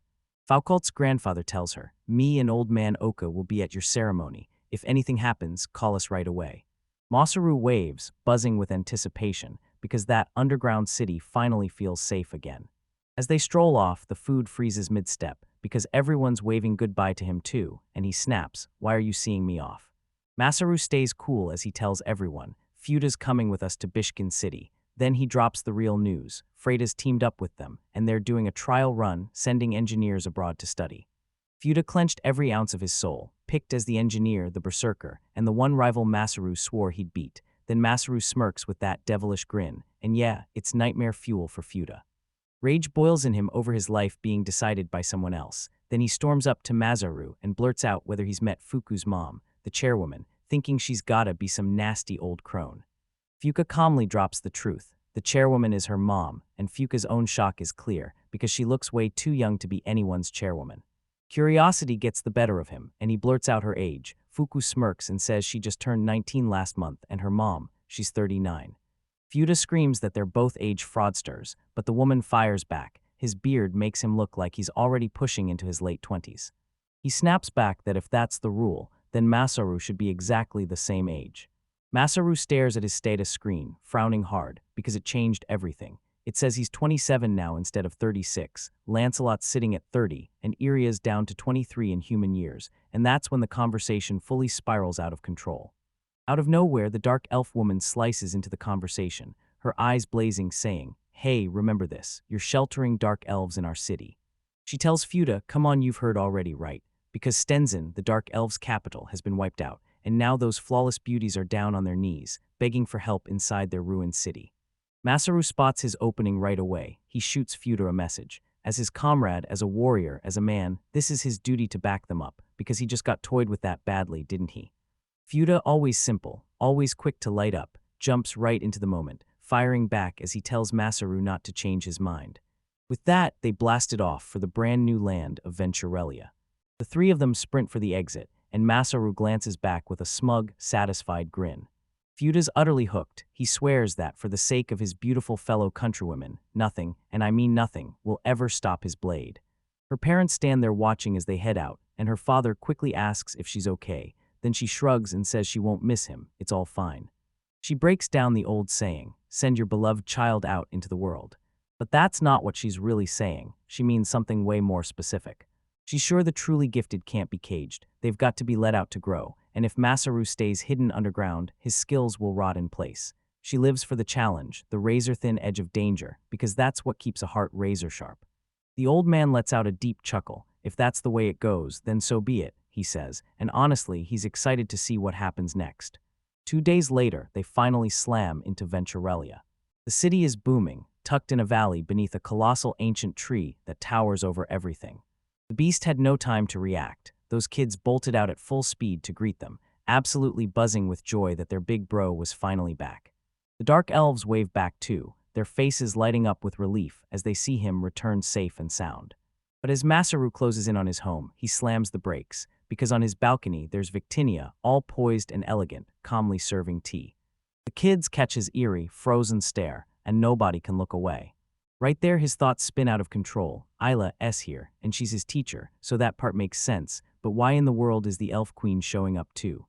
Victinia locks eyes with him, a soft smile tugging at her lips, then she quips, "So why are you acting like you just saw a ghost? Don't you realize it's obvious?" She's made up her mind. She's staying in this city for a while. Master's whole world lurches off its axis, because the elf queen isn't just showing up, she's staying. And right now, he's freaking out like, what does that even mean for me? A week later, that early morning sun blasted across Venturelia's temple and stretched the shadows clear to the ground.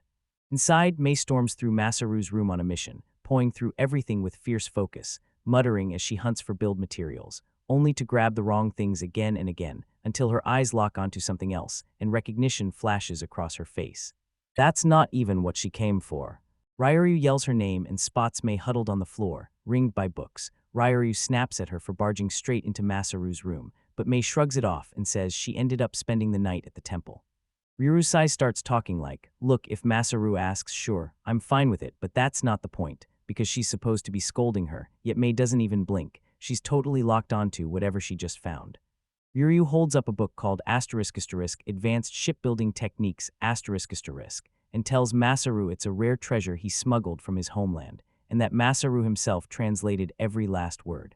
Shipbuilding has May's curiosity on fire. She's convinced this is somehow tied to the festival's boat race ceremony, so she quizzes Ryoryu for answers, then sweetens the deal by promising sheep's milk later at the hot springs. Ryoryu nods and agrees, but Mei's thoughts are already racing ahead to something else. Her gaze slides to Masaru's workbench, every tool perfectly placed, until a tiny, ornate object steals the moment, a ring. That outfit is insanely beautiful, way too fancy for Masaru to wear. The second he sees it, his thoughts start clanking like gears, so is he about to hand it to someone else. The design is so unique, like you've seen it before. Ryoryu brushes off the whole ceremony idea. This design is way too wild to churn out in bulk. She's convinced it's a tribute meant for a god, and Mei, standing there, keeps grumbling about what offerings they should even bring. Then with a sharp snap, Mei's eyes light up, and she declares there's only one way to do it. She's dead set on becoming a god so her big brother can rake in the offerings, and Ryoryu just can't stomach it, blurting out that gods are supposed to be dignified, but Mei only grins and tells her straight. Ryoru's her friend, so stop the doubting and start cheering. The door bursts open and an enraged Masaru charges in, shouting that he wants to know where Victinia is, and he lays into them for sneaking into the cold storage last night and swiping the prepped crab meant for the hot pot. Mei and Ryoryu go rigid the moment they're caught red-handed, and Masaru can't believe they lost their cool for even a few seconds. Mei snaps back that her hunger was just a flash of brilliance, but Masaru slams it down and promises he'll take them on again and again until they learn, while Ryoryu oddly finds the whole lively atmosphere comforting. She can't help but smile and think, wow, having everything this full of energy is honestly the best. Ryoryu breaks it down. This kind of energy means everything's pushing forward, something's growing, and even she can feel it. It's a good sign, proof that life and progress are roaring to life. And right now, more than ever, the whole city is crackling with energy, buzzing like it's about to explode. Blacksmiths are pounding steel, merchants are catching quick breaths, and construction crews are raising something new around every corner. Venturalia's whole city is buzzing, alive with non-stop energy and pure excitement. Farmers and adventurers alike are pitching in, and the city's rapid growth is exploding because of it. Masaru stands at the west gate, rocking a proud grin as the whole place feels alive. Everyone's hyped, and he's absolutely soaking up that electric vibe. But just as his grin lights up, one of his guys cuts in. "We've got tour to run, sir." Masaru shoots a quick apology, but you can tell his thoughts are already running a different race. A week has passed since they crawled back out of the underground city, and now Venturalia is marching toward its nation-founding ceremony, while dignitaries from all over the continent flood in, and Masaru's got one job: show them around.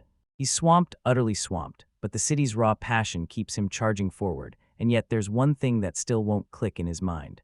The carriage rumbles past, and the crowd explodes into cheers for Victinias. She sits up tall, waving like royalty, soaking up every ounce of worship. She totally looks asterisk like the kind of leader everyone adores, like she's the walking symbol of their brand new home. Masaru stares on edge like something's twisting in his gut. Those crab thieves' tricks rip the people's hearts away, and it still won't feel right, not even now, because Victinius has them locked under her spell. She just pops in to greet the visitors and clock how they react, because that's the whole act.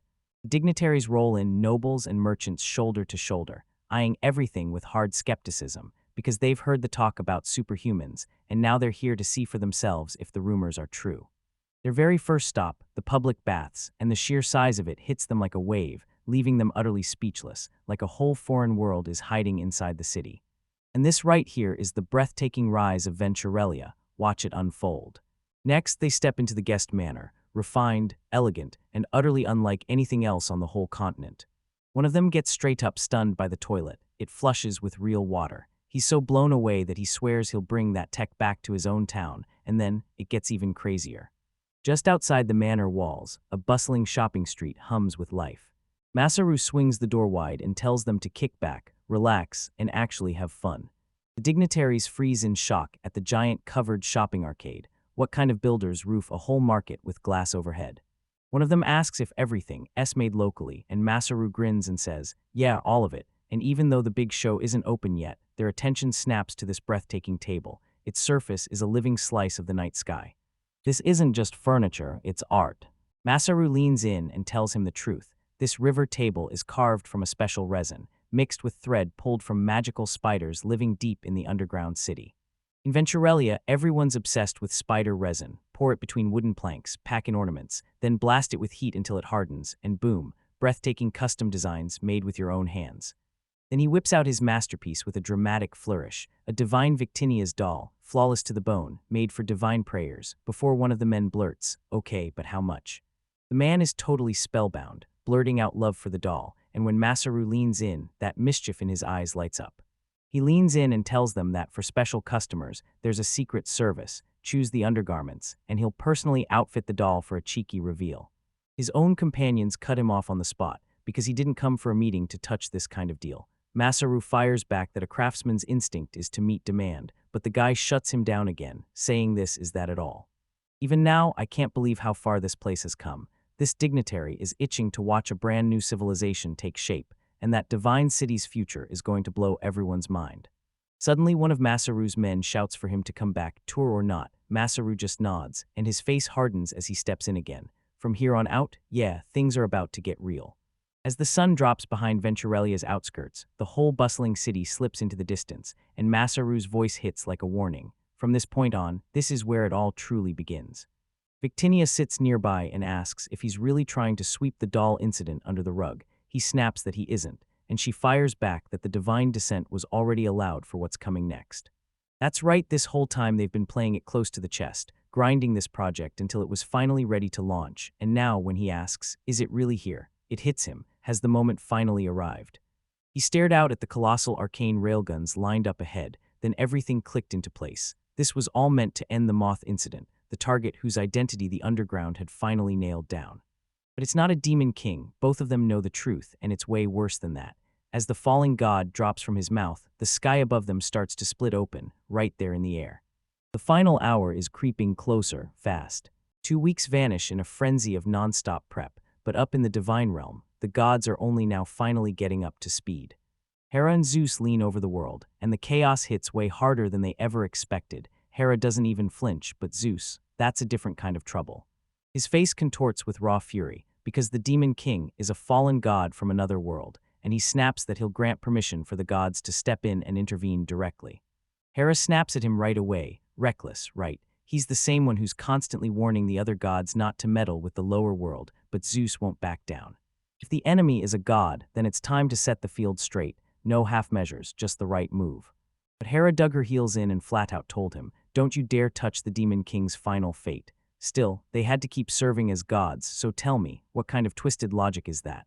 She swivels toward Victinia with a sly, fearless grin, like this will be an accident she can control, and Victinia gets every single word instantly.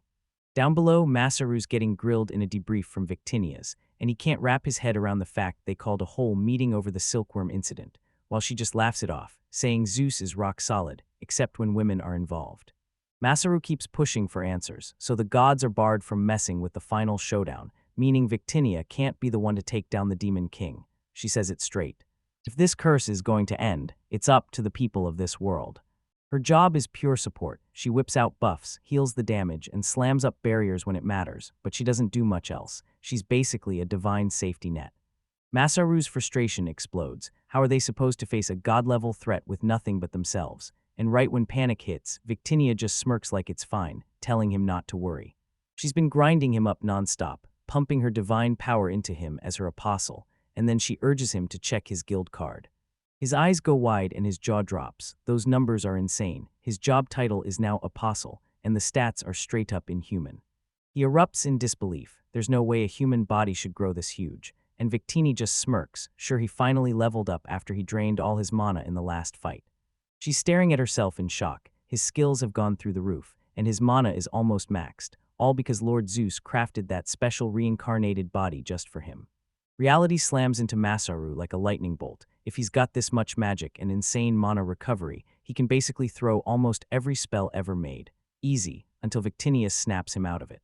Yeah, it's not that simple. What happens if they run into an enemy that sucks magic dry, like the Dark Elves did? It never even crossed his mind, and right now, they're so understaffed it's honestly critical. Right on cue, a voice slices through the air, Lancelot.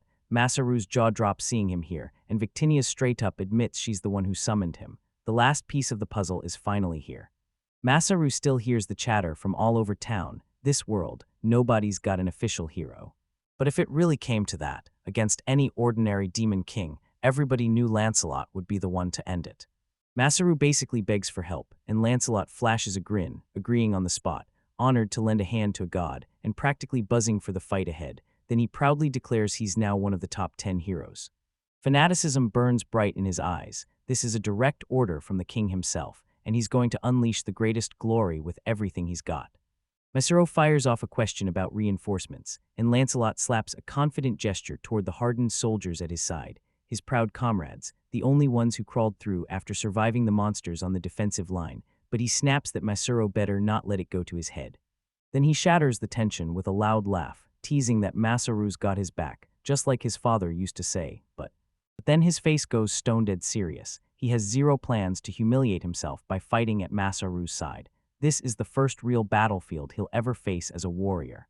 He says a real warrior is someone who swings their sword to guard what matters, then admits, for him, it's mostly been chasing the rush of battle. But this time everything's different. He's not just fighting, he's risking his life to shield everyone, and he's burning with gratitude to Masaru and the gods for finally giving his sword a real purpose. With everyone gathered, Victinius slams down the plan. By the end of the month, a rift will rip open the sky, and the Demon King will drop in, starting with the most advanced cities first. She slaps the whole plan onto the map. Lancelot leads the front line, Musaru plays bait and backs the striker, and the gods roll out their troops straight for the coastal cities to crash into the enemy head-on. Their resolve is rock solid, because for the future of this world, they will win no matter what. They stand shoulder to shoulder, ready to face the storm that's about to hit. That reincarnated kid from a home improvement store, then boom, he becomes the great hero. And a god fighting for them, because with a team like this, they feel untouchable. Back in Winteria, Lancelot admits it feels downright weird to have Masaru, an apostle of a god, calling him by his first name, and Masaru still can't let go of titles and formalities, even now, but his brain won't slow down. Lancelot's impossible skills won't make sense, and the Demon King's true nature still hangs over everything like a threat, wrapped in mystery. Victinius can't shake his worry. Demon beasts are supposed to crawl out of negative feelings, so why are they rampaging on some world that has nothing to do with them? Their source should have been wiped out ages ago, so what the hell is really happening here? She heads straight back to the Divine Realm for more research, urging Lancelot to stay out of trouble, and as she leaves, he just scoffs, calling her a crazy berserker. Then Masaru turns to Lancelot, ready to ask the one question he can't ignore. He lays out the plan to shore up the defensive line with coastal city warriors, but they're outnumbered, so he turns to the others and asks if they can borrow troops from Winteria. Lancelot hesitates, because ripping a hole in Winteria's thinning defenses is a massive gamble, even if those retired adventurers still have the skills. Then it hits him, an idea sparks, and he knows the perfect rookie, one of Tsar's subordinates from the underground district. Just as he's about to finish, chaos suddenly explodes at the front gate. A bunch of cocky men shove at the guards, sneers glued to their faces, especially their leader, who boasts they're the god's own messengers, here to deliver a sacred judgment. He steps forward and declares, loud and proud, that they're the honored envoys of the mighty kingdom of Stadat. He jabs the guard out of the way, sneering as he barks at them to let them through. Tsars is posted at the gate, and one of his subordinates asks, "Do you recognize them?" And the moment he looks, Zars's expression turns pitch black at the thought of where he's seen them before. He blurts out that they're a nation of thugs who plundered during the Greatest's reign, but the envoy snaps back, no more plundering this time, and demands to be let inside. Then he yanks his sword free, wildfire blazing in his eyes, and howls that divine punishment is coming. His grin twists into something predatory. Then, after they're finished with whatever this is, he smirks like it's none of their business. He lunges straight for Zars, and Zars barely squeezes out a parry in time. Zars is getting crushed plain and simple, because the envoy's power is way stronger than it looks, and Masaru can only scream Zars' name, frozen, helpless to stop it. Out of nowhere, a fresh fighter streaks into the chaos and snatches the envoy's weapon away with one deadly, perfect strike. The envoy's sword gets torn clean out of his grip. Before he even has a chance to react, a fist slams into his jaw, and he rockets backward through the air like he's weightless. Masaru can't even blink, because the skilled warrior Lancelot he'd just been hearing about is suddenly standing right there, and he shows up at the perfect moment. Zars confirms it. Right there it is, Feuda, the underground's brand new recruit. Feuda looms over the fallen envoy, a crate of fruit hooked on his shoulder, and lets out a heavy sigh, because the surface world is nothing but danger. He'd barely finished his delivery before he walked right into this disaster. Zars beams with pride, and Masaru can barely breathe. He's stunned he actually pulled off finding yet another absolute monster. Lancelot strides up to Feuda and praises his rock-solid build, and Feuda's face instantly goes red, all flustered and shaken. Then Lancelot grabs his cheeks and starts inspecting him like he's just livestock. Then he rockets forward and smashes in a punch. Fuda twists away with impossible speed, and Masaru's thoughts spin out of control. What the hell is going on, and why is Lancelot going after their new ally? The envoy wasn't the real danger at all. Lancelot freezes in real shock as Fuda squeezes past in that impossibly tight space. He grins like he's seeing a legend up close, pure respect written all over his face, because he really didn't expect Fuda to match his strike that perfectly. It was just a test, he says, and Fuda passes with flying colors. Lancelot's smile creeps me out. Then, as one of Zenoi's brainless minions, he smirks and goes, "Fuda's pretty interesting, like Zenoi's running the show." Fuda's totally stunned, staring at the muscle-packed sword fossil like his brain's buffering, and the tension at the gate didn't fade at all. It twisted into something way more baffling. Masaru storms the armored brute, shouts "Musclehead," and demands to know exactly what he's doing. Lancelot scoffs and snaps that Masaru's only panicking, insisting he's just testing the kid's worth, until another ally notices the truth.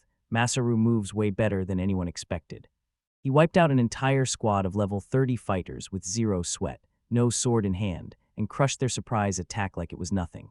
Lancelot's eyes burn with predator hunger as he taunts Masaru, daring him to prove he wasn't holding back, and Masaru's already sprinting past the cheap challenge, realizing the real threat is bigger. These intruders are going after the whole city. Bratis tries to steady everyone, saying they have to treat this as the #1 priority. But she can't shake the question, are they really going to let these invaders tear through everything, even though they've got top-tier fighters and they've been dodging a full-blown showdown? Lancelot grins, patience ripped away. "Fine," he growls, "I'll warm up before the real fight." Then he charges in like a storm, ready to crush everything, because that's exactly how he'll end it. With that, the two of them bolt away, sprinting along the castle ramparts.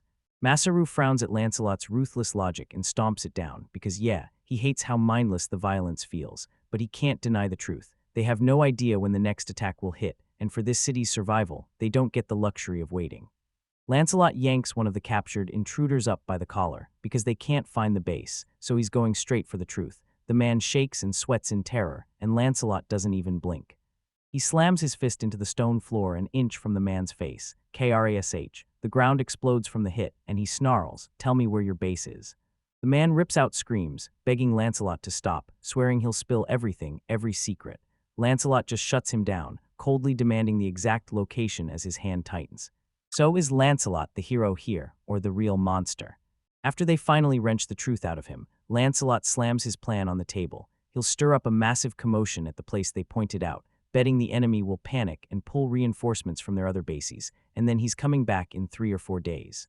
Then out of nowhere, he snatches Masaru and hauls him along like it's nothing, leaving Masaru stunned and sputtering. "What are you doing?" Lancelot only grins, and in that moment, Masaru finally gets the perfect shot to unleash his real strength.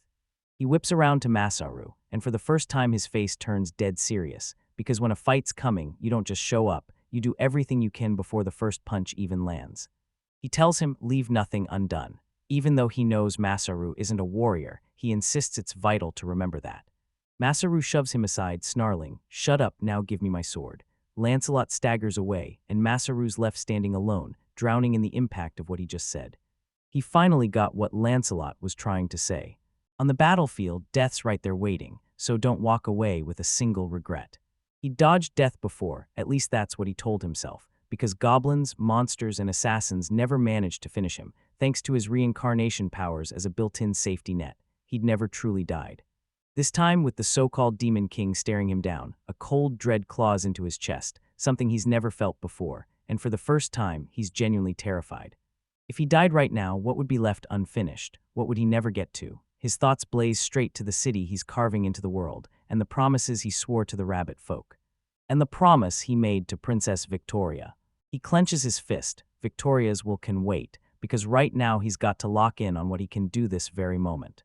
He stands over the land he's claimed, and a plan ignites in his head. First, he'll start gathering resources, and the whole city can chip in. He rockets off the roof, his mission burning bright and crystal clear. A few days later, in the chaotic streets of Winteria, Riorio, the young artisan, finally sprints home as night closes in. May steps in to intercept her and throws out a quick apology for the sudden summons. May tells Reiyuru that Master Masaru was dying to see her, and Reiyuru just lets out a tired sigh, because her master always picks a weird moment to stir up trouble right before dinner. May guides him to a huge stretch of land, carved out on Masaru's orders. Reru's eyes go wide, and her jaw drops as she stares at a colossal, modern-looking construction site blasting up from the ground. Nothing on this planet has ever hit her like what she's staring at right now. Mei points at the temporary building and tells her Masaru's inside waiting. Ruryu freezes, staring in disbelief, because what is he even trying to build? She tiptoed up to the structure, calling out to her master with bated breath. She steps in and there's Masaru at his desk, sunglasses on, posing like he's about to deliver judgment from the heavens. She hasn't even finished introducing herself when he docks her points for skipping the proper bow and the full "my name is" announcement. She blurts out that he's the weird one, and he slaps her with more demerits for refusing to start with small talk. So what's he plotting now? Because this isn't just about building some workshop. He launches into a formal interview, grilling her to confirm her name, age, and technical background.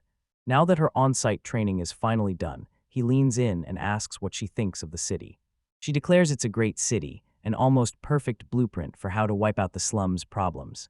She breaks it all down for him. Those big high-level skills, steady distribution, and jobs for everyone are the real keys to building a place like this. Masaru leans in and asks if she's got any complaints, and she snaps her head no hard. How could she? She's got food, a home, and a safe place to work. The craftsman treats her like an equal, and every lesson hits like a breakthrough. She's soaking it all in, making real friends, and turning every single day into pure fun. Masaru leans in, and those sunglasses flash like a warning, but something's off, and he knows it for sure, because he watched it missing with his own eyes in that other country. He paints a brand new picture for her, setting her up in a workshop by the slums where every tool she could ever dream of sits right within arm's reach. Her own secret workshop. Those words hit her like lightning, lighting up something primal. He's talking about the wild, unstoppable urge to create, to make exactly what she wants the moment inspiration strikes. She finally admits it's true. She's never gotten the freedom to truly experiment and use her skills the way she wants, and that feeling is burning right under her skin, impossible to hide. Her eyes blaze with the fire of a real creator, but honestly, who cares? That's exactly what loving to build things looks like. Masaru slams his hand on the desk, and that huge grin explodes across his face. Good. That's why he dragged her here, because he's about to hand her the workshop himself. He throws his arms wide and points straight at the huge structure looming outside. This whole spot is about to explode into a massive logistics terminal, and one chunk of it is going to be all hers. He announces the birth of a brand new kid manager, and Ryu just freezes, stunned, barely able to even process the words, manager. Masaru's grin stretches wider, and madness sparkles in his eyes. Her wish is seconds from coming true. Ryu can only freeze in pure shock, like her whole world just got yanked off its axis. Ryu freezes, her thoughts spinning as I stand there as the manager. She can't even process it, so she snaps at her master, demanding to know what any of this is supposed to mean. He snaps back no, not some workshop manager, something way bigger, and then admits he's never even heard of logistics before, which makes it feel downright wild that a kid would be calling himself a manager in the first place. Masaru points to his wild dream, a massive trade gateway, a multi-purpose hub where every import and export funnels through, then gets shipped straight to the shopping street. Tucked inside those goods are raw materials and all the everyday things people need. They're going to lay out a massive lineup, everything from daily essentials to furniture, wagon parts, and DIY tools. Seriously, the list keeps going. The clues snap together for Ryoryu, like it's all been waiting for this moment. It feels exactly like Master's old workplace, and Ryoryu grins as he confirms it. He's about to yank out a brand new home improvement center right here in this other world. A home center in a fantasy world. What on earth is he cooking up with that? It's so massive, it'll take your breath away. Radu is completely stunned. This store is unlike anything she's ever seen, and it's about to change people's lives for real. His trust hits her like a warm sunrise, and she smiles, yet running a place like that puts crushing pressure on her shoulders, one breath at a time. Masaru breaks the tension with a bright grin, then laughs. Nope, I don't trust you. Hold up. After that whole speech, he yanks the rug out from under her. Those words land like a slap, but then he drops to one knee and spells it out. This isn't about trust anymore, it's about who she's going to become. He sees her gifts, he believes in her, and he's sure there's nothing she can't build. So yeah, this is her shot to forge that trust for herself. By working at the home center, she'll start spotting exactly what the town lacks, and how every tiny shift in supply and demand can tip the whole balance. She's not just learning, she's training her eye to run people and materials, and once it's done, that whole center turns into her own private workshop. Pretty sweet, right? This isn't just a job, It's a brutal trial, a real test of whether you can survive. Blaze snaps to life in Ryuryu's eyes. This is it. This is the road ahead. If she throws herself into the work like he once did, she'll level up into an even sharper craftsman, an inch closer to her master's own skill. Yeah, that's right, he snaps his fingers with a sharp little flick, like he owns the moment. She's all set, I'm in. Just hand me the papers and I'll start right now, because I'm about to master this, and you're gonna see me become a top-notch manager. The very next day, Ryuryu strides into the royal palace like a hero, proudly briefing everyone on the logistics terminal and sealing her promotion as the new manager.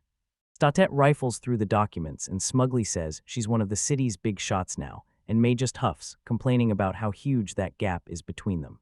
He's blown away. Masaru's building is nearly done already, and it's ready to be used.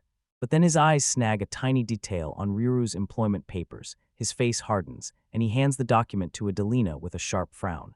Adelina squints at the page, and the moment the words hit, her face snaps into pure shock. Ryu. She blurts, voice razor tight. What is this? She snaps that Masaru tricked you, and as she says it, Ryuryu's whole world suddenly stops spinning. Tricked? Adelina snaps. Wait, did you actually read that paper you signed so fast? Ryu finally confesses. No, I only skimmed it. Adelina lays down a brutal truth. This contract isn't just store duty. It drags her into random work to help run the entire trade center, and that means her own projects get shoved aside with zero time to spare. Panic grips her throat, and she knows she won't be able to breathe free until the contract ends. Adelina jabs a single, brutal number on the page. 5 years, right. At 5, he basically signed her life away before she even blinked. Tiny contract, huge stakes. She was fuming at Masaru's brutal methods. He offers to track down some people to help her at the home center, trying to ease the hit and make it hurt a little less. Adelina jumps in, saying she'll go to her father and beg him to round up craftsmen, even if they have to come from the Dark Elves. But Ryu is already spiraling out of control, screaming that she has to pay all those people, firing off rants about how her master must be a total weirdo for pulling stunts like this, and honestly, no wonder he can't land a girlfriend. She bursts out of the room, yelling that they have a meeting tonight, and the royals are left totally dumbfounded. Stadet snapped his head side to side. Masaru really blew it this time, dragging a kid straight into some seriously shady business. But when he zooms in on the report, his eyes catch a handwritten note from Masaru tucked in the margins, just one clear request: help Rary, out for me. And then bam, it all clicks into place, and everything finally makes sense. This wasn't malice at all, Masaru's weird, twisted way of caring, pushing her until she has asterisk to grow, and Adelina finally sees it. He's grooming her to take his place as his successor. But still, a cold shiver crawls up his spine. This all feels way too rushed, right? Then he links it to Masaru's most recent, unsettling report about the Demon King. He can't forget Masaru's unnervingly cheerful smile as he told them to calm down. He'd handle the battle far from the city. Adelina forces a smile and swears that with Sir Lancelot's squad backing them up, nothing at all can possibly go wrong. Yet Stead can't shake this creeping dread. I still feel uneasy, he admits, and the worst part is that Masaru, the one who tells them everything, actually went out of his way to insist they shouldn't worry, and that's exactly what scares him. He's right when the calmest dude in the room tells you don't worry, you should start panicking, because he's basically ringing an alarm bell. Next thing you know, he's pushing everyone to get ready, just in case. Adelina leans in, trying to calm him down, insisting that his worrying won't do a single bit of good. Just be yourself, she tells him, lead from the front, that's more than enough. He totally freezes, blurting out a hurried thanks for the meal just to dodge the awkwardness. Statet shifts gears to war mode and wants to grill Sir Lancelot about how the battlefield is changing. But Lancelot is already gone. He bolted out of town claiming he crushed it, and that stunt proves he's just as reckless as Masaru.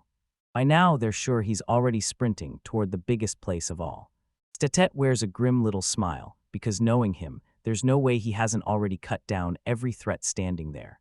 The story slams into a barren rocky wasteland, where a lone figure stands among shattered rubble, staring into the void and demanding, what kind of monster would do this to him? A violent flashback hits, he gets slammed through a building, and in that brutal moment, he's completely powerless. That hit him hard, like a gut punch, and then he lets out a painful groan. We're back in the present, standing at a wrecked, static-filled base in the biggest region of all, and Lancelot practically scoffs, saying it's a total letdown and not even worth a proper recap. He towers over the wreckage of his fallen men. You think so too, right, Feuda? He shoots his subordinate the question. Feuda drops to his knees, shaking like crazy. No way, he blurts, I'm at my limit. He can't even finish the thought because that thing, it's a monster. Zaji just scoffs at the wreckage, unmoved, like it doesn't matter anymore because what's done is done.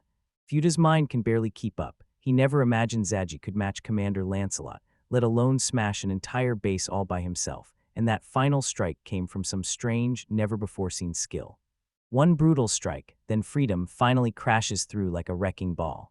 With one swipe, the entire entrance got obliterated, and Futa Stairs was left completely dumbfounded because he'd never seen power like that before. Zaji snaps his tongue in frustration and says, "Of course Zaji-sama couldn't beat me. There were more of them than I expected, and I let one slip by." And then he smirks because he isn't talking about the enemy at all. He's talking about food. Yeah, that's where the real power lies. Futa is only level 40, so when he faces a top-tier warrior, it's basically suicide, and after Zaji wipes out the two officers, he barrels straight toward Futa with that mediator move. But seriously, what kind of skill is that, and how does Masaru pull it off? Lancelot hauls himself up, gripping one of his men for dear life, and then he whips around at Futa, ice-cold hatred burning in his eyes. He snarls the moment he hears the name. Futa's the Lancelot with the massive sword, and he's even tougher than the rumors promised. Zaji just smirks like he knew it, while Futa freezes, someone still standing after that. But Lancelot's practically shaking with fury. He heard that Commander Lancelot was already around level 60 half a year ago, and that first strike that reshaped his sword had to be a real skill. So if he'd known what kind of power Futa had, he would have hunted him down first. Sasagi just laughs at him, tells Futa his spirit is exactly the kind he loves in an enemy, and then he throws the real bomb. "Come on, Lancelot-sama, finish him for us." Futa's blood turns to ice as Zaji whips around, a sadistic grin tearing across his face. "Yeah, you're the one who's fighting him." Zaji takes a step back, ready to witness the show unfold, because he's not buying this survivor's just talk. In his mind, Lancelot might have even climbed to level 70.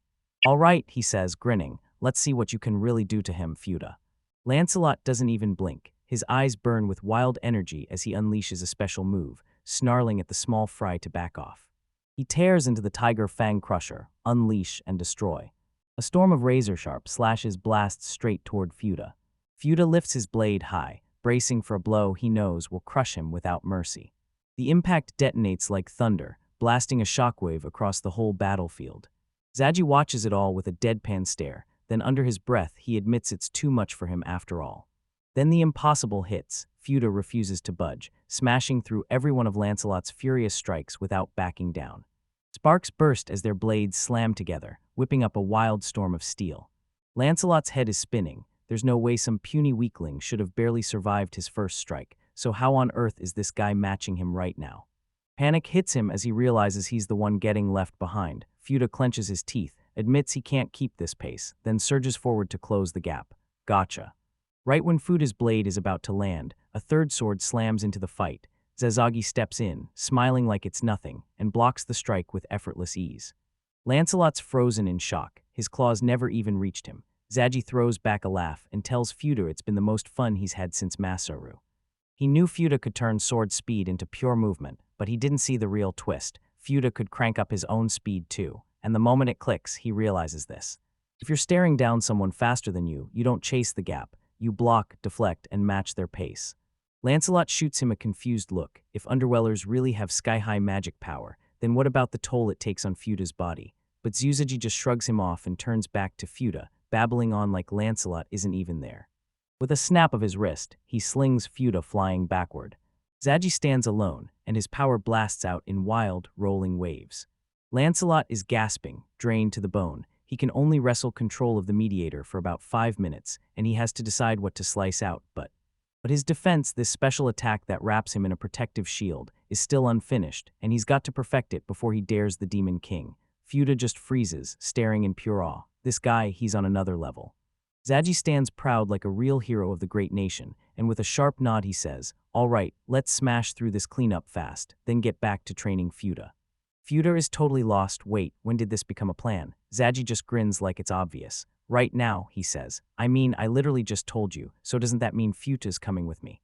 Zaji tells them, "Train together and you'll both level up faster. Just don't ignore my endurance problems we have to fix first."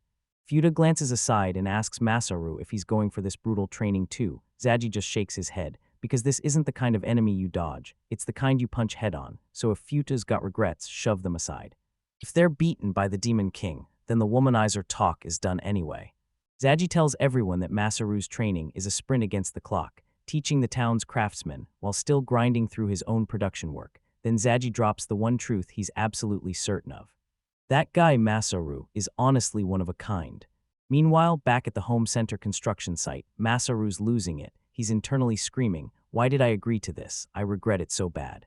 His brand new employees just keep staring at him like, "Come on, boss, spit it out." And he's still hesitating while they're begging him to hurry up and say it. "Then just sign that employment contract for me, okay?" The girls gang up on him, and so this is Victimius's plan, huh? He tricked Ryu, and now Karma's storming back to nail him. Divine punishment, plain and simple. He's down on his knees, begging for mercy, because they promised him he'd get help with anything as long as the home center finally worked, and they made it clear they wanted Ryu as the manager. Now the whole town is on his case, and he's got zero allies. How dare he act like he can look down on a goddess? She's straight up threatening to spread rumors and beat him to pulp, and to make it worse, he's the former home center guy. The thought of getting back to work at that home center lit a spark in me. It drags him back to that hellish grind of the black company back in the countryside, so he tries to push it away, insisting this isn't a store, it's just the manager showing off their power. But his protests hit a brick wall. He's stuck training, and she still won't get it, not even for a second. Ryoryu suddenly pops up, eyes huge, innocent as can be. "It's manager, right?" she asks. Then Masaru's face is just flooded with tears, and he starts bawling right there, like it was the most terrifying thing in the world. He collapses in total heartbreak, sobbing until it hurts to breathe. With a trembling hand, Masaru Narumi scrawls his name. Boom, there's the proof. Got him. Ryoryu throws his arms up in celebration, chanting that another believer has been saved, while the goddess lets out a heavy sigh, muttering that Masaru really has a talent for the worst choices, and even though she knows this should teach him something, she can't stop feeling terrible for it. A week later, she leans in and tells him the test opening is about to kick off, any minute now. The place is almost done. She leans in and asks if he wants to peek inside, because the stockings are already finished. Inside, everything hits hard. The lights glow straight out of the underground ruins, and she's never, ever seen this many tools piled in one place. She asks, "So that's everything you carry for daily life?" And he nods instantly. Yeah, they've got food, clothes, and shelter covered, plus DIY supplies and the materials to build whatever you need. She can't stop wondering where it all began. He tells her that home centers started by packing up leftover stuff nobody needed, selling it off, and now it's turning into something this whole other world is going to desperately need. But he can't shake the feeling. Why sell stuff no one would buy, when people are desperate for the things they actually need? The goddess stares at him, wearing a weird expression he can't read, and somehow that's proof nothing in this world is ever truly unnecessary. Even if it's only for one person, somebody else will still need it, so this store that keeps that need alive gets torn down and rebuilt, reborn into something brand new, and I'm sure of it. But he forced a gentle smile anyway, like that's just how things were. He never expected a home center to drop something this profound on his head. Then the goddess catches him staring. "You look like you've got something to say," so he snaps his eyes away, cheeks blazing with embarrassment. "Nothing," he blurts. "Oh yeah." He turns and walks off, telling her, "Never mind." She trails behind him, totally baffled. "What's going on, Masaru? Weren't you gonna start praising me? Huh, wait, why are you suddenly acting so shy?" He whips back around, cheeks tinted pink, and he can't bring himself to meet her eyes. He mutters that it's probably smarter to say it when he actually hands over what he's made, like everyone else is doing. Everyone's grinding as they prep Zaji and Fuda for the brutal training that's about to break them. And at Masaru's party for the final battle, she'll lock in her resolve and make sure she leaves with zero regrets. 1 week later, right at the grand opening, Ryoryu steps up in front of the crowd, her voice blazing with excitement as she welcomes everyone into the store she's been dreaming of for ages. Everyone's buzzing with awe now that the massive build is finally done, and yeah, they all know it's the store Masaru works at, run by the one and only Rurui. It's called a home center, that's how they say it in Masaru's world. Wagons sit in tight rows, engines ready, while people flood in, buzzing with curiosity as they wait to see the goods get hauled off. Inside, the sheer size of the place hits you like a wall, absolutely staggering. Customers are freaking out, yelling in awe at the wild supply, seeds and flowers from the great nations, plus a bunch of bizarre stuff they've never even laid eyes on. It's this mind-bending maze of goods, smoke, monster meat, strange cloth, and underground liquids, supposedly even stronger than grease itself, and it feels like one wrong turn and you could disappear in there forever. But for the craftsmen, it's pure paradise. They've snagged the hottest magic spider silk materials to forge desks, and even supplies for doll making, turning it into a real treasure trove. She frets that the materials won't be the right size, but her friend grins and tells her Masaru's brand new tools are already made and ready to use. Ruru beams and brags that their workshop can slice through any material down to the millimeter, and Masaru takes care of every tricky request himself. Someone else frets about how they're going to lug everything home, but Ryuryu's already got that problem handled too. That home center's wagon will haul anything you build or buy right to your door, and the service is flawless. So tell me, did Masaru really flip this whole world's economy overnight? From way out there, Masaru just can't stop grinning. Sure, he practically bullied the staff into making today's setup happen, but wow, it's a winner. This store, where you can always grab exactly what you need, is about to steal hearts. He hands the job to Rai, or to you, because this store has to be taken care of by everyone. Just when he thinks he's finally got a breather, customers flood in, bombarding him with questions about tools, materials, and everything else under the sun. By early evening, he staggers into the Winter Rui Temple, totally wiped out, and then it hits him. He still has to make this whole thing right. The worry is crushing now. Why in the world is a part-timer like him handling all of this alone? Everyone needs to step up and learn their jobs. The queen tells him they'll all be okay and thanks him for saving them today, and Ira nods along. Finally, they can push through and finish their other project. Right in front of him, the moment Tyria's 3 sacred national treasures finally clicked into place. It's a live breathing slice of Japanese tradition, one sword with a muted blade, meant to symbolize peace, one mirror that shows harmony, and one blessed jewel meant to heal the world, and he finally admits, I couldn't have pulled this off without Ira. The queen lays it all out for him, everything from helping build the town, to teaching magic classes, to processing magic stones so the tools can actually work. He laughs it off, grinning like, yep, I'm a proud part of this town now. The treasures are secured, the store's finally open, and satisfaction settles in like a warm victory, no regrets. But then it hits him, there's still one last thing he left behind. Ira smirks right at him, calling him out, and she's not guessing. She knows what accessory he's been sneaking together late at night. Masaru panics and blurts out, stammering that it wasn't some gift for the queen or anything. Yeah, he basically dug his own grave. Ira doesn't let up, he keeps baiting everyone, and somehow it turns out he's got a dangerously romance-brained streak, with hints dropping long before they even hit that hot spring trip.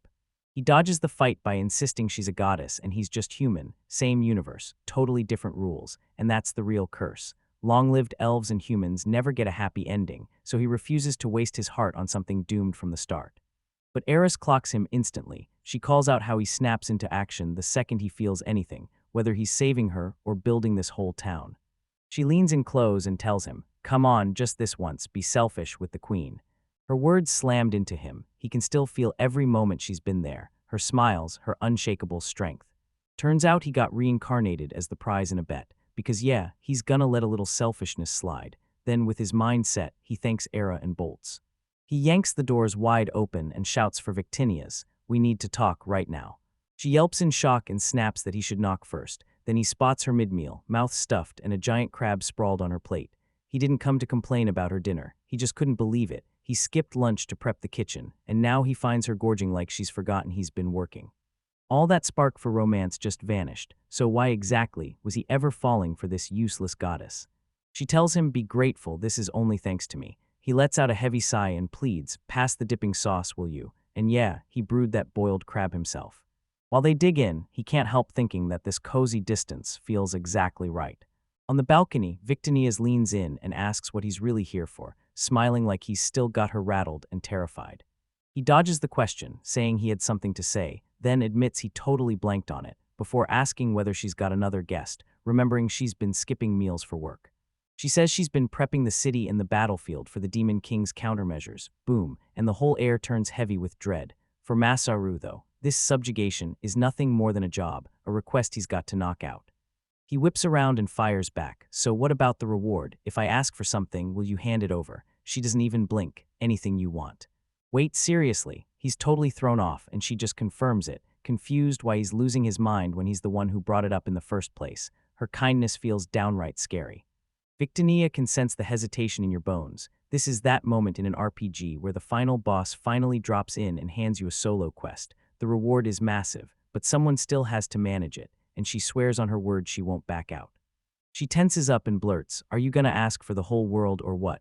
and he snaps back instantly, no. He drops one super simple request, so how about we take a trip? She's frozen in shock, then she blurts out the truth. He's never once left the continent. He stammers and blurts that she'll probably manage on her own eventually, but then he stops, because that's not the real issue. He locks eyes with her, and his voice hits with a conviction she's never felt before, because all he can think about is one thing, going on a trip together, and that's the exact place he wants to take her. It's not about whether he likes her or not, he just knows that every trip with her would never let his interest die. Victinia's goes completely speechless, and a soft blush creeps up her cheeks like she's suddenly overwhelmed. He's always read her silence. There's a jittery, nervous energy hanging between them like a live wire. She snaps the silence with a shaky voice, saying, "You want to travel with a goddess," and wow, he's got guts. He tries to yank it back at once, but it's already out of his mouth. She snaps right past him, "Don't be ridiculous." And then the second you blush, she's like, "Now I'm blushing too," because that comeback hits way too hard. She shoots his hand in hers, eyes blazing. "No doubt about it, we're going, and we're going all in." On that moonlit balcony, a quiet understanding sparkingly passes between them like an unspoken promise. She nods without a word, then whispers, "Let's go." But the second Masaru tries to say her name, a deafening blast tears through the air. The sky above him cracks apart like a sheet of glass being smashed to pieces. A colossal pillar of light blasts out of the ground, ripping straight through the clouds like they're paper. What's going on? The sky just tore open, and that magical power signature hit like lightning. No way. Across the land, everyone feels it. The heroes, the king, all of them staring toward the source, their faces carved with pure dread. It can't be. A monstrous silhouette snaps into existence inside the light, horns bared, a towering figure radiating pure power and vicious malice. The demon king finally tears through reality and manifests before their eyes. In the divine realm, the gods keep staring down at the world beneath them, their faces set in dread, because the demon king is finally, truly on his way. Hera's voice trembles with pure worry, but Zeus stays stone calm, telling her not to panic. Everything they've done has been marching toward this exact moment, and the fate of that world now hangs on whether the heroes on the ground pull it off or get crushed. Hera can only nod as Zeus stares down at the cracked sky, a silent prayer trembling on his lips. "Do your best, all of you." At the Anti-Demon King's forward base, the air feels like it could snap. One commander rushes in to report to Lancelot. Above them, the sky still has that crack, dead silent and unmoving, and that quiet is the real danger, like the whole battlefield is holding its breath before the scream. Lancelot snaps orders to his men, "Stay locked in with the other units, keep eyes on everything, and never let the surveillance slip, because every last gaze is hunting that scar up in the sky." Suddenly, Masaru and Victinius burst in, panting, and rush to apologize for keeping everyone waiting. Lancelot meets them with a grim grin, telling them they're lucky, because the Demon King's side hasn't shifted yet, but he warns, with a sharp edge, that they've already been playing tricks since the very start. He admits his own predictions, said the Demon King would need at least another week or two to fully smash through the dimensional barrier, and yet there it is, an open wound ripping across the sky, poised to explode any second. Victinia's wild wonders kicked in only if someone lent a hand to the Demon King, or if the outside world finally reached in, and when Lancelot's eyes locked onto Masaru, suspicion flashed in his voice as he asked if Masaru had gotten ahead of himself and stuck his nose where it didn't belong, but he instantly shoved the worry aside and snapped that he already had another plan. Masaru blows off the jab, eyes locked on the sky, and tells them, "Look right under that crack." With his boosted vision, he spots something they can't even begin to see. Obeying his lead, they spot it, two massive magic beasts, looming like demonic sentinels under the rift, perfectly still, their snarls silent from this far out. Masaru's breath catches. "Wait, are those all magic beasts? There are way too many." He blurts that he reported them the moment he spotted them, but something felt terribly off, so he held his fire and waited for Victinius to call it. Victinius's face hardens. She's confirming every one of his worst fears. The once rare magic beasts started multiplying the second Masaru arrived in this world, and yeah, there's no doubt, it's the Demon King's doing. His hate-fueled energy tore across dimensions, bending the very beings of this world in its wake. Masaru just stood there, stunned. He thought these people were nothing but followers flocking to their king, but now he realizes they were purposely manufactured for this exact moment. Victinia reveals it in a hushed, heavy voice. There's a real reason those magic beasts were born, and it's got a razor-sharp purpose. As they stare, the beast starts to dissolve, and then their bodies collapse too, melting into nasty, bubbling black sludge that fuses into one horrific, writhing mass, stretching upward like a living nightmare tower. What the hell is happening to them? Their rampage never mattered at all. Victinia's eyes went wide with horror as she finally realized the truth. Their real job was to broadcast this world's coordinates to the other dimension and serve as a living bridge he could use to cross. That brutal truth hits like a punch: no allies, no mindless minions, just sacrifices, plain and simple. A pillar of flesh and shadow crashes into a tear in the sky. From that cursed gateway, a shadowy figure bursts into the world, wrapped in night-black armor that crackled with an aura of pure, absolute power. He stands on the rubble of his own handiwork, deadly royalty, crowned by a throne made of death. The Demon King finally shows up, and the whole world feels it. On the fortress wall, a soldier's scream rips through the air. His eyes bulge, terror frozen on his face, because it's the Demon King, king of beasts, the one who tears civilization apart. Panic hits like a bomb. There's no way we can win, so run now. And in the blink of an eye, the entire army's morale crumbles to dust. But Masaru's breath finally eases. He stares at that humanoid figure and blurts out, "Wait, maybe this isn't as impossible as it looks." Everyone's staring him down, mouths hanging open. He gets it, the fear's real. Still, he flashes a grin and mutters that this only means they'll stay on track with the plan, and at minimum, they've got a shot. Lancelot throws his head back and laughs. Fear gets wiped out in one heartbeat, replaced by battle-hungry confidence. Yeah, after all that hype, of course. He's humanoid, and choosing to fight them here was his first and last mistake, because that means their anti-human combat tricks will work on him. Victinia nods again, and her resolve toughens like steel. She can practically feel his dark, crushing power rolling in, but no way, they're fully ready, completely ready, for whatever comes next. Lancelot's voice roars across the courtyard. "All right, everyone, we launch the assault on the Demon King. They'll do anything to shield the heart of their civilization, no matter the cost." So Masaru and the rest get told to hold the base while he rips forward with the first charge, and Victinia throws her hand up, begging the gods to bless every brave warrior. A thunderous roar explodes from the soldiers. Fear gets scorched out of them, replaced by a desperate, defiant hope. They fling their swords up into the air, ready to seize victory for this world. The base erupts into chaos. Aim the cannons now, run the final check, and every unit, get to your position. In a quiet corner, Victoria clocks Masaru. He's trembling like he's about to crack, while she's shockingly fine, a goddess staring down the apocalypse without even flinching. He blurts out the truth. It's not just nerves, it's pure excitement crashing through him. Once this fight ends, he grins so wide it's almost reckless, and says he's off on a trip with some goddess. So Victinius goes red, splutters, and warns that dropping a line like that is basically a death flag. Then a small, hopeful smile flickers on her lips, and she lets out the truth. Yeah, she's excited too, so come on, hurry up and finish this. "You got it," he swears he'll make it happen. His grin flickers out, and the moment he goes serious, you can tell he's more than just a little nervous, so he leans in and asks her to spell out, exactly, what a Demon King is. She calls it a phenomenon, a creature twisted by negative energy, crushed by a craving to smash everything it used to be bound to, so when a flood of bad emotions and corrupted mana warp someone that far, people don't call it anything else, they label it a Demon King.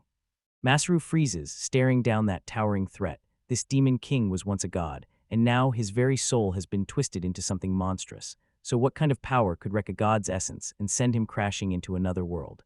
And yeah, Victinia admits that's exactly what's haunting her too. She dove into the divine realm and came back empty-handed, because there's not a single record of any god ever getting twisted by negative power. So yeah, there's zero room for diplomacy now. She fixes the Demon King with icy certainty, and this kind of threat isn't something you negotiate with. It's a natural disaster you survive. For this world, she'll pour out every last ounce of herself, and Masaru nods, jaw tight with pure determination as their allies scream that they're ready too. Talking "S done, it's go time." Masaru snaps into a sprinter's stance. "All right, we're leading the charge." Lancelot hoists that massive blade like a weapon made for war, and a savage grin cracks across his face. "All right, we're going in." "Come on, Ara," Masaru roars, and they explode into motion, charging straight ahead. From the walls, Mika launches her incantation, her hands carving intricate patterns through the air, unleashing the seal-type barrier formation.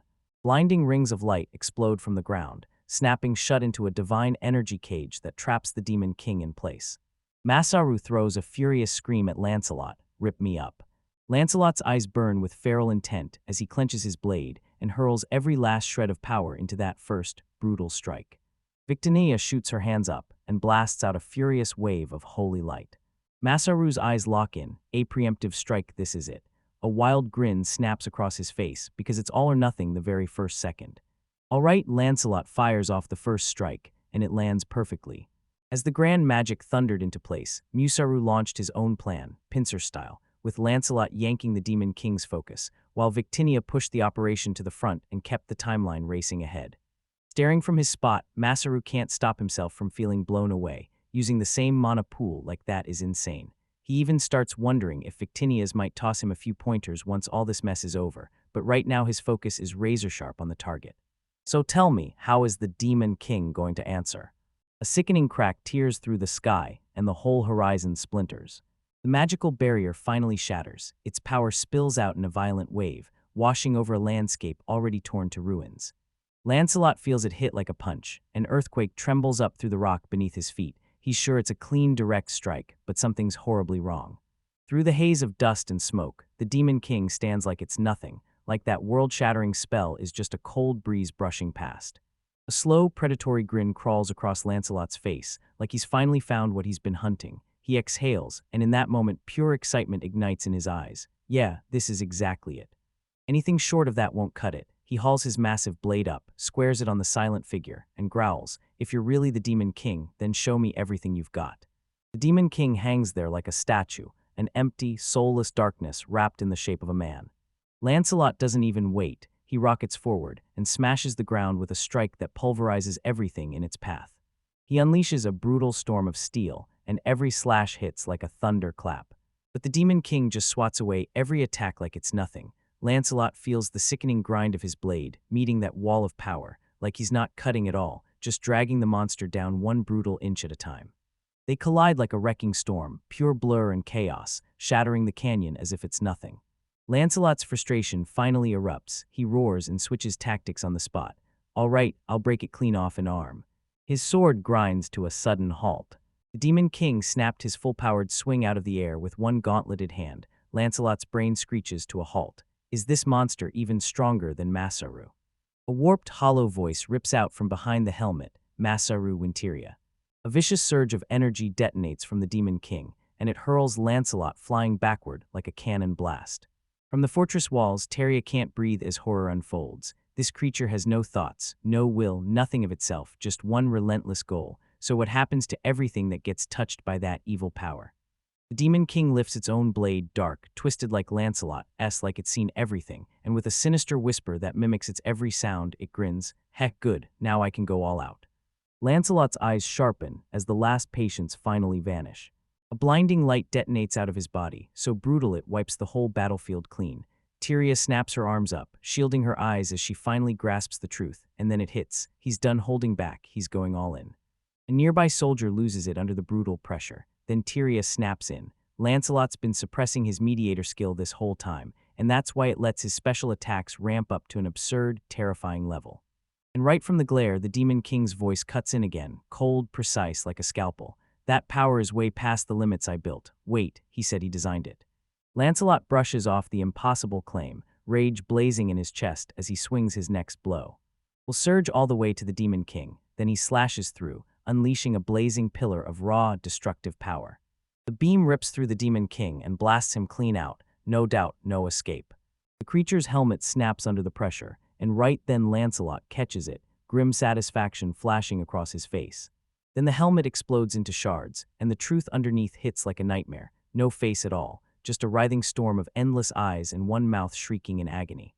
The whole sight freezes every one of them dead in their tracks, because when Teria, Lancelot, and Masaru spot what's happening, pure wrongness hits them like a brick wall and paralyses them. The monster's voice turns into a painful chorus of whispers, and it keeps calling out names: Masaru, Win, Teria. It clamps down on its own arm like it's screaming in pain, the flesh bubbling and twisting in a hideous spiral. A twisted, deformed hand lurches forward, fingers snapping out of place as it gurgles one brutal, horrifying word: Lancelot. It screams sharp and bone-chilling, sending a tidal wave of raw psychic terror crashing across the canyon. Lancelot planted himself and shrugged off the assault like it was nothing, but as he tells Masaru it's fine, his grim expression gives the truth away. Masaru's mind is sprinting as he tries to comprehend the horror in front of him, some god twisted into a beast, and a brutal cold dread sinks straight into his stomach. They've got to end this, and they've got to do it right now. Lancelot nods, then we surge forward exactly like we planned, and he roars, "Move, Masaru, don't fall behind." They barrel forward, but the creature's maw snaps wide, blasting a ruthless volley of dark energy projectiles. Lancelot effortlessly dodges every blast, and Masaru darts through the chaos, his gaze locked on something waiting beyond the fight. They press the advantage, moving in flawless sync like a brutal choreographed dance of death. That deflected blast ricochets off the canyon walls and fizzles out harmlessly into the rocks. Lancelot surges forward, blade up and aim to end it, right now. But the Demon King's arm rips free, crashing down as it splits into writhing black tendrils, each one ending in a snapping jaw. Those tendrils totally ignore Lancelot, whip past him in a blur, and snap straight to Masaru's location in the back. They crash down on the exact spot Masaru's standing on, and a brutal explosion erupts in a flash of fire and shockwaves. You fool, Lancelot sneers at your opening, then you whip your gaze away from the enemy right in front of you. But the moment the Demon King swings his gaze back, Lancelot is already gone. From a whole new angle, Masaru flashes a thumbs up, and he tells the crew through his communicator, "Good job. Now." The camera snaps back, and there's Masaru, gripping the controls of a colossal cannon. He roars the order, "Aim," because they're already within range of the magic railgun. He grumbles that designing the thing nearly drove him out of his mind. And yeah, he was a real nerd, so he nailed the science, then rebuilt a railgun from scratch, swapped the electricity for magic circuits, and even enchanted the muzzle to blast out supersonic rounds. A wild grin cracks across his face, like science and magic fused into one impossible grin. "Now fly, Demon King." A storm of screaming projectiles blasts through the sky, ripping brutal trenches into the earth as it all barrels forward. The Demon King's endless eyes flare wide as it spots the attack hurtling straight at it.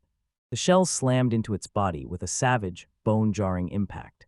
Masaru screams, pumps his fist, and boom, that direct hit lands perfectly. But he lays it out. Those custom shells are basically mana grenades, built to blow the second they taste a strong mana surge, and now that the Demon King is pinned down, it's execution time. "Lancelot, this is your execution." Right above that stunned monster, Lancelot bursts from thin air and lifts his glowing blade for the killing strike. "Get clear, Masaru." The whole world seems to stop and hold its breath. But when Lancelot's sword slams down, it cuts through nothing, because the Demon King has vanished into thin air, leaving only those torn, severed tendrils behind. Masaru's jaw drops in pure disbelief, so close, he barely slipped out of the way. No way, no way, they've got him now, and that one perfect chance they had is gone for good. A triumphant cackle booms across the sky, then Malice Unleashed, the new voice, tears into the air and proclaims. One of the Demon King's generals floats over the battlefield. Our forces slam through the front lines, and he roars to the horrified heroes, "By our master's order, we start the annihilation of Winteria." The monster isn't real, it's a decoy, a straight-up fake. Lancelot's eyes snap shut with realization, and you can practically hear it click. They've been played.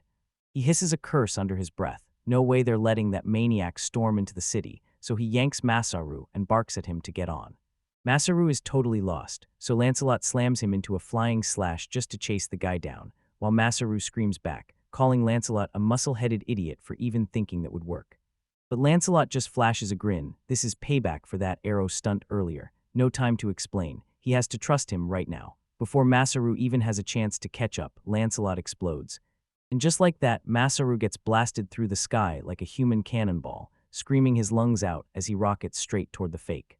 He hates every second of it. Seriously, he hates it, but he can't deny it's working. Teeth clenched, he tells himself he'll forgive Lancelot later after one punch. He's got him now. His fake whirls around, eyes bulging with pure shock. What? How the heck did he get here that fast? But before Masaru can even lock in the connection, a blinding light explodes straight up from the ground. A massive, shimmering barrier erupts from the ground and slams into his path, knocking him flying as the fake grins from the other side, because the Demon King never planned to let them chase at all. Right behind him, his subordinate lets out a shaky breath of relief, staring in awe at how unstoppable their master is. But the fake isn't celebrating. First, he has to smash through the stupid barrier, and his eyes gleam with pure malice. He's gonna wreck it, shatter it into pieces. He unleashes his power, and dark energy snaps and crackles up his leg. He slams the devastating kick straight into the barrier's surface. What the heck? But that barrier won't even twitch, no crack, not a hairline fracture. And when he realizes his last strike was juiced with the Demon King's magic, he can't believe it, and it still does nothing. A slow, icy realization crawls over him. This isn't just some wall, it's a warning meant to stop something big. Even if that meathead Masaru never figures it out, he will. He's got the Demon King's shared knowledge. This isn't some normal test. It's a God-made, high-grade magical barrier with just one real way out, and they're being forced to march through the front gate like they're walking into a trap, because it's a fake trial for a fake enemy. He jerks his head up, and there she is, the goddess, smiling down like she knows exactly what he's been through. His face twists with pure rage and honestly, I'm good with it, he snarls, ready to obliterate that crab-obsessed, goofy look off her face. He flips open his hand and admits it. He's the mastermind who built the Masaru clone, but the killer trick. He can't replicate a railgun. But he grins, pure demon king power humming through him. This piece isn't for sitting still, and those dark vortexes, they're not storage at all, not even close. He flings his arms wide and unleashes the parade of walking statues. From the swirling darkness, a whole army of stone monsters bursts out, rhinos, wolves, bears, each one carved from rock and driven by pure, venomous malice. He jabs a finger at the gate, laughing at them under his breath. I'll remind the dark elves of their old village, and then we'll smash into them head-on, just like they always wanted. This isn't a journey, it's a death march, and it's dragging everyone straight to the grave. The earth shudders as his stone army surges ahead, crashing forward with unstoppable destruction. He cackles like pure, unfiltered joy is bursting out of his soul. All right, push up, the gates swing wide, march, smash through, crush every last one. His laughter booms over the battlefield as his creations rip through the city. Stone beasts storm straight through the open gates, primed to unleash total chaos. The fake watches glinted as death closed in, and the slaughter was moments away. But his laughter chokes off mid-breath. What the heck? Right inside the gate stands no panicked mob, just a disciplined army. His mind goes totally blank. What the hell is this? The stone army slams into the shield wall, and the charge gets completely stopped dead by the phalanx. The goddess glows from her spot on the wall and declares her absolute defense formation. No one's breaking through. She shoots her hand up, and a blazing golden glow swallows her squad. Then she detonates her ultimate support magic, shouting, "Chant of Glory." She tilts her gaze down at him, pity blazing in that soft smile. "Oh, sweetheart, did you honestly think a couple of walking rocks could take on my soldiers?" The fake's blood turns to ice. Chant of Glory is no joke. It's a battlefield-wide rally that supercharges every allied soldier, pushing them all up to around level 50. And trust me, this isn't even the worst part. Lancelot's personal guards are out here as skirmishers, already in their 60s, basically sprinting at hero-class stats, so how on earth are his statues supposed to smash through a line like that? A sinister grin crawls across the fake's face, and if she wants this kind of game, he'll match her with everything he's got. Nothing changes, the orders stand, keep marching. He shoves into his power again, and when the portals open, something worse than stone crawls out. Demonic dragons and nightmarish hulking beasts crash onto the battlefield, their ferocious roars swallowing every clash of steel. The whole battle flips in a heartbeat. His fresh monstrosities slam into the front lines, mowing down soldiers and pulverizing siege gear like it's nothing. The battlefield bursts into breathtaking, full-blown chaos. The fake just glares back, his eyes blazing with pure trouble. All right, this is the kind of beautiful chaos he lives for. He leaned in and confessed everything to the goddess. No holding back, this fake title isn't just a disguise, it's the real deal. The moment the situation on the walls turns grim, a heart. The defenders crane their necks at monsters ripped straight from legend, and their hearts hammer with raw, primal terror. Then one soldier blurts that if that dragon spits fire, they're all getting wiped out. The goddess Victima just grins, her voice cutting through the fear, and tells her men, don't panic. No matter what they're staring at, they're nothing but chunks of stone. An elf beside her snaps his incantation shut, a magic circle blazing awake as he hurls a scorching judgment enchantment. A surge of pure energy slams into the archers, lighting their weapons with holy power, and the soldier gasps as strength floods in like nothing they've ever felt before, so immense it could match even Commander Lancelot's might, because now they can loose arrows of light. The elf commander's voice slices through the awe, reminding everyone they're standing their ground, their blades ready, because the way they fight all hinges on him. He snaps the order, prepare to intercept them now. Enchanted arrows scream through the air, striking the stone giants dead on and exploding them into rubble with brutal force. The archers snap their aim into place, and a thunderous volley of light slams into the massive dragon towering over them. A wall of summoned rhinos charges the front lines, smashing the horde like a living battering ram, and the commander grimly realizes the spell hits hard, but the energy drain is brutal, so they'll have to rotate units fast.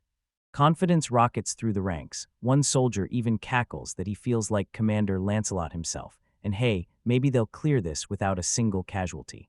Before that smile can fade, another soldier snaps it all shut, eyes bulging as terror hits, screaming for everyone to duck. Something is barreling in from far away. A blinding bolt of lightning slices the sky and smashes the wall, only to bounce off a shimmering divine barrier like it can't touch them. The soldiers freeze, saved by that barrier, but then, what the heck was that lightning? And it sure as hell wasn't from any moving statue. Her eyes squeeze shut into a sharp, knowing stare. She instantly recognizes what it is. The creature that shot the bolt rips off its rocky skin, and what's underneath is pure nightmare, a fake.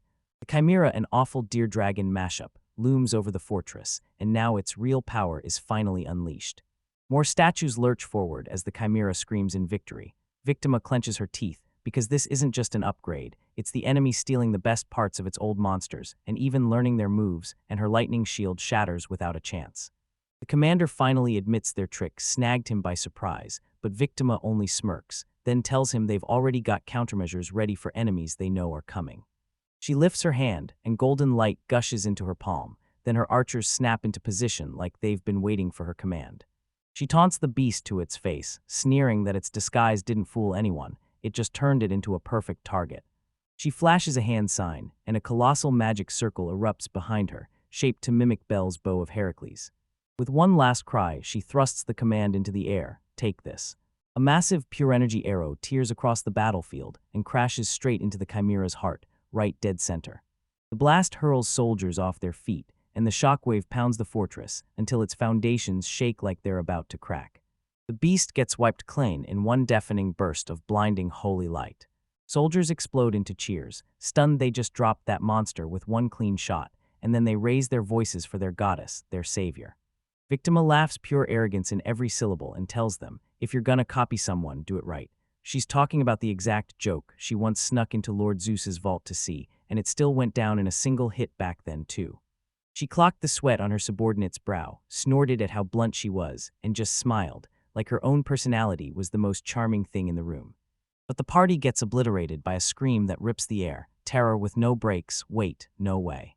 The goddess glares at the smoking corpse, and it glares back in the worst way. Didn't she warn it not to come that close? Something's off, because the beast's remains are twitching and pulsing like they're still alive. Rage boils in her mind. She can't believe she let the enemy get this near, yet even a useless goddess like her can tell one thing for sure: this is about to go terribly wrong. The chimera's carcass explodes open in a wild burst. A never-ending swarm of giant spider-like beasts bursts out, crushing the shield wall under a relentless wave of clicking mandibles and frantic skittering legs. Damn it, some of them already slipped into the base, and the soldiers panic, barking for cover while the spiders smash straight through their defenses. The one-eyed soldier stares as the chaos erupts, and a cold dread hits him. Wait, this. Another soldier snaps, I knew it. Those spiders are turning statues alive, and sure, each one's weak alone, but the swarm is pure terror. The victim's eyes bulge with pure terror because they've been played. That beast crashing through the gate wasn't a mistake at all. It was a Trojan horse, built to drag them straight inside. Suddenly, a deadly projectile rips across the sky from the battlements. It drove straight into one of the spiders that kept it pinned to the stone. A shadow drops onto the wall and cackles like a lunatic, laughing until the whole place feels haunted. It's the Demon King. He cackles like he's already won, saying this time will be a cakewalk, while they blast into the base for good, because one of those. An attack rockets for his neck from behind, but he twists away with inhuman speed, like he saw it before it even happened. Whoa, so close, he blurts it out, eyes blazing like a predator, and if he hadn't scanned Masaru's powers, Masaru would have ended him with a beheading. A razor-bright blade flashed through the air right, where his head had been a heartbeat ago. His attacker just stands there, sword in hand, one lone swordsman staring down the King of Demons. The Demon King's grin snaps into a furious scowl, and the audacity is unreal. Seriously. The man smiles and introduces himself like it's nothing. I'm the starved guardian, yeah, that's what they call me. He let out a heavy sigh, grumbling that Lancelot had yanked him into training for weeks, and all he got were wall-to-wall muscles everywhere, pure torture, and he was starving for women. And right then he declares it. He'll cut the Demon King down with one brutal strike, end this fight for good, and stroll back to the elf tea house in peace. The Demon King just glares, thinking Masaru's friends are a bunch of total weirdos, but he can't deny it. This guy is terrifyingly strong, right up there with Lancelot. From her spot up high, Victima glares down at the wreckage. This fight's frozen in a stalemate for now, and sticking him in the rear lines is the smartest move. But she knows this won't last. No matter how hard she fights to back them up, their soldiers won't hold out long in a war of attrition against the Demon King's army. If they want to win, this is their only shot.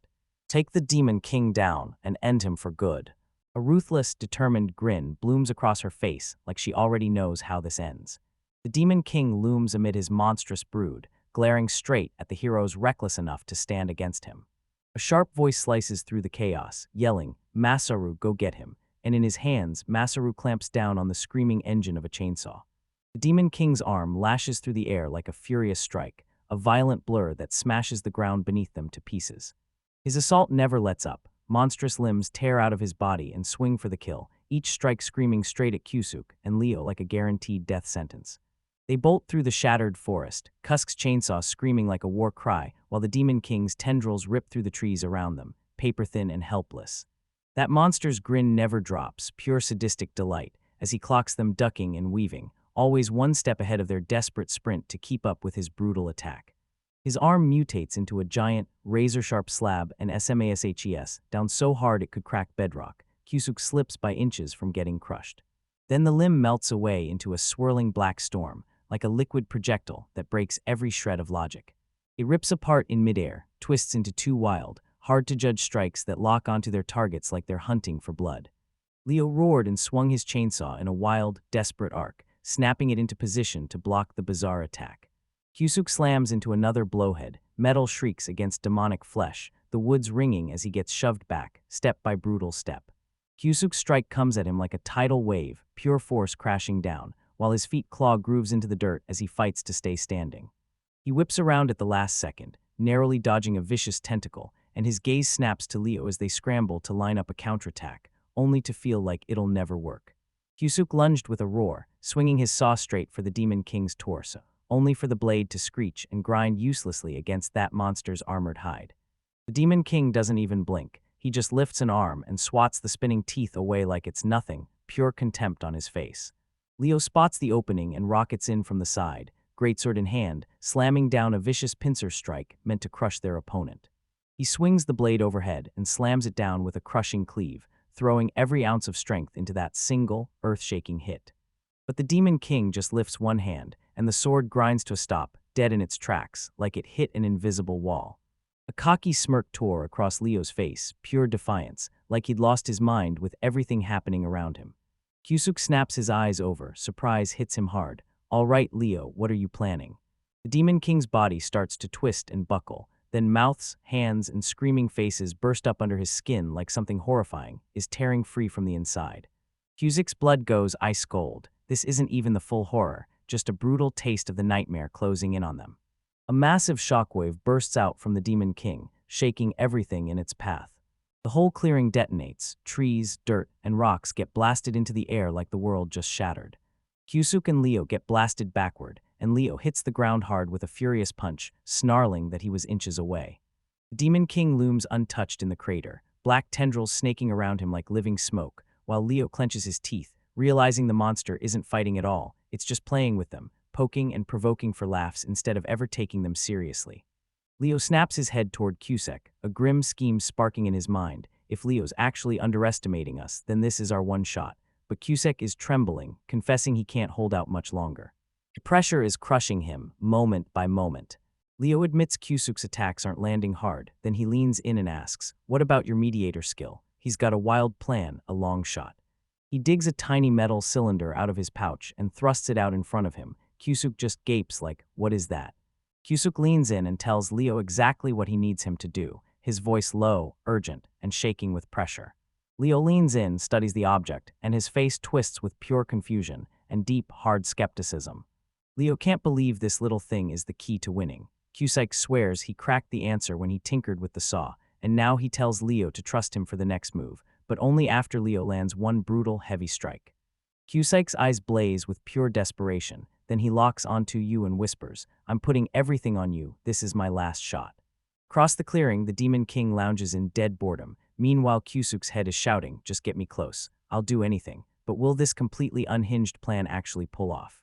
The Demon King's general roars that he'll forge the opening. If that's the plan, he'll pour out every last ounce of strength to make it happen.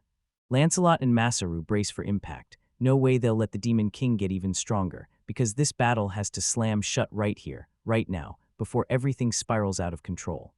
Lancelot rockets forward, his blade flashing silver as it slams into the general in the dark forest, sparks exploding everywhere. The blast slams through the clearing, then the general snarls through clenched teeth, stunned out of his mind. He snapped my strike out of the air. This isn't some mindless brute. Lancelot surges in, pressing the attack hard, every move smooth as silk and just as deadly. The general gets shoved back, teeth clenched as annoyance flashes across his face, and he snaps his fingers, then drags a swarm of shadowy tendrils up from the ground to block his attackers. Lancelot cut straight through them, eyes locked on his target, and he didn't slow down for a single second. Then, no warning at all, the ground heaves under his feet and explodes, and a giant eyeless mouth tears out of the earth, its teeth snapping like daggers. It slams shut with a brutal crunch, devouring the night into nothing. Masaru yells his name, screaming so hard his voice shatters, Lancelot. The creature slips back into the ground like it was never there at all, and the only thing left is crushing silence and a whisper of leaves in the dark. Masaru is completely frozen in place, his mind spinning as the world rips away what he just had. But he can't afford to mourn. More of those monstrous mouths crawl up around him, their shadow shapes twisting through the air. They press in this writhing cage of teeth and tongues closing around them. Wait, what's going on? With one savage lunge, the creature charges. Then, right before it can land, it detonates from the inside. Lancelot bursts out of the gore, drenched to the bone but totally unhurt, and a wild, almost joyful grin is stuck across his face. He drops to the ground and squares up to the stunned general, then a low chuckle rumbles straight out of his chest. He didn't fully get it until yesterday, then it clicked. When he explained it, everything made sense, because his mediator skill supercharged all his abilities, and that anti-enemy power now surged through his whole body. His eyes blaze with pure madness, like this body is about to explode into something else. Now forget warrior, a colossal blade, forged into pure power. He turns into a one-man storm of destruction, fists and feet smashing like hammered steel, each brutal hit exploding with raw, volatile energy. The general can't match it. He scrambles to parry, but Lancelot's non-stop assault barrels him backward.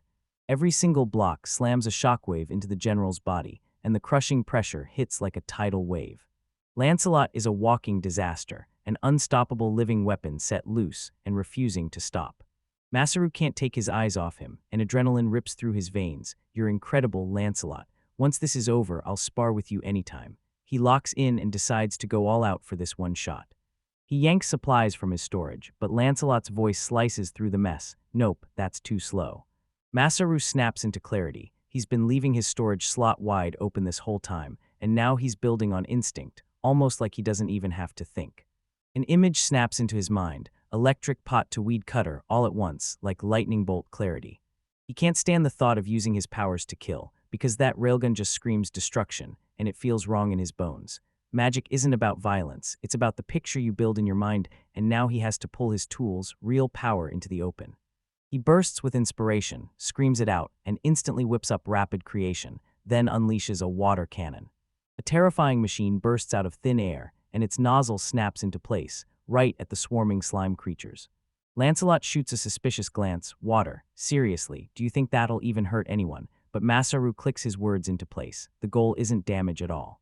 It's a heavy-duty riot control tool. He squeezes the trigger, and a brutal, high-pressure blast of water detonates into the slimes, blasting them through the air. Like hell, I'm letting you slip away. The season opener hits hard in Russia's Masaru, right from the start. But Masaru is already in motion, his mind sprinting at full speed, spawning an instant creation. A brand new weapon snaps into place around his arm. It's a portable, high-powered hose blasting with raw power. Quick DIY, he grabs that portable water cannon and unleashes another raging torrent, soaking the general and wiping out the whole area in wet chaos.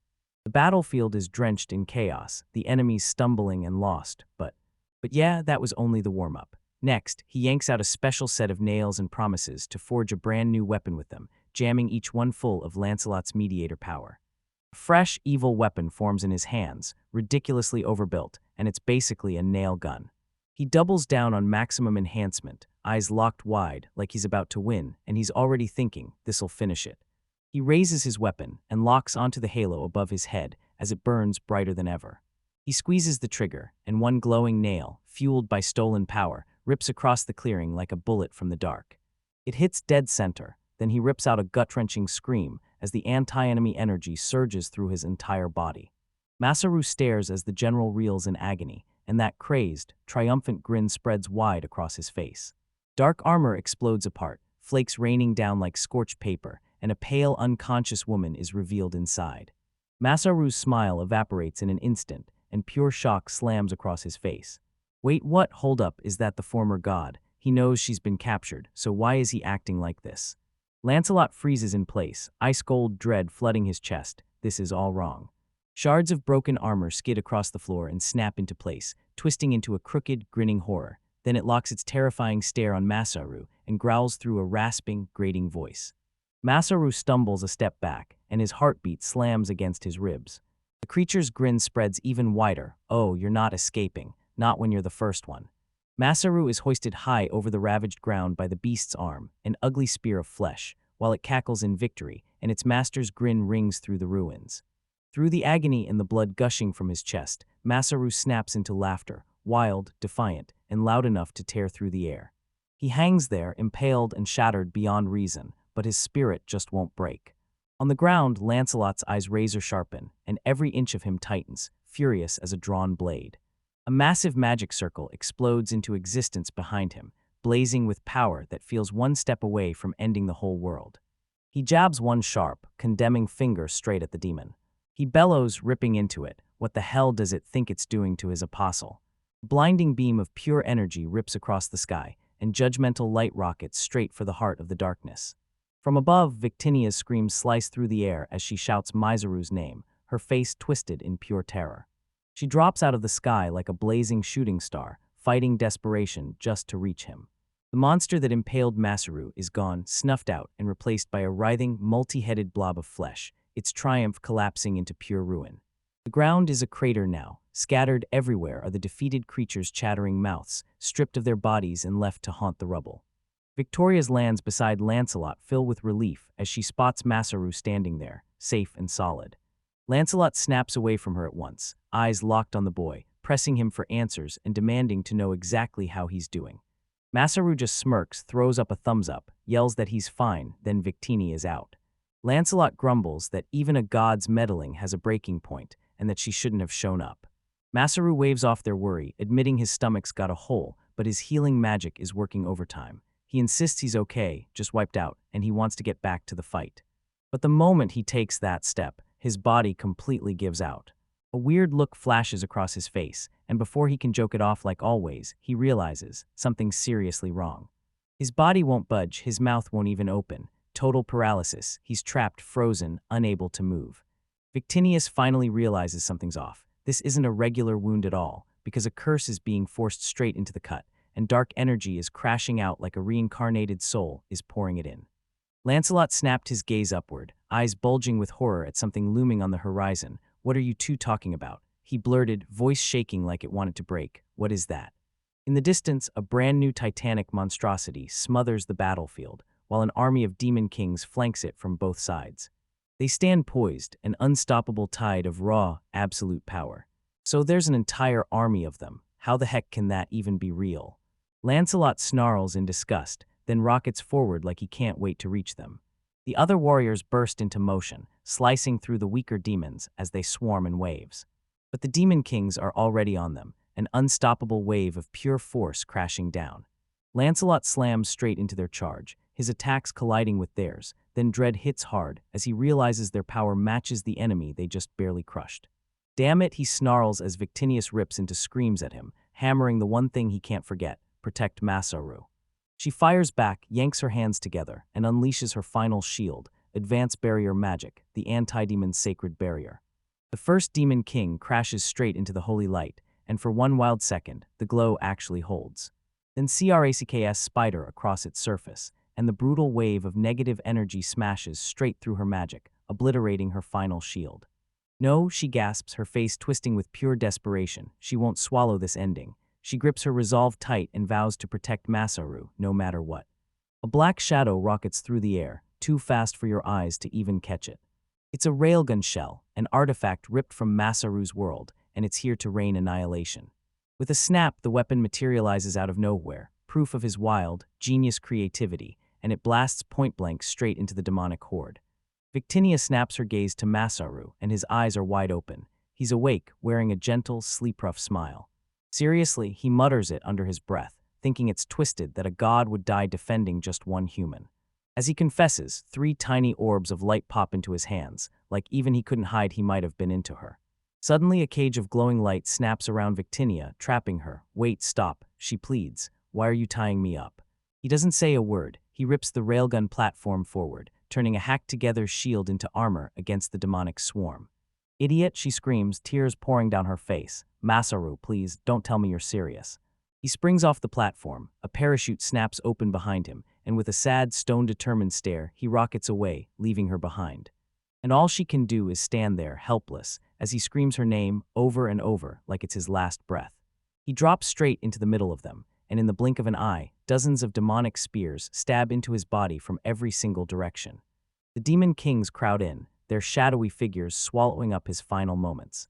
Victinia squeezes out one last desperate cry, because she knows she couldn't protect the boy.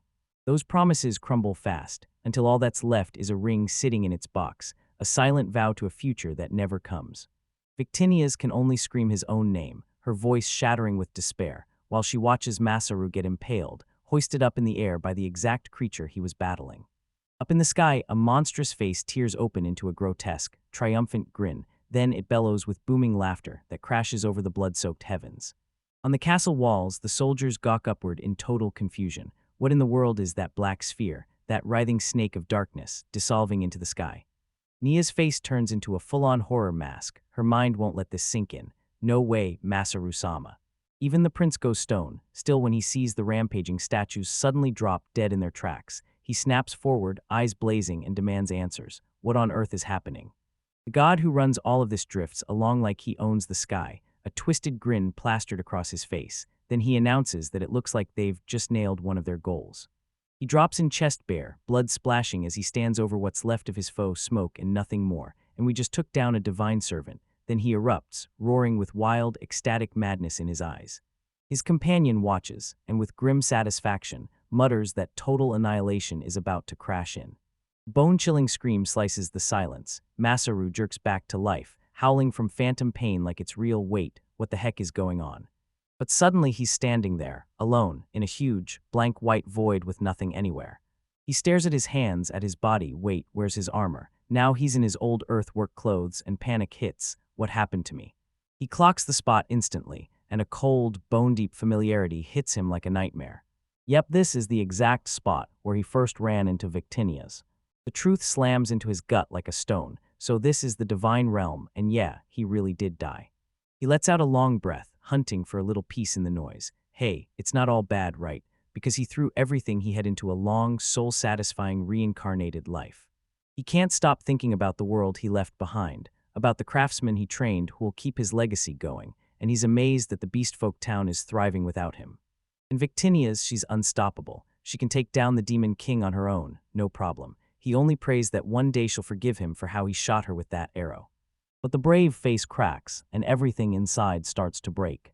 The moment he's forced to accept it, everything crumbles, and regret hits like a wrecking ball. Tears pour down his face, his voice shattering as he hurls out an apology to everyone he left behind. I'm sorry, A sharp stab of pain hits him, and then, like a stranger's grief crashing in, sorrow he doesn't even own floods his body. He wipes his eyes, completely baffled. Wait, why am I seeing this? Is someone else crying too? The pale void ripples around him, then snaps into a sterile, futuristic space, blazing with holographic screens everywhere. Right in the middle of all this chaos, a girl drops to her knees and sobs like her heart is tearing apart. She looks exactly like Victinia's, so tell me, who is she? The screens around her explode with chaos, burning planet, collapsing civilization, and a digital counter keeps ticking as the last scraps of humanity dive straight into zero. He strides through the holographic wreckage, eyes burning as he passes a planet-wide collage of death and ruin. His eyes snap to the main display. Surviving humans count down as emergency alerts scream across the screen. It's the kind of total extinction where nothing, and I mean nothing, survives. The girl clutches her face as grief rattles her whole body. She sobs, "It's over," and screams, "Why did it end like this?" She murmurs that every single one of them was chasing one dream, happiness, and even after all that brutal fighting, it ends up meaning nothing at all. Masaru tries to make sense of it. This isn't Earth, and it sure is Arstia, so where the hell is he? But the girl is drowning in her own despair, gripping a tiny glowing orb like it's her last breath. refusing to surrender. A blinding burst of light explodes from her hands. She shoots up from the ground, power roaring off her, ready to unleash whatever terrifying force she's been holding back. She tilts her gaze toward Masaru, yet her eyes lock onto something way past him, and she reassures him, telling him there's nothing to fear at all. "Let's chase happiness again," she whispers it with a soft smile, and for the first time, it feels like we're doing this together. But that smile is pure deception. Right behind her, the air tears open, and a screaming swarm of monstrous moths pours out, dragging a whole legion of hunger and despair with them. The glow in her hands twists and collapses into a roiling vortex of pure darkness, packed with endless tormented eyes that squirm and glare. Her soft voice turns into a brutal chorus of accusations, shrieking inside his head, "This is your fault. Curse you. Why didn't you save us?" Masaru staggers back, screaming for it to stop, but the dead's voices shred into his soul, cold claws of pain, and then the gods straight up abandon the world. A blinding spear of lightning detonates from above, ripping the cursed vision apart until it vanishes into nothing. The whole space gets swallowed by a blinding burst of pure energy. A calm, crushing voice slices through the roaring in his head, "You're the one who has to stop Masaru." Then it hits him. That voice just watched him spill cursed fragments of memories from when that girl was a god.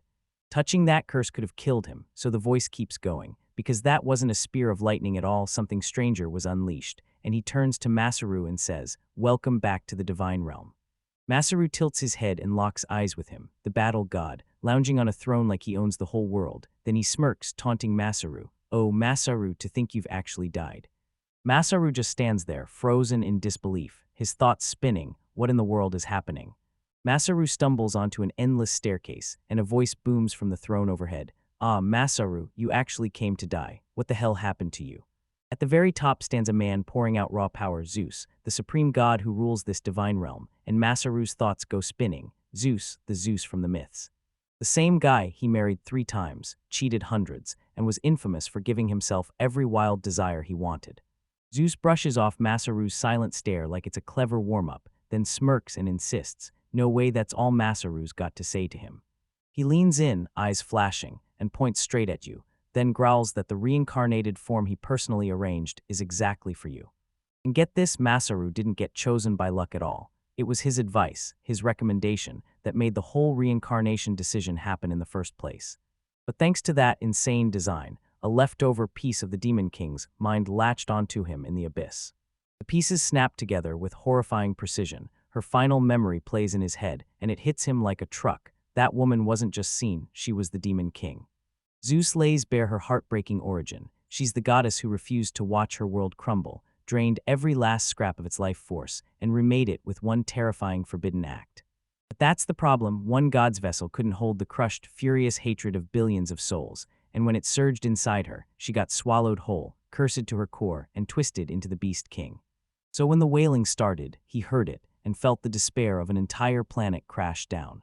Masaru chalks it up to pure bad luck, getting hunted by something with god-level power, until Zeus slashes the moment in half with a cold, chilling smile. Those words hang there, cold and cutting, while you just try to breathe. Masaru can barely even understand what you're setting loose. Zeus grins wider, ice-cold and merciless. "I did," he admits. "I guided her, and that former god to Alstacia was mine." Rage detonates inside Masaru's shock. He rockets up the stairs, roaring, "Don't you dare mess with me." He did what? This god planned the whole tragedy. Masaru snarled, shouting that he couldn't believe what he was doing, using Victinia's love for her people like a weapon. But Zeus just flicks up a finger, and Masaru instantly freezes midair, totally petrified by fear. In the next heartbeat, a flash erupts from the bottom and blasts him tumbling backward down the stairs. The attack burst in the moment that goddess Hera, freshly appeared from nowhere, stepped into the scene. She snaps at Zeus, calling his teasing habit a terrible one. He does it just to pry out people's real feelings. Then she whips around to Masaru, blurts out a sincere apology, and says the god is just built that way, always blunt, always like that. But Masaru isn't letting this slide. No way, he's just going to shrug it off because she says so. Hera's face turns stone still. "Enough, Masaru," I said. "Stop." She swears Zeus never lied. She insists every single thing we did was aimed at one mission, saving Victinia's world. She tells him the world is already doomed, its civilization stuck in place, trapped and powerless to move forward. Worse still, the Demon King's curse kept spreading, and it would have swallowed their entire world sooner or later. With the Demon King wreaking havoc, that terrifying news was their last lifeline, so she turned to her husband and begged him for help. Hera wanted to jump in herself, but Zeus slammed the door. Divine interference was taboo, and so they cooked up a cunning plan, using the fallen god as the perfect disguise. And the real key to the whole plan, Masaru. Hera straight up admits it. She and Victinias made a wager, and she threw the match on purpose, so it would look like the queen picked that path herself. Then they blasted a notice to the other gods, letting everyone know a reincarnated hero was on the way to save the world, and they made sure the old god couldn't miss it. And just like that, the Demon King snapped to attention. Alstacia had his eye, and Masaru was marked as her #1 target. Masaru's still completely lost in all this civilization stuff, but then it clicks. He finally realizes why they hunted him from the very first moment. Zeus steps in, revealing his brand new reincarnated body was forged to match the strength of a god, and that's how he's got the power to challenge the Demon King head-on.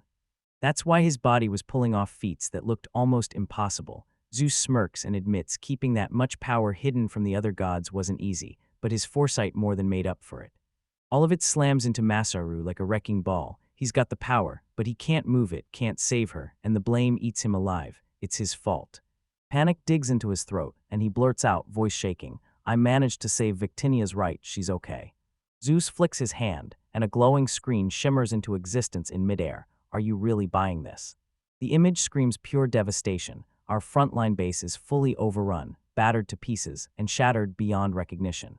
A wave of black mud is swallowing the entire fortress. No freaking way. Masaru can only scream as he watches the destruction unfold. Everyone. A crushing wave barrels in and wipes it all off the map, like it never even existed. Back on the battlefield, Lancelot flashes a wild grin, caked in grime and soaked in sweat. Honestly, he laughs, nothing fuels me like war, because every swing and every step against this black, sticky mud makes his power surge even higher. He slashes through another enemy, shouting at Fuda, "Did you miss that piece?" Without wasting a second, Fuda snaps into action. His blade whips out, flashes bright, and he slashes the monster next to him clean down. He glides in with a brand new, deadly elegance. Lancelot smirks and claims that without his training, Fuda would be sinking in that mud right this second. Fuda admits the training supercharged his stamina 10 times over, but deep down he knows he's still nowhere close to Lancelot, and it still isn't enough. Regret crashes over Lancelot's face. If only he'd reached this power sooner, Masaru might have lived. But we don't get to wonder, because right now they're the rear guard, burning through precious seconds, so the rest of the troops can slip back to Ontario. Up on his high perch, the other hero stares at Lancelot's rampage with a wild grin plastered on his face, because he never imagined Lancelot could take down his master's clones like that. He smirks and tells them, "We're not in a rush," especially because the capital's barrier is hanging by a thread, about to shatter any second. A nightmarish mass of eyes and dripping ooze slams into their glowing shield, grinning through the pain, mocking them like it's already won, because the truth is, it won't be long before they're swallowed from every side. Inside the capital, a mage screams in pure panic. The barrier's core balance is failing, and then someone pleads, "Isama, please stay strong." Victinius clenched her teeth and wrestled with the barrier, trying to pour in more magic. Yeah, I know. But I get why Masaru breaks her focus. Right when he does, her concentration shatters and tears spill down. Her chest tightens, and the sobs break loose before she can stop them. Her voice cracks as his name slips out, Masaru. Back in the divine realm, Masaru drops to his knees, shattered, wrecked, and furious with himself. Damn it, if only I hadn't failed. If only I'd fought harder and done better. Zeus just stares down at his despair like it's nothing, ice cold and unshaken. What are you talking about? He demands. Everything's going exactly as planned. So tell me, how does this kind of chaos fit into the plan? Zeus admits he didn't see Victinias panicking this hard coming, but yeah, the bigger scheme still went exactly as expected. His playful side evaporates in an instant, and a razor-sharp predator stare locks in. Now the real showdown kicks off. Hera strides forward. This is it, the moment their biggest gamble finally hits its mark. Right now, your body has matured and you've cleared all 11 qualifications, because the prophecy has named you the chosen reincarnated hero. Zeus's voice crashes like thunder. Hold on tight, because your rebirth is about to begin. Rebirth? What's he even talking about? Masaru can only stand there, frozen in a mix of crushing despair and total, brain-scrambling confusion as a brand new fate gets shoved onto his life. The Demon Lord's general throws his head back and howls with raw, manic laughter that slams across the ruins of the gate, calling it almost praiseworthy, like they just nailed a perfect job. His grin stretches into something savage, a predatory slash across his face. Then he sneers, like he's sealing the end of the line. Lancelot and Fuda can do nothing but stare as the protective barrier shatters into nothingness. Then the moment it breaks, Fuda gasps, his voice trembling like it's about to snap.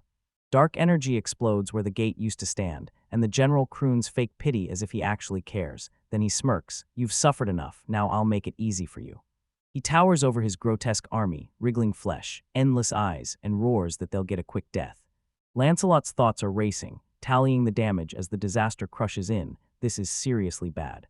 Keeping the front line from collapsing is one thing. He could probably babysit that for a whole day alone, but with enemies flooding in from every angle, there's no way he can hold it by himself, so where the hell are the gods?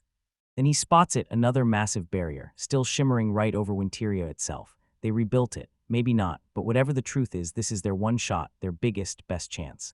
He doesn't hesitate for a second. He snaps at Fuda to fall back and regroup the troops, because he's charging straight to the front line to back them up. He barrels forward too late, though. The darkness is already a living nightmare, and those vile creatures are swarming his men, turning everything into a frantic, desperate fight against odds that can't be beaten.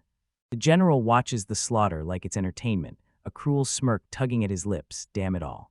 As the battlefield turns into a graveyard, a soldier on his last breath grips his master one final time. Then his life slips away, and all that remains of those once mighty warriors is a blanket of summer grass. The general's creature gulps down the fallen, and their bodies sink straight into its thick, black, viscous gut. "This is the fate of all things," he whispers, staring out at the chaos as the final soldiers get swallowed whole. Rage, sorrow, and death collide, until all that's left in the aftermath is pure regret. He can't stop wondering if his lord's pleased with this, but he already knows the truth, probably not. After this world gets swallowed, his master shrugs and barrels straight into the next. A creature made of pure, unstoppable hunger. If his lord couldn't devour, he'd snap and go mad, and that's why this has to happen. He whips his gaze back to the last few humans, and his face twists into a horrifying smile. He swears he'll take them out with a bright smile, glorious, nasty, and brutally final. He thrusts his hand up and gathers a terrifying storm of power, ready to erase them from existence in one brutal sweep. Then WHOM, a colossal projectile roars out of the sky and smashes into the ground, right in front of his monster. So there he is, standing on top of his own creation like it's nothing, totally stunned, just staring right. A cannon firing, he laughs it off. What clueless fools are they even thinking? It's like throwing water at a raging blaze. It won't stop a thing, it'll just vanish. But the shell slams into contact, and that explosion hits like nothing you've ever seen before. The explosion slammed into him hard. It wasn't a bomb at all. The shell blew up the second it kissed the mud. A direct hit impossible. His eyes bulge as the order blasts from the city walls. Open all gun ports. The general gets slammed backward by the brutal impact of their perfectly coordinated attack. A brutal storm of arcane shells slams down, blasting the area into chaos with non-stop explosions. So tell me, what kind of weapon is this? Up on the walls, the defenders scramble to reload, swapping curses. One snaps that the gear is a defective mess and begs they had Masaru's high-output lightning magic, while another fires back that this unit was never meant for rapid fire, unlike Masaru's railgun. An old man snaps at them to shut it and get moving, shoving anti-demon lord explosive shells into their hands and growling that they're a fighting force, not some busted walking warehouse like he's stuck being.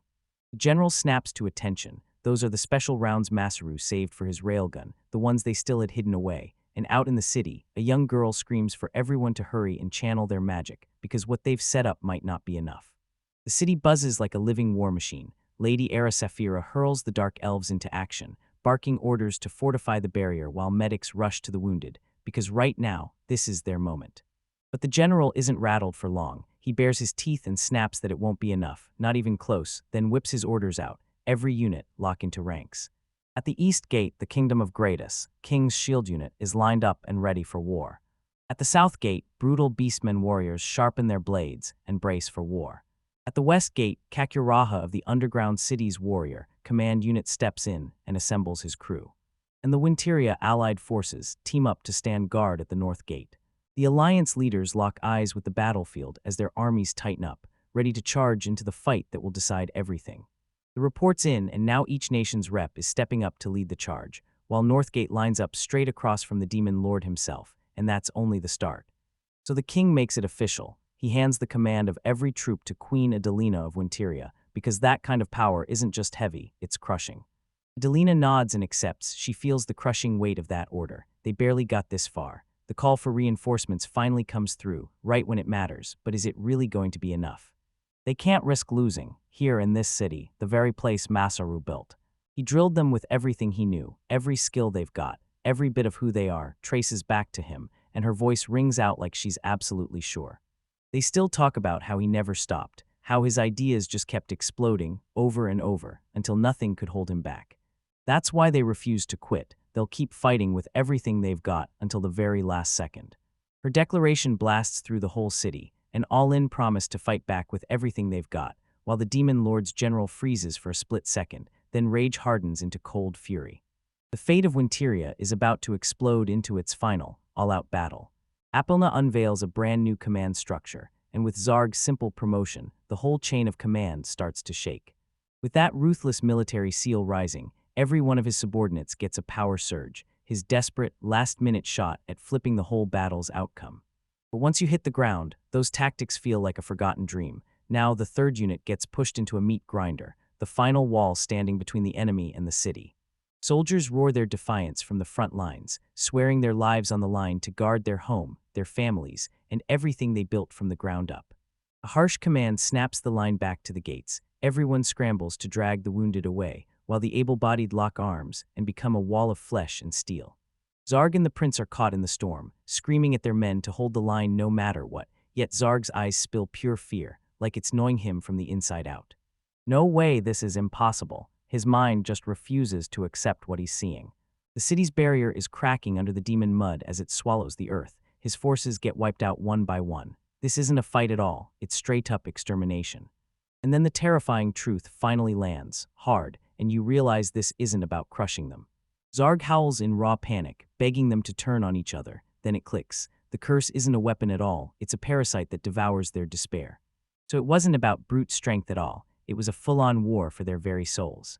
Blinding flash tears across the battlefield, one unstoppable surge of raw power that turns everything it touches into ash and smoke.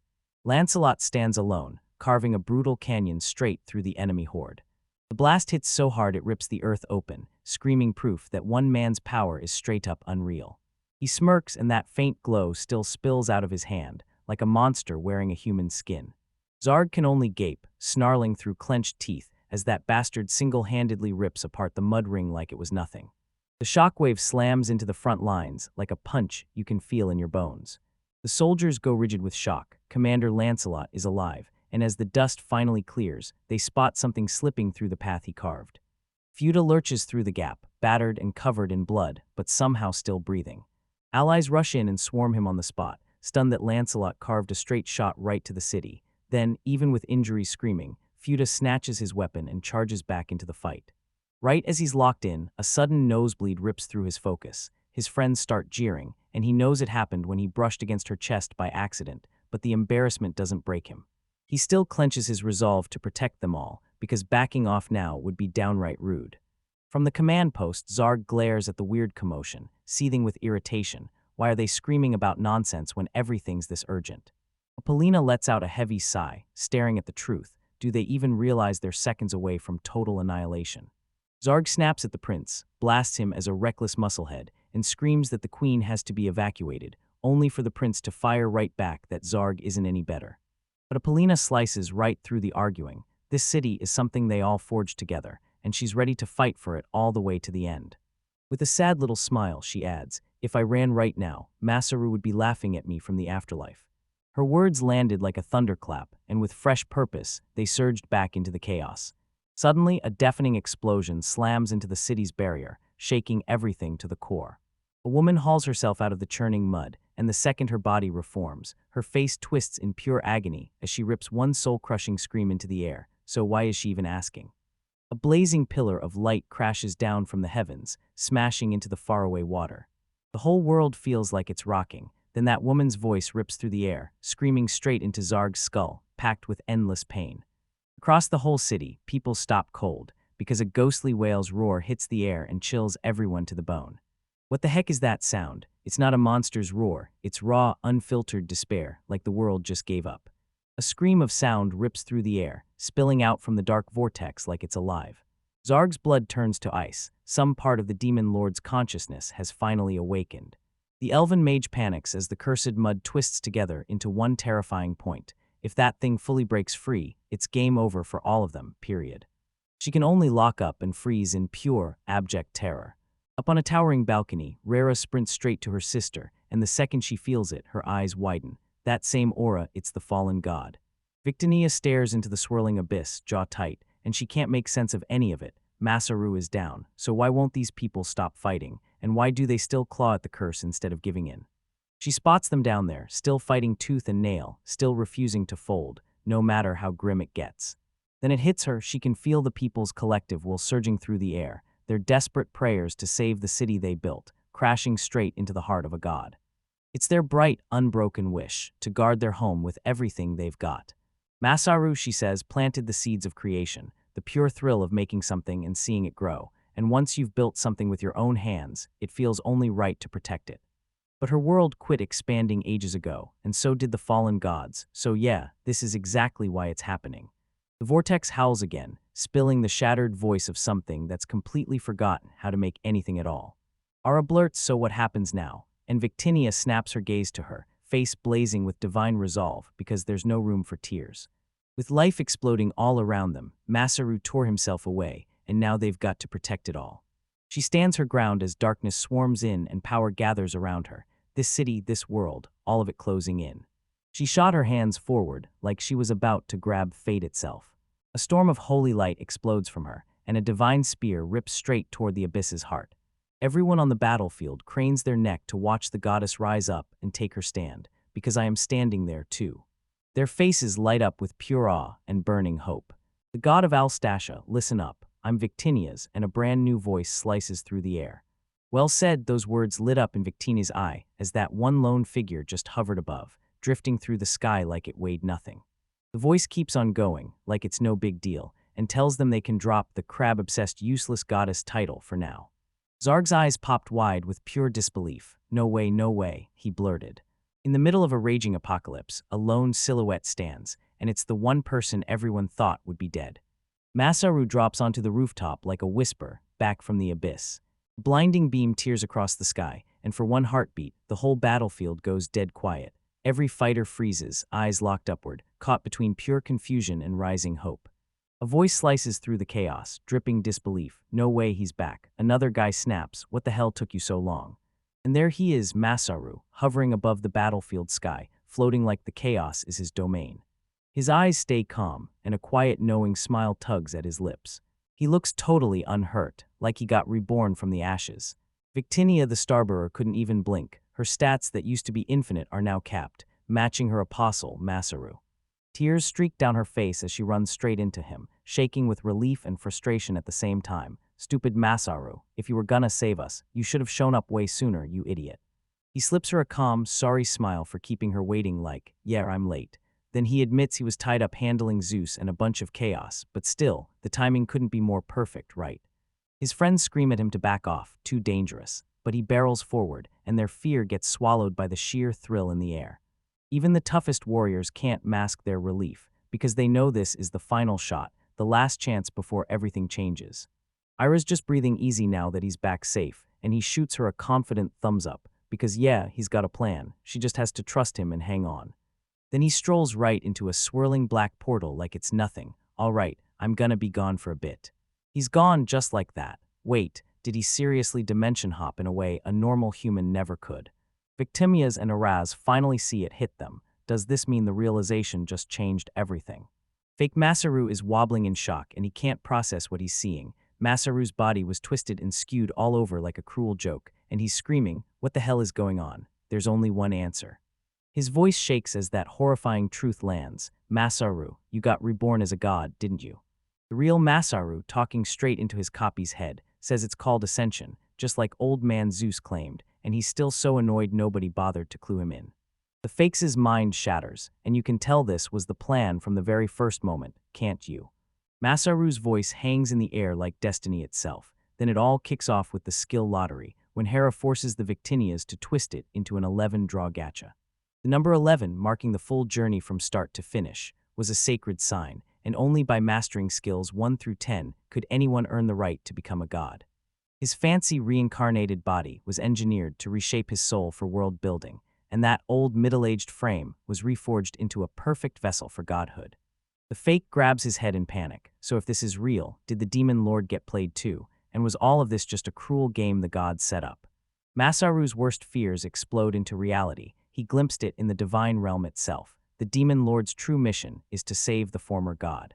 He has no clue what snapped her into that moment, or how close she is to the very end of her existence. But he looked at her like she was pathetic. Then he blurted, "The apology's fake. Didn't you feel the same?" So the old god shoved all her power and knowledge into her one true believer, while the fake was her apostle, just like Masaru serves as an apostle to Victinia's. The fake snaps and starts screaming that none of it matters. He doesn't care. He just did the one obvious move. His monstrous form thunders along behind him as his real feelings spill out in full force. When that girl started crying, I didn't stay quiet. I stood up for her. He lashes out, and a violent storm of dark energy erupts from his body. Masaru jukes out of the way, a spark of admiration lighting up his eyes as the fake scoffs paint him like some kind of total badass. Then he snaps, "Forget good and evil. What the hell is wrong with that?" But listen, Masaru keeps pushing. If you've read too many manga and novels, you've started expecting the world to play out like fiction. He slips out of yet another attack like it's nothing, then snaps at his copy, because normal people can't push this far. "Yeah, it's your crazy brain's fault." The crowd just freezes, staring in pure awe. "So what, you think you're a god?" And then, talking like it's obvious, he casually says, "Work clothes are cool, you know." The fake sneers don't matter. Lord of Demons' army still crushes them, holding the upper hand. He'll keep Masaru pinned right here until the finish, because once that useless goddess is dealt with, it's smooth sailing for them, and Masaru's not even impressed as he flat-out points out that all this talk doesn't hold up when he's dressed like that. A wicked grin claws its way across his face. "So yeah, guess I'll show you what real persuasion looks like." His eyes go glassy, copy complete. He stole divine energy, then cackled like a maniac with those fake laughs. For a copy beast like him, winning and losing don't even exist. He can copy anything, even a god's pure power. He flexes that brand new divinity like it's unreal, amazed by what a god's body actually feels like, and then he yanks up his status screen to see it for himself. And his stats have absolutely exploded. He bursts into wild, hysterical laughter while floating in midair.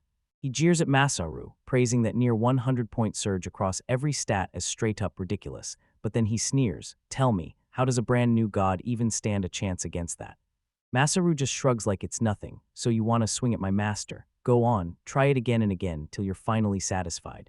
That fake smile snaps into something predatory, and honestly, that lie was our biggest problem. But Masaru slams the brakes. "Looks like you can't just steal my memories or copy the items from the divine realm after my rebirth. That's why I'm telling you this." Masaru blurts it out as a roaring vortex tears open behind him, and he dives in with zero hesitation. "Do whatever you want, go wild." The fake just freezes, no words, no move. That spear. Because I'm about to do the same. Masaru yanks out an ornate, crackling weapon from the portal and roars like a beast. Just before Masaru's return, the divine realm sealed his ascension. Done, complete, unstoppable, and Zeus himself stepped in to tell him he can now wield the power of a god. But Masaru struts around like he's untouchable with all that divine power, until Zeus snaps back, warning him he's totally underestimating what he's facing. His opponent's got divine power and a mountain of curse energy. Zeus isn't sugarcoating it. He tells him they picked him because they're convinced he can pull this off. Then he shoves Masaru a weapon and blurts, "Yo, old man Zeus, tell me this isn't that legendary lightning spear." Zeus nods and boom, a spear erupts that blends blinding flashes with crackling lightning and rolling thunder. Kurano's the thunderbolt, ready to strike. Masaru asks if, since he's a god now, he's finally getting a symbol or a sacred weapon, and Zeus shuts him down, calling him a fool, because sacred weapons aren't handed out, they're earned through divine deeds, and Masaru hasn't done a single thing yet. Masaru smirks, so if he just keeps hammering the demon lord with this thing, you know what happens next. Zeus's eyes flare with deadly intent, one strike, and everything turns to dust. Masaru's grin spreads into something dangerous. "Oh, I see." Back on the battlefield, Masaru hoists the legendary spear high above his head, and lightning snaps and dances around him like it's answering his call. That power blasts out of it so hard the ground itself shatters. Victinia locks onto it immediately, because that's Lord Zeus's sacred weapon. In Zeus's divine realm, he just stands there, stunned to the core. Impossible. Why in the world is my beloved spear on Earth? Fake Masaru is just as lost. Why is the thunder god spear suddenly showing up? And just like that, inside the divine realm, Zeus is gripping his spear tight. He erupts into laughter like, "Don't tell me you just tricked even a god's own eyes." In the blink of an eye, he figures it out. During their chat, Masaru slips the spear into storage and then whips up a flawless replica, copy for copy. Right now, it's just another magic tool, until its master commands it, and then the sacred weapon finally unleashes what it's truly capable of. Hera strolls forward like it's no big deal, then she goes, "Why not give the command?" Zeus immediately snaps back, calling her divine interference. She puts on an innocent act like, "I'm clueless. No, you've got it wrong. I'm not making excuses, I'm checking if that spear is real." Zeus's eyes narrowed, "So you let Masaru slip away. Tell me, from the very beginning, how long have you been plotting this?" He erupts in a hearty laugh. "The only one who can truly outplay me is you, Hera." "All right," he clenches the real Koronos tight in his hands. "Let's test if this spear is the real deal, see whether it can fire its power the way it's supposed to." On the battlefield, Masaru lifts the replica spear, and it instantly erupts in impossible light.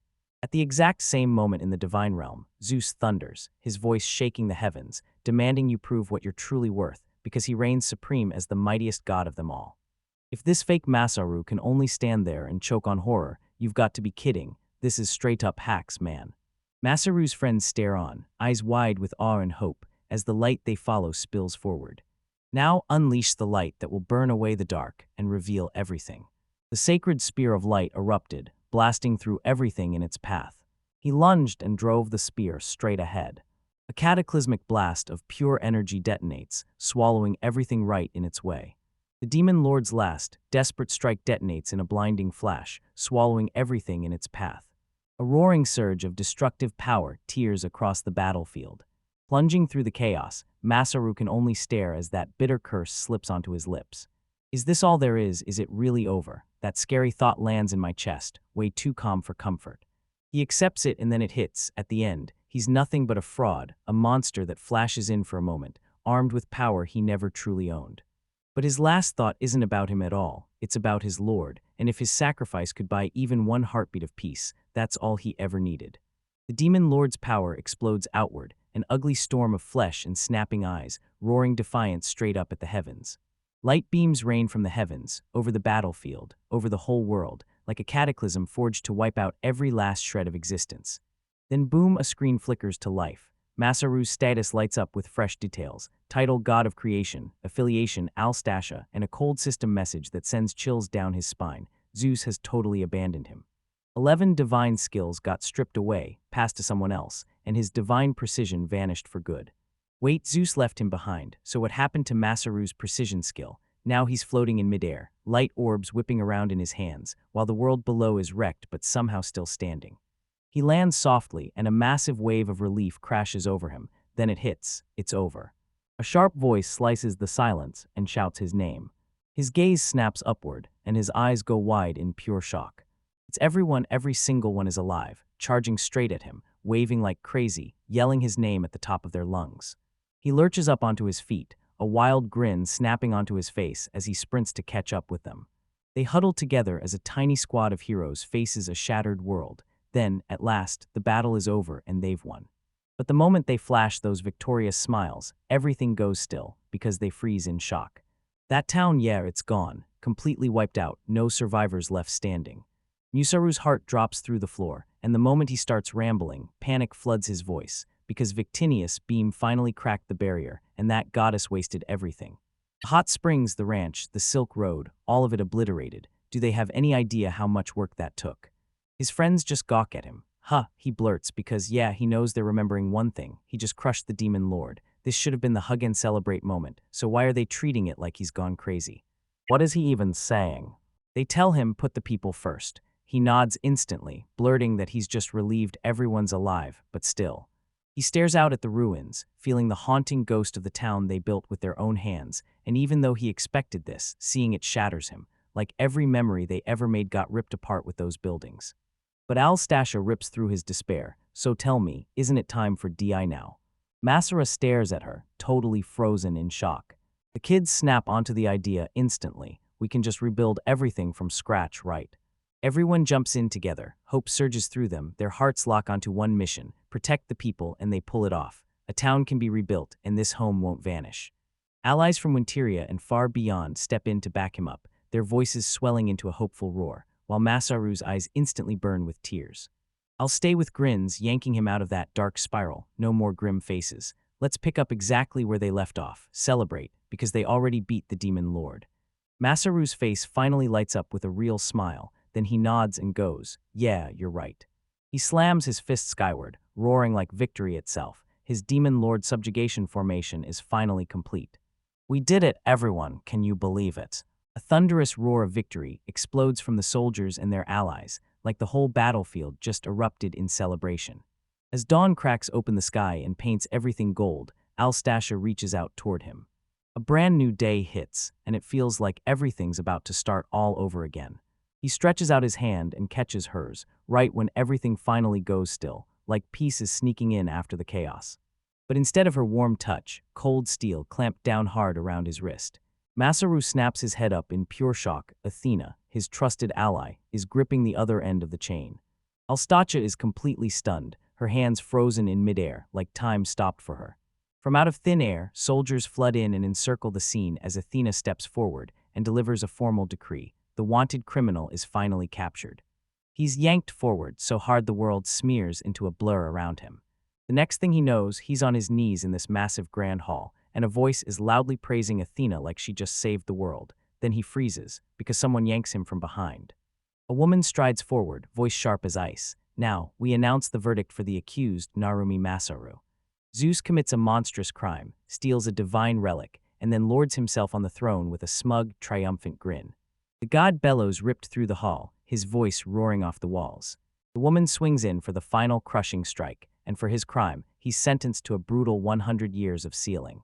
The shock hits like a wrecking ball. 1 second it's victory music, the next it flips into a brutal betrayal and a cosmic injustice that feels personal. The 100-year sentence hangs in the air, booming through the grand hall, until Masaru's mind goes completely blank. He can only shriek in raw disbelief, his voice snapping and cracking as they haul him off the throne of the gods. "Tell me this is a joke." Athena the guard yanks him into a holding room, slams the warning down, "Stay quiet, don't pull any stunts," then promises she'll be back as soon as the transfer papers get processed. His punishment done, his transfer done too, just like that. He begs her as she strides off, his voice cracking with desperation, because none of this is fair. They never even let him tell his side.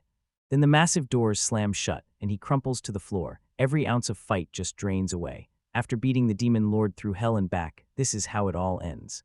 They slam him into a cell, and those cold iron bars hit him like a wake-up call. This is his new reality. He's been found guilty of stealing the sacred artifact, and Karanos can't stop scrambling for excuses, muttering that he only borrowed it.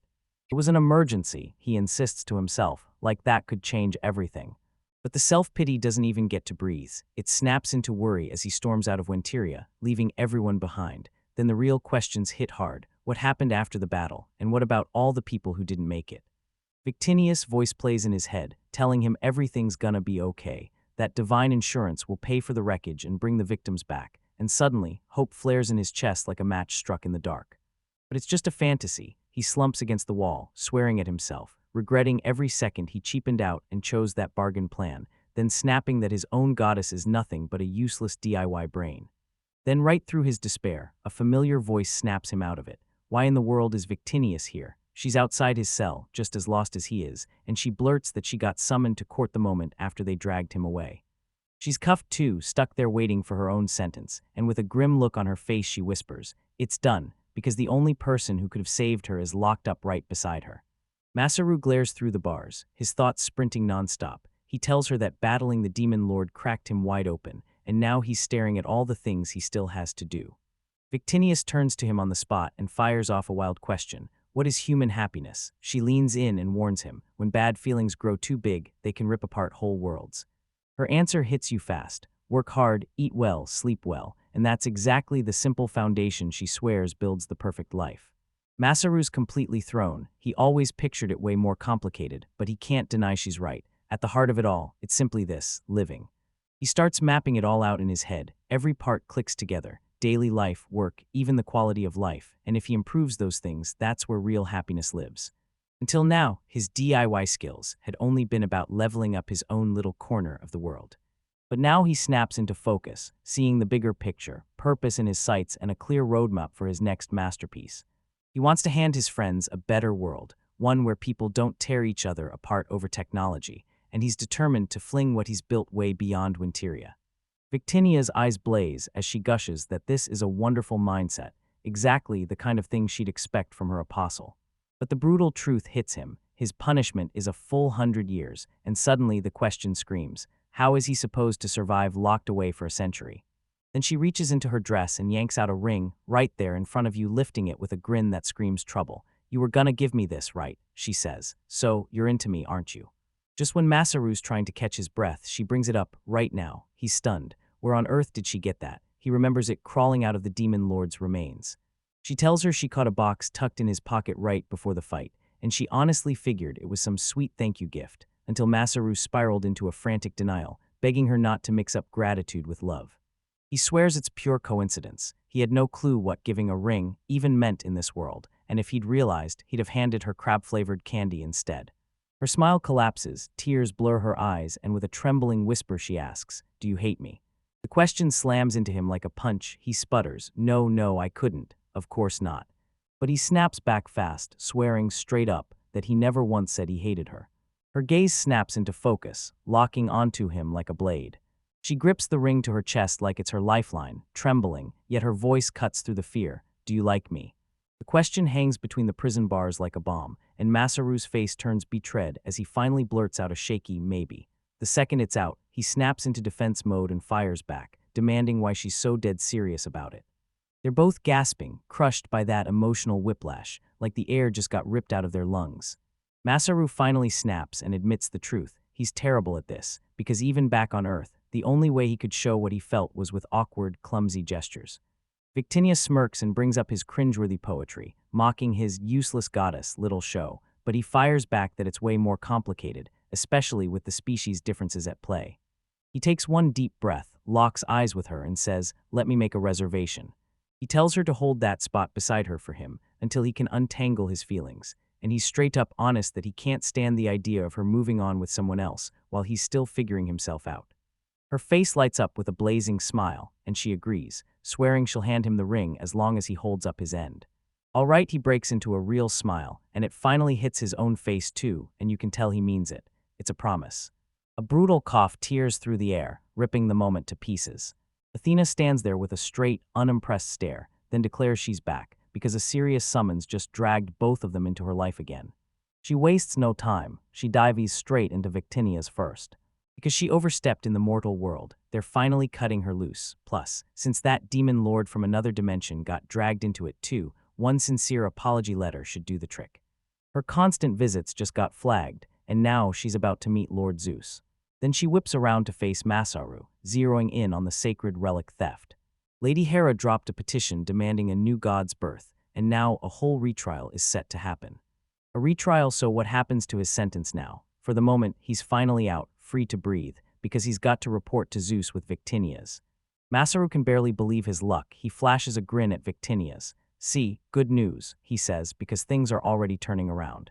Athena cuts in with a sharp, dry voice, saying she's not sure their little jail exchange was even appropriate, but she straightens her glasses, smirking like she knows a secret, then tells you, "Congratulations on your engagement." The two of them explode into non-stop frantic denials, cheeks blazing red, and they shout at the exact same time, sweeping it away like it's totally not the case.